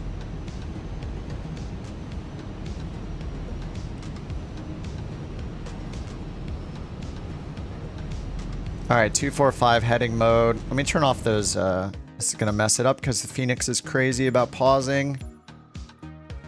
Points of interest.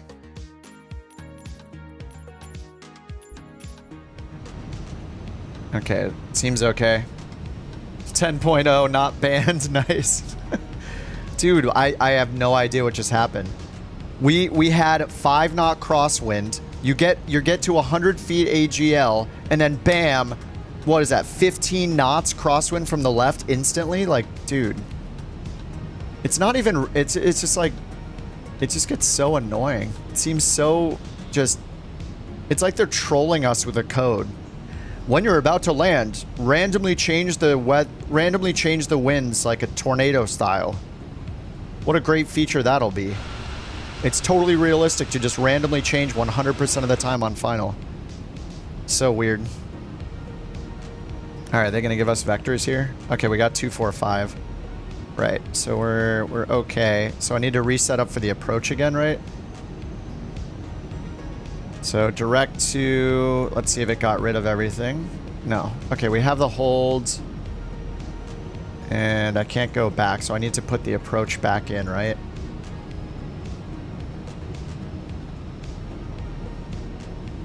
Oh, not again.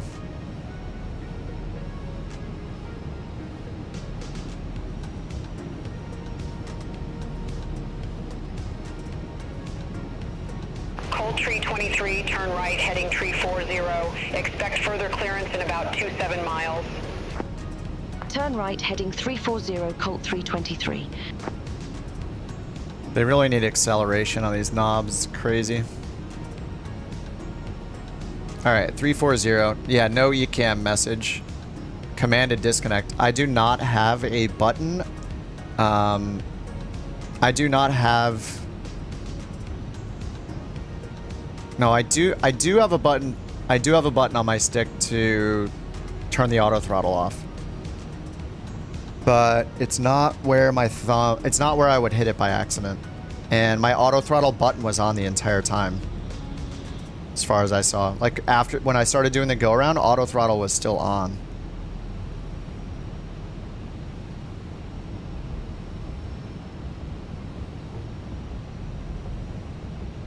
Oh, that was super weird.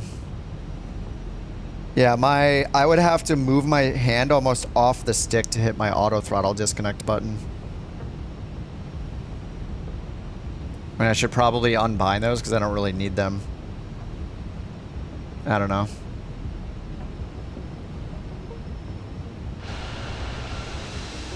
Yikes.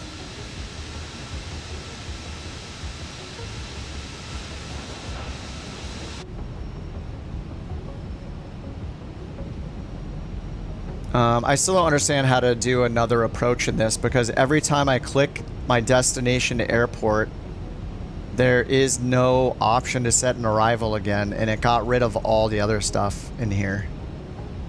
Oh, is it this one I have to click? No, that's... See, this is the same bug that happened last time. It thinks that Paine Field is my departure. What did I have to do last time to fix this? This is the dumbest thing ever.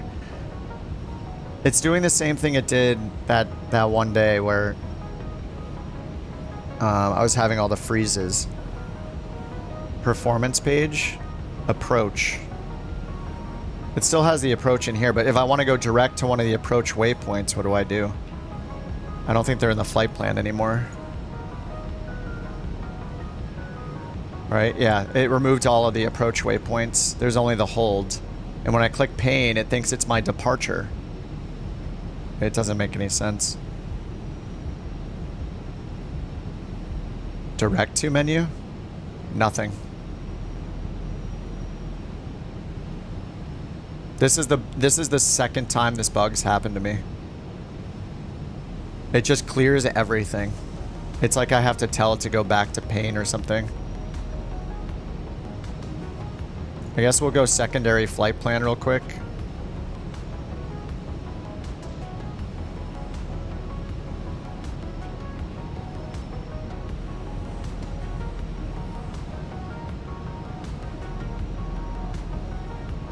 I don't know what to put for that.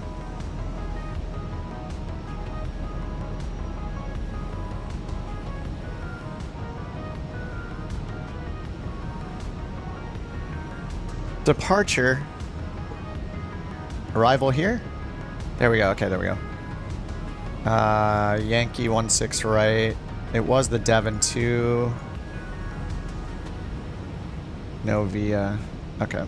Insert flight plan. Where are the waypoints? Okay, there's Ewok. Okay. Direct to Ewok on standby. Okay, there we go. Yeah, I think it's just a bug. It happened to me another time.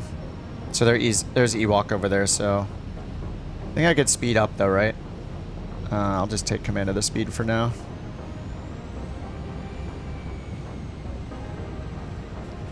I imagine it's because it doesn't know you did a missed approach without you going Toga. I did do Toga. I did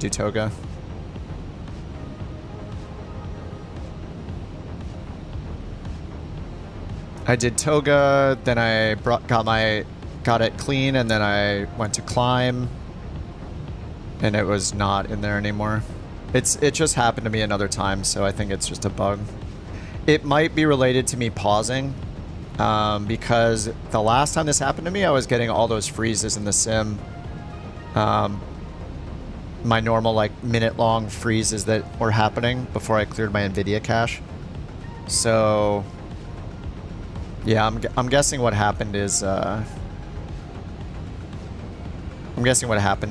the freezes messed with it, and now it just glitched it out, but because of the freezes. And it wasn't freezes this time, it was me pausing to go into my control. What the was that? Okay. Colt 323, descend and maintain 4,600. Descend and maintain 4,600. Colt 323. I mean, I won't say that it's impossible that I hit. It's very, very unlikely I touch my auto throttle disconnect. Just the way my hand is positioned on my stick, basically, when I'm holding the stick, right where the, what do you call it, in between your finger and your thumb? Like where your thumb connects to your palm, to your hand. That little divot there between my finger and my thumb, like I'm gripping the stick there, right? Above that area is where this little mouse wheel looking control I have is. That is I can flick it up or down or press it. And I would not roll my hand forward awkwardly to touch that. And I wouldn't, the hand taint, there you go. And I wouldn't pull my hand all the way backwards to hit that button with my thumb. So I really don't think I pressed it. And we can watch the replay and see if auto throttle came off, but I did not hit the auto throttle button, as far as I know. Average flight sim, very buggy.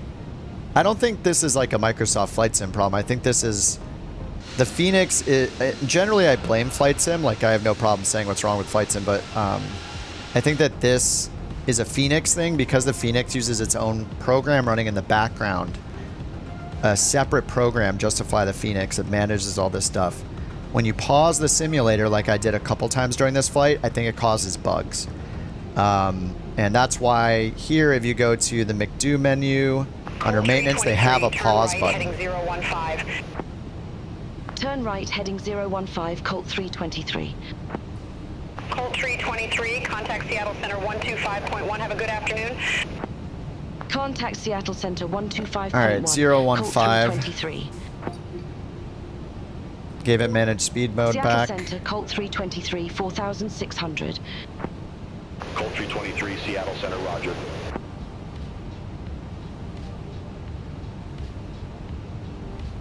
At some point, I turned off auto throttle. As soon as that went off, thrust would be at the point where the throttles were at, which is at climb would be a lot of thrust. I did turn it off? Okay, hold on. If that's the case, let me... Auto throttle was turned off. I mean, the only way I could manually turn it off is with the switch near my thumb taint. Heading 065, descend and maintain 3,900. Turn right, heading 065. Descend and maintain 3,900, Colt 323.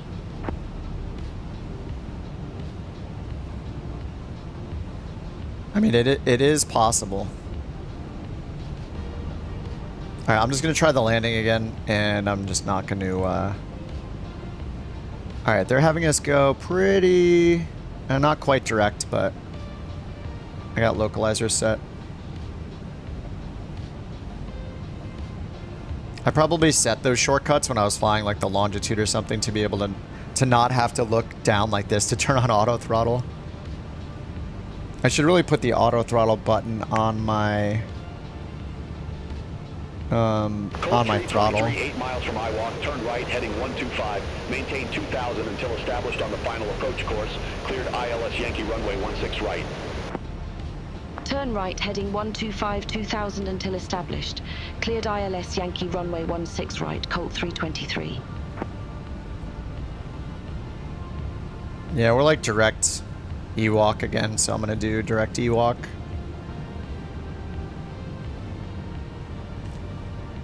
Let it manage the altitude.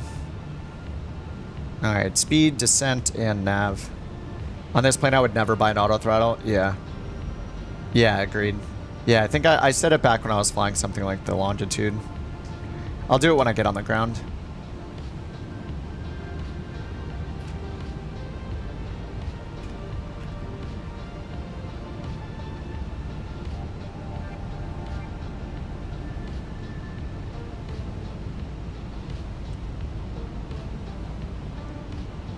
All right, we go again.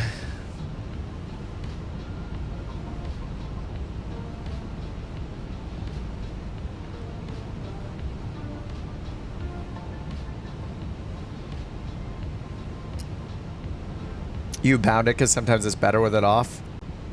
Yeah, I'm not in that point yet. If it's too gusty, then I'll just set my approach speed faster.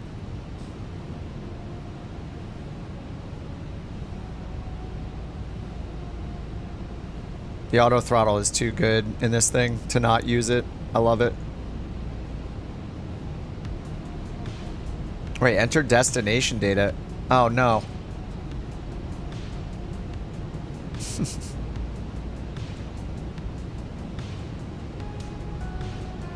Temperature 16. QNH 3013.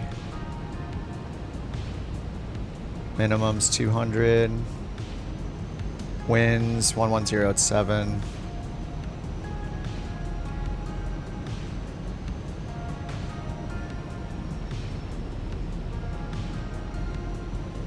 All right, there we go.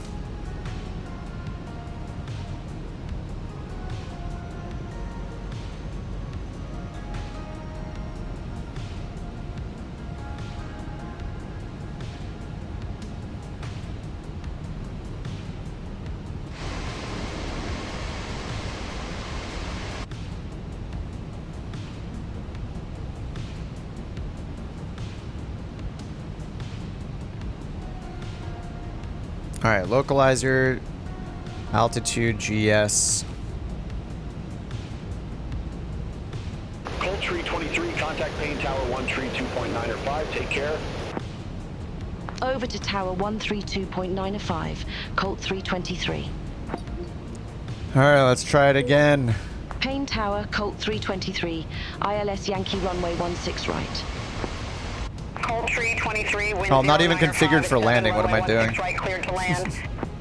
Runway 16 right. All right, we're at cleared 8 to land, DME, Colt so I got 323. till 4.5 to get it configured. Flaps 1 is out. Okay, that's done. Flaps 2.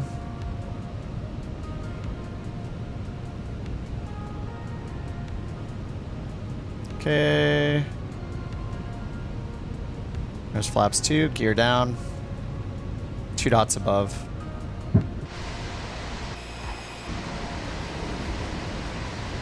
Caution, wake turbulence. I forget, are they adding wake turbulence in 2024? Alright, 3 greens. Flaps 3. DME 6. 2 miles to the FAF. Or the FAP. Whichever you prefer. Alt star. I got this. Don't touch auto throttle off. Everything will be fine. So look at the winds while I'm coming in on final. It's 170 at 8 right now. And the winds reported on the ground are, what? 110 at 7. Okay, so I am expecting it to shift to the left then. Were they 110 before? I thought they were 170 before, and now they're 110. Anyway, so we are expecting the left crosswind at the ground. Alright, flaps full. Auto brakes are set to on low. Okay, runway's in sight, or the lighting is in sight right there. Here comes glide slope star. 2,000 set for go around altitude. Let's not do it this time.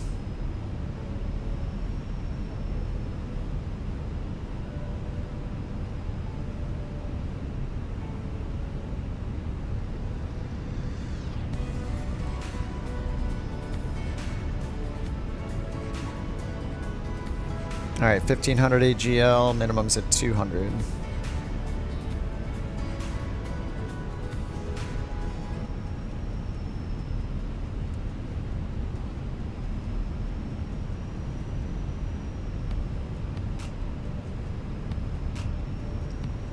You regret the X56? Oh yeah, I had the X56. I think that was my first HOTAS. I remember the throttle kept slipping forward on its own. Even at the max like tightness on the 1,000. The like resistance on it, you know. All right, 1,800 remaining. All right, autopilot off. Auto throttle is still on. 500. I am not touching my auto throttle button.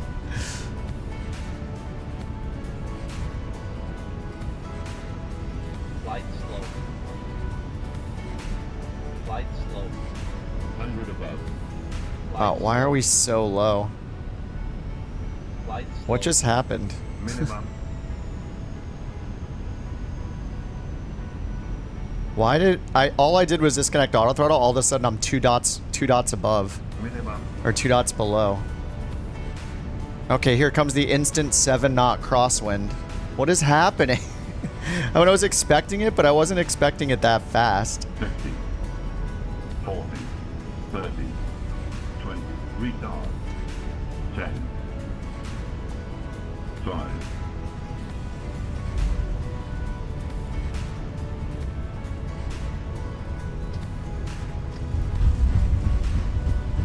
Alright. That'll do.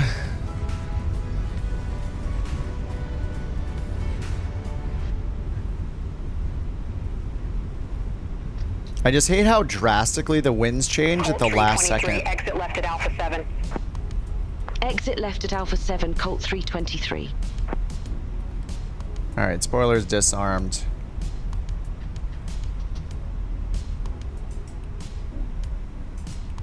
Ladies and gentlemen, the cabin crew will shortly be leaving their seats to perform safety-related duties. However, we ask that you remain seated until the fasten seatbelt sign has been switched off. It would be awesome if Beyond ATC could add the taxi arrows as well. 323, contact ground 121.8, see you. Ground 121.8, Colt 323, take care. Checking in the seat pockets, underneath the seat, and in the overhead lockers. Do take care opening the overhead lockers as items may have moved during flight. Smoking is not permitted until you reach a designated smoking area. On behalf of She's the wrong. captain and the crew, it has been our pleasure looking after. All right, I assume everybody is down. Yeah, there's no way that I am the, I'm not the last one in. What's up, dude? In Florida?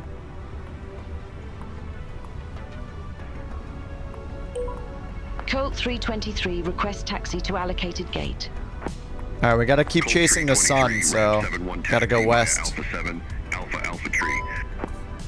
Ramp 71 taxi via Chase, Alpha thanks 7, for the Alpha Juice Alpha Goose 3, follow me Colt car. 323. Here comes your follow me car. The Juice Goose is so fun. I wish they had a livery. Oh man, dude, wouldn't it be awesome if they made an update where they made a variant of the Juice Goose that was like decked out with the big follow me sign and yellow lights and stuff? Oh, 50 knots, let's go. It's a short taxi, it looks like. You're right though, I'm not going fast enough.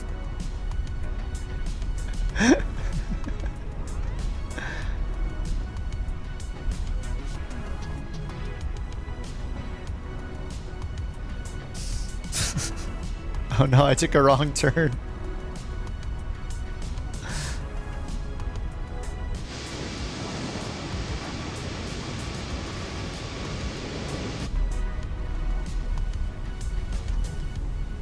All right, next to the fuel pump. Excellent.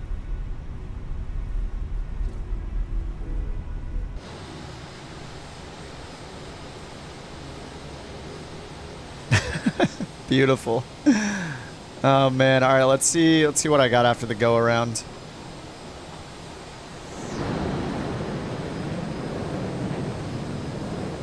.85. Is it landing lights? Oh, just long landing. Long land. Yeah, it did feel like a long landing. I think that's fair. I did not want to go around again though. All right, how are we looking on the leaderboard? All right, they're still at 1403. Wait, is that refresh 1343? Probably is. All right, I guess I got to do 60 flights tonight. Let's get on it. You saw a meme of a follow me car whose sign says, "Don't follow me, I'm lost too."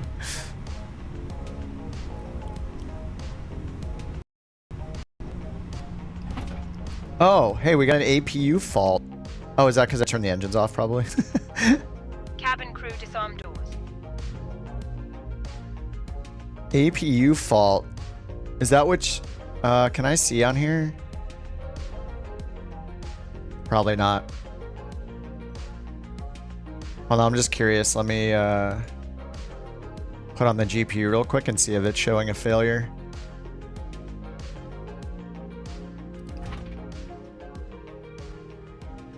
Oh, the EFB, that's right.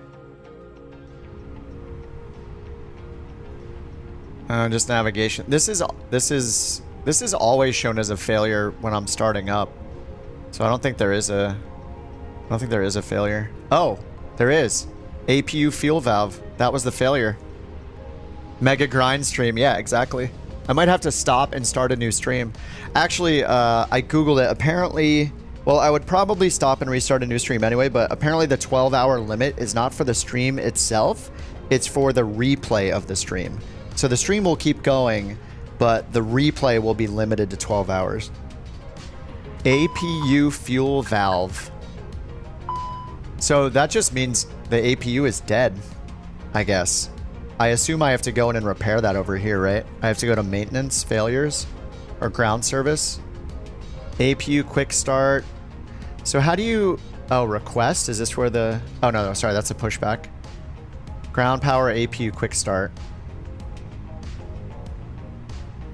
High brake temperature. Wait, so the failures, it's not shown here, though. So the way I fix it is just through here. I just Oh, I see how it works. So when I hit random, it's going to find a random one. It's going to arm the failure condition is what happens when I click the insert. When it does the insert for a random failure, it arms something, right? And then if I want to fix it, I just come in here and turn it off, right? And that's it. Do you guys know? Poor Luke, all these couch captains. Yeah, we're motivated. I don't know if this is all I do. I gotta set it to dawn. It's just so dark out. I hate looking at it. I guess the weather still sucks, so dawn means nothing. Curious what the eCam message is? Nothing. Oh wait, no, there's a status message. Oh no, that's what we normally get before startup. Is there one on APU? I mean, if I try to start the APU, I got a fault up here. Oh, yeah. So I need to turn the master switch on again. So let's see what the fault is. Duh. And then I did this and then got a fault. The button was showing fault. And I think it took a minute. I had it starting up for a bit. I just didn't look at the eCam. I was just like, flap open. Fuel low pressure right there. So if I had this off, yeah, it would still be on this for starting it up. Yep, APU auto shutdown, master switch off. Okay, nice. That was it then. Yeah, just APU auto shutdown. So it protects it automatically with a fault, and it just tells me to turn off the master switch. So then down here, okay, on the failures, I just have high brake temperature still. Yeah, that's interesting.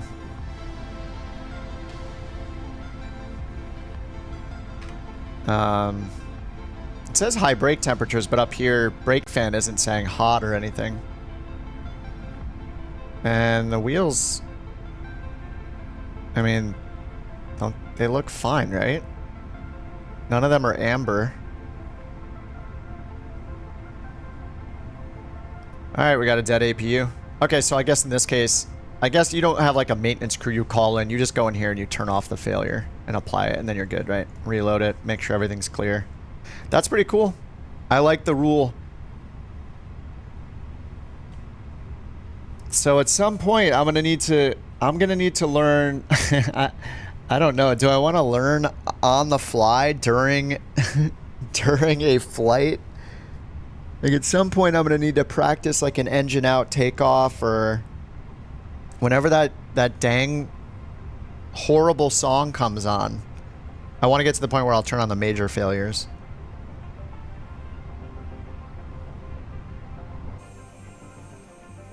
Fix it menu is config, is it? Oh, let me turn one of them back on then. Let me see this. So let me fail the same thing. APU fuel valve failed. When I went over here, oh, I went to maintenance, not config.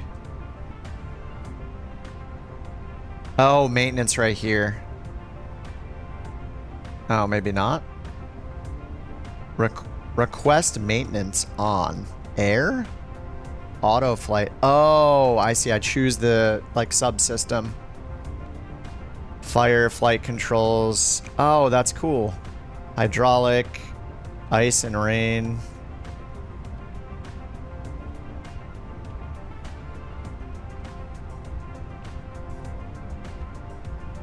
APU request.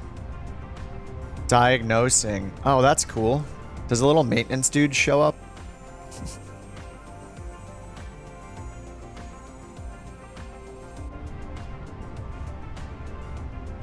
This is cool. I like this better. That's cool that they have this instead of just going to the EFB. Because I guess technically you should never need to use the EFB, right? That'd be kind of weird.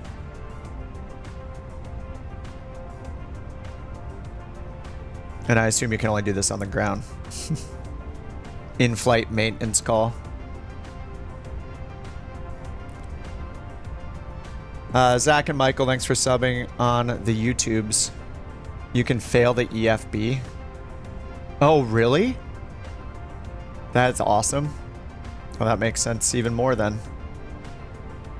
All right, it's diagnosing. Where are we going next, dudes? I'll need to like eat an in-flight meal, I think, for this next one. What time is it? It's 8. I have 3.5 hours until I hit the 12-hour limit. Okay, wait. So did it fix it or what? It didn't even come back with a message. And it still failed. Do I have like a company message or something? Okay. Maintenance. Do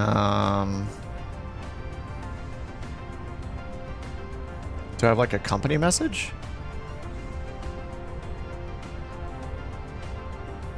No.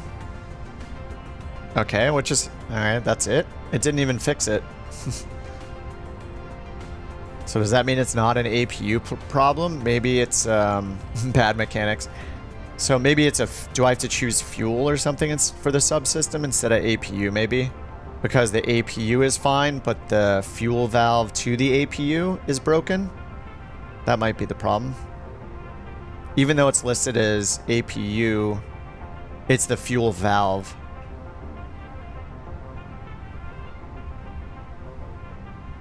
Alright, Raccoon, have a good one.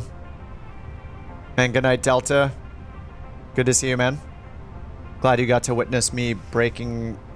Just destroying myself on the approach. Actually, let me... Well, before I forget, let me unbind those. There it is. There's the culprit that wasted 20 minutes of all our time.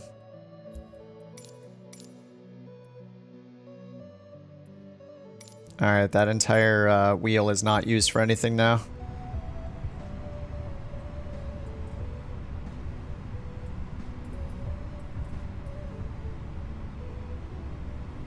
Bye-bye, Raccoon. Thanks for the 10 gifted earlier, man. Really appreciate you. And all the Raccoon facts you drop on us all the time. Thanks a lot, dude. Okay, so... Nothing here either, I guess. Oh, I'm doing something wrong. Yeah, that hasn't fixed that either. Huh. I don't understand. Alright, well, I'm just gonna go here and unfail it. Alright, let's go back to the main menu. I need to install the F-35 because someone was flying it earlier, and then we need to find a new place to go. Gonna restart Beyond ATC.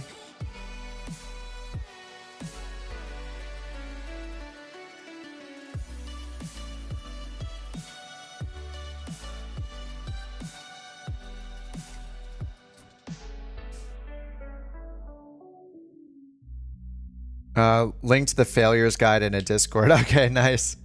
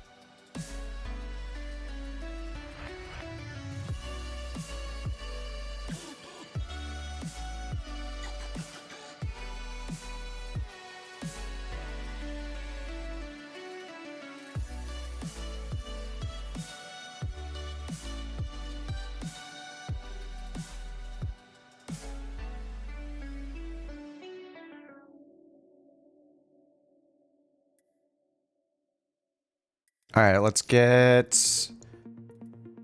the Lightning installed and do another one. F-35. Lightning. One of you guys installed so you don't look like an Airbus or a Bonanza. Whoa. The sim just crashed. Huh. That's a new one. Wait, did it crash? Whoa, the sim is still open, but it's a black screen. Holy. That's a new one. This is the sim right now. Graphics card had a crash of some sort. Maybe me messing. Oh, now it crashed for real. Gonna grab some Taco Bell. Nice. Do it.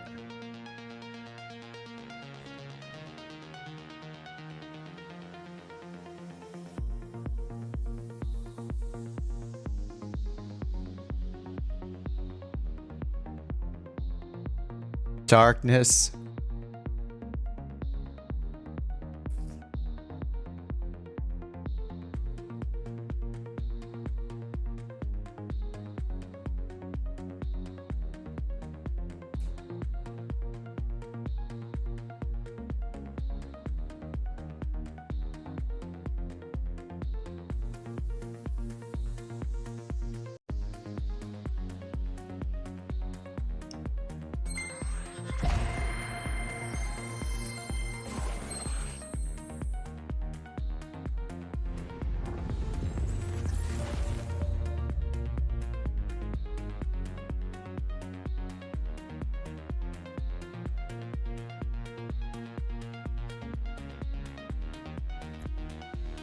All right, let's continue in normal mode.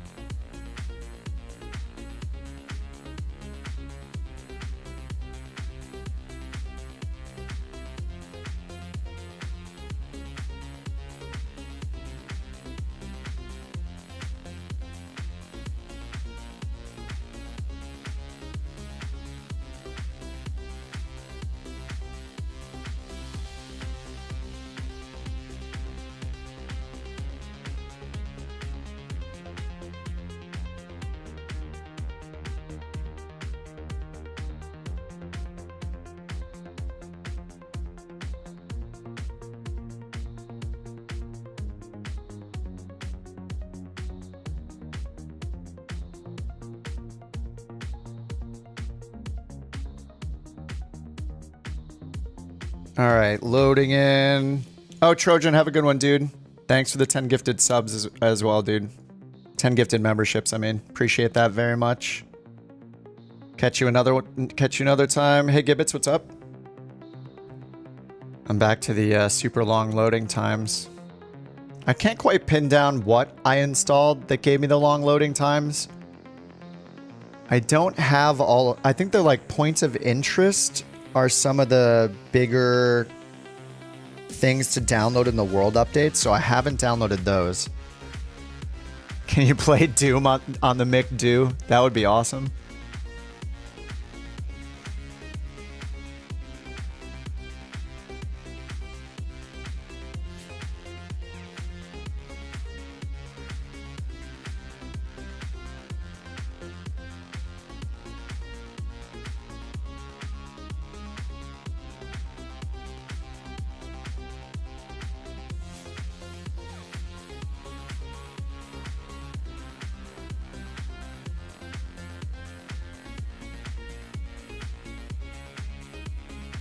All right, well, while that's loading, let me check.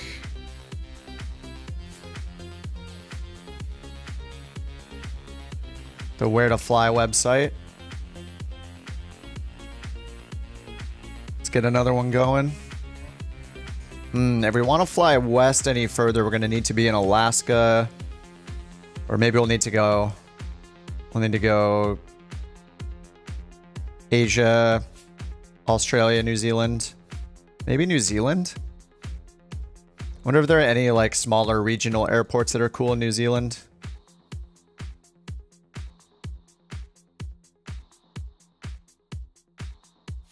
Let's see what we got. Whoa, page expired. What? It's gone. It's back. Okay, Oceania. Oceania? Oceania? How do I not know how to say that? Oceania. I don't know if I've ever said that. Okay, see worst weather. There we go, it's back.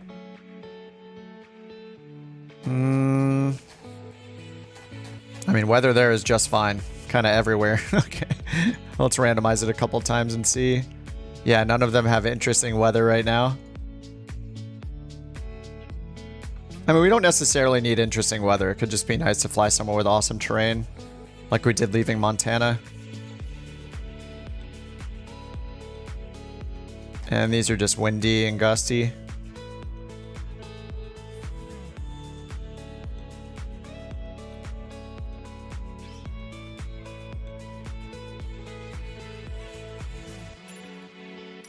Okay, downloads have started in the background.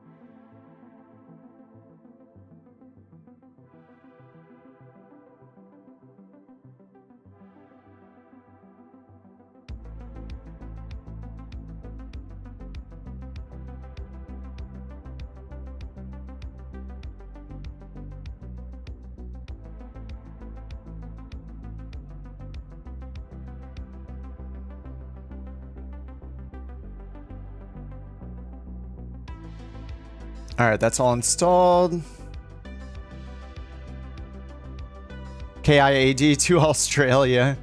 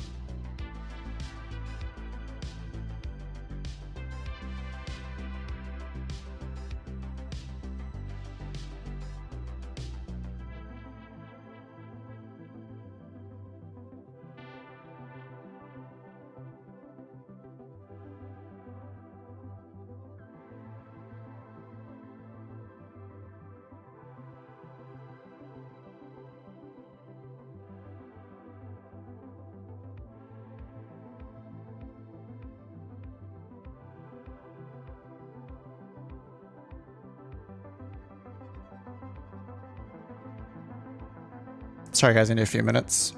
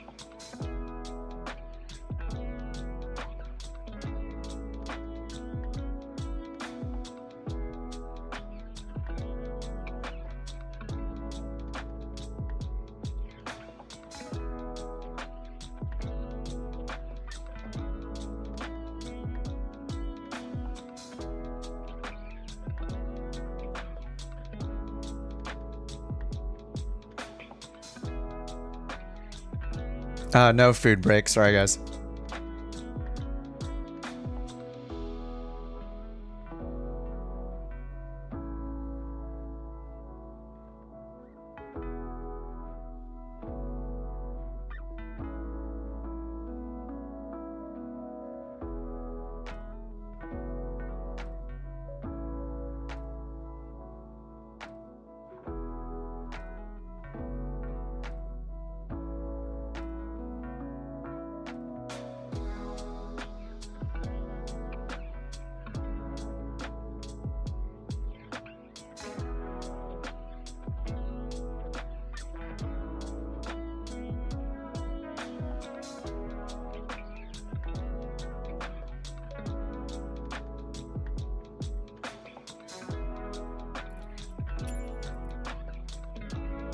Okay, let's see here. Where's daytime? KIAD to Australia. That will take a minute, so maybe not.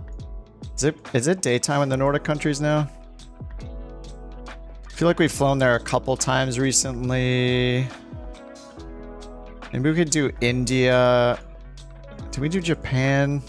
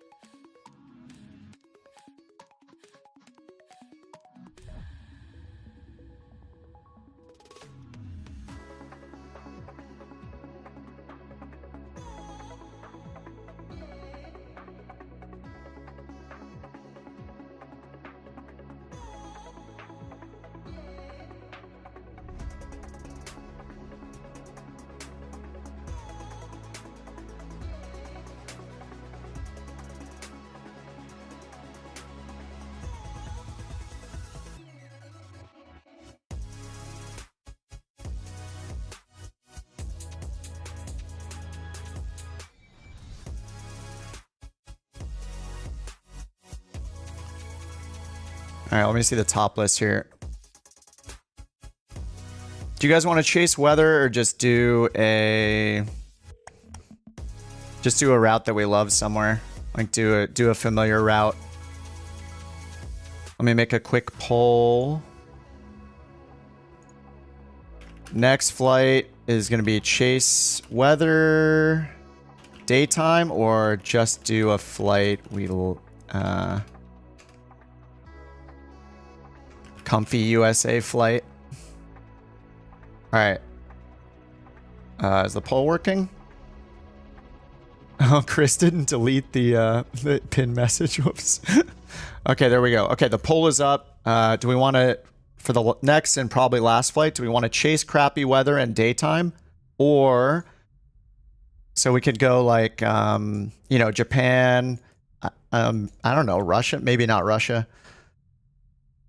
Maybe Eastern Europe, if it's far north enough. India, the Middle East, Oceania, oceanic countries.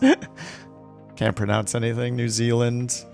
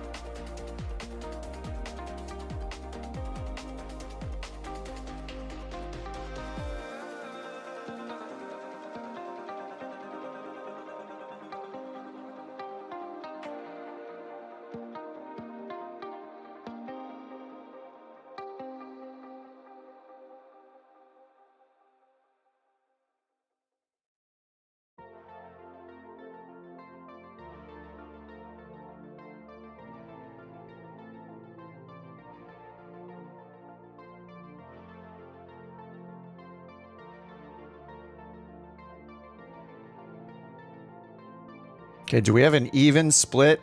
Or am I putting everyone to sleep? Oh my god, we have an even split. To quote Kip, what's happening? Sorry, I'm distracted in a conversation with somebody. Sorry. The poll is not helping, yeah. What is going on here?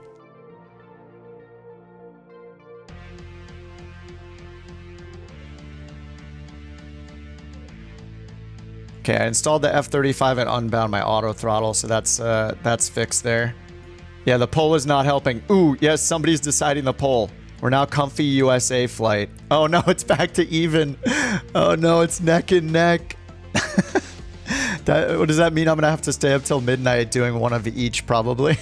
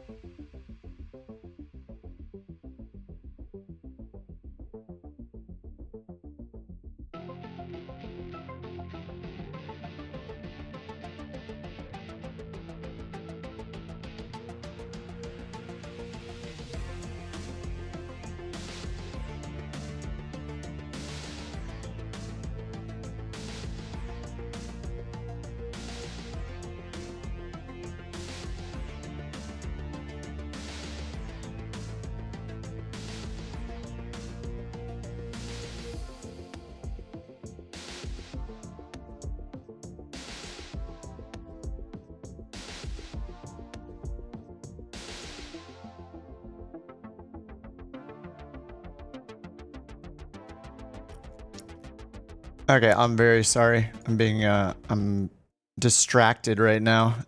Clearly. Okay, let me see the top list right now. I think it'd be cool to depart somewhere crappy and arrive somewhere nice, because that's just the easier situation. Russian Federation has a departure. 10,000 foot runway, low ceiling, low range, foggy.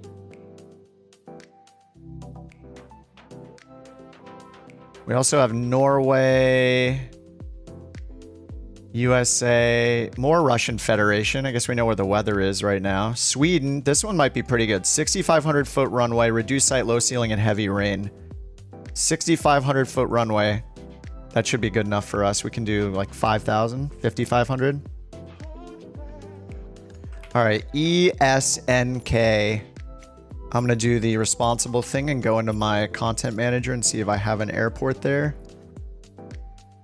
Okay, there's no custom one, so probably not. I just want to do this to make sure I have the Microsoft versions on. I don't have conflicts. Okay, ESNK. Random airport in... Is this Norway?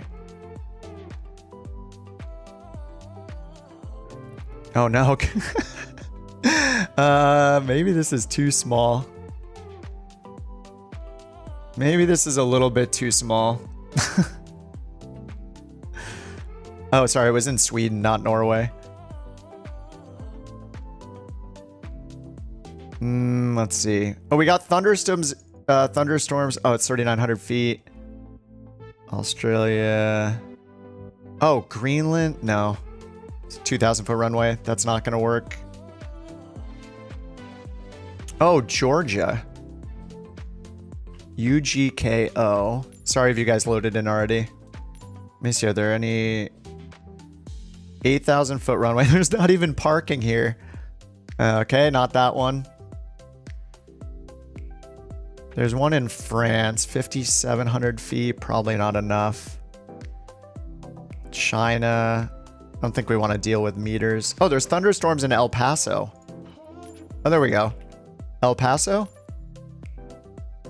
We'll be stateside. Oh no, choose weather. Choose weather 1, but this will be choosing weather anyway. Okay, this looks better. El Paso. There are gates. Okay, we got thunderstorms in El Paso. And we got gates. I'm going to switch to daytime, of course. And let's find somewhere to fly. KELP is El Paso. Kelp.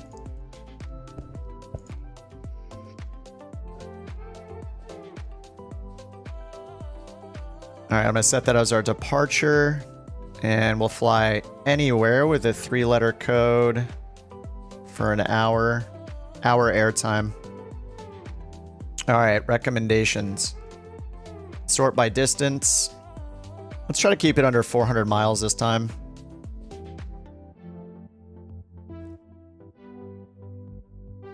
All right, some of these are gusting wind. A lot of these are gusting wind. Now let me go back and not order by worst weather.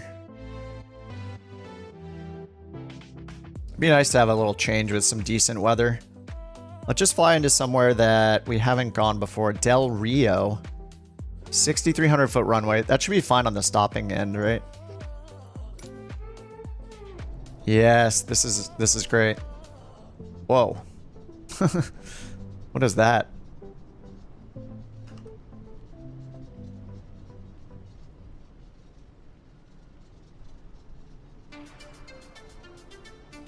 Oh, Impulse, was it you that recommended it? This website is so good.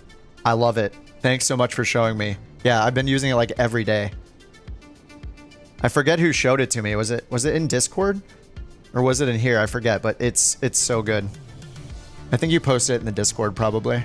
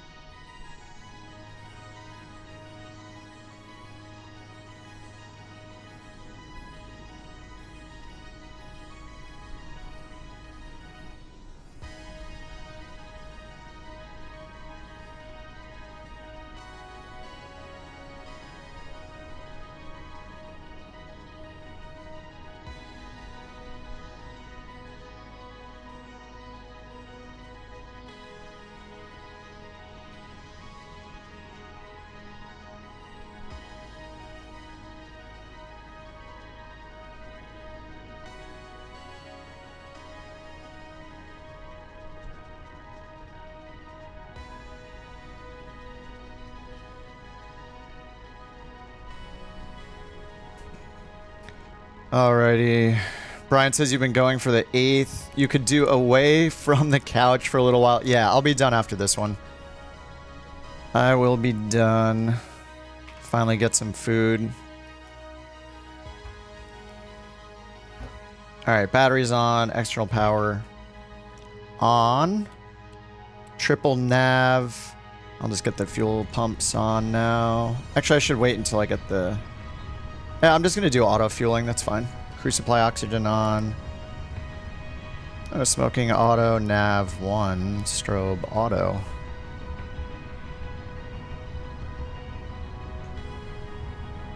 So, I was let's see, what did I find?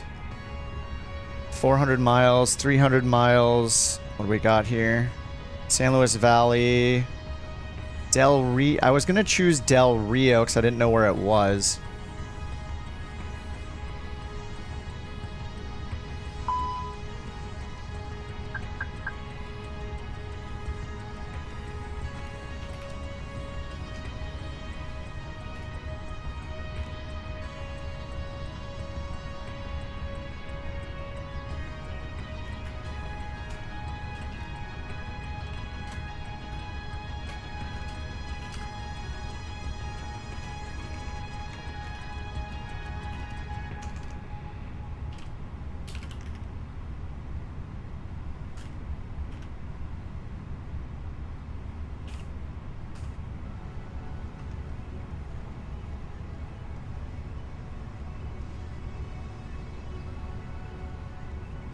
KDRD, KELP, A319, whoops, 319, there we go. Where is Del Rio? This is still in Texas. Okay, it's like right on the southern border, on the south of Texas. Let me just check the runway diagram real quick. KDRT. Just want to make sure that it's big enough to land at. It says the runway was like 6,000.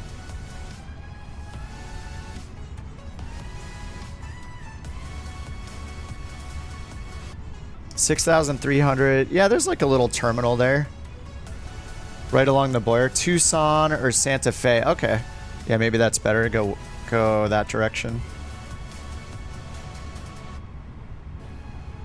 Yeah, there's like Vegas... Colorado Springs. That's like 400 miles though. That's a little too long. I'm gonna do like a shorter 300-ish mile. There's also San Luis Valley and Kerr County as well, which I'm not familiar with.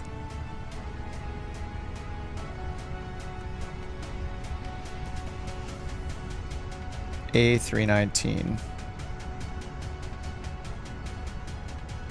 San Luis Valley is to the north. Oh, in Colorado. KALS. That could be cool.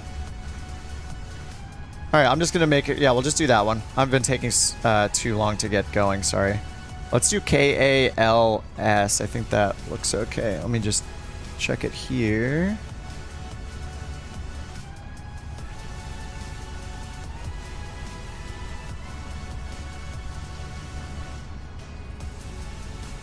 $8,500-foot runway with a small FBO. It's a 100-foot runway width, which is our usual that's been happening. I mean, maybe... yeah, I'm guessing you guys want to fly to something bigger, though. That's the one... The one thing is, I don't want to fly to something too tiny. And then there's Kerrville. Let me check this one. Kerrville, I don't even know where this is. Oh, also in Texas. Charts. Okay, this is better. Oh, no, it's only 6,000-foot runway. KCOS. Is that Colorado Springs? Colorado Springs? Okay, let's do that. Let's do that. Sounds good. I'm making bad decisions here. Kelp to KCOS. Alright, KELP, KCOS, 319, CFMs.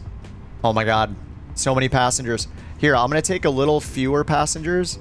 I'll take like 20 fewer. So there's more chance that you guys get them.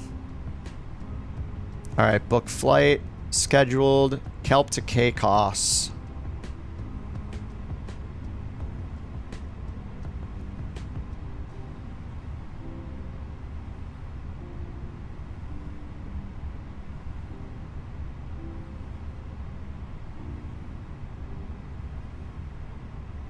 Alright, that's updated. Let's get it started here. 360 for the flight level. Cost index 54.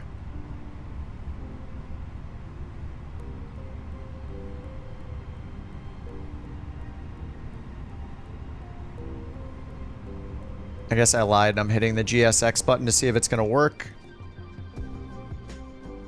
Well, maybe. 480 miles. It's fine. We can use acceleration if we get bored in the cruise phase. Totally fine.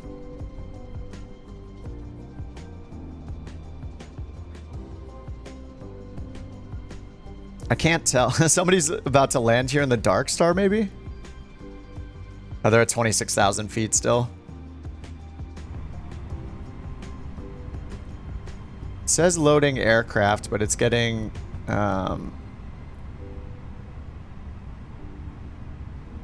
It says fuel truck and catering vehicle are on the way.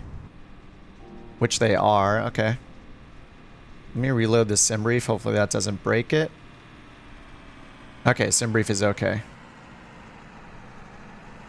Okay. Nice. Looks like it's working. I said I wasn't going to use GSX, but there it is. What's up, Shalimar? Right over Roswell to see a UFO. Yes. Sounds good. Alright, let's go up here. We got all of this set up already. Yeah, we can start looking at the flight plan. So we got cost index of 54.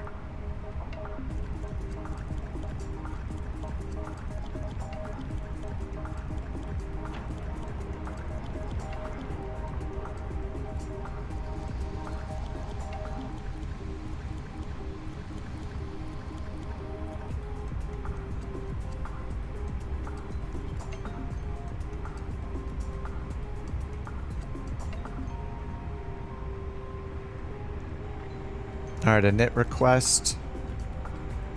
Cost index 54, flight level 360. 54. 360, cruise. 323.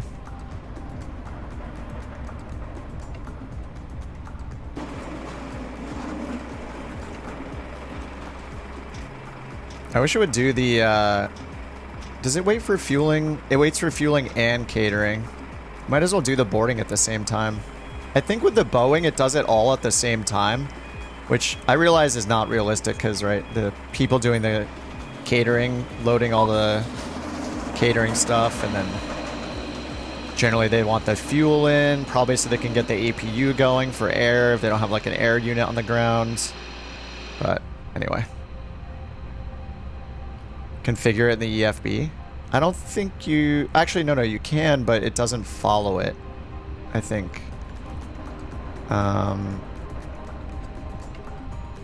Yeah, I have it here. Wait for refuel before boarding is off, but it still waits.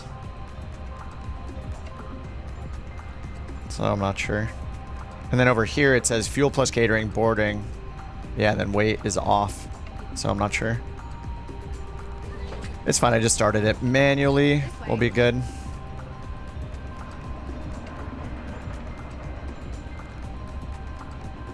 Someone doubled up the gate. Yeah, it's bound to happen. I've kept the, like, show people in proximity off for a while now because we end up doubling up at gates at some small places or just accidentally. So I think it's worth, yeah, it's worth having the proximity thing turned on. Alright, let me grab the route from here. Alright, we got a departure and an arrival.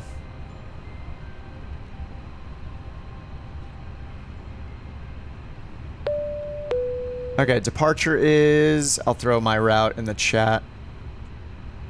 Departure is runway 22, lat V3, CME transition. Done. Insert. There we go.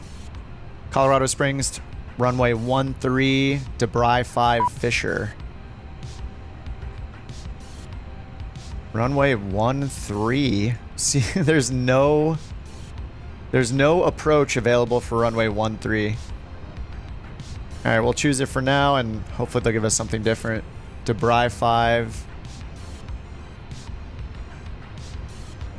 And the Fisher transition, or Fisher via... Okay, no, Fisher's just an en-route waypoint. All right, so we should go from Fisher to start the Debris. BRK to CF.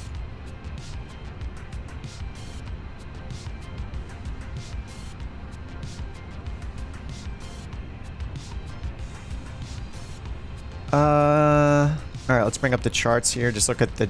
Oh, it's the D-Berry. The D-Berry. And let's see. HBU, ALS, or TBE.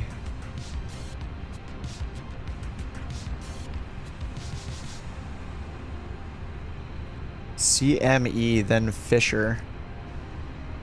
Okay, so Fisher... We're not using one of these VORs. We could use the Toby or the Almosa VOR, maybe?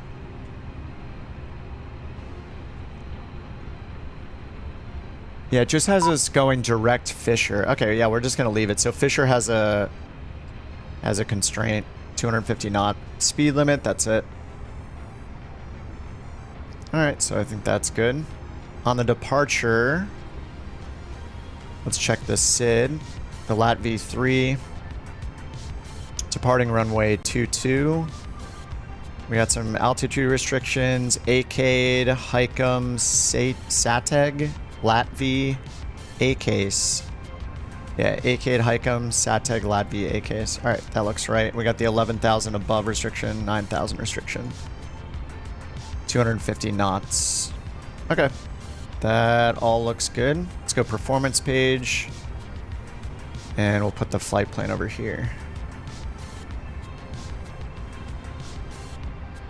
Alright, constraints on the left, plan view on the right, and we'll turn it to see our first waypoint, then some.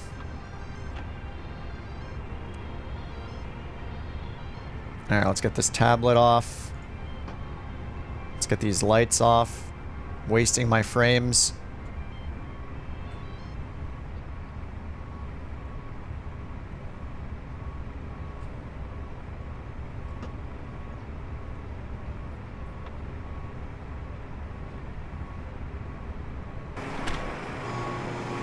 Alright, 1/3 loaded.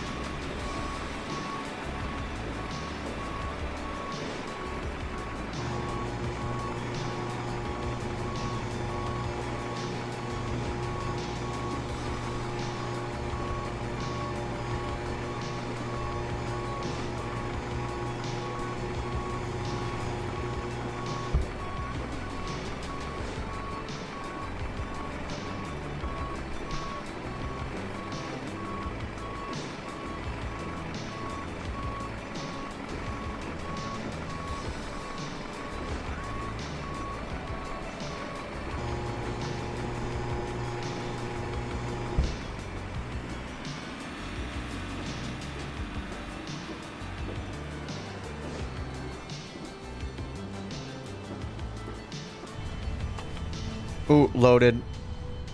Are we all done? How long until departure? Let me see what I got here. Oh, I changed my time. I wish I could have it not read back the... I wish I could have it not account for the real time and just account for whatever Zulu time is. Not what I put in the sim. Like, if this didn't look at the local time, this would be awesome. I wish it just looked at... Or, you know, the real world Zulu time. Real time. Anyway. I think the fly-by-wire lets you ignore the time. Alright, we got 10 more passengers.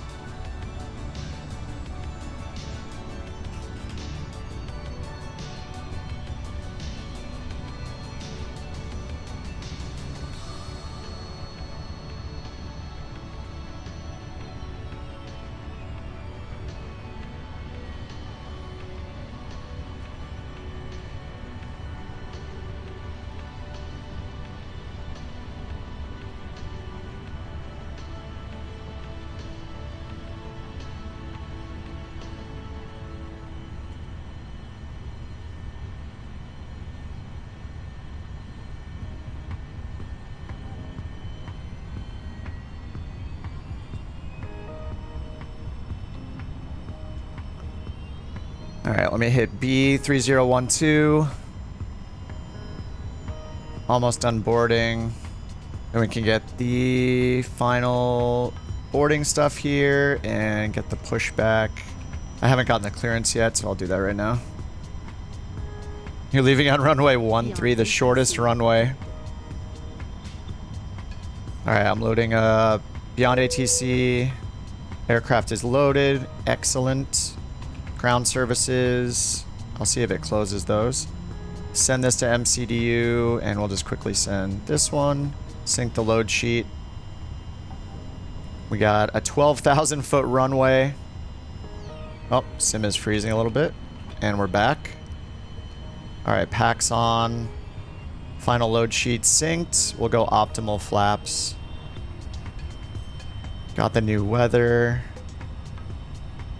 Alright, this is a long rotation.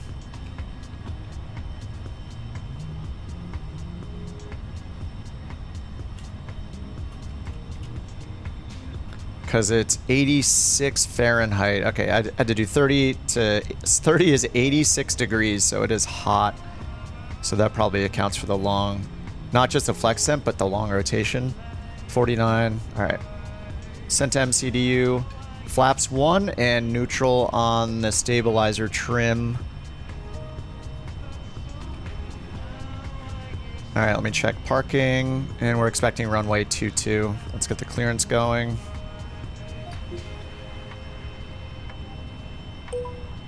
Code 323 request. Alright, 22 is very far to the north. Alright, we're gonna have a high-speed Juliet taxi.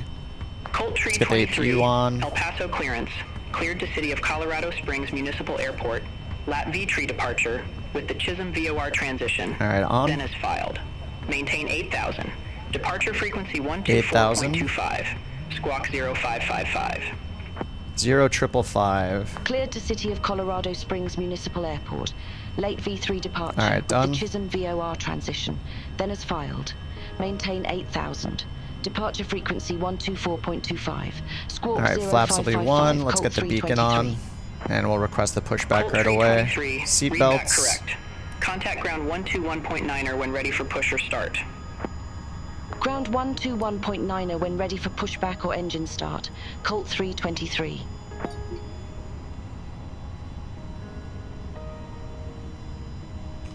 Alright, let's request push and start. Colt 323, ramp 33, request pushback. And where do we need our nose to face? Nose right or north if that's an option? Face west, alright, nose and engine right. start approved, face west, Colt 323.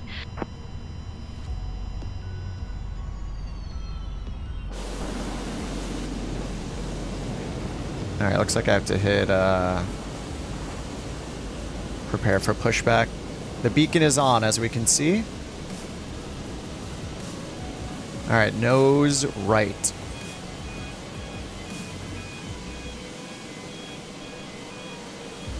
Hello, Captain. We are ready for pushback.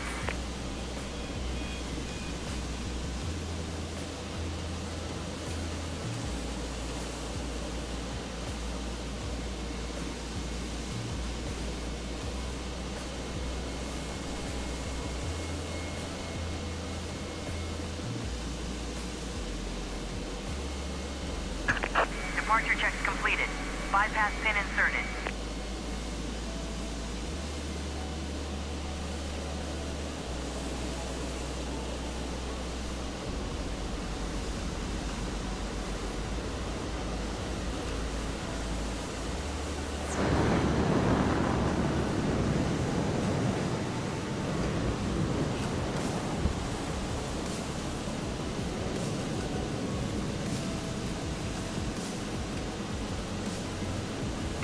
Locking gear.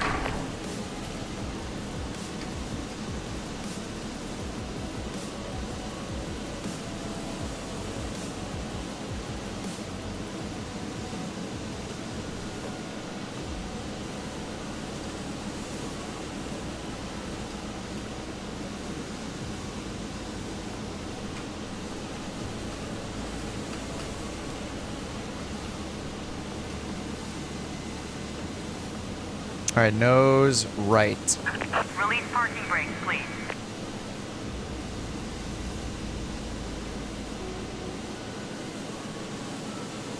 All right, parking brake released. Parking brakes, please. Commencing push. All engines clear. Start at will. All right, engine 2 on the way. Let's get that chrono started.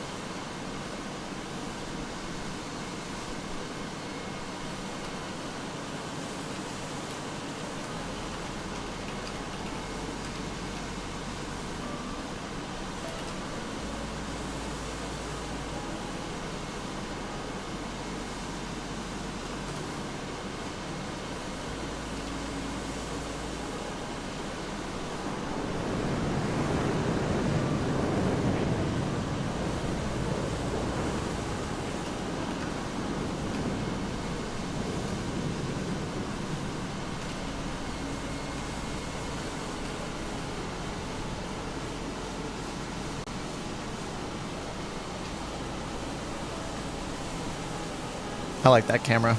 I don't like most of these cameras in this plane, like I rant about all the time, but I like that camera. It's kind of a classic one. I feel like most planes have that. Please set parking brakes. Oh no, APU bleed wasn't on. Oh no, I forgot APU bleed. Uh-oh, let me get engine starter 1 off. Crap. I thought it was a minor error. It's a human error.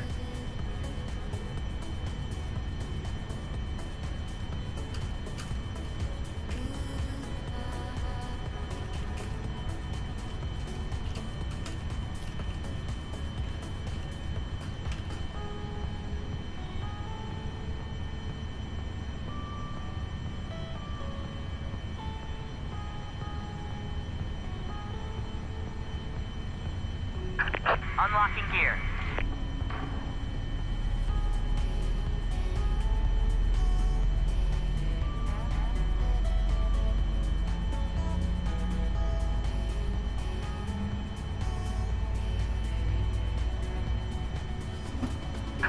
Tow truck disconnected. Bypass pin removed. Left is clear. Right is clear.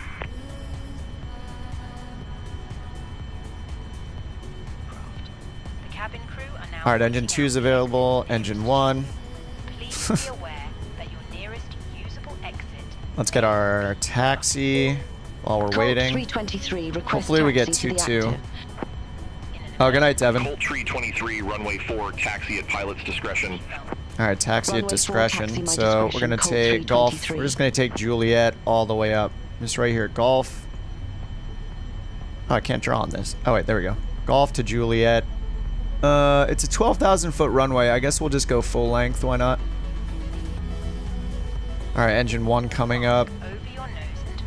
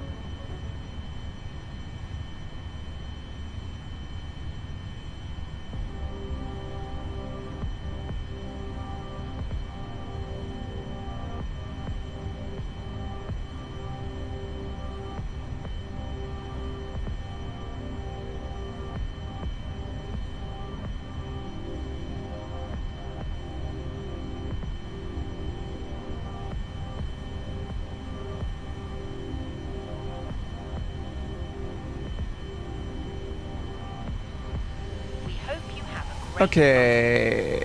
What do I need here? Brakes, auto brakes to max. Spoilers I'll get in advance. Flaps 1 and taxi to Juliet. All right, parking brake off. All right, sorry guys.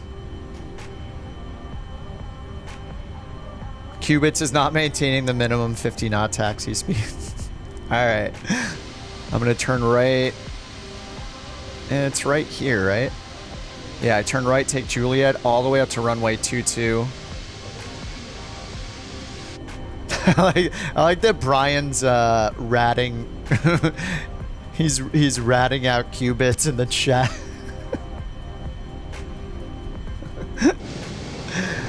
All right, let's take Juliet all the way up, high-speed taxi. I think I forgot my taxi light, but I don't think it enforces it. And we can get our APU off. Seatbelts are on. Cool. All right, let's go. 323, contact El Paso Tower 118.3. Contact Tower 118.3, Colt 323.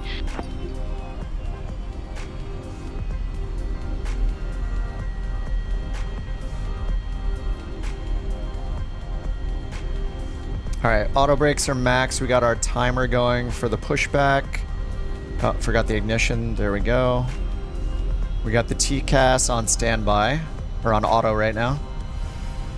All right, I can go faster than this. This is 37 knot taxi. Is it 50 or 40? I think 40 is probably the safe, but 50 is probably the max. 3012 on the altimeter, and we got the departure. And they're sending us off to tower already, so we just got LAT V3 departure, then as filed to maintain 8,000, which we have over here. Sounds like cabin crew's ready. The cabin is now secure for takeoff. 32 knots, slacking on the taxi speed. All right, Jack, Jewel, Cientios, and John are on their way.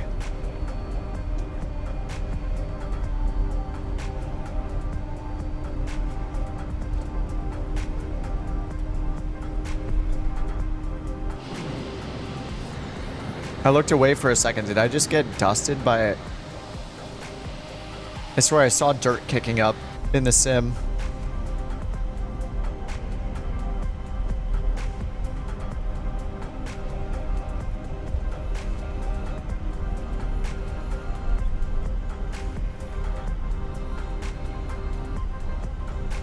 All right, takeoff config, test. We got predictive wind shear on. APU still cooling down.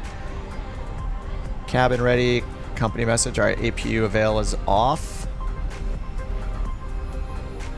And then we'll get TARA set down there. And this time maybe I'll remember the chrono. All right, what are you guys in? 737, 800, 600, 800. Am I the only Airbus? Wait, Jack's in an Airbus, right? Yes, Jack is in an Airbus behind me. Good. The numbers are changing. Isn't someone in the 777? All right, standards on the takeoff roll. The Couch Classic stool livery.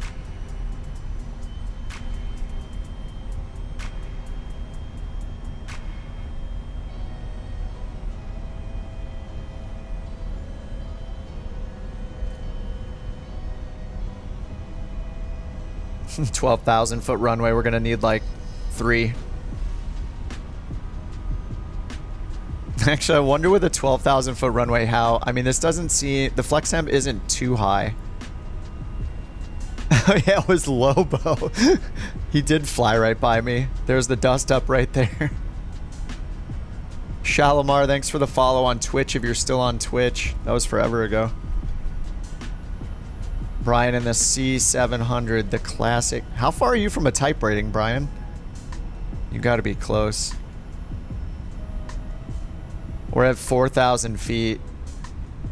Yeah, 4,000 feet elevation, and it's like 80 something degrees Fahrenheit out.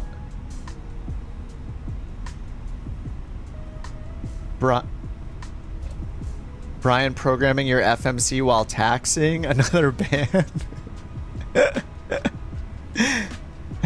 Alright, right, let's say we're ready for departure. Colt 323. No, that ready to sounds like go, a that sounds like a couch captain's approved behavior. 323, El Paso Tower, wind 080 at 7. Fly runway heading, runway 4, cleared for takeoff. Okay, runway heading. Let me see the runway heading 4, this cleared time. for takeoff, Colt 323. Last time I had, I didn't have it managed, right? Or did I? So it just changes to runway heading mode? I don't know, we'll see what happens. There's probably an ILS here. So we're probably going to get runway enunciated. We can do a rolling takeoff. Alright, let's get the nose light on.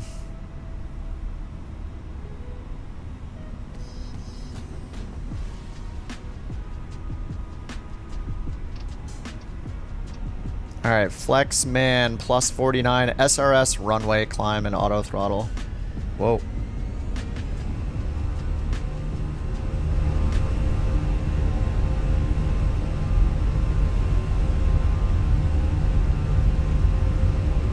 Alright, 60 knots, 70 knots, 80, 90, releasing the stick pressure, there's 100 knots. Yeah, this is a long takeoff roll, rotation's not till 154. We're using all that runway. Oh my god. Rotate. Oh my god, nice timing. Positive rate, gear up. Man, we use like 8,000 feet. Maybe more, maybe 9,000. SRS nav. 400 AGL. Now let's go left turn.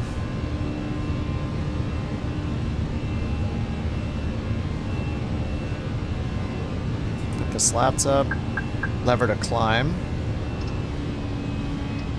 All right, thrust climb. Man, this is a quick turn. 5,200 feet.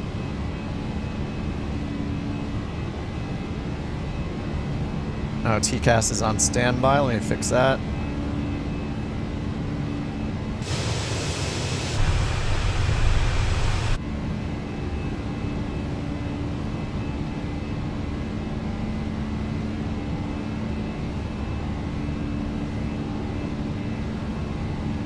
Following the director. Alright, there we go. Alright, 2,500. AGL, we're at 6,000 feet. Alright, we can get the runway turn-off light. Nose light off. Spoilers are disarmed. What's our air temp? It's probably really hot. Alright, why are we seeing... Seeing our cruise checklist. Okay, yeah, TAD is plus 35. Very hot. Alright, 1,000 to go. I'm going to turn on autopilot so it'll hold the altitude. Ladies and gentlemen, managed altitude. Please keep your seatbelt fastened whilst the seatbelt sign is on. We Alright, just holding us at 8,000. Seatbelt fastened whenever you are seated. Toilets are located at...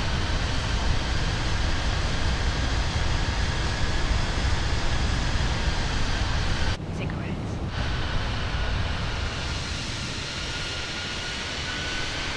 Is it the wheels making what noise when I lift it off? Dude, the lighting looks so good. We accept all major credit and debit cards. If we can... Colt 323, contact El Paso departure. Alright, we're supposed to be 9,000 or above. Departure, Colt 323, see you. But they told me 8,000, so hopefully they clear us higher. El Paso, Colt 323, good day 8,000. Colt 323, El Paso departure, radar contact, cleared direct curve, resume the lat V tree, climb and maintain flight level 180. Okay, 180. Cleared direct curve, resume the lat V3. Climb and maintain flight level 180, Colt 323. Direct Courage? Where is that? What the? Where's Courage? Categ? I don't see Courage. Maybe we just passed it. Courage is Kerge. I do not see that.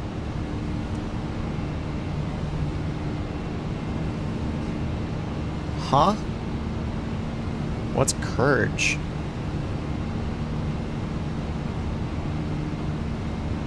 That's not part... Latvia, AK, Splowring, Rick. Is it a different departure then? We're on the Latvia 3.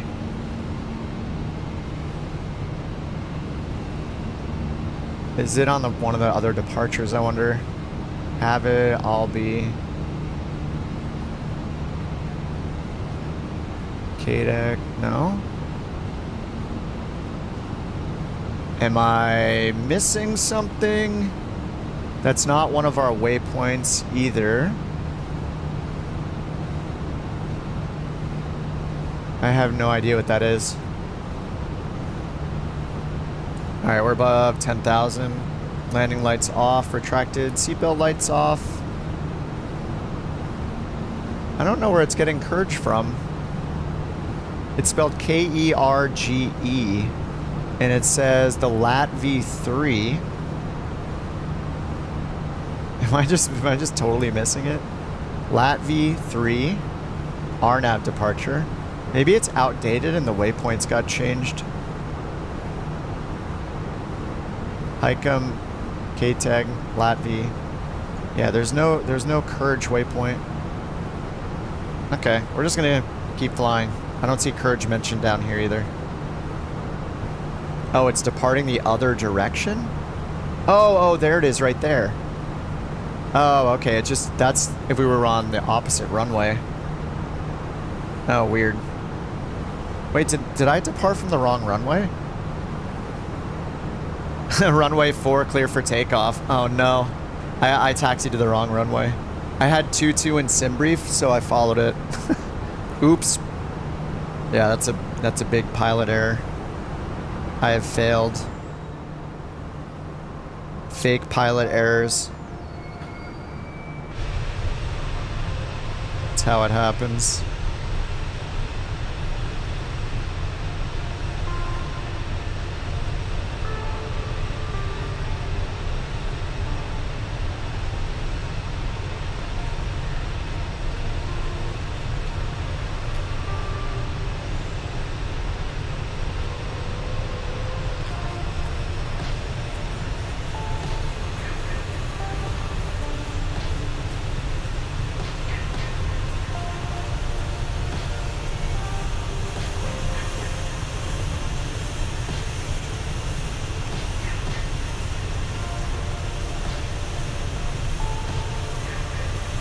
Tree 23, contact Albuquerque Center 1 Tree 2.65. Contact Albuquerque Center 132.65. Colt 323. Albuquerque Center, Colt 323. Leaving 15,500 for flight level 180. Colt 323, Albuquerque Center, good day. Climb and maintain flight level 360. Climb Ooh, 360. Not gonna miss it. All right, 360 at direct AKs, then direct all ring. Bell ring? Okay, it's too late. I can't read these waypoints anymore. All right, coming up to standard altimeter setting. I still don't know the right way to do this, but I think maybe we manually change this to 2992. And then we set it to standard. Because there's no standby frequency. So now when I pull it, when it's time to change, I push it, and then I can set it from the standard altimeter setting. I just don't know any other way to do it without messing with like the autopilot drastically.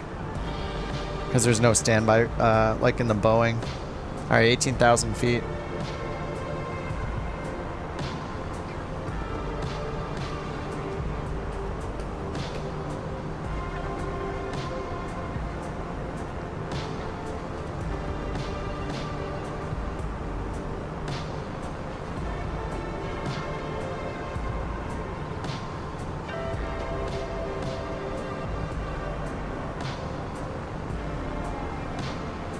Alright, what's our air temp? Plus 12. No anti-ice yet. That's why you prefer VATSIM, yeah. Yeah, VATSIM, you know, the weird real name thing aside, which is creepy and asking for people's passports, whatever, that they've done before, apparently. Allegedly. According to people. Anyway, besides that, yes. Nothing will beat human ATC. Ever. When you have human ATC. That's the main issue is... I mean, I used VATSIM enough to know that I was really annoyed with... nice, the VATSIM command. I used it enough to get annoyed with having to chase down coverage. That's why Beyond ATC and Say Intentions are awesome. 24 hours a day, 100% coverage, and it's only going to get better. So there's going to come a point where it's so good that the more it improves, the less human ATC is better than it. Human ATC will always be better, but it's going to get closer and closer and closer. Like that gap between the two is going to get smaller and smaller over time. That's why the AI stuff is exciting. You don't have to wait for the VATSIM event into one of 5 airports that happens in the US every week or whatever. Like, oh, I guess I'm going to Denver again. I guess I'm going to JFK again or Boston again. It's like, all right, well, I can fly VFR or IFR at any airport in the entire world 24 hours a day and get some sort of coverage. And with Say Intentions, you hear the multiplayer stuff, which adds that human element into it. It's kind of a nice hybrid. So as long as they keep improving those products, it's going to get even better. Like, these are the early days of AI ATC. Once we get beyond ATC traffic injection, I think that people are going to be potentially, like, you know, every time a big feature like that comes out, a big advancement comes out like that, there's another small or medium, or maybe for some a big reason to use that. Use it instead of VATSIM.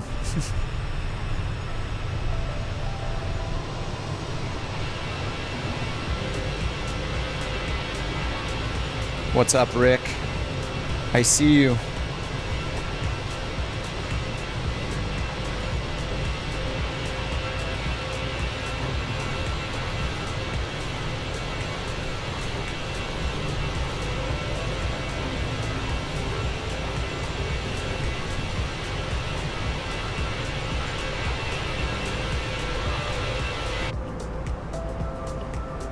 All right, 24,000. We're not really going through these, so leaving the anti-ice off. We're in icing range, though.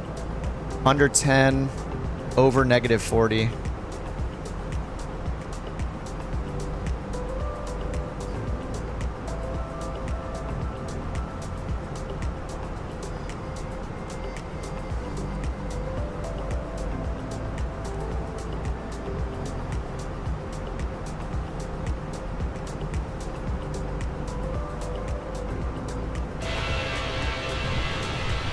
You did digging when you're at cruise, even if you pull the altimeter. Oh, it won't change the altitude. You can then preset your landing QNH and set it back to standard. Ah, okay. Interesting.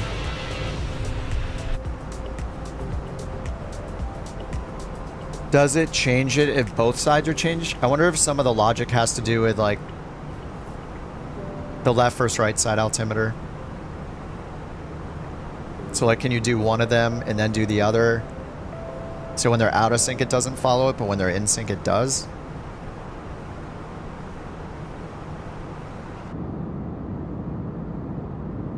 Terrain looks good down there. Looks brain-like. You have them synced, yeah. And obviously, yeah, it'll, like, yell at you if you don't have them synced.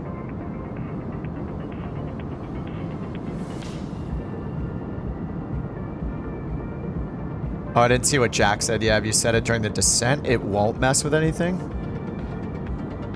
Option in the EFB. Yeah, you'll get the ECAM if they aren't synced, yeah. Wait, is there an option to sync them in the EFB? I swear I've turned that on before. Wait, EFB mount? Oh, you can do a window mount. That's cool. Wait, how's the frame mounted? Oh, I see. That's funny. Switch to a window mount.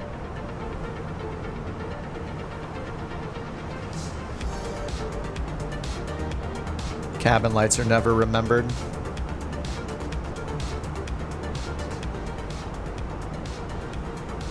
Oh, right. EFIS Barrow. Oh, you can link the standby to the other ones. I'll just leave that off. That's fine. Oh, scrolling acceleration. Wait, what? Is that going to be in there for the heading knob? Oh, it is. Oh my god, I didn't know that was an option. Oh, no way. Dude, I've been complaining about it. I did not know that was an option right here. Scrolling acceleration. That's awesome. Okay, awesome.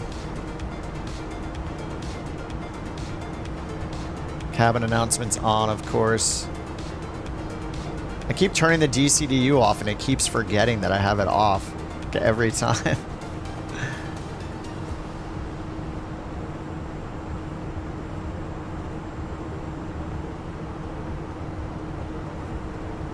Yeah, I save it as default every single time. You told me about it 4 streams ago? Yeah, probably, sorry.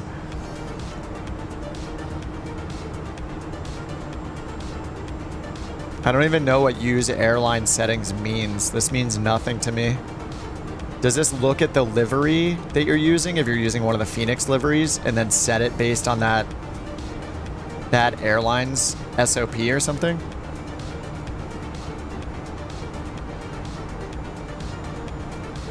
Like, will it auto set your units if you're flying with Euro wings or something? I don't even know what this does. I need to read the manual. I need a YouTube video. You love that's an option. I hate the acceleration when I need to make a small change, and I love the acceleration when I need to dial in a 180-degree difference in my current heading.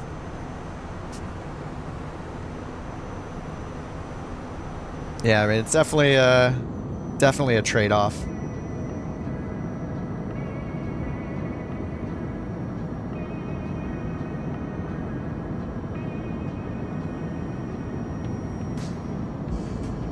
Use airline settings mirrors whatever the airline you're flying for has set. Okay, yeah, that makes sense. I'm trying to think, what are even the things that it would set in here for an airline? Because a lot of these are like they're simulator options, right? So I could see, like, for example, it's probably just the configuration of things, like whether or not they have the DCDU or not, right?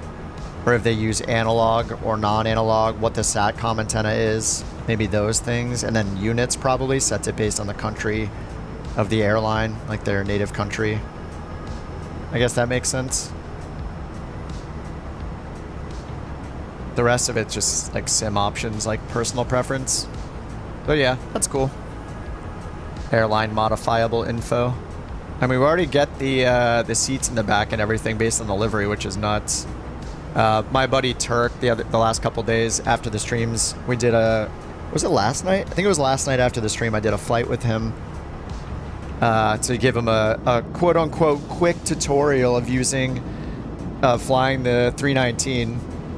He hasn't really flown anything faster than like maybe the Vision Jet. I don't know if he's ever done the CJ4, but yeah, of course that quick tutorial was like 3 hours long.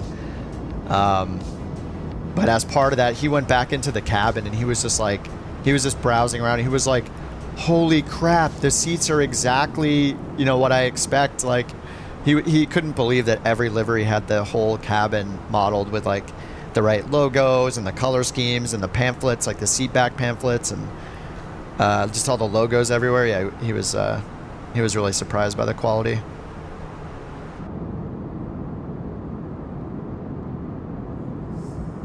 I mean, that stuff's not important to everyone now, but as soon as we can be passengers in these planes in shared cockpit, you know, 8 years from now when they make it a reality, then it's going to be important. When you're sitting there, that you feel like you're on that airline. I really wish they I'm guessing they're never going to add it because the Phoenix was out for 2 years, and I assume it's the same way. Like, I wish they would save the preferences with, like, hiding the FO, EFB, turning all the lights off by default when it's daytime, because that stuff saves on frames. I really wish you could disable the FO screens like you can with the PMDG planes. I guess one of the reasons they might not let you do it is because of some of the failure systems, right? So that's probably why it's not an option. Like if there's a Barrow disagreement, if there's an IRS disagreement, a GPS, some sort of navigation accuracy disagreement between the two sides, it's probably forced on because of those scenarios, I would guess. So that's probably not an option. But at least the EFB would be a nice one for people that don't use both of them. Oh, you have them off with Taboo? I could have sworn I tried to turn them off with Taboo and it didn't. It like broke the plane, but maybe I'll have to try again. I am worried how it might mess with some of the failures though. Alright, performance. 7 miles till the end of climb, and then we got 271 for the descent. We're gonna have a bit of time before the descent. Alright, left turn.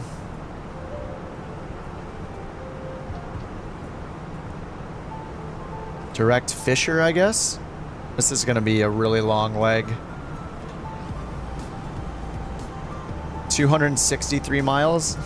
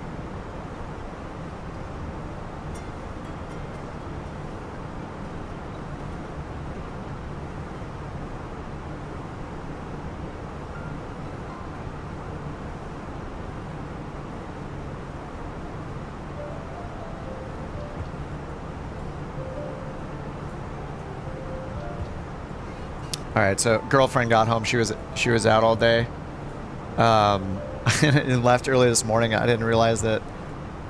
Anyway, the puppy is hungry. Let's just say the puppy is very hungry. Well, the puppy has been sleeping all day. She's just been passed out on her bed literally the entire day. What did I start at noon? So it's been 10 hours, and I mean, she slept in bed until like 10 a.m., something like that. So yeah, I didn't know she didn't have breakfast, but she's been sleeping all day. And I haven't fed her dinner and it's late. Anyway, she's probably a super hungry girl right now. But she's literally been, for once, passed out literally all day, even during the stream the whole time. Usually she's up, but she had a busy last couple days, so she's super tired. Now I feel bad that I didn't feed her, didn't realize that she didn't eat this morning. I assumed that my girlfriend fed her this morning before she left, but I was wrong, and she's just been busy all day, so she hasn't had a chance to talk to me. She just got home. She's good though. She could lose to, she could be okay with losing half a pound or so. Oh my god, the ground looks so good.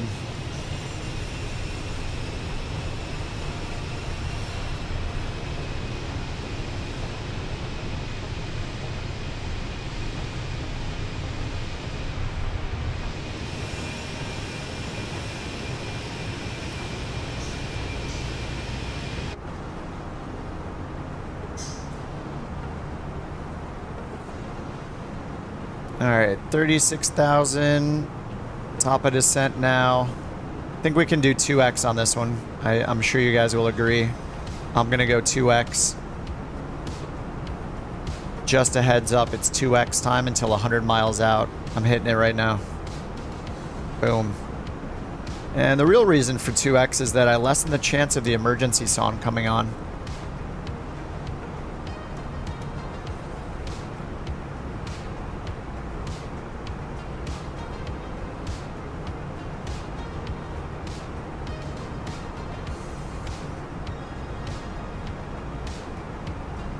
So she's fed now, but the puppy's ignoring the food, so I guess she's not starving.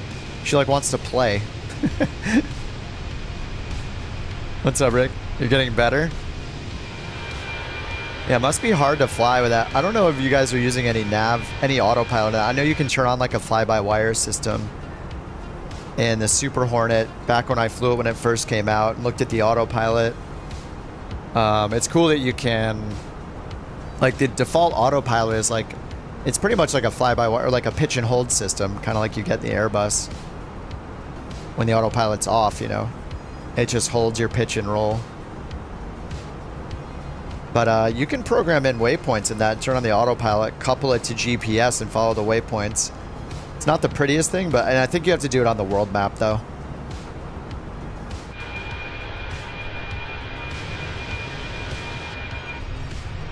Your last dog will bark at you even if you're a minute late with his meals. Yeah, I think she would probably do that if she was awake, but she's just been passed out all day.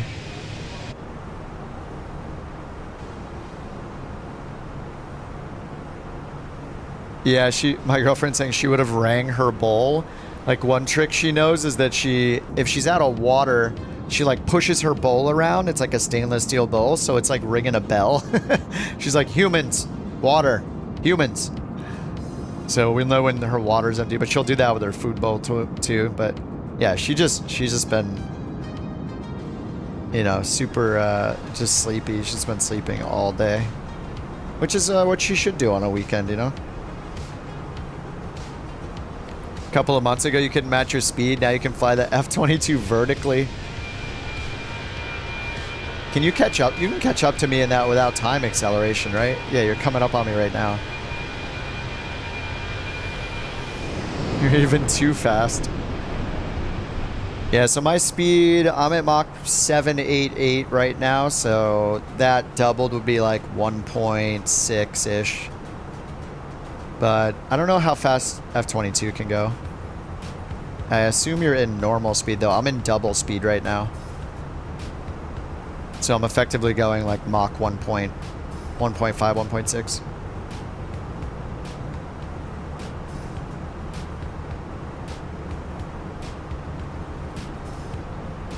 All right, so I have no idea what to expect for the arrival or for the approach. We have the arrival in. But SimBrief told us to expect runway 13, which has no instrument approach. Cold Tree 23, contact Albuquerque. It's still an 8,200 foot long runway. Contact Albuquerque Center 126.85, Colt 323. See you. Albuquerque Center, Colt 323. Good day. Flight level 360. Colt Tree 23, Albuquerque Center. Roger. So the winds are 160 at 14 knots. So a 17 right, 17 left. Colt Tree 23, contact probably be fine. Let me get the crosswind calculation over here. Contact Albuquerque Center 132.8, Colt 323. Albuquerque Center, Colt 323. Good day. Flight level 360. Colt 323, Albuquerque Center. Roger. Alright, so say we landed on 13, we got a 7-knot crosswind according to the METAR right now. Oh no, sorry. It's just refreshed. Okay, well winds are now 220, so that all just changed. So we're definitely not going to get runway 13 anymore. It looked like we were going to have, what did I say, a 7-knot crosswind? Now that's a straight 11-knot crosswind, so yeah, maybe we're going to get 17 or 35 instead. 8-knot crosswind on the north-south runways. But yeah, they're not going to give it, there's no way they give us 13 or 31. 11-knot crosswind on a shorter runway versus a 7-knot headwind with an 8-knot crosswind on the north-south runways.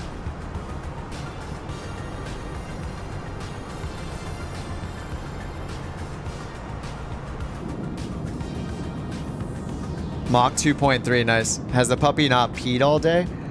I don't know if she's woken up, but she self-serves. She has pee pads when we don't take her out. She is extremely good about using them. She got a pee pad trained like day one.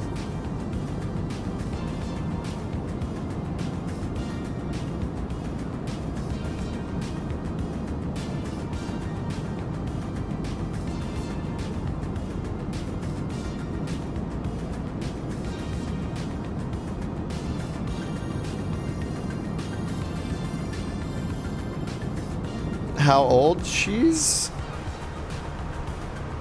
like a year and a half now. Oh, there she goes. She's been activated. She's like a year and a half. I'm just gonna call her a puppy forever though. I don't know what the date is. What's the age when a puppy is no longer technically a puppy? Is it 1 year? I'm just gonna call her a puppy forever.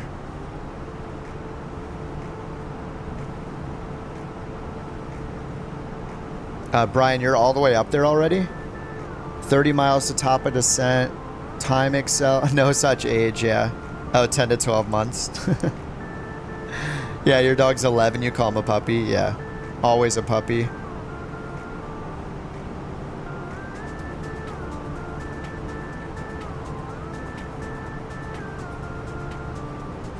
Oh, when they start graying.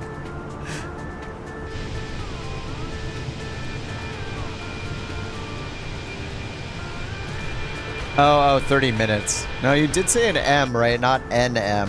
I guess NM would be nautical miles. 30 minutes till top of descent. No, that makes sense. M for minutes makes more sense. Wouldn't the mile abbreviation be MI, or for us nautical miles NM? So my fault for not actually reading it. Oh, I didn't use the chrono on takeoff, but I got the pushback timer over here, 41 minutes. Yeah, I didn't realize at first that this chrono only goes up to 1 hour and then it resets. So we need the elapsed timer.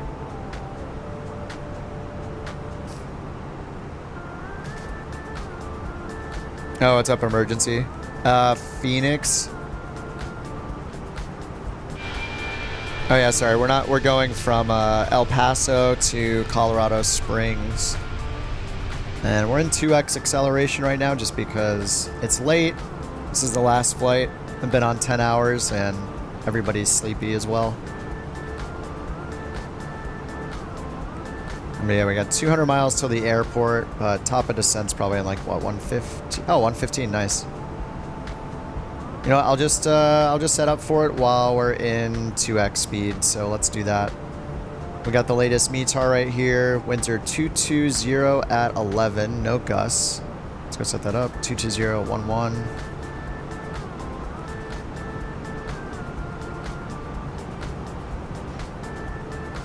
Temperature is 23 and 3025 for the altimeter. 3025. All right, barrel minimums we have no idea, so I think we should expect either. We're coming from the south, right? Yeah, we're coming from the south, so maybe we can expect 3-3. I'm just going to yeah, let me see actually which one has the best approach minima. And then we'll just assume we have that one until they tell us.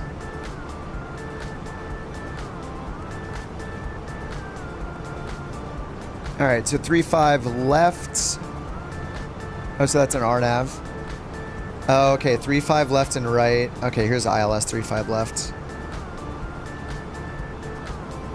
Okay, RNAV. So there's an ILS for 17 left, 3-5 left, and 3-5 right.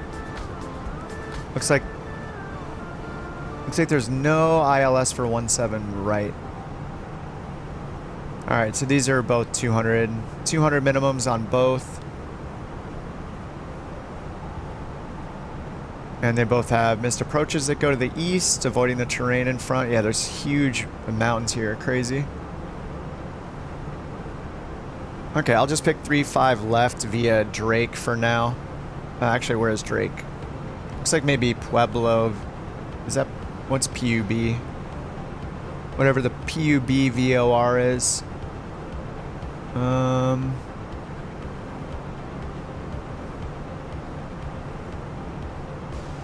Yeah, we can do Pub or Drake.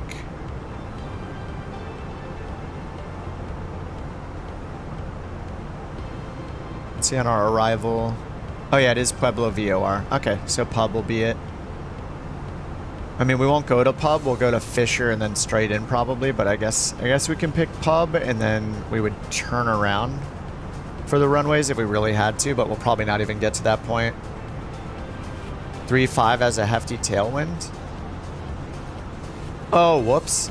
Oh, you're right, you're right. Oops. Yes, there we go. 1.7. Thanks, Brian. Oh my god. I was like, ah, the north-facing runway. I was just, my brain was like, they both have the same crosswind. Yes, 1.7 right or 1.7 left. Saved. Okay, so it has to be 1.7 left then, because I don't think there's a 1.7 right ILS. And there's only one initial approach fix, which is to the east of the field, a Dane. Okay. So 1.7 left, a Dane for the transition, and once we pick that, the minimums will be 200. Alright, 1.7 left. Via a Dane to Bryce 5. Okay, that's already in there. It's the only option. Check for discontinuities. Cold 323, contact Denver Center 128.375. Yep, we just go straight Contact to Denver it. Center 128.375. Okay. ERK and then a Dane. Cold 323. Alright, so let's do 200 radio. 323, flight level 360. Top of descent, 77 miles. Denver Center, roger.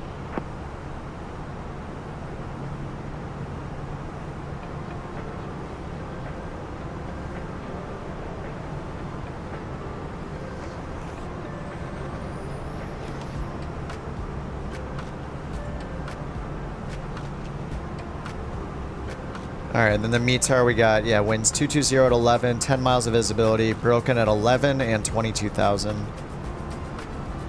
3025 for the altimeter.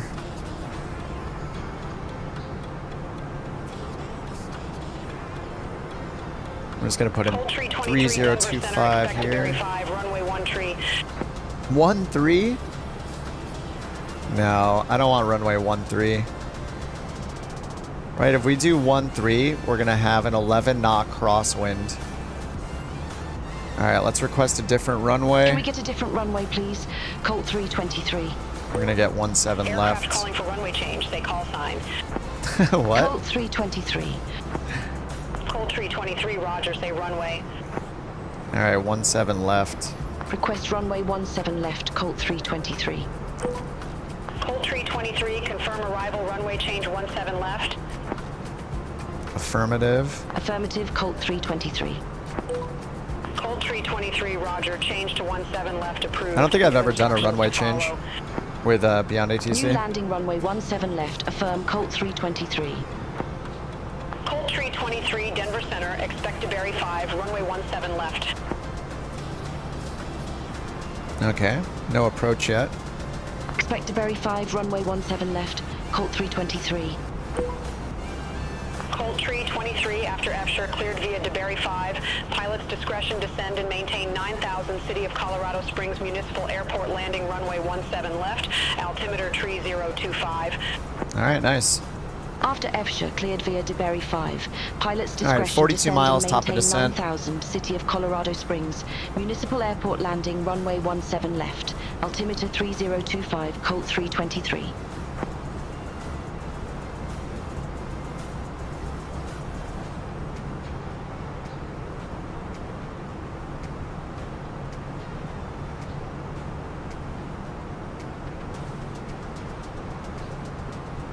To Barry 3. Okay, so let's just make sure I got all the charts here. Fisher. Why do I have to turn these off every time? I feel like I'm turning those waypoints off every single time I use the desktop app. Okay, so we're on the DeBerry. Whoa. Yeah, okay, yeah, we're already on this. Fisher, descend via the DeBerry 5.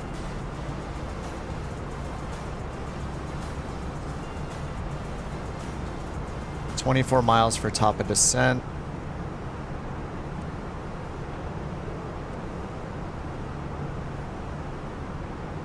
Alright, I'm gonna go ahead and turn off time acceleration. Alright, we're back to normal.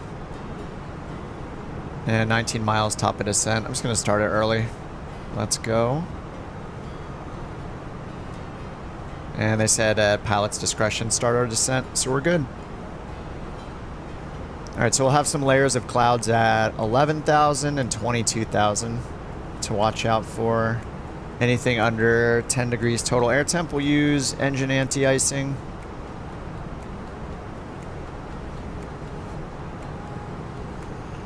Alright, then let's get our landing performance data for real.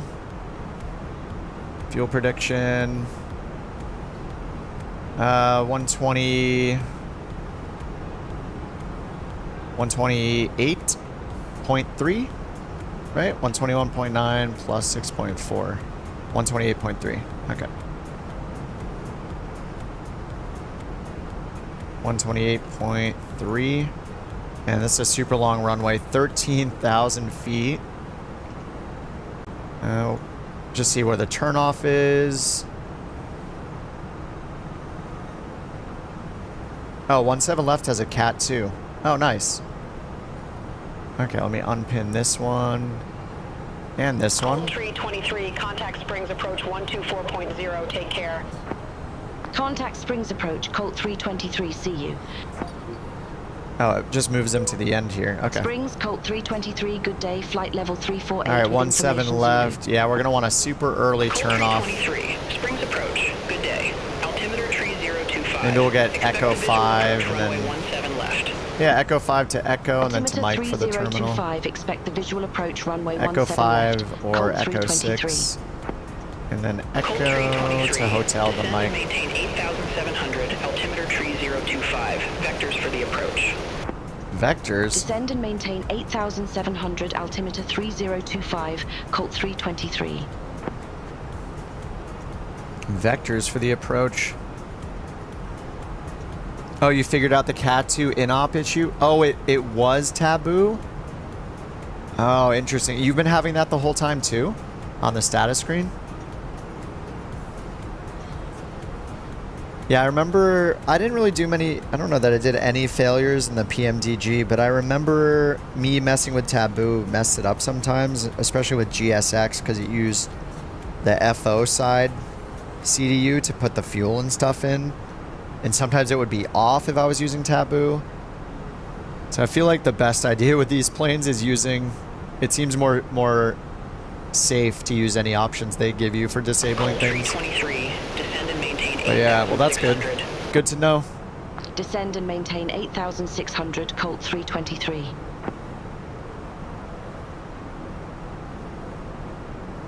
Alright, 8,600. I guess I can just remove some constraints then, right? So I just do /0. Oh, no, I go into them, right? So flight level 180 at a Dane. Oh, that's not actually a restriction. 1076 is a restriction at Mogul. They told me I can go below that, so I'm going to clear that restriction.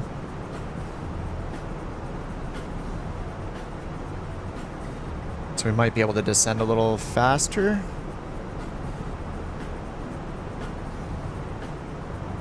How do I know? Oh, they're small numbers, they're predictions, right?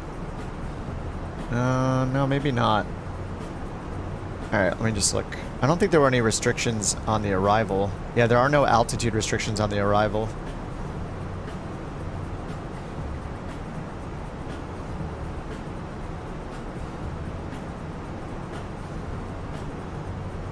I wonder if that was a mistake, what I just did.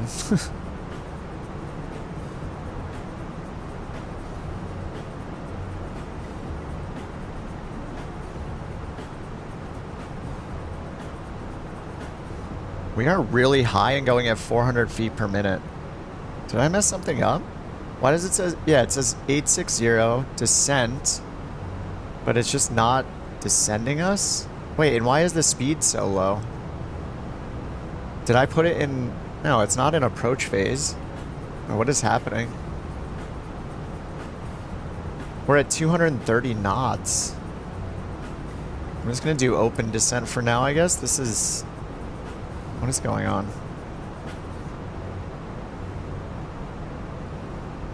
Why does Fisher have a flight level 360? We're past Fisher. What the heck? We're going direct BRK right now, but Fisher was still the active waypoint. What? That's what was happening. I don't know how that happened. Alright, let me see if I go to manage now. Oh, the Fisher speed constraint, that's why. So we still have the 250 constraint. Yeah, it's holding that. I don't know, it's not descending fast enough. Why are we descending at 1,000? Here comes the... Alright, here, there, okay, the VNAV just threw right past us. Alright, now we're descending. Huh, okay, that was a little weird. A drinking game, what's happening? Oh my god, 4,500 feet per minute to catch up to the profile, and it wants more drag. Alright, I'm gonna give it the speed brake. Alright, what's our... Total air temp is -8, and we're above -40, so we're gonna want engine anti-ice here. 28,000 feet. Yeah, I don't know what happened with the restrictions there. It had a flight level 380 as a restriction. A restriction at Fisher for some reason. Alright, 2,500 feet per minute now. It's still trying to catch up to our profile. It's asking for more drag. Colt 323, turn right heading 010. Oh, turn right heading we're doing that anyway. Colt 323.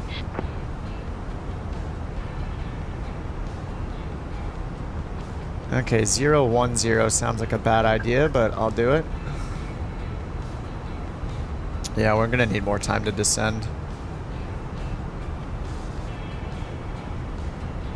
Colt 323, turn left, heading 285. Intercept the 17 No. left localizer. Descend and maintain 6,900. Turn left heading 285. Intercept the localizer right now at 25,000 feet. 6,900 Colt 323. Oh man, it's bad. I'm just gonna go to a Dane. I don't wanna do this thing where I have to vector myself around. I'm just gonna go direct to Dane and then try to request it. The inverted space shuttle. Let me do this. Request direct to a Dane. Colt 323, request direct to fix. Colt 323, roger, say fix name. A Dane is not in the list. Oh no, this has happened to me before. There's only Fisher is there. There are no more. I forgot. There are no waypoints after this. Say again, Colt 323. I'm just gonna leave the frequency. Colt 323, roger, say fix name. I'm just gonna go to the tower. There we go. I'm just gonna announce I'm on the tower Springs frequency. Tower, Colt 323, visual runway Here we go. 17 left. Hacks.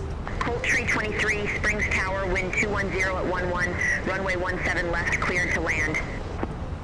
Runway 17 left, cleared to land. Clear to land. Colt Bam. It's that 323. easy.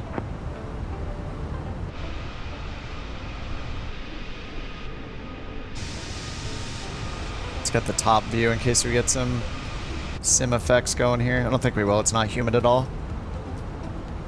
Alright, engine anti-ice is still on. We're at +3, so I'm going to leave it on. And what's the temperature on the ground? 22. Not freezing. Alright, we're doing this big arc now, so... I'm just going to hit expedite and hope we can get down fast enough. I'm going to leave the speed brake on. I'll get the landing system on both sides.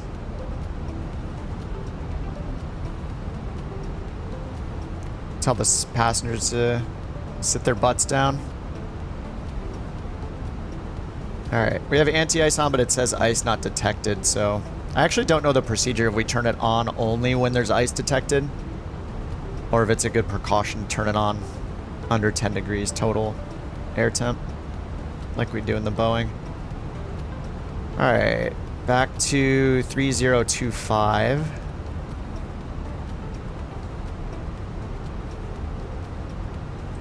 Oh wait, it synced it up over there. Oh nice, okay.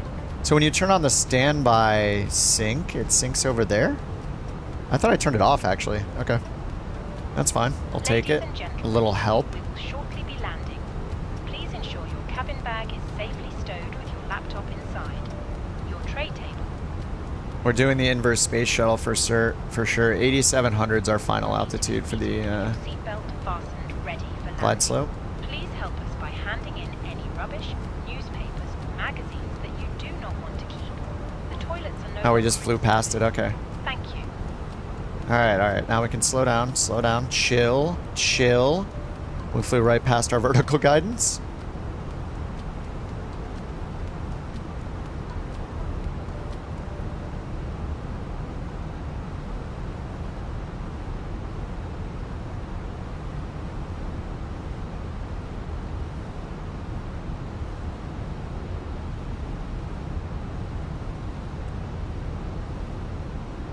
Alright, that's much more manageable. Alright, we're going 1,000 feet per minute and the profile will probably catch up to us. Floor's at 5890. Sorry, I just saw that, Rick. Thanks for the info. The beta. Alright, get the speed brake disarmed now.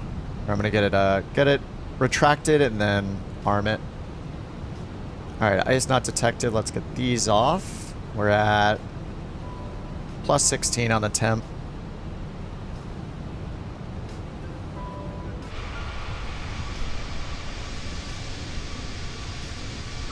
Alright, looks like the airport right there.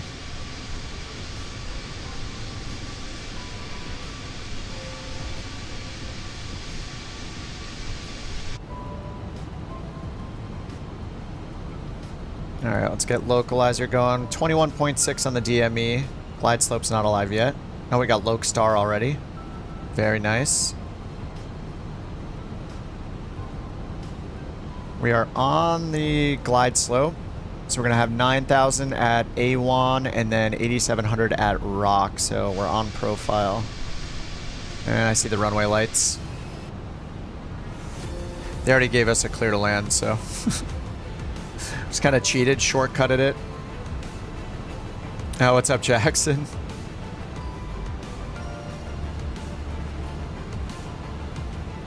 Alright, 12,000 feet. We're at 20 DME, so it looks like once we're straightened out, we have plenty of time to get our gear out and everything. So interesting when, like, the fix here is at 9,000. Like, we're not even under the 250 speed limit yet. Oh, profile's getting way away from us. I'm giving it the speed brake to catch up to it.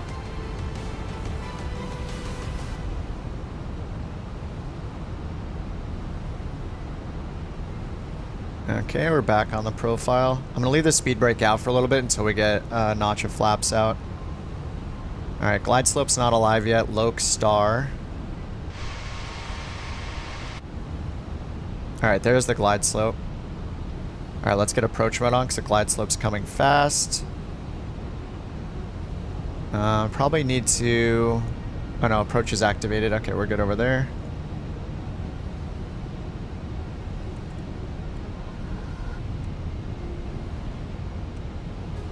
Alright, here comes the glide slope already. Alright, we're still 16 miles out. And yeah, glide slope took over from our... I probably should have waited for the VNAV descent. That's fine. Alright, we're under VFE. Let's get slats down. 14 miles out. And I'll check the go around. Climbing left turn at 9,000. 9,000 set.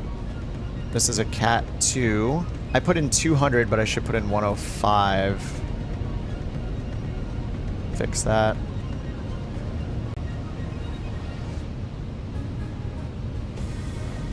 Alright, speed brake is out, but armed. Alright, we got flaps 1. We're not below VFE though, Cabin crew so... must now be seated for landing. Thank you. I'm gonna give it speed brake. We gotta get under VFE so we can get flaps 2 out. 2000 AGL.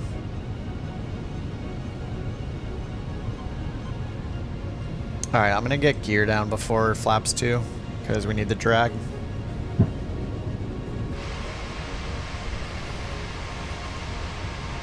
Whoops, sorry. Didn't mean that to be there. Sorry, Philippe. Sorry. Alright, that's set. Alright, we're under VFE. Flaps 2. Look at the spoilers up and armed again.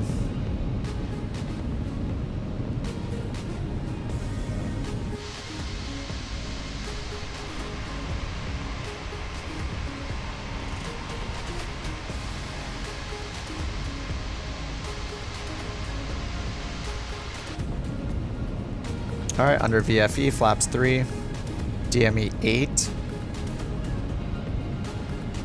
Speed, glide slope, lope, go around is set. We need max brakes, or sorry, medium brakes. And we're gonna exit right.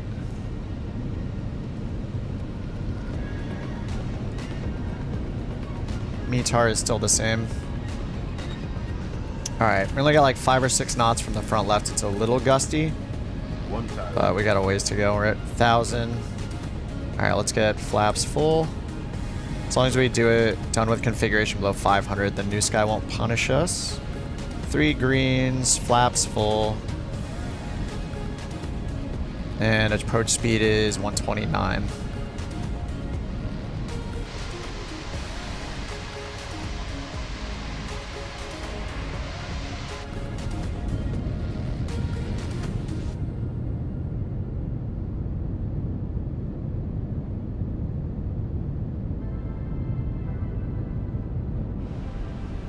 No margin. John says I like the split between those that said send it and those that followed the arc. Oh man, nobody's down except for Rick. Looks like I'm gonna be the first one down maybe? So I can watch you guys land, that's perfect. Now who's right in front of me? Oh, Bunk is here in the Tomcat. Oh, I didn't install the Tomcat, did I? Alright, let's get autopilot off. And all the way off. Well, I don't have the auto throttle button to worry about this time.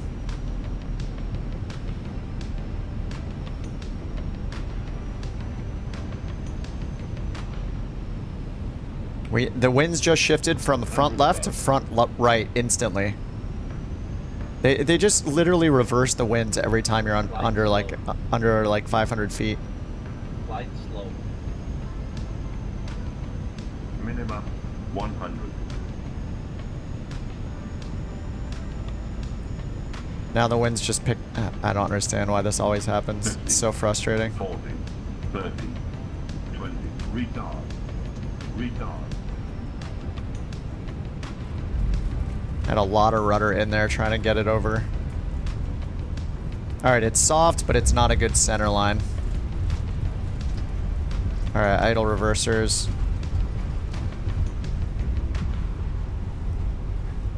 $60 knots. Reversers are off.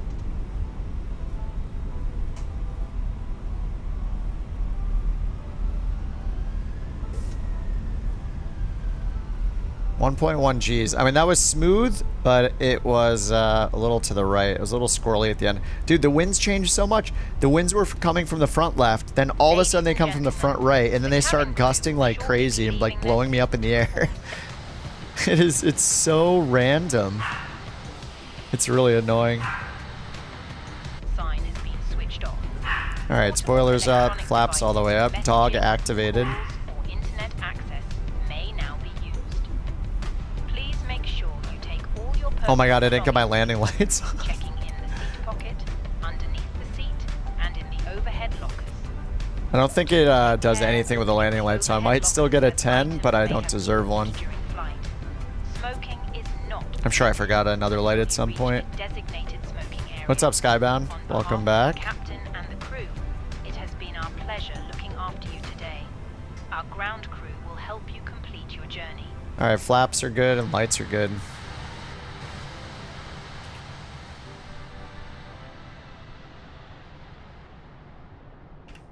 Jack's coming down. Bunk is down in the Bonanza. Sorry, I gotta get the Tomcat reinstalled. Cubits is coming down, 737, 800. Oh my god, that looks like a perfect center line. Oh, holy. He's touching this. He's touching the center line. He's cheating. He's cheating. Permanent band. Permanent band. He touched the center line. He must be hacking. He's hacking. DC3. I think I have the DC3, but yeah, I'll make sure I get it installed. DC3 and Tomcat. I'll install those after I end the stream. Ooh, John's got a nice crab. Ooh, here comes Jack's crab. Crab activated. Let's get that music off.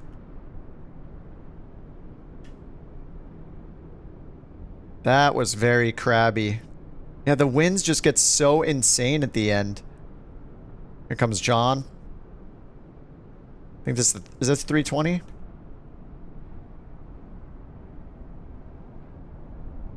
Really nice center line. Amazing. Yeah, I don't know if you guys had the same experience as me with the winds, but the winds were like...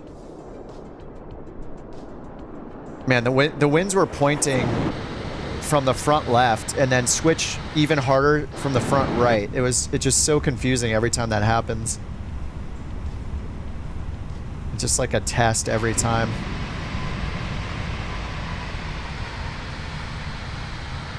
Alright, gonna close the flight plan. 9.7. Off centerline takeoff deviation minus 0.01. Off centerline landing to the right, yeah.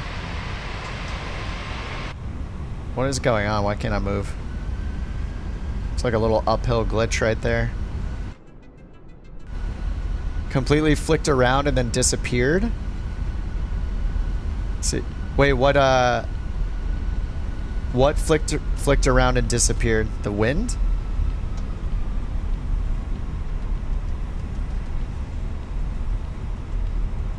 Yeah, the wind, yeah. Yeah, it's so random on final, right? I need to keep looking at this and confirming it, maybe even watching my own replays, just because to make sure I'm not just making things up as an excuse for bad landings. But it seems like it's just so, like, it seems like when you're at like under 500 AGL, all of a sudden the winds just instantly change.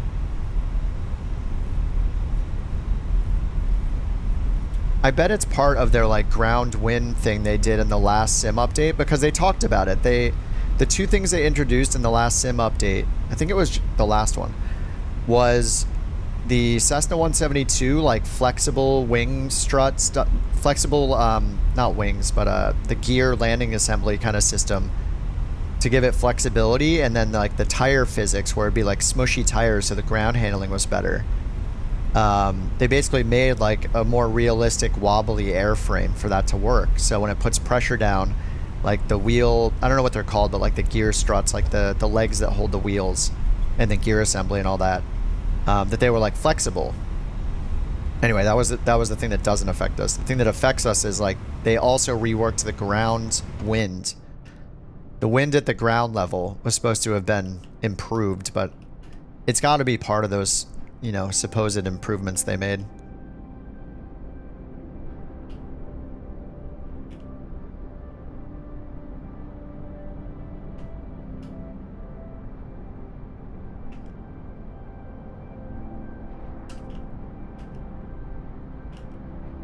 All right, here comes standard. 737-800. How I kind of miss it. Ooh, right at the threshold. Oof. That looks like a really good center line, but it looked kind of rough. It looked a little hard. Center line looks great though. Oh, couch. Man, I kind of miss the 737 a little bit. Just a little bit. I think when I go back to flying the Boeing, I'm going to fly the 700.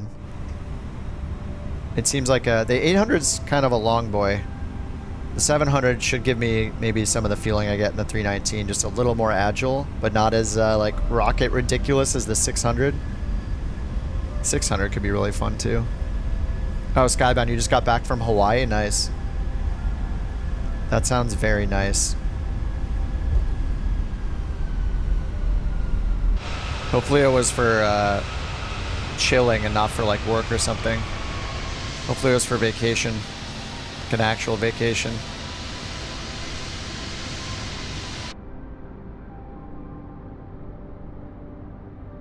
See Brian over there at 7,000 feet. Is he going on 17 right, maybe?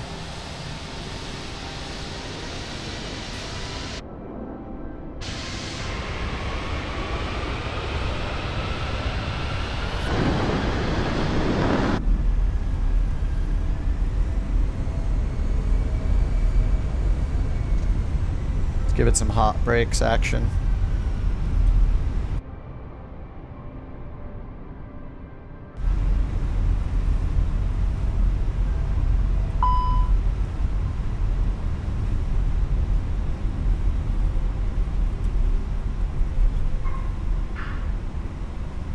Hot brakes activated.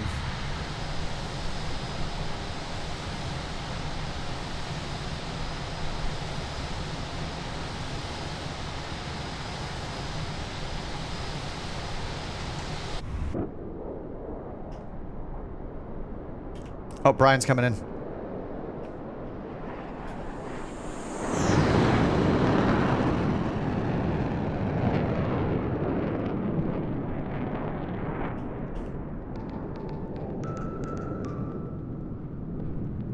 That looked softer than all of our landings.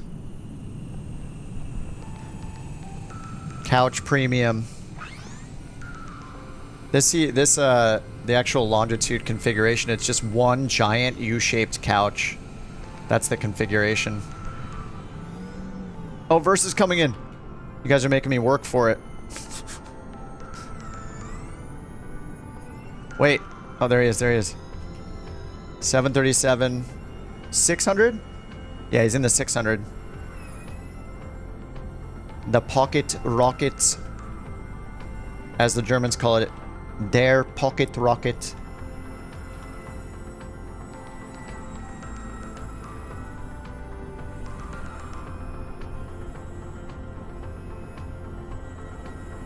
Sit in the tower. It's probably too... I wish the zoom, if the zoom was like triple what it is, then the tower would be fun. I think it's better to be in like a plane spotter position or something over here.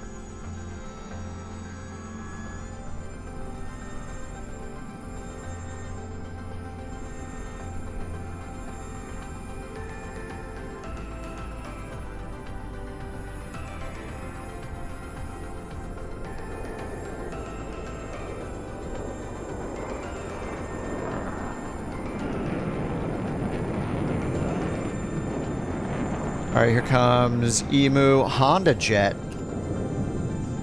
Oh, we're gonna get a 777 landing here when Santios gets in. Alright, here comes Emu 17 right, and then we got a couple landing on 17 left. Soon, it looks like. The sound is so funny.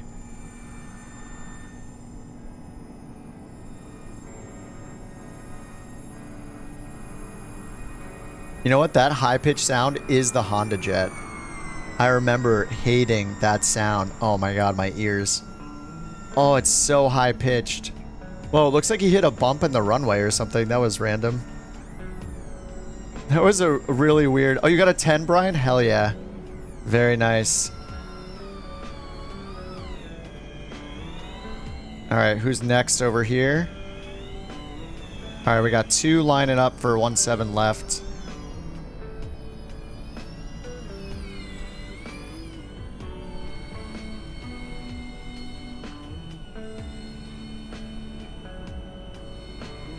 Alright, we got Santios in the 777 and major 737-800. What did I get? I got a 9.7. Not too bad. Oh my god, we're catching up. We're only 50 flights away.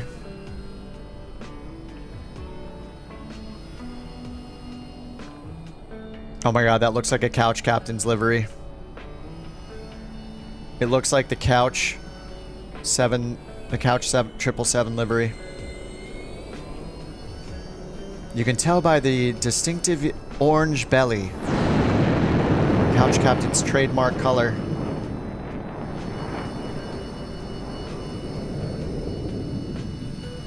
That's a big one. Big boy incoming, followed by an 800. It's the daddy and the mommy Boeing.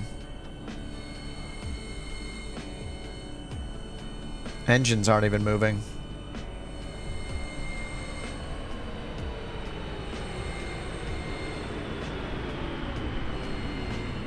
God, that thing is massive.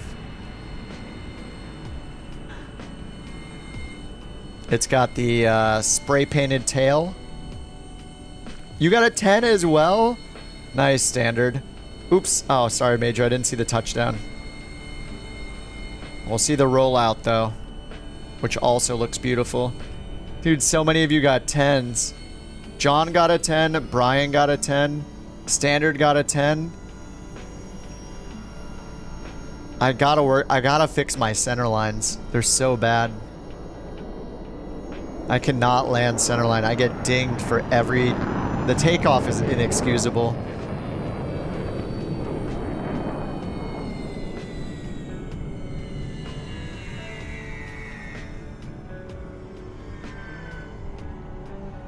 All right, looks like Jules the last one to come in. He's circling around for one of the runways here. Let me get GSX going over here.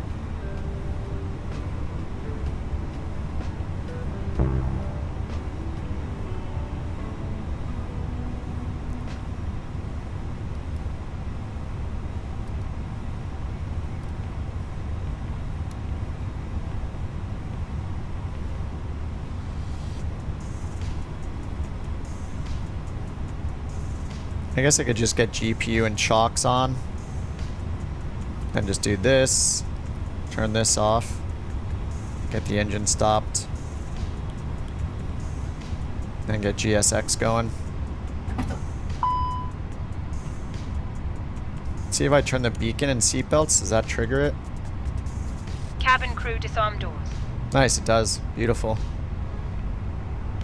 Dismiss deboarding.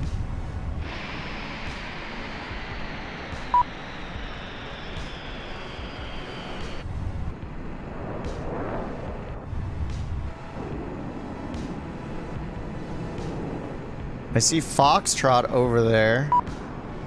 He's at 12,000 feet though. I don't know if he's coming this way. Wait, that's weird. It showed him on my friends list and now it doesn't.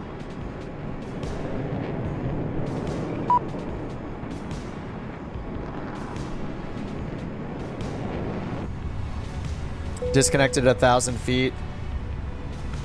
Looks like you hand flew starting at 6 miles out. You get a pass. 8.77 banned.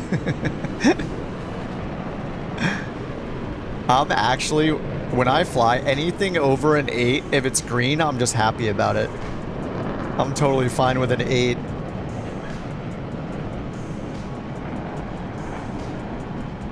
The only thing that matters about the rating is, you know, how you judge yourself. That's it.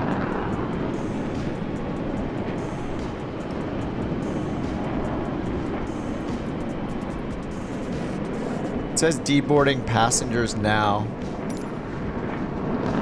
Oh, I just can't see it because I didn't move up at the gate correctly. Should have repositioned. I should really learn to use it when I land to request the right to request a follow me or a pin to show me where to go, which gate's assigned and all that, but that's fine. CCX SOP is to be fully configured before 500 AGL. That's the default. If you're not fully configured, flaps, gear, before 500 AGL, it'll ding you. We can raise that to 1,000 if we want to. We don't have a SOP for hand flying though. As far as I'm concerned, people can use auto land as often as it will allow them. Because auto land isn't like a necessary 10 either. Because like the Boeing, for example, lands pretty hard with auto lands on a Cat 3. So I don't see it as like a hack.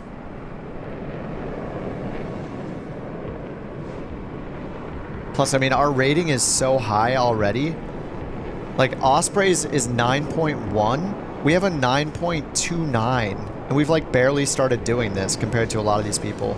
Look, 280 members, 9.39. It's only 0.1 higher than ours. I think ours was 9.3 something. Like, it's fine. It's in the green. Like, all of these are in the green. There's some blues down here. But I mean, if we're in the green, I think that's respectable. And that's anything 8 or above. I wanted to, like, we don't have strict rules, right? I think that when they let us do type ratings in New Sky, and we can set something like, you know, do 10 flights to get a type rating or something like that. Or even like 5. Because basically we can restrict it so people can only fly things they're type rated for. And I don't want it to be like a gatekeeping thing. I just want it to be something that's like another challenge you can do, which is like, all right, I need to do whatever, 3 or 5 flights that are over 8.0 average after 5 flights in order to be allowed to fly this plane. And then you have to maintain those type ratings. So I think that's pretty cool. I think it just make things, you know, it give us something else to strive for personally other than our pilot rating, is to like specialize in planes. And then it's like, oh yeah, you're type rated in, if you're flying it for the VA, you're type rated, and it doesn't take that much effort, but you do have to like kind of prove you're okay at flying it, you know. So I think that would be kind of cool. The default 50 flights in 50 hours, not a single flight under an 8 rating, is like kind of insane. But once we see that, I think we'll just implement it and we'll enforce it and say you can only fly things you have the type rating for. So worst case scenario, maybe you need like 3 or 5 flights in something with New Sky Academy before you can fly that plane. We can make it a low enough requirement where it's not going to take you like a week or a month to get it. That would be insane. Wait, Jewel, what is Jewel in? Why is he in a Bonanza all of a sudden? What is happening? I have no idea what Jewel's in, but he's showing up as a Bonanza.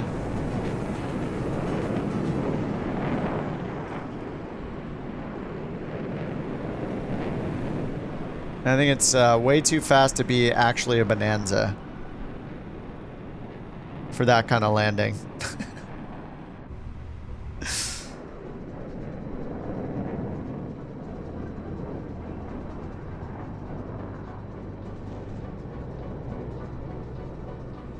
Guy's just throwing the luggage on the ground. Couch staff, dude. Couch captain staff.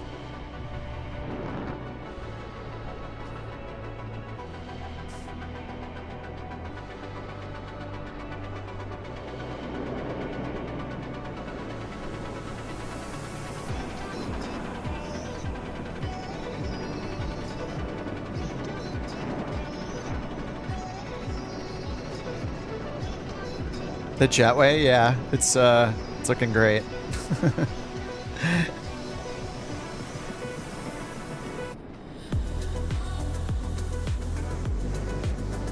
Yeah, that happens pretty often, it not connecting to the building.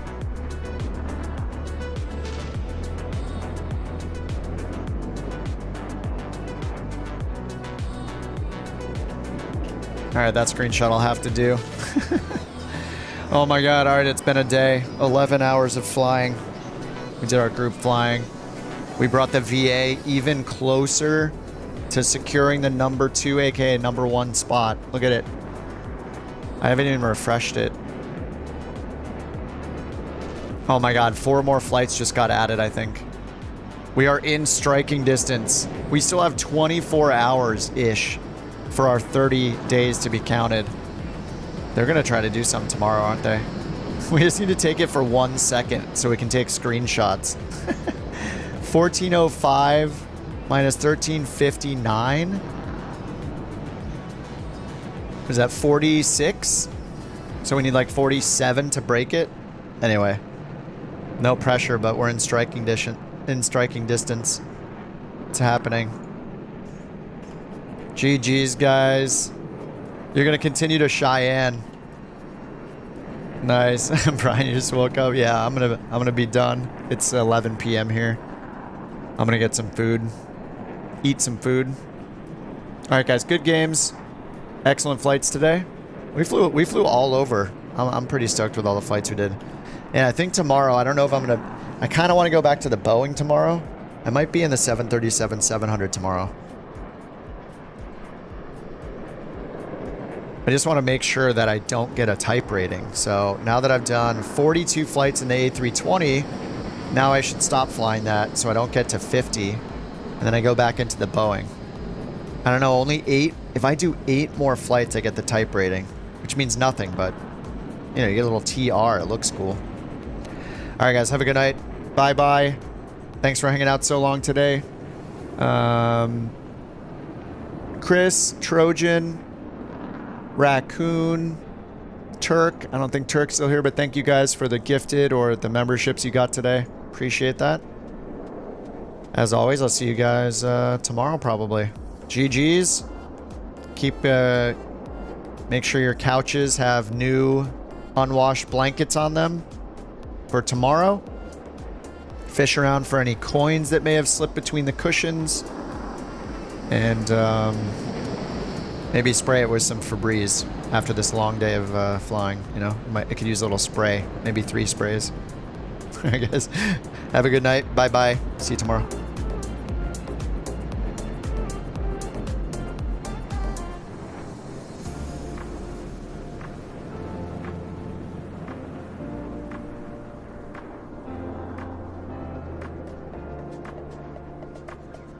Oh yeah, if you guys want to keep flying, you can always rally on the Discord. Use the Discord, there's voice channels. Use the group flight channel or the Couch Captains channel. If you're going to keep going to it, want to coordinate the flights, do it. Alright guys, see ya.